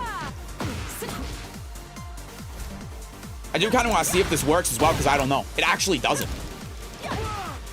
Wait, no, that's the jumping move. That's not the high crushing one.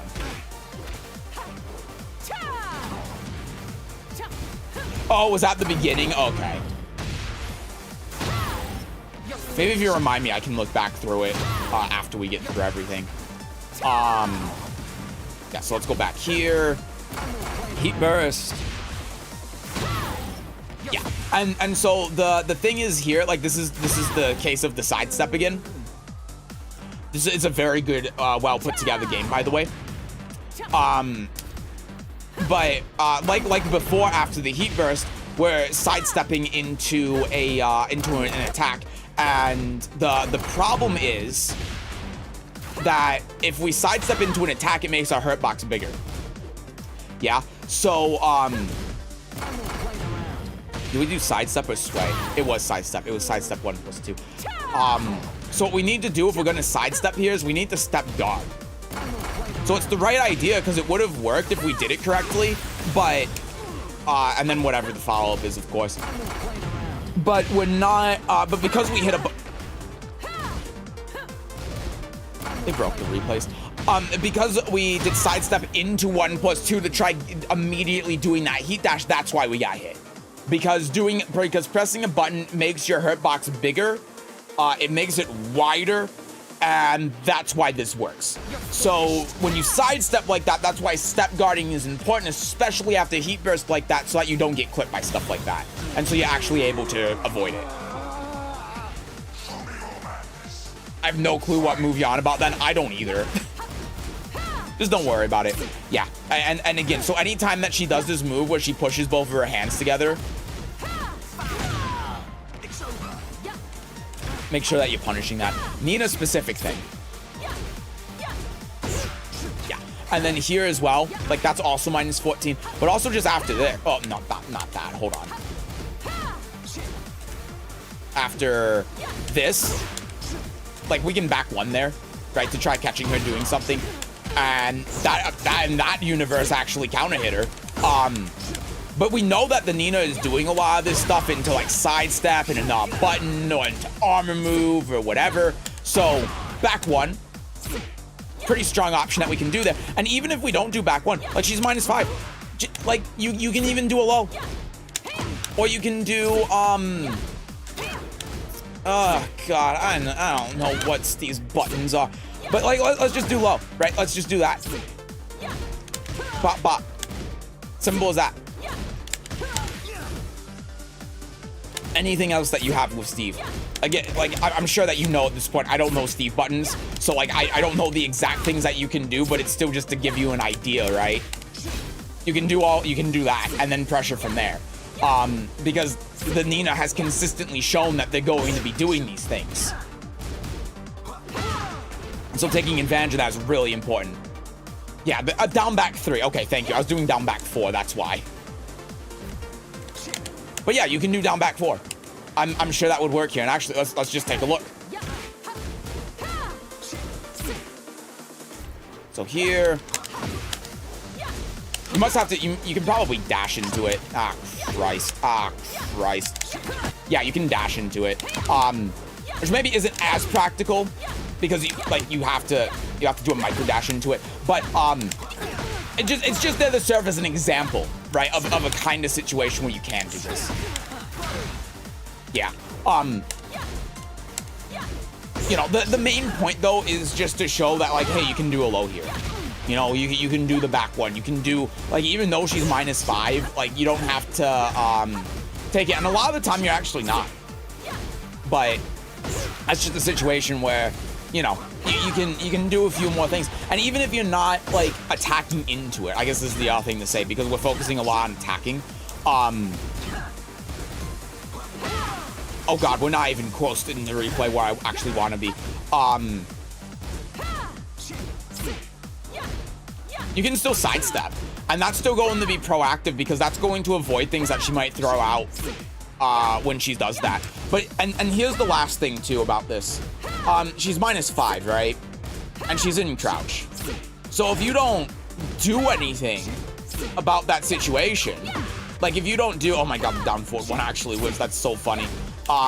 If you don't do anything about that situation, and the Nina catches on to that, then what is it? It's this one. Yeah, she can just do that at minus 5. And you obviously don't want that. But that's the kind of thing that Nina would do. And we're seeing her do that with the down jabs, like there. And that might actually be why she did the mid, is because she's trying to mix up the low. And you can't let her get away with that. Because yeah, you know what? Thinking about, that's her plan. She does that, and then she does the low. And then when she thinks you're going to block the low, she does the mid to launch you. That's her plan. And if you let her get away with that, and then let her go sidestep into another launcher, then she's just getting away with murder at that point. So that's why you need to be checking her. Has Nina done a single ivory cut? I don't think so.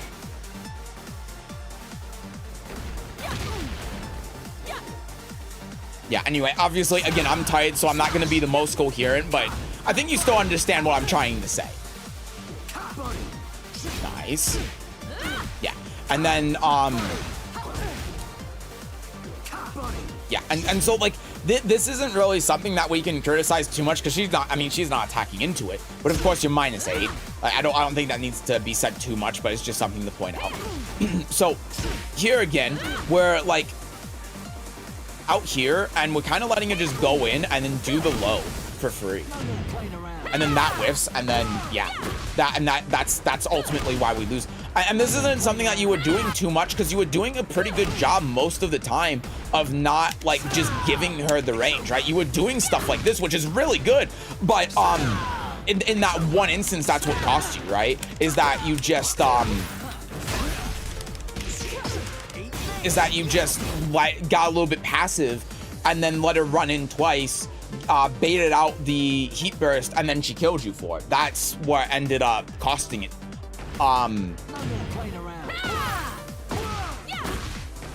Yeah, which is unfortunate. It's really unfortunate.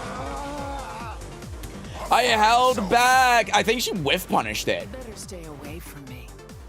Hi, Nistillo. Hello, hello. We can double check.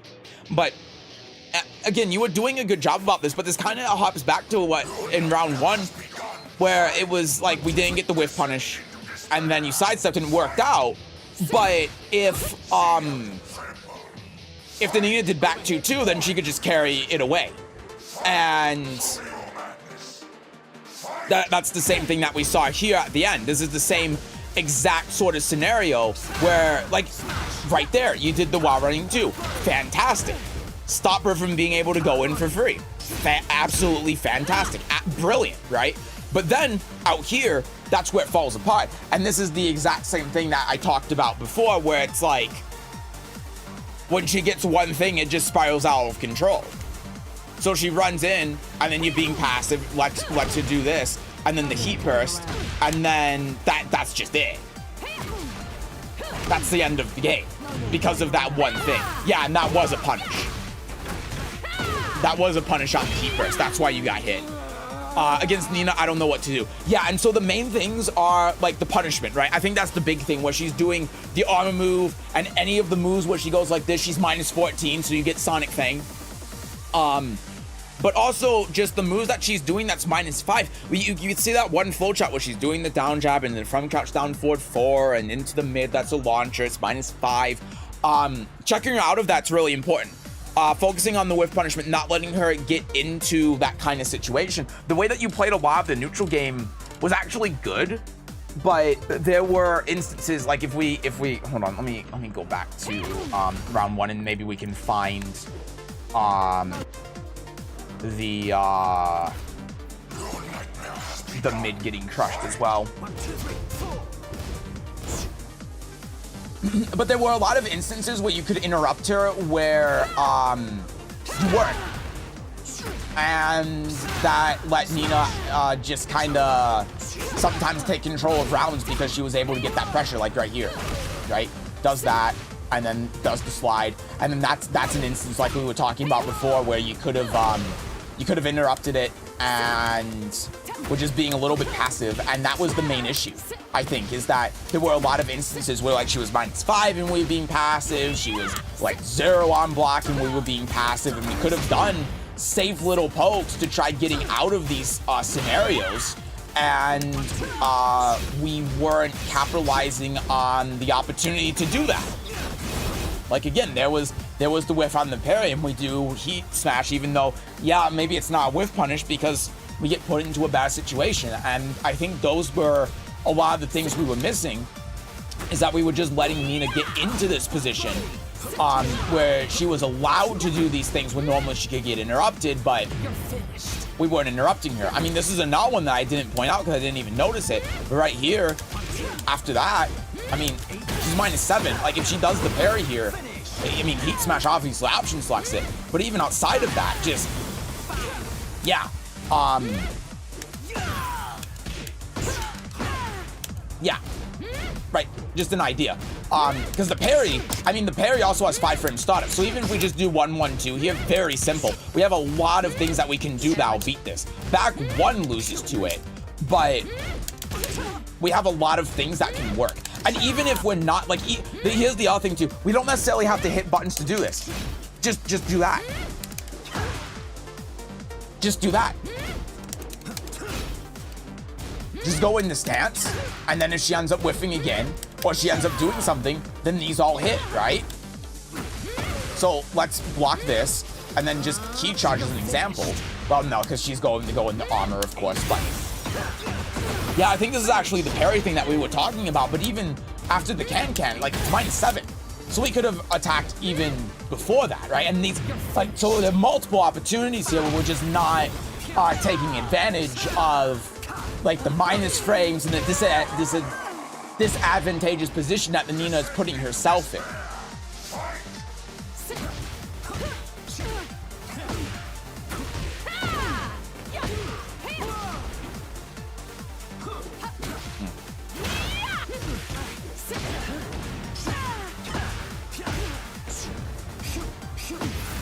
Trying to find another like instance of this.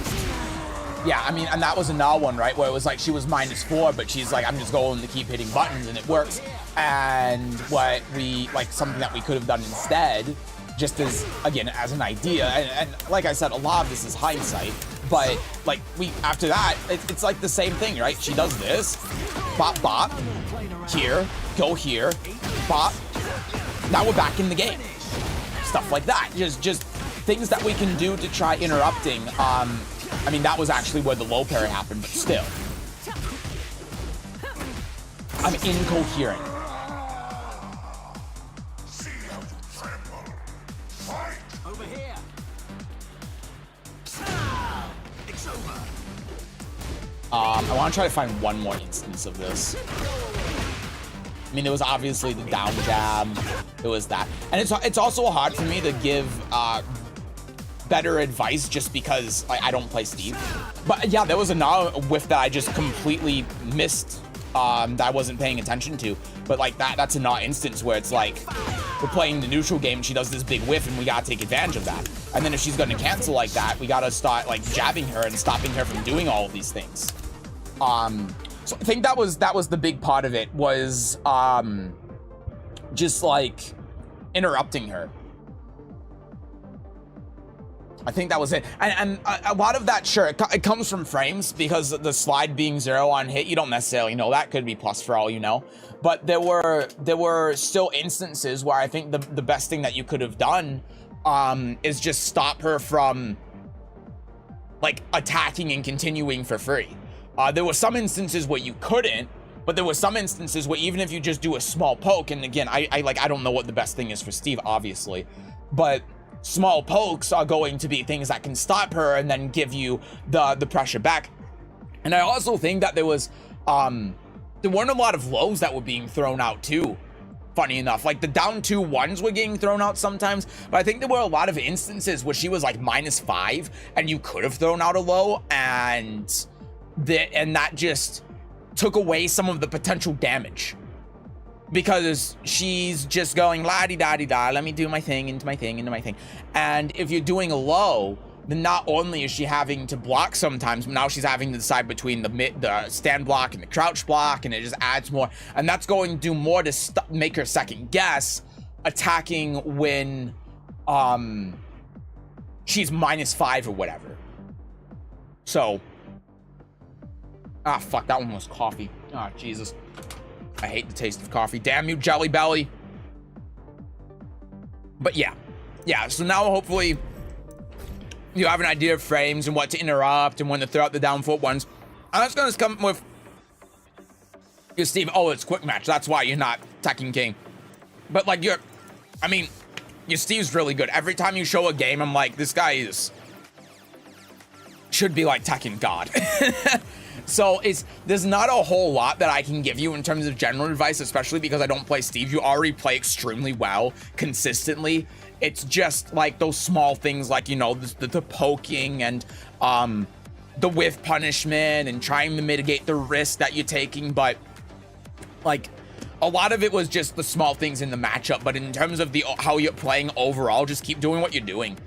Like a lot of the reason you lost that is just, like you were saying, lack of matchup knowledge, and now that you've seen that and you know the frames, hopefully you have a better idea. I was playing ranks, and I know it's flowcharting as fuck. Some quick tips, a part of don't. I mean, I can't go into anything specific because I'm way too goddamn tired to do any more coaching. I'm sorry, I've been here for 9 hours, and I feel my vocal cords beginning to expand and turn into a black hole. So I can't really do any more like coaching. But what I can tell you, if your flowcharting is to like understand why.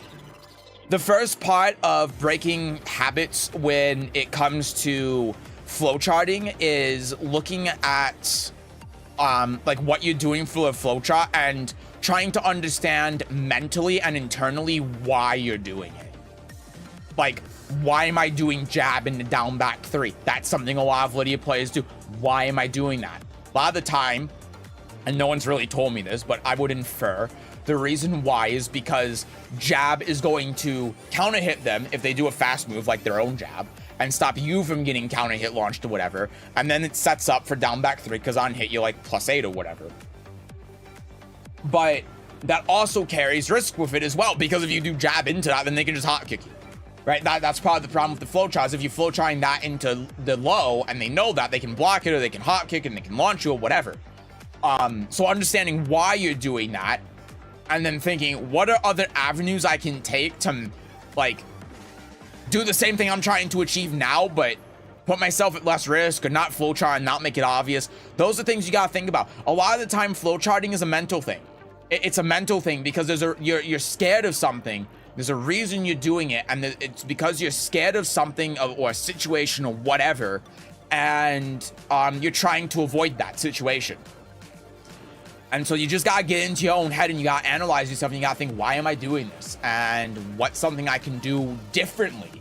Because flowcharting something isn't necessarily bad. There are a lot of flowcharts that are good. Like if you do down 4-2 and the cat 4 into wolf 4, I mean, that's a flowchart, and a lot of the time it's good. But you have to know why you're doing it before you do it. And because if you're just, there's a difference between doing a flowchart for a reason and just flowcharting. There's a huge difference between the two.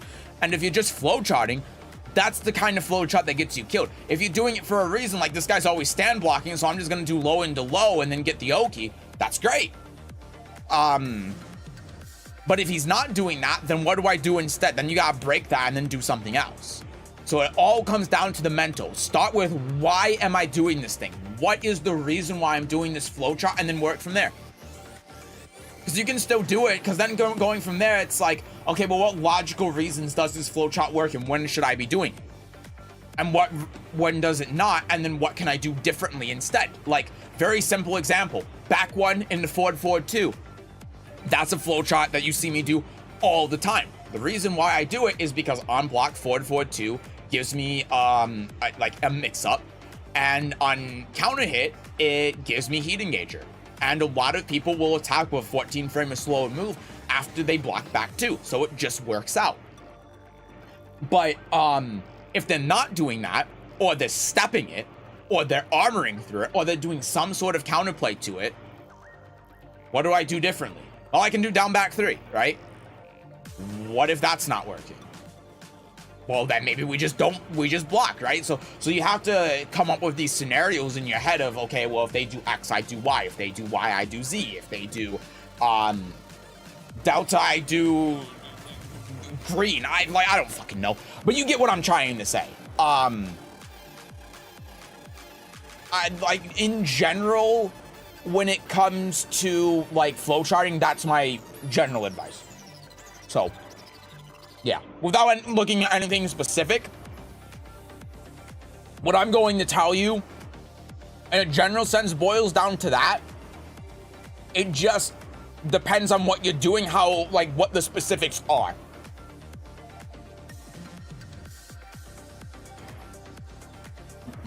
Learning small Tekken always makes my brain malfunction. Small Tekken is a lot. It's a lot to get a handle on because it's very fast paced. All right. Roll call. Maybe for the last time today, because I don't know if James Little is still here. Roll call. Haruki, are you here? I'm gonna come back in 2 weeks then. I got no problem, thanks. It's actually gonna be 3 weeks because 2 weeks is my birthday and I'm not doing this on my birthday because I've already been here for 10 hours and I'm losing my fucking mind. Sorry, I didn't mean to shout at you. I didn't mean to yell in general. I'm sorry. I don't mean to. I'm sorry. I'm really sorry. That did not come out the way that I meant it to. But the next time we're gonna be doing this is the 27th. Not the 20th, because the 20th is my birthday. Okay. Haruki is not here. Narumi's here. Please check my profile. Tell me if stats matter. Me versus Jin. I'm here. I just want to double check again, right? You're Narumi Shirogane in Discord, right? I know you said that, but I just want to make sure because my brain is not working right now. Seth, please rest. Seth is tired for the guest to rank. I shouted so much in guest to rank. Yeah, we already did guest rank. We did it at 6. It was one of the worst things I've ever experienced in my life, and it's the reason why I'm like the way that I am today. Okay, that is you. Okay, you will probably be the last one. I'm gonna do roll call real quick. James Little, are you still here?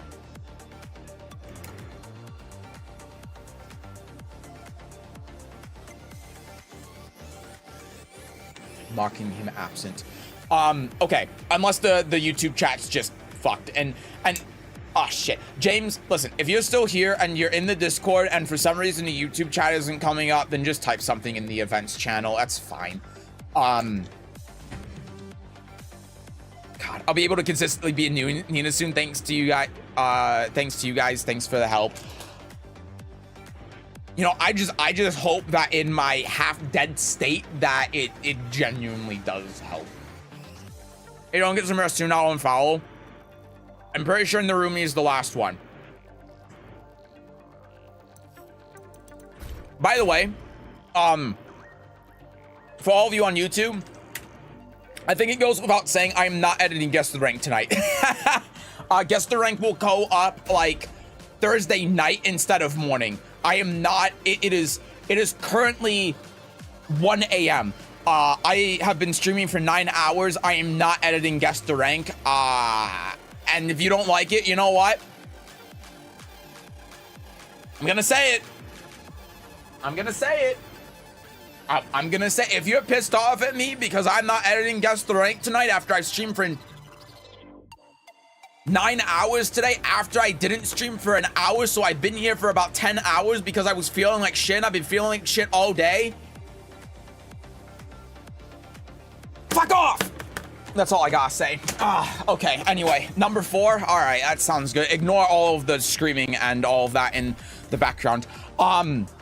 Okay, so what did you say as well? Oh, sorry, okay. I lose, but I love her style. Well, I'm learning June too, so I can give you some advice on June, at least the way I've been playing her. So that's good. I'll be able to give you a little bit more than, yeah. Than Steve. Oh yeah, and you want me to check your profile? Yeah, let me do that too. Hold on. I Metabite. Can you coach by Lydia ass? I've been here for 9 hours. It's been 10. I need help. I can't. I'm sorry. I can't. I closed the thread a bit ago. Okay, so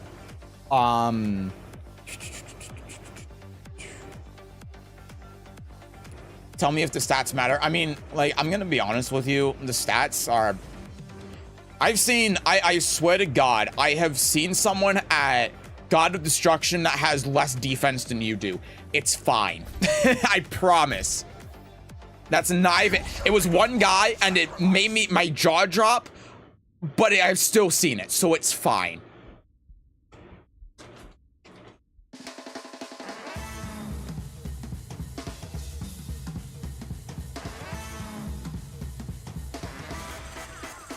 Yeah, Metabite, join the Discord. We have the coaching threads in Discord, but the next one I'm gonna be doing is gonna be estimated 3 weeks from now. Because my birthday is in 2 weeks, and normally we do this bi-weekly. Because obviously it takes a lot of time and it's very draining on me, so I can't do it every week. I mean, there's a chance that I'll do it on like a Saturday or something in 2 weeks, but it's not likely. So, you know what we might do, actually? what we might do, here's an idea. We might do public coaching next Wednesday, but only for people that have never participated in public coaching. That I actually like that idea. So that way people that haven't been able to do it don't have to wait for 3 weeks. Because there are a lot of people that have come here that have never done public coaching before and never participated in it.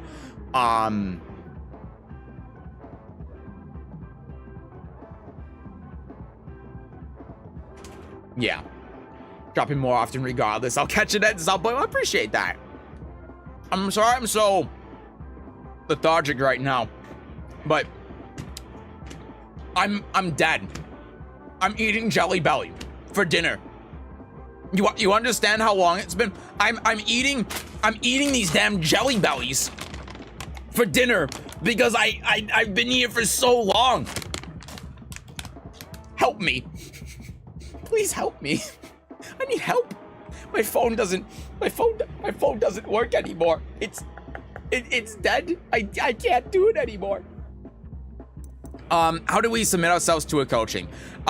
Yeah, sorry Phoenix for delaying this. I just want to tell everyone how this works real quick because there's so many new people.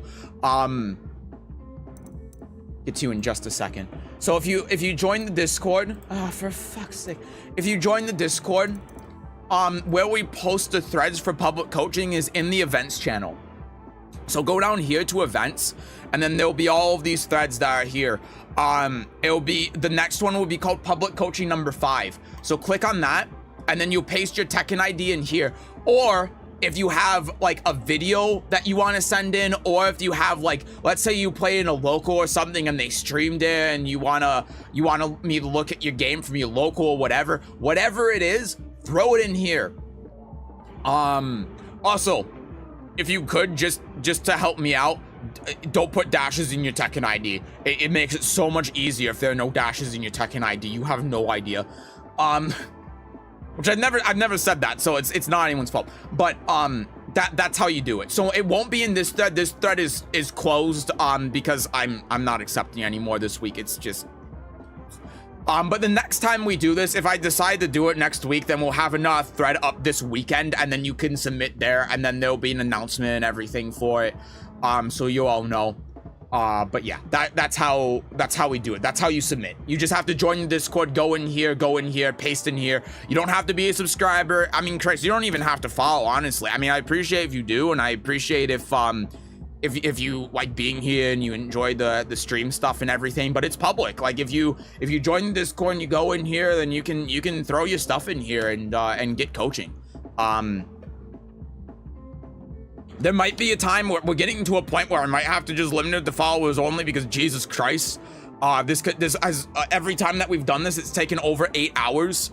But for now, like, just join the Discord. Hi, Dad. I'm Dad. Hi, Dad. Get out of my fucking life. Excuse me.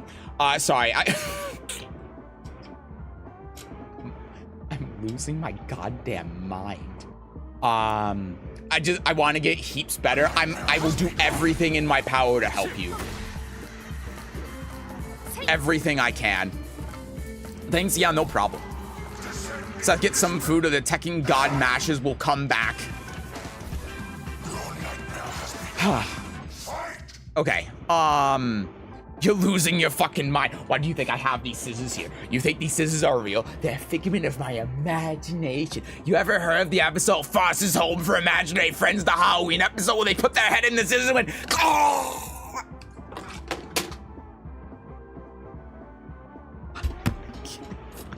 It's 1 a.m. It's 1 a.m. It's 1 a.m. Saying that like you haven't already. True. Okay, let's get to Phoenix's coaching, and then Phoenix will be the last one for today because James Little and God, I forgot how to fully pronounce the name. Haruaki, always mess it up.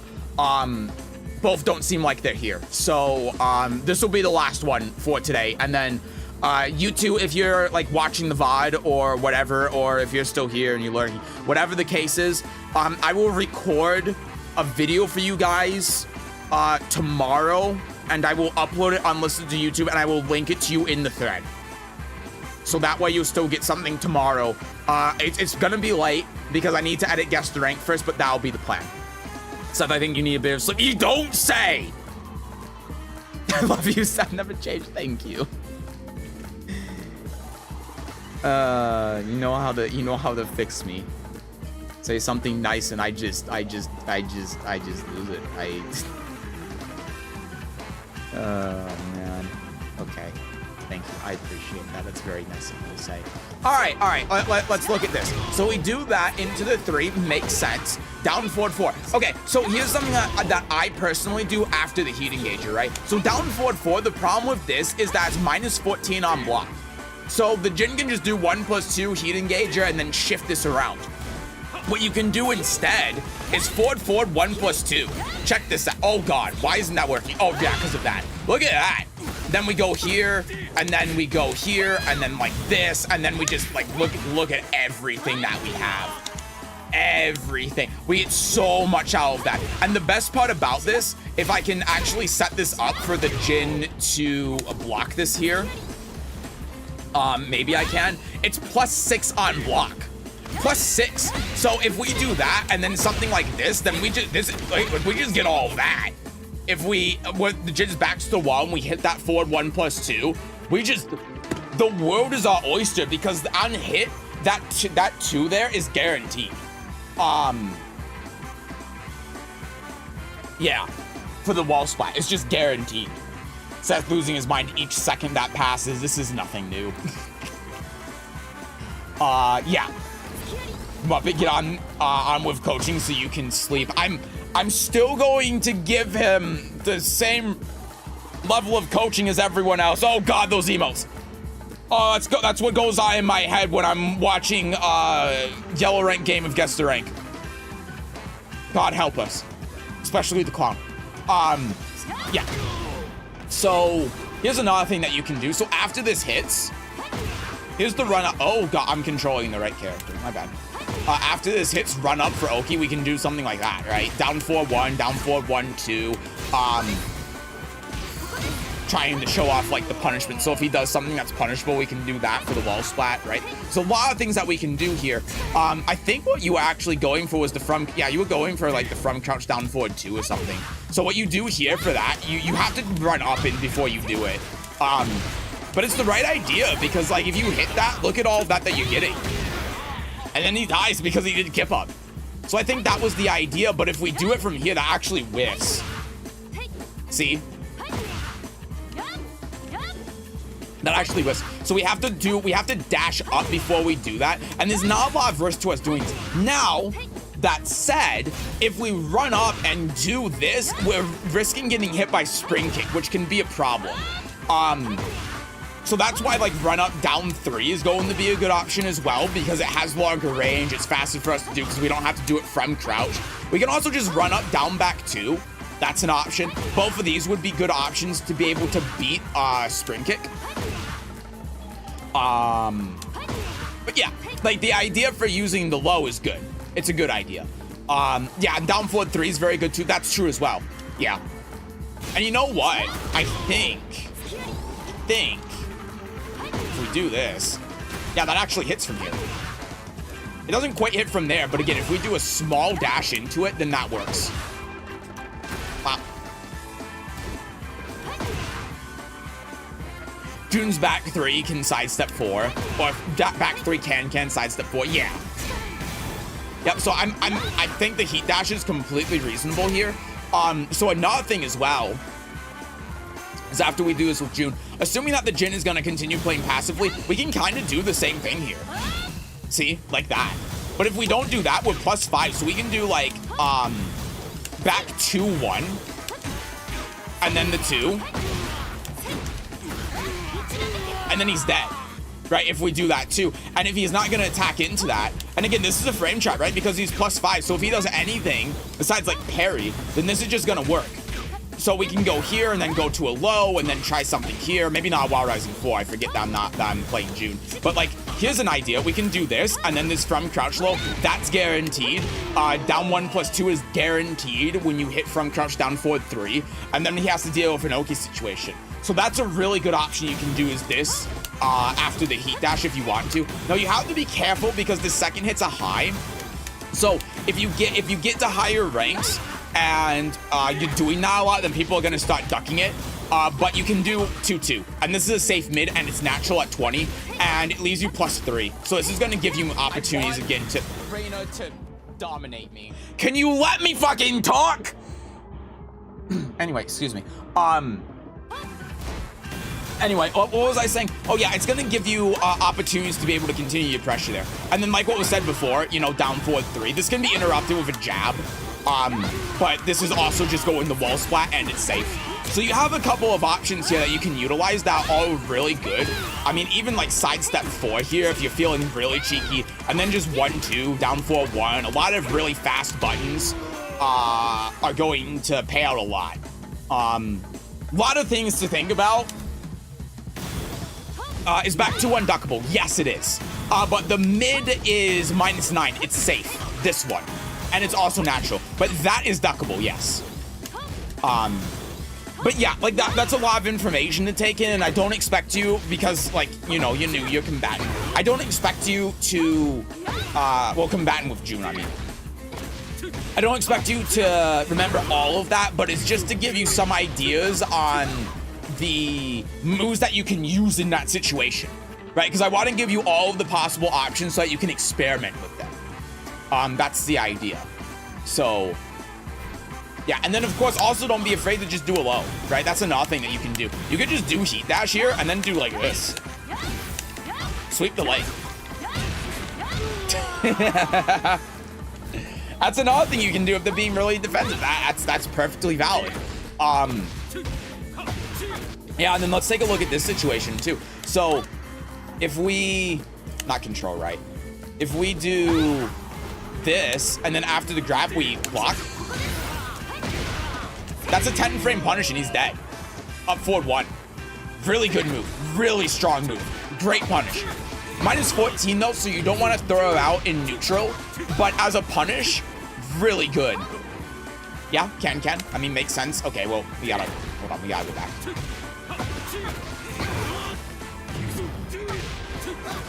Boop. Okay, so, and this is another thing with Wake Up as well that a lot of people don't know about. Toe kick. Look at that. Look at where we're in now. Oh, Jesus Christ. Oh, God.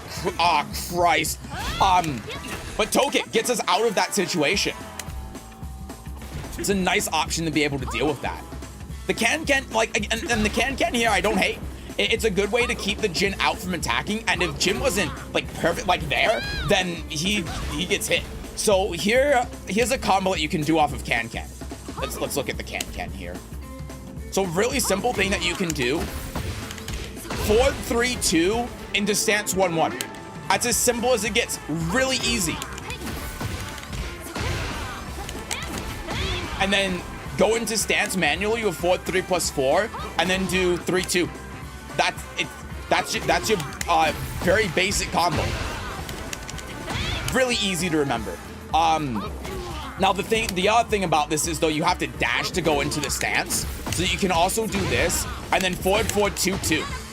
That's really simple to remember as well. Now if you're doing the optimal combo here, I mean you can kill Jin off of it. This would be the more optimal combo. You have to delay the second hit to get rid of the scaling, so let me actually do that. There you go. If you delay that second hit, then it'll do unscaled damage and he'll just die. So if you're doing the optimal combo, it'll be, and this is something you can do off of pretty much any launcher, but back 4-2 and then the 4-3-2 into the stance 1-1. And then we're doing the same thing here, stance 3, and then we delay the second hit slightly because then that makes the damage unscaled. So your optimal combo route actually isn't changing that much from the super simple one. But again, if you want a super simple one here to work off of, which is going to be perfectly fine up until, because like, look, this is doing 68 damage. That's going to be perfectly fine until you get to like Tekken Emperor. I mean, it's gonna it's always gonna be good. That would be it.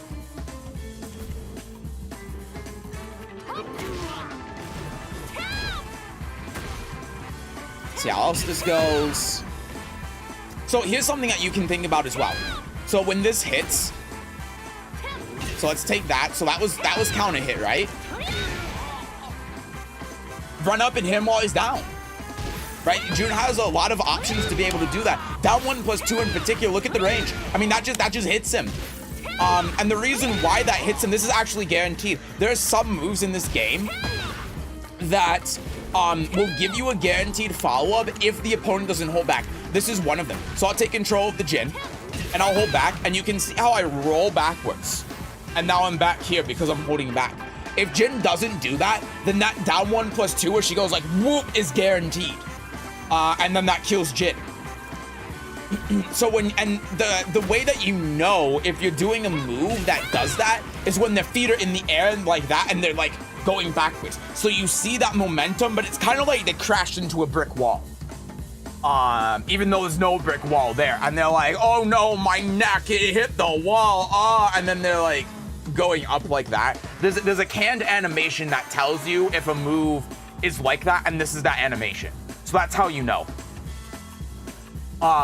But besides that, like let's just look as well at like the pokes you can do. So after this, oh god, what are we doing? Yeah, so we're doing the 2-1, right? So we're doing this move. We can do the 2-1 by itself, of course, but another thing that you can do to get in is after this hits, you can actually just do stance like that. That's something that you can just do.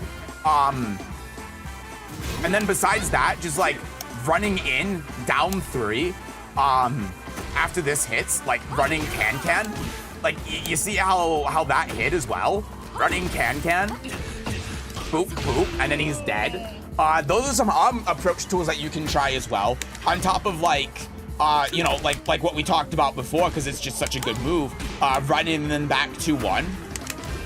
And obviously you don't want to just rush in with this because you don't want the Jin to kill you, but that's something you can do. You can try to do this for a little bit of keep out, but it costs you health. All of these are options that you have, right? The 2-1-4, I mean, the 2-1-1, sorry, not 2-1-4, the 2-1-1+2 also works. It's just the problem with doing it is that it's high, right? So if the Jin ducks it, then you get launched. But it's not a big deal. Just a couple moves you can think about using. And then here, right? So we are out here and we're just gonna pretty much let this go how you're doing. But when you see the Jin whiff here, 1+2, check that out, right? That is a pretty good move that you can use as a whiff punish. 1+2 when they whiff like that. That's a pretty solid, easy to use move that you can use there. And again, like if you're holding back like this, right? Do that. The back 2-1. Because it has that extension as well. That 2-1-2. It's -9, but if they attack into it, then they die. And you also can go into stance off of this too by pressing forward or back. So you could do back 2-1, go into this stance, 1 to do the low. And back 2-1, and then here, and then you can do the 3 to do the mid. And you can hold back as well to go into this stance. And then you got a mid off of the 1 as well if you want to do that. Although that's going to be easier to interrupt than pressing forward, but it's still something that you can do. And if you go into that stance, you can press 1+2, and then that's going to put you into the god damn it. It's gonna put you in the 3rd stance that she has that gives you the house sweep, right? It's gonna put you in this stance. So those are how you can like do the stance transitions. Couple of things to think about for whiff punishment. And then of course, you know, there's always just like off of this, stun forward 2, right? If you really want to just go out for the launch punch, because if you do the down forward 2 into 1+2, the thing that makes her use the energy, it costs her health, but it's safe. And it's the same with the forward 2 as well, especially in this situation. If you mess it up, then it's safe, right? It's -9. It costs you some health, but you're not going to get killed over it because, I mean, normally the down forward 2 is punishable, the forward 2 is launch punishable. But if you're covering it with that, I mean, like, you mess it up, you're -9. It costs you a little bit of health, but it's not the end of the world. I'll never learn how to pronounce June and Vic's stances. I don't even remember what they're called. But yeah, just a couple of options. Like when you're waiting out here, you're kind of looking for them to whiff like this. You see how much this Jin is whiffing? You see all of these opportunities that where you could do this. Like if I just take control of June here, there's one, right? We can do that again. And how we can even like throw this out, even if we're not too concerned about like movement or anything, because of the distance. After he whiffs like that jab, we can just go whoop, whoop, -9, big whoop, and then go here, and then this, and then, you know, we get some pressure out of there. If we want a move to try keeping out the Jin, sidestep 2.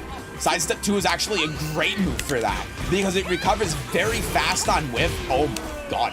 It recovers very fast on whiff. It has decent range it'll kill him in this instance. It knocks down on hit. On counter hit gives you a guaranteed foul, which is forward 4, 1 + 2. Or for just an easy foul, down 1 + 2, as we've been talking about before. And then again, like a slower move, but it has a lot of range, down 1 + 2, right? So look, he whiffs this hot kick. We can just down 1 + 2 here.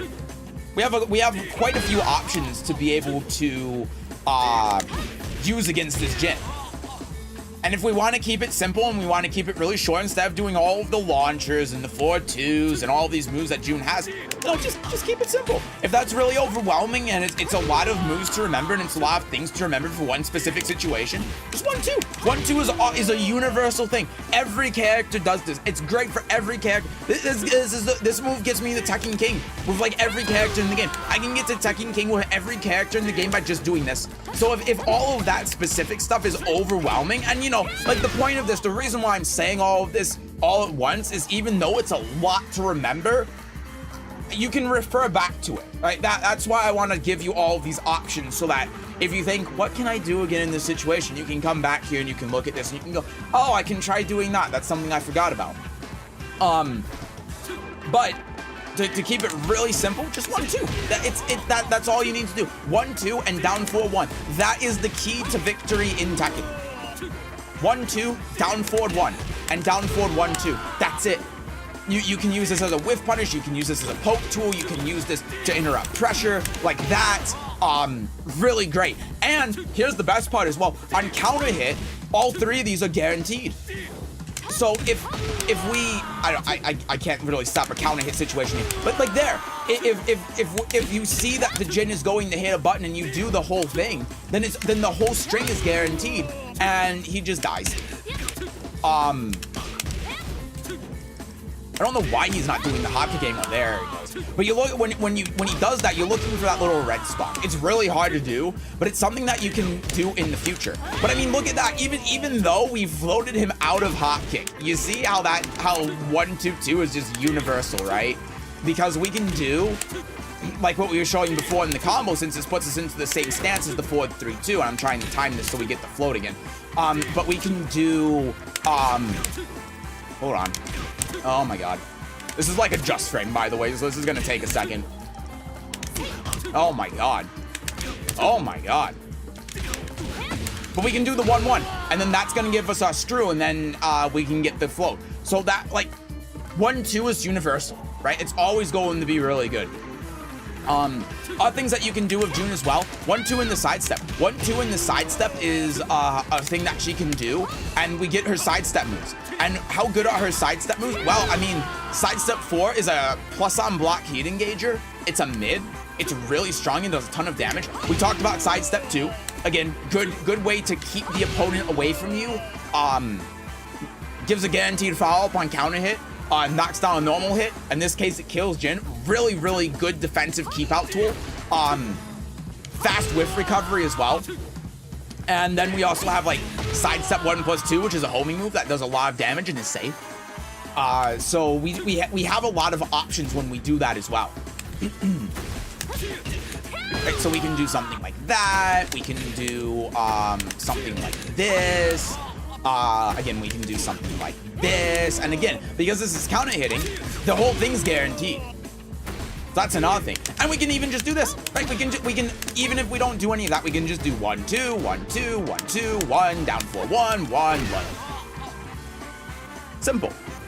So if all of those odd moves become overwhelming, that's what you default to. Yeah, and Metabyte's right. Make sure you focus on one thing at a time. Absolutely. If you focus on too many things simultaneously, then it's it can get really overwhelming and it can get confusing. 1-2 for Raina, still better on whiff since has less recovery and has a threat with the 3 follow-up. Yeah, it's actually, yeah. And it has the 4-hit string as well, and that whole thing is guaranteed if like the second or third hit counter hits or something. But yeah, that was good. Doing the 2-1 there, that was also solid. Right, the 2-1 is also good because it's safe and it's high mid, and high mids are always good. High mids are crazy in this game. Any sort of really fast high mid string that's safe is really good. Yeah, so that last hit of Jin's is you can block it and you can punish it. Minus 13. So your punish here will be while rising 2-1.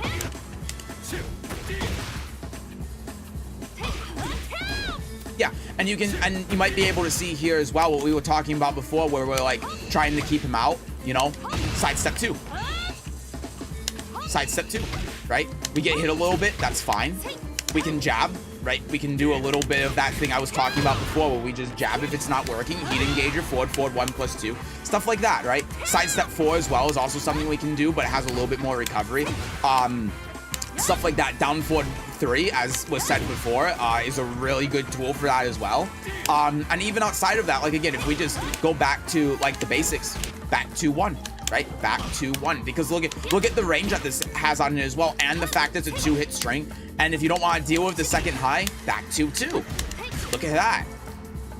And then again, if we're playing out here, forward 2-1, that crushed his high and then gave us heat engager, right? But even if this gets blocked, minus 9, right? So no big deal. We can deal with that. So 1-2 over 1-2-2, but can't you mix up from 1-1-2? If you're talking about with June specifically, the third hit can be ducked on hit. Oh no, sorry, I got lost in the conversation again. I'm so tired. Yeah, I have no idea. I'd say most of the time you do 1-1-2, like. Yeah, so again, I like doing the 2-1s there. So instead of committing to the last hit as well, check this out. What you can do instead is you can do that in the down back 3. Because look how plus you are when you do this, right? You're plus 7, this is an 18 frame move. The only way that he can avoid that is if he jabs. And then if he jabs, you know what you can do afterwards? This, because it high crushes. It beats his jab. It's a little bit of a flow chart you can do, but you can start doing lows here, and then you can do this, and then you can do this, and then we can do this, and then when he starts trying to attack into it, that's when we can do the 1+2, because we're doing the 1+2 to beat him for like attacking into us, like doing that jab to interrupt that low is something that we just showed. But if we're not doing that, then he has no incentive to attack into it because it has that third hit in the extension. And plus, we're just kind of getting guaranteed damage here, especially at these ranks, by doing this. And then boop, boop, boop, and then like, again, same thing as before, right? So yeah, just an idea on how to use this move, because you're using it in the right way, and it's a really strong move to use. It's just there are other ways that you can think about it, right? Yeah, and then this was another situation like we talked about before, and maybe you're seeing it now where this hits and he doesn't tech throw, so that's guaranteed. Even though it doesn't say it's a combo, if he doesn't tech throw, it's guaranteed, right? Okay, mid. And then here's something that you can do as well, and I don't know if you know this or not. But if you do this instead of doing the mid, because you've done the mid before, and he's not gonna duck this stuff, right? You can do this, and then you +6, and you know what you have as a heat dash move? You can do, oh my god, input so early. You can do that, and then you get full combo. I actually don't know what the full combo is here, funny enough. But that's something you can do. You're +6, so this actually becomes a frame trap. Oh my god. Yeah. And that's a whole thing you can do as well. And then on the wake up as well, you want to know another fun move that you can do? Forward 4-3. So instead of doing the forward 3, and maybe you were trying to do forward 3, but instead of doing the forward 3, you can do forward 4. Oh god, that's running. You can do forward 4-3. This is just a safe mid homing move that's +2 and has an extension that's oh god, that's plus on block and knocks down on hit. Really, it's a really strong move. It's one of her strongest moves. So here's something to watch out for frame-wise. So Jin is actually so plus here, he actually gets 1+2 guaranteed. He gets his heat engager guaranteed here. So what you have to do here is when this hits is just block. Because if he doesn't know that, then you're just able to get back in the game. But if you're like attacking after this, because when you're -13, then you're gonna get counter hit like that. So the way that you know if you're super minus like that and you need to hold back is when that big boom sound happens with the counter hit and that camera zooms in. Like what happens with Jin's Magic 4 right here. When this happens, you are really minus. You do not want to hit a button. It is a big flashing red light. Do not press. We got the wake up. Yeah, and that was a good option, right?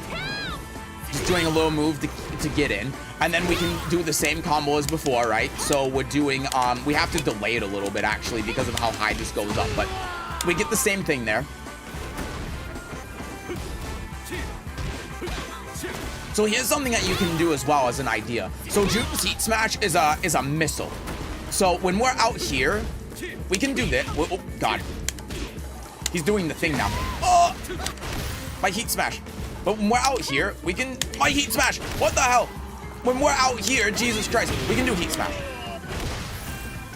So if we're in a, like this scenario, this Heat Smash hits so far, it's like a truck as well. That's something we can do to stop the opponent from, like, attacking into us. Instead of the 3+4. Because the 3+4 is leaving us a little bit more open. It isn't going to do as much damage. Bro, you're still going? I'm gonna be done soon. Okay, so here's a little bit of advice also when it comes to dealing with pressure. So when Jin, and from pretty much all characters in this game, if they do something that goes into a stance, you can interrupt that stance transition mix-up. Oh, not main menu. In Jin's case, what you can do here is down forward 1, and then down forward 1, 2 would just kill him here for the move that he's doing. But what you can also do, because he has an armor move out here, is down jab, and that's just going to stop him from being able to do anything. So you can see I can do this off of the specific move he did. I can do this, and again, because it's counter hit, we get the whole thing guaranteed. But you know, again, down forward 1, down jab, and then just some sort of mid to keep him off of us, to take advantage of our frames, right? We can do like the down jab into this. Well, let me actually do it after the thing. Down jab. Maybe we need to do that. Yeah, we actually need to do that because the low is too slow. But yeah, we can do like that and then get the counter hit off of the front crouch down forward 2 because we're +6 and this is a 16 frame move. So it would trade to down jab, right? So we're always going to win that situation. Unless he does rage out or something. Well, he would have to do exactly rage out or block. Won't Zen up 1 go over dick jabs? You know what? Yeah, you're right. Yeah, do down forward 1 instead. Yeah, just do down forward 1. Yeah. But those are other things that you can do. I mean, it's more to demonstrate, more than anything, that, like stances like this, stance transitions like this are always going to have like a way to interrupt them, whether it's down jab, down forward one, jab, stuff like that. But no, you're out. Now you're right. Shit. Ow. Fuck. Oh, Christ. Okay. I hurt myself. Oh, Jesus. Won't Zen 1 go under down forward ones? God, I hope not.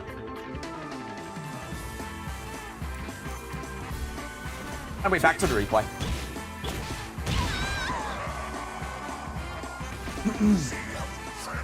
But yeah, like down jabs, and the other thing is too, to illustrate that down jabs to interrupt pressure is really good. Okay.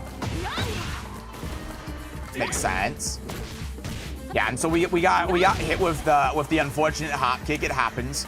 But what we can do here is, because Jin's waking up, if we want to throw in the Oki setup, we can do running 3. That's an option, because that's a wild running move that we have that's just going to hit Jin when he wakes up. And if he does anything when he wakes up, then he just dies. Literally dies. Because it wall splats, right? So running 3 after this, really good option that you can do. But what you have to keep in mind is that by standing here, when he wakes up, neutral has now been reset. So despite getting the knockdown, you're not really getting any reward out of it, and neutral is now just reset. And because of that, that's why the hop kick here works, right?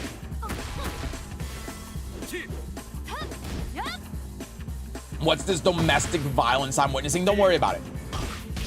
Yeah, and there you go, right? This is what I was just saying, is after this hop kick, right?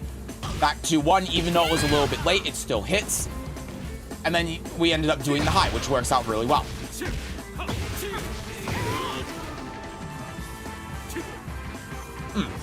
So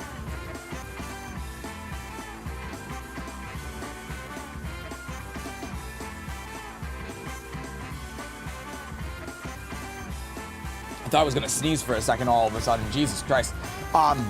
So again, here, right? Let's look at this scenario. After the Jin whiffs. Hello? Did he not whiff? Allow him to whiff jab. So after the Jin whiffs like jab here, we can do that sidestep 2 thing, like before, right? Ah, fuck. Well, you know what we can even do that might be even better? Heat burst. That's gonna reach from here. And that's gonna put us into heat and allow us to do our heat smash if he whiffs. And a lot of our game is just kind of hanging out here and seeing what the Jin does. And if that's what we're sort of doing, then having access to that heat smash so that we can whiff punish him really hard for doing something like that at long range is really nice.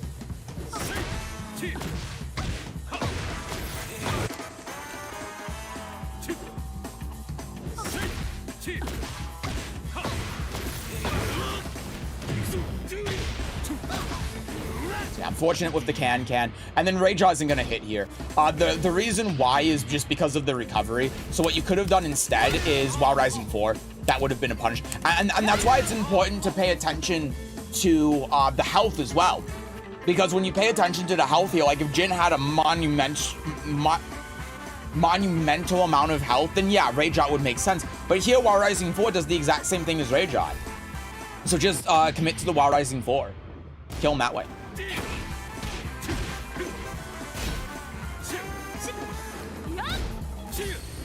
Oh my god. Why do you hesitate? Fight! Yep, there's the low. So when you do this low, by the way, always finish it. Always finish it. There's no reason to not finish. Well, I mean, there is a reason to finish it, because on counter hit it gives you a full launcher, but I mean, really, you should probably just finish it every time. That was nice. There you go.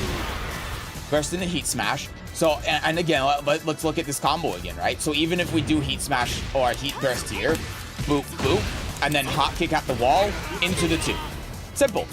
And then at the wall, when they wake up, that's when we can use the heat smash, and then we can kill them that way.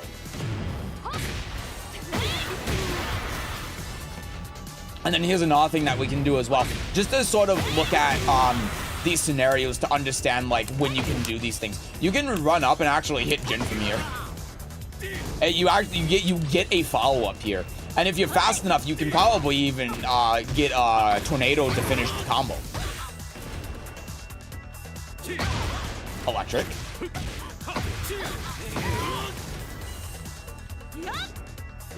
And trying to do that. Back 3, right? That's going to catch him when he's running in. That makes sense. Hot kick. Yeah, so, and one thing as well with hot kicks are universally punishable. Hot kicks are universally minus 13. So if June specifically, that means you get this.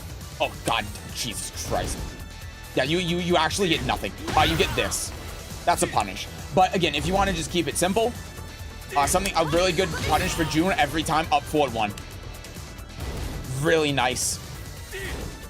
Sesu, does thou even sleepeth? No. Low, low. You know the low parry that, which is shocking. Most people don't. And then here, looking at wake-up options as well, we take control. Wake-up kick. That's actually a punish. That's actually a punish. And then when he tries running in, can. In that kind of scenario. Ken's really good for that kind of thing. Yeah, and then he whiffed. And then the nice thing about this here as well, in this specific scenario, is that he has this big animation. So it makes it even easier for you to get this whiff punish. Or even if we just do this. And then he dies that way too. Nice.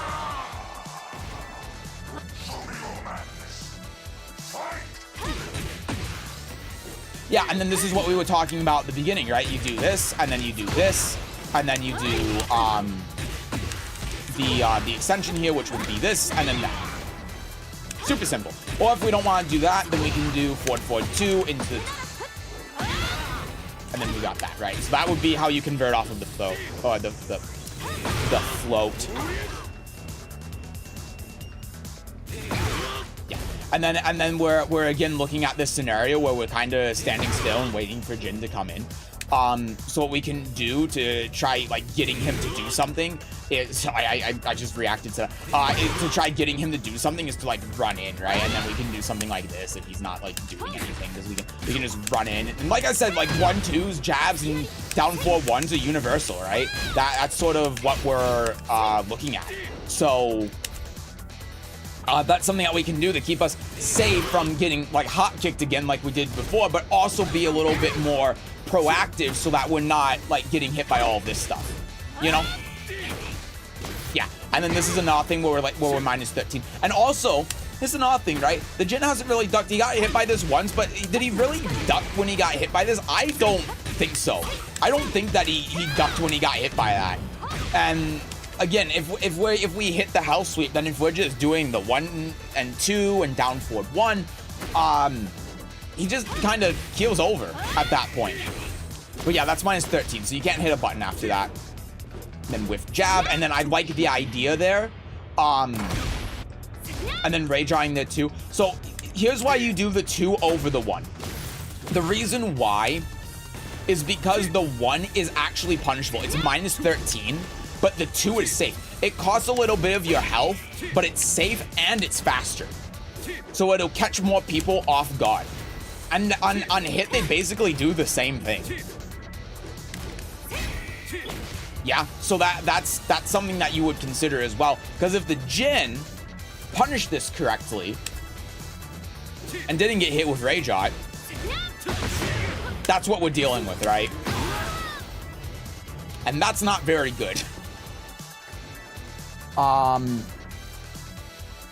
I have kind of a stupid question. Is Lydia a gimmick character? I ask because I just reached purple rank, but I kind of got imposter syndrome with her. I feel like I'm winning and outplaying. It depends on your perspective, I think. If Lydia's a gimmick character, then every low tier character is a gimmick character, or every well-played character is a gimmick character. If you think that's the case, then yes. If you don't think that's the case, then no. She's not inherently a gimmicky character like a character like Zafina or Yoshimitsu or Xiao Yu. I think she has a lot of tricks, but they're not gimmicks. They all serve a purpose. The only thing that's gimmicky about her is that she has a very low play rate and no one knows the matchup. We just had a round of public coaching where someone played against Joker, and Joker didn't really know the matchup that well. It didn't play the matchup that well, and he's God of Destruction with Lydia. So it depends on your perspective on it. Is your perspective on it like every underplayed character or character with a low pick rate is a gimmicky character because they naturally are gimmicky because people don't know the matchup? If you think that, then yeah, but that would apply to a lot of characters. If Lydia was a super popular character like Yoshimitsu is, for example, would she be a gimmicky character like Yoshimitsu? No, she wouldn't.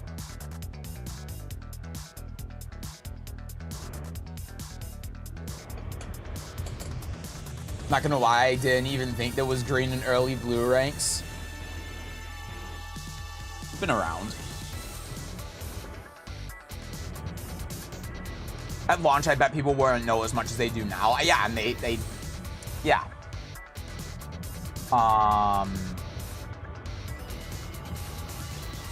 People do jab and sidestep and ban Lydia. Yeah, they know the matchup a lot more now than they did before. How much more popular you think Lydia would be if she wasn't a DLC? I think she'd be the same. I think people would look at her and say, oh, I don't like the forced stance transitions and she's linear, etc., etc. And they just wouldn't play her because why play her when you have like Dragunov and Jude and Jin on release? So yeah. Anyway, let's return back to this replay. Let's wrap this up here. So Ray dropped, right? So again, we talked about why you might not necessarily want to do that when because it's -13 instead of -9, why you might want to do the 2 instead of the 1. The 1 doesn't really serve much of a purpose outside of trying to get wall splat. So with where you're at now, you just really shouldn't use that move. But you know, the Ray drop made sense. It was a good option. And then this, like, this is why we were talking about the 1+2, right? Because that makes it safe. But the Jin actually punished this properly. And that's why you died, because you needed to do the 1+2 afterwards to do the follow-up to stop you from getting killed. So yeah, other things that you could have done as well instead of the forward 2. Here's a fun thing that you can do. Here's a really fun thing that you can do. Left side, you can crouch cancel this. So if you hold down, you actually will cancel the move into crouch, and then you can do like from crouch down forward 2, and then that gives you a launcher on counter hit. You can do while rising 3, and then from there, boop, boop, boop. If we do full combo here, just to demonstrate how devastating this would be for Jin, we didn't even have enough time to do the full combo, and then we got Oki with heat. Crazy stuff, right? So that's something you could have done as well to mitigate your risk and put you back in the game. Of course, that puts you at risk of getting hit with hop kick, but you know, the forward 2 by itself does as well, right? So yeah, thanks so much for your time. No problem. I hope you find all of this helpful. But you know, obviously, there's because you're new, there's not going to be one thing to talk about here when it comes to like everything that's going on the screen. You gotta get a handle on the game and your character, right? So I'm just trying to give you some of the more universal things to think about, some of the tools that you can use with June, and just some things that you can come back to in the VOD and look at and be like, oh, I can do this thing or I can do that thing, and I didn't think about that. So yeah, I hope that gives you a little bit of help. But yeah, and then like I said before, some odd things that you can use to approach here as well, if you want to approach, is like forward 2, like approach and do a low, right? That's something you can do. The tricky thing with forward 1+2, by the way, if you use it, is you can't actually do it while running because it'll give you forward 1+2. That's a whole thing that I won't bother getting into, but basically if your character doesn't have a while running move, and you are running, then it will default to forward and then whatever the move is. So in this case, June doesn't have a while running 1+2, so it defaults to forward 1+2 instead of forward 1+2. So that's something you gotta look out for. But some other things that you could have done to approach in this situation are like running 3. Again, you could like run into a low. I mean, you could even run into like here, for example, running into the back 2-1 again, running into like up 2. Like you have a couple of options that you can do. But really the tricky thing is with June, she doesn't have a lot of things that she can do like out here. You know, the best thing that she could really do is like that, which is a little bit tricky, but you could like go in the stance and then hit him with that, and then if they don't do anything, then you can like go into your second stance, and you can do like this, and right, you got a lot of like stance dancing stuff that's really cool, and it's why I like playing her. But that's kind of gonna be like what you can do at range in this kind of situation is like that, and then like off the counter hit you get that guaranteed, but I'm a fool. But that's kind of like, those are your approach options. You don't have a ton with June, but what you do have is neat. It's just that they're like tricky to apply because again, it's like doing like forward 2 and then cancel. Oh Jesus, doing forward 2 and then canceling into crouch and then doing something like that, or like back 1 and canceling into crouch and doing all these fake outs and doing all these weird stance cancel things, and yeah.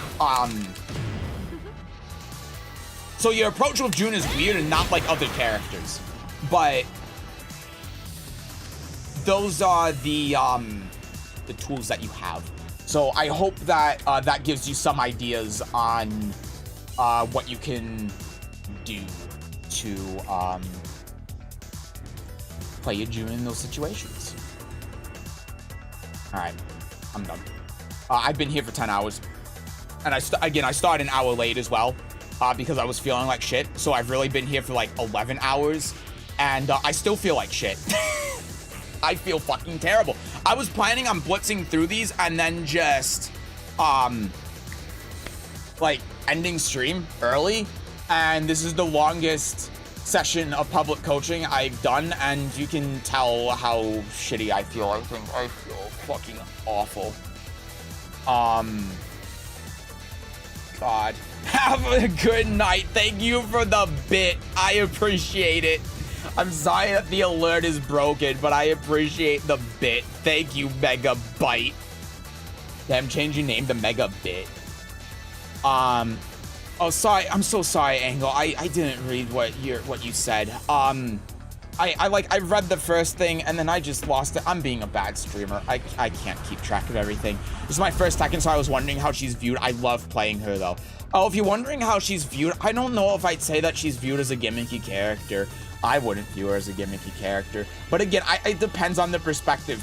Different people are going to say different things depending on their perspective. There are going to be people that think the way that I was saying with like low representation means the gimmicky. There are going to be people that don't. It's all a matter of perspective. So yeah.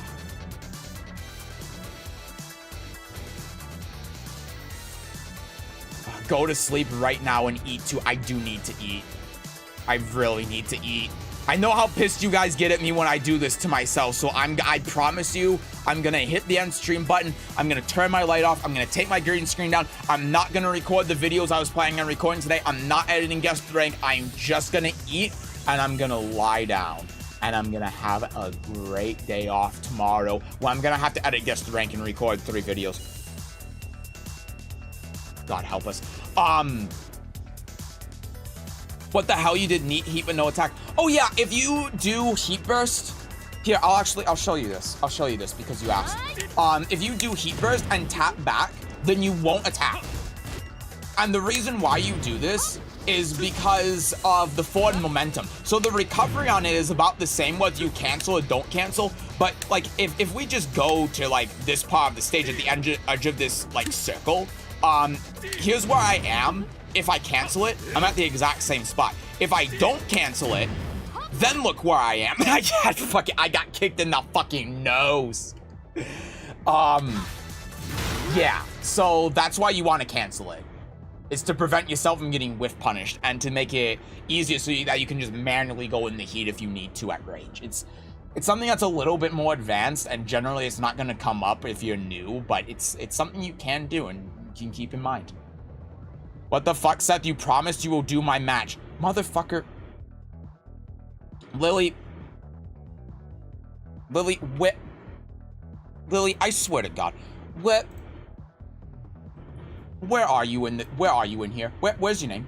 Where's your name? I see Heihachi and Little James Little James. And I don't see your name in here at all. And you can't put your shit in here anymore because I locked it. It's a joke. I don't have I swear to fucking God.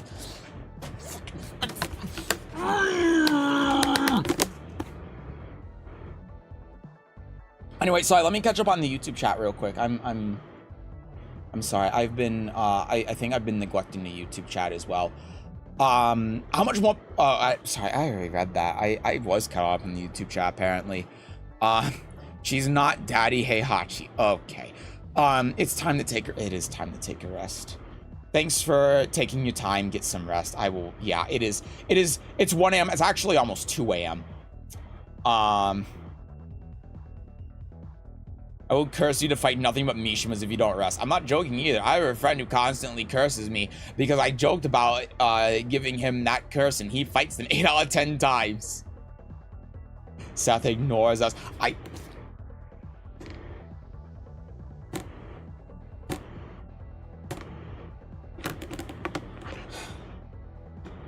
Okay. All right. I'm gonna go rest. Thank you all for coming. Seth, check my message in the chat channel. Seth, please click end stream. Lily, I swear to fucking God, this better be good or you're banned.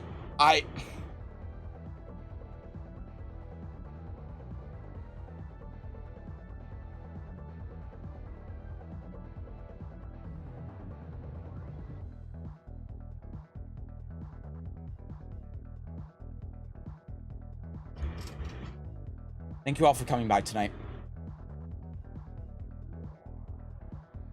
I hope you all have a good night.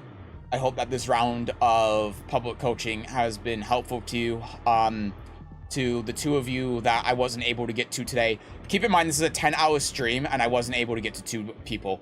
I will, like I said, if you're watching the VOD, I will record a video for you, hopefully on Thursday if I'm not dead.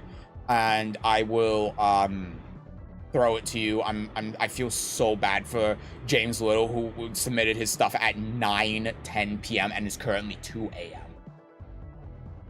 He submitted he was the last one to submit. It was 5 hours ago. Everyone, I'm just gonna ask you a favor. Please submit early. Yo, sleep, what's up? Never mind, good night. I've been here for 10 hours. I'm going to bed. I'm not going to bed. I'm still gonna be up for a couple of hours.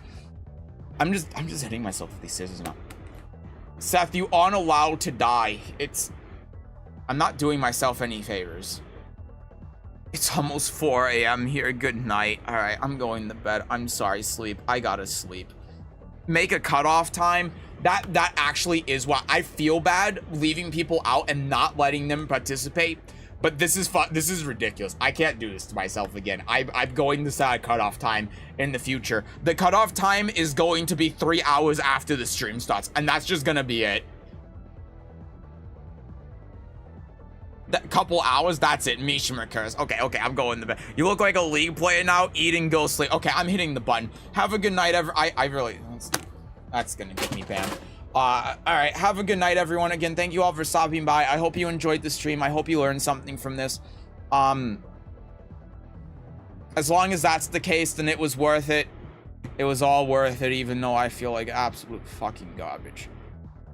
I might be back on Friday, but honestly, after today, I might just not stream Friday to take an extra bit of rest.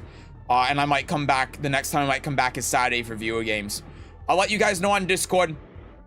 But listen, I don't think you can blame me after today. I'm fucking tired. Take all the rest. I appreciate that. I will do as much rest as I can rest. Yeah. I will, here's what I'll do for you guys. if I'm feeling up to, if I wake up and I'm feeling up to stream on Friday,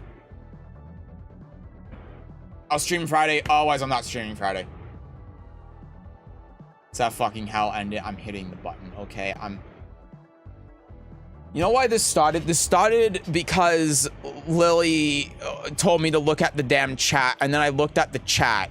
All right, listen, and then I'm just trying to tell you all to have a good night, and I hope you all have a good night, and thank you all for coming by. But like, he told me to look at the chat, and then I just couldn't help myself, and I looked at the chat and started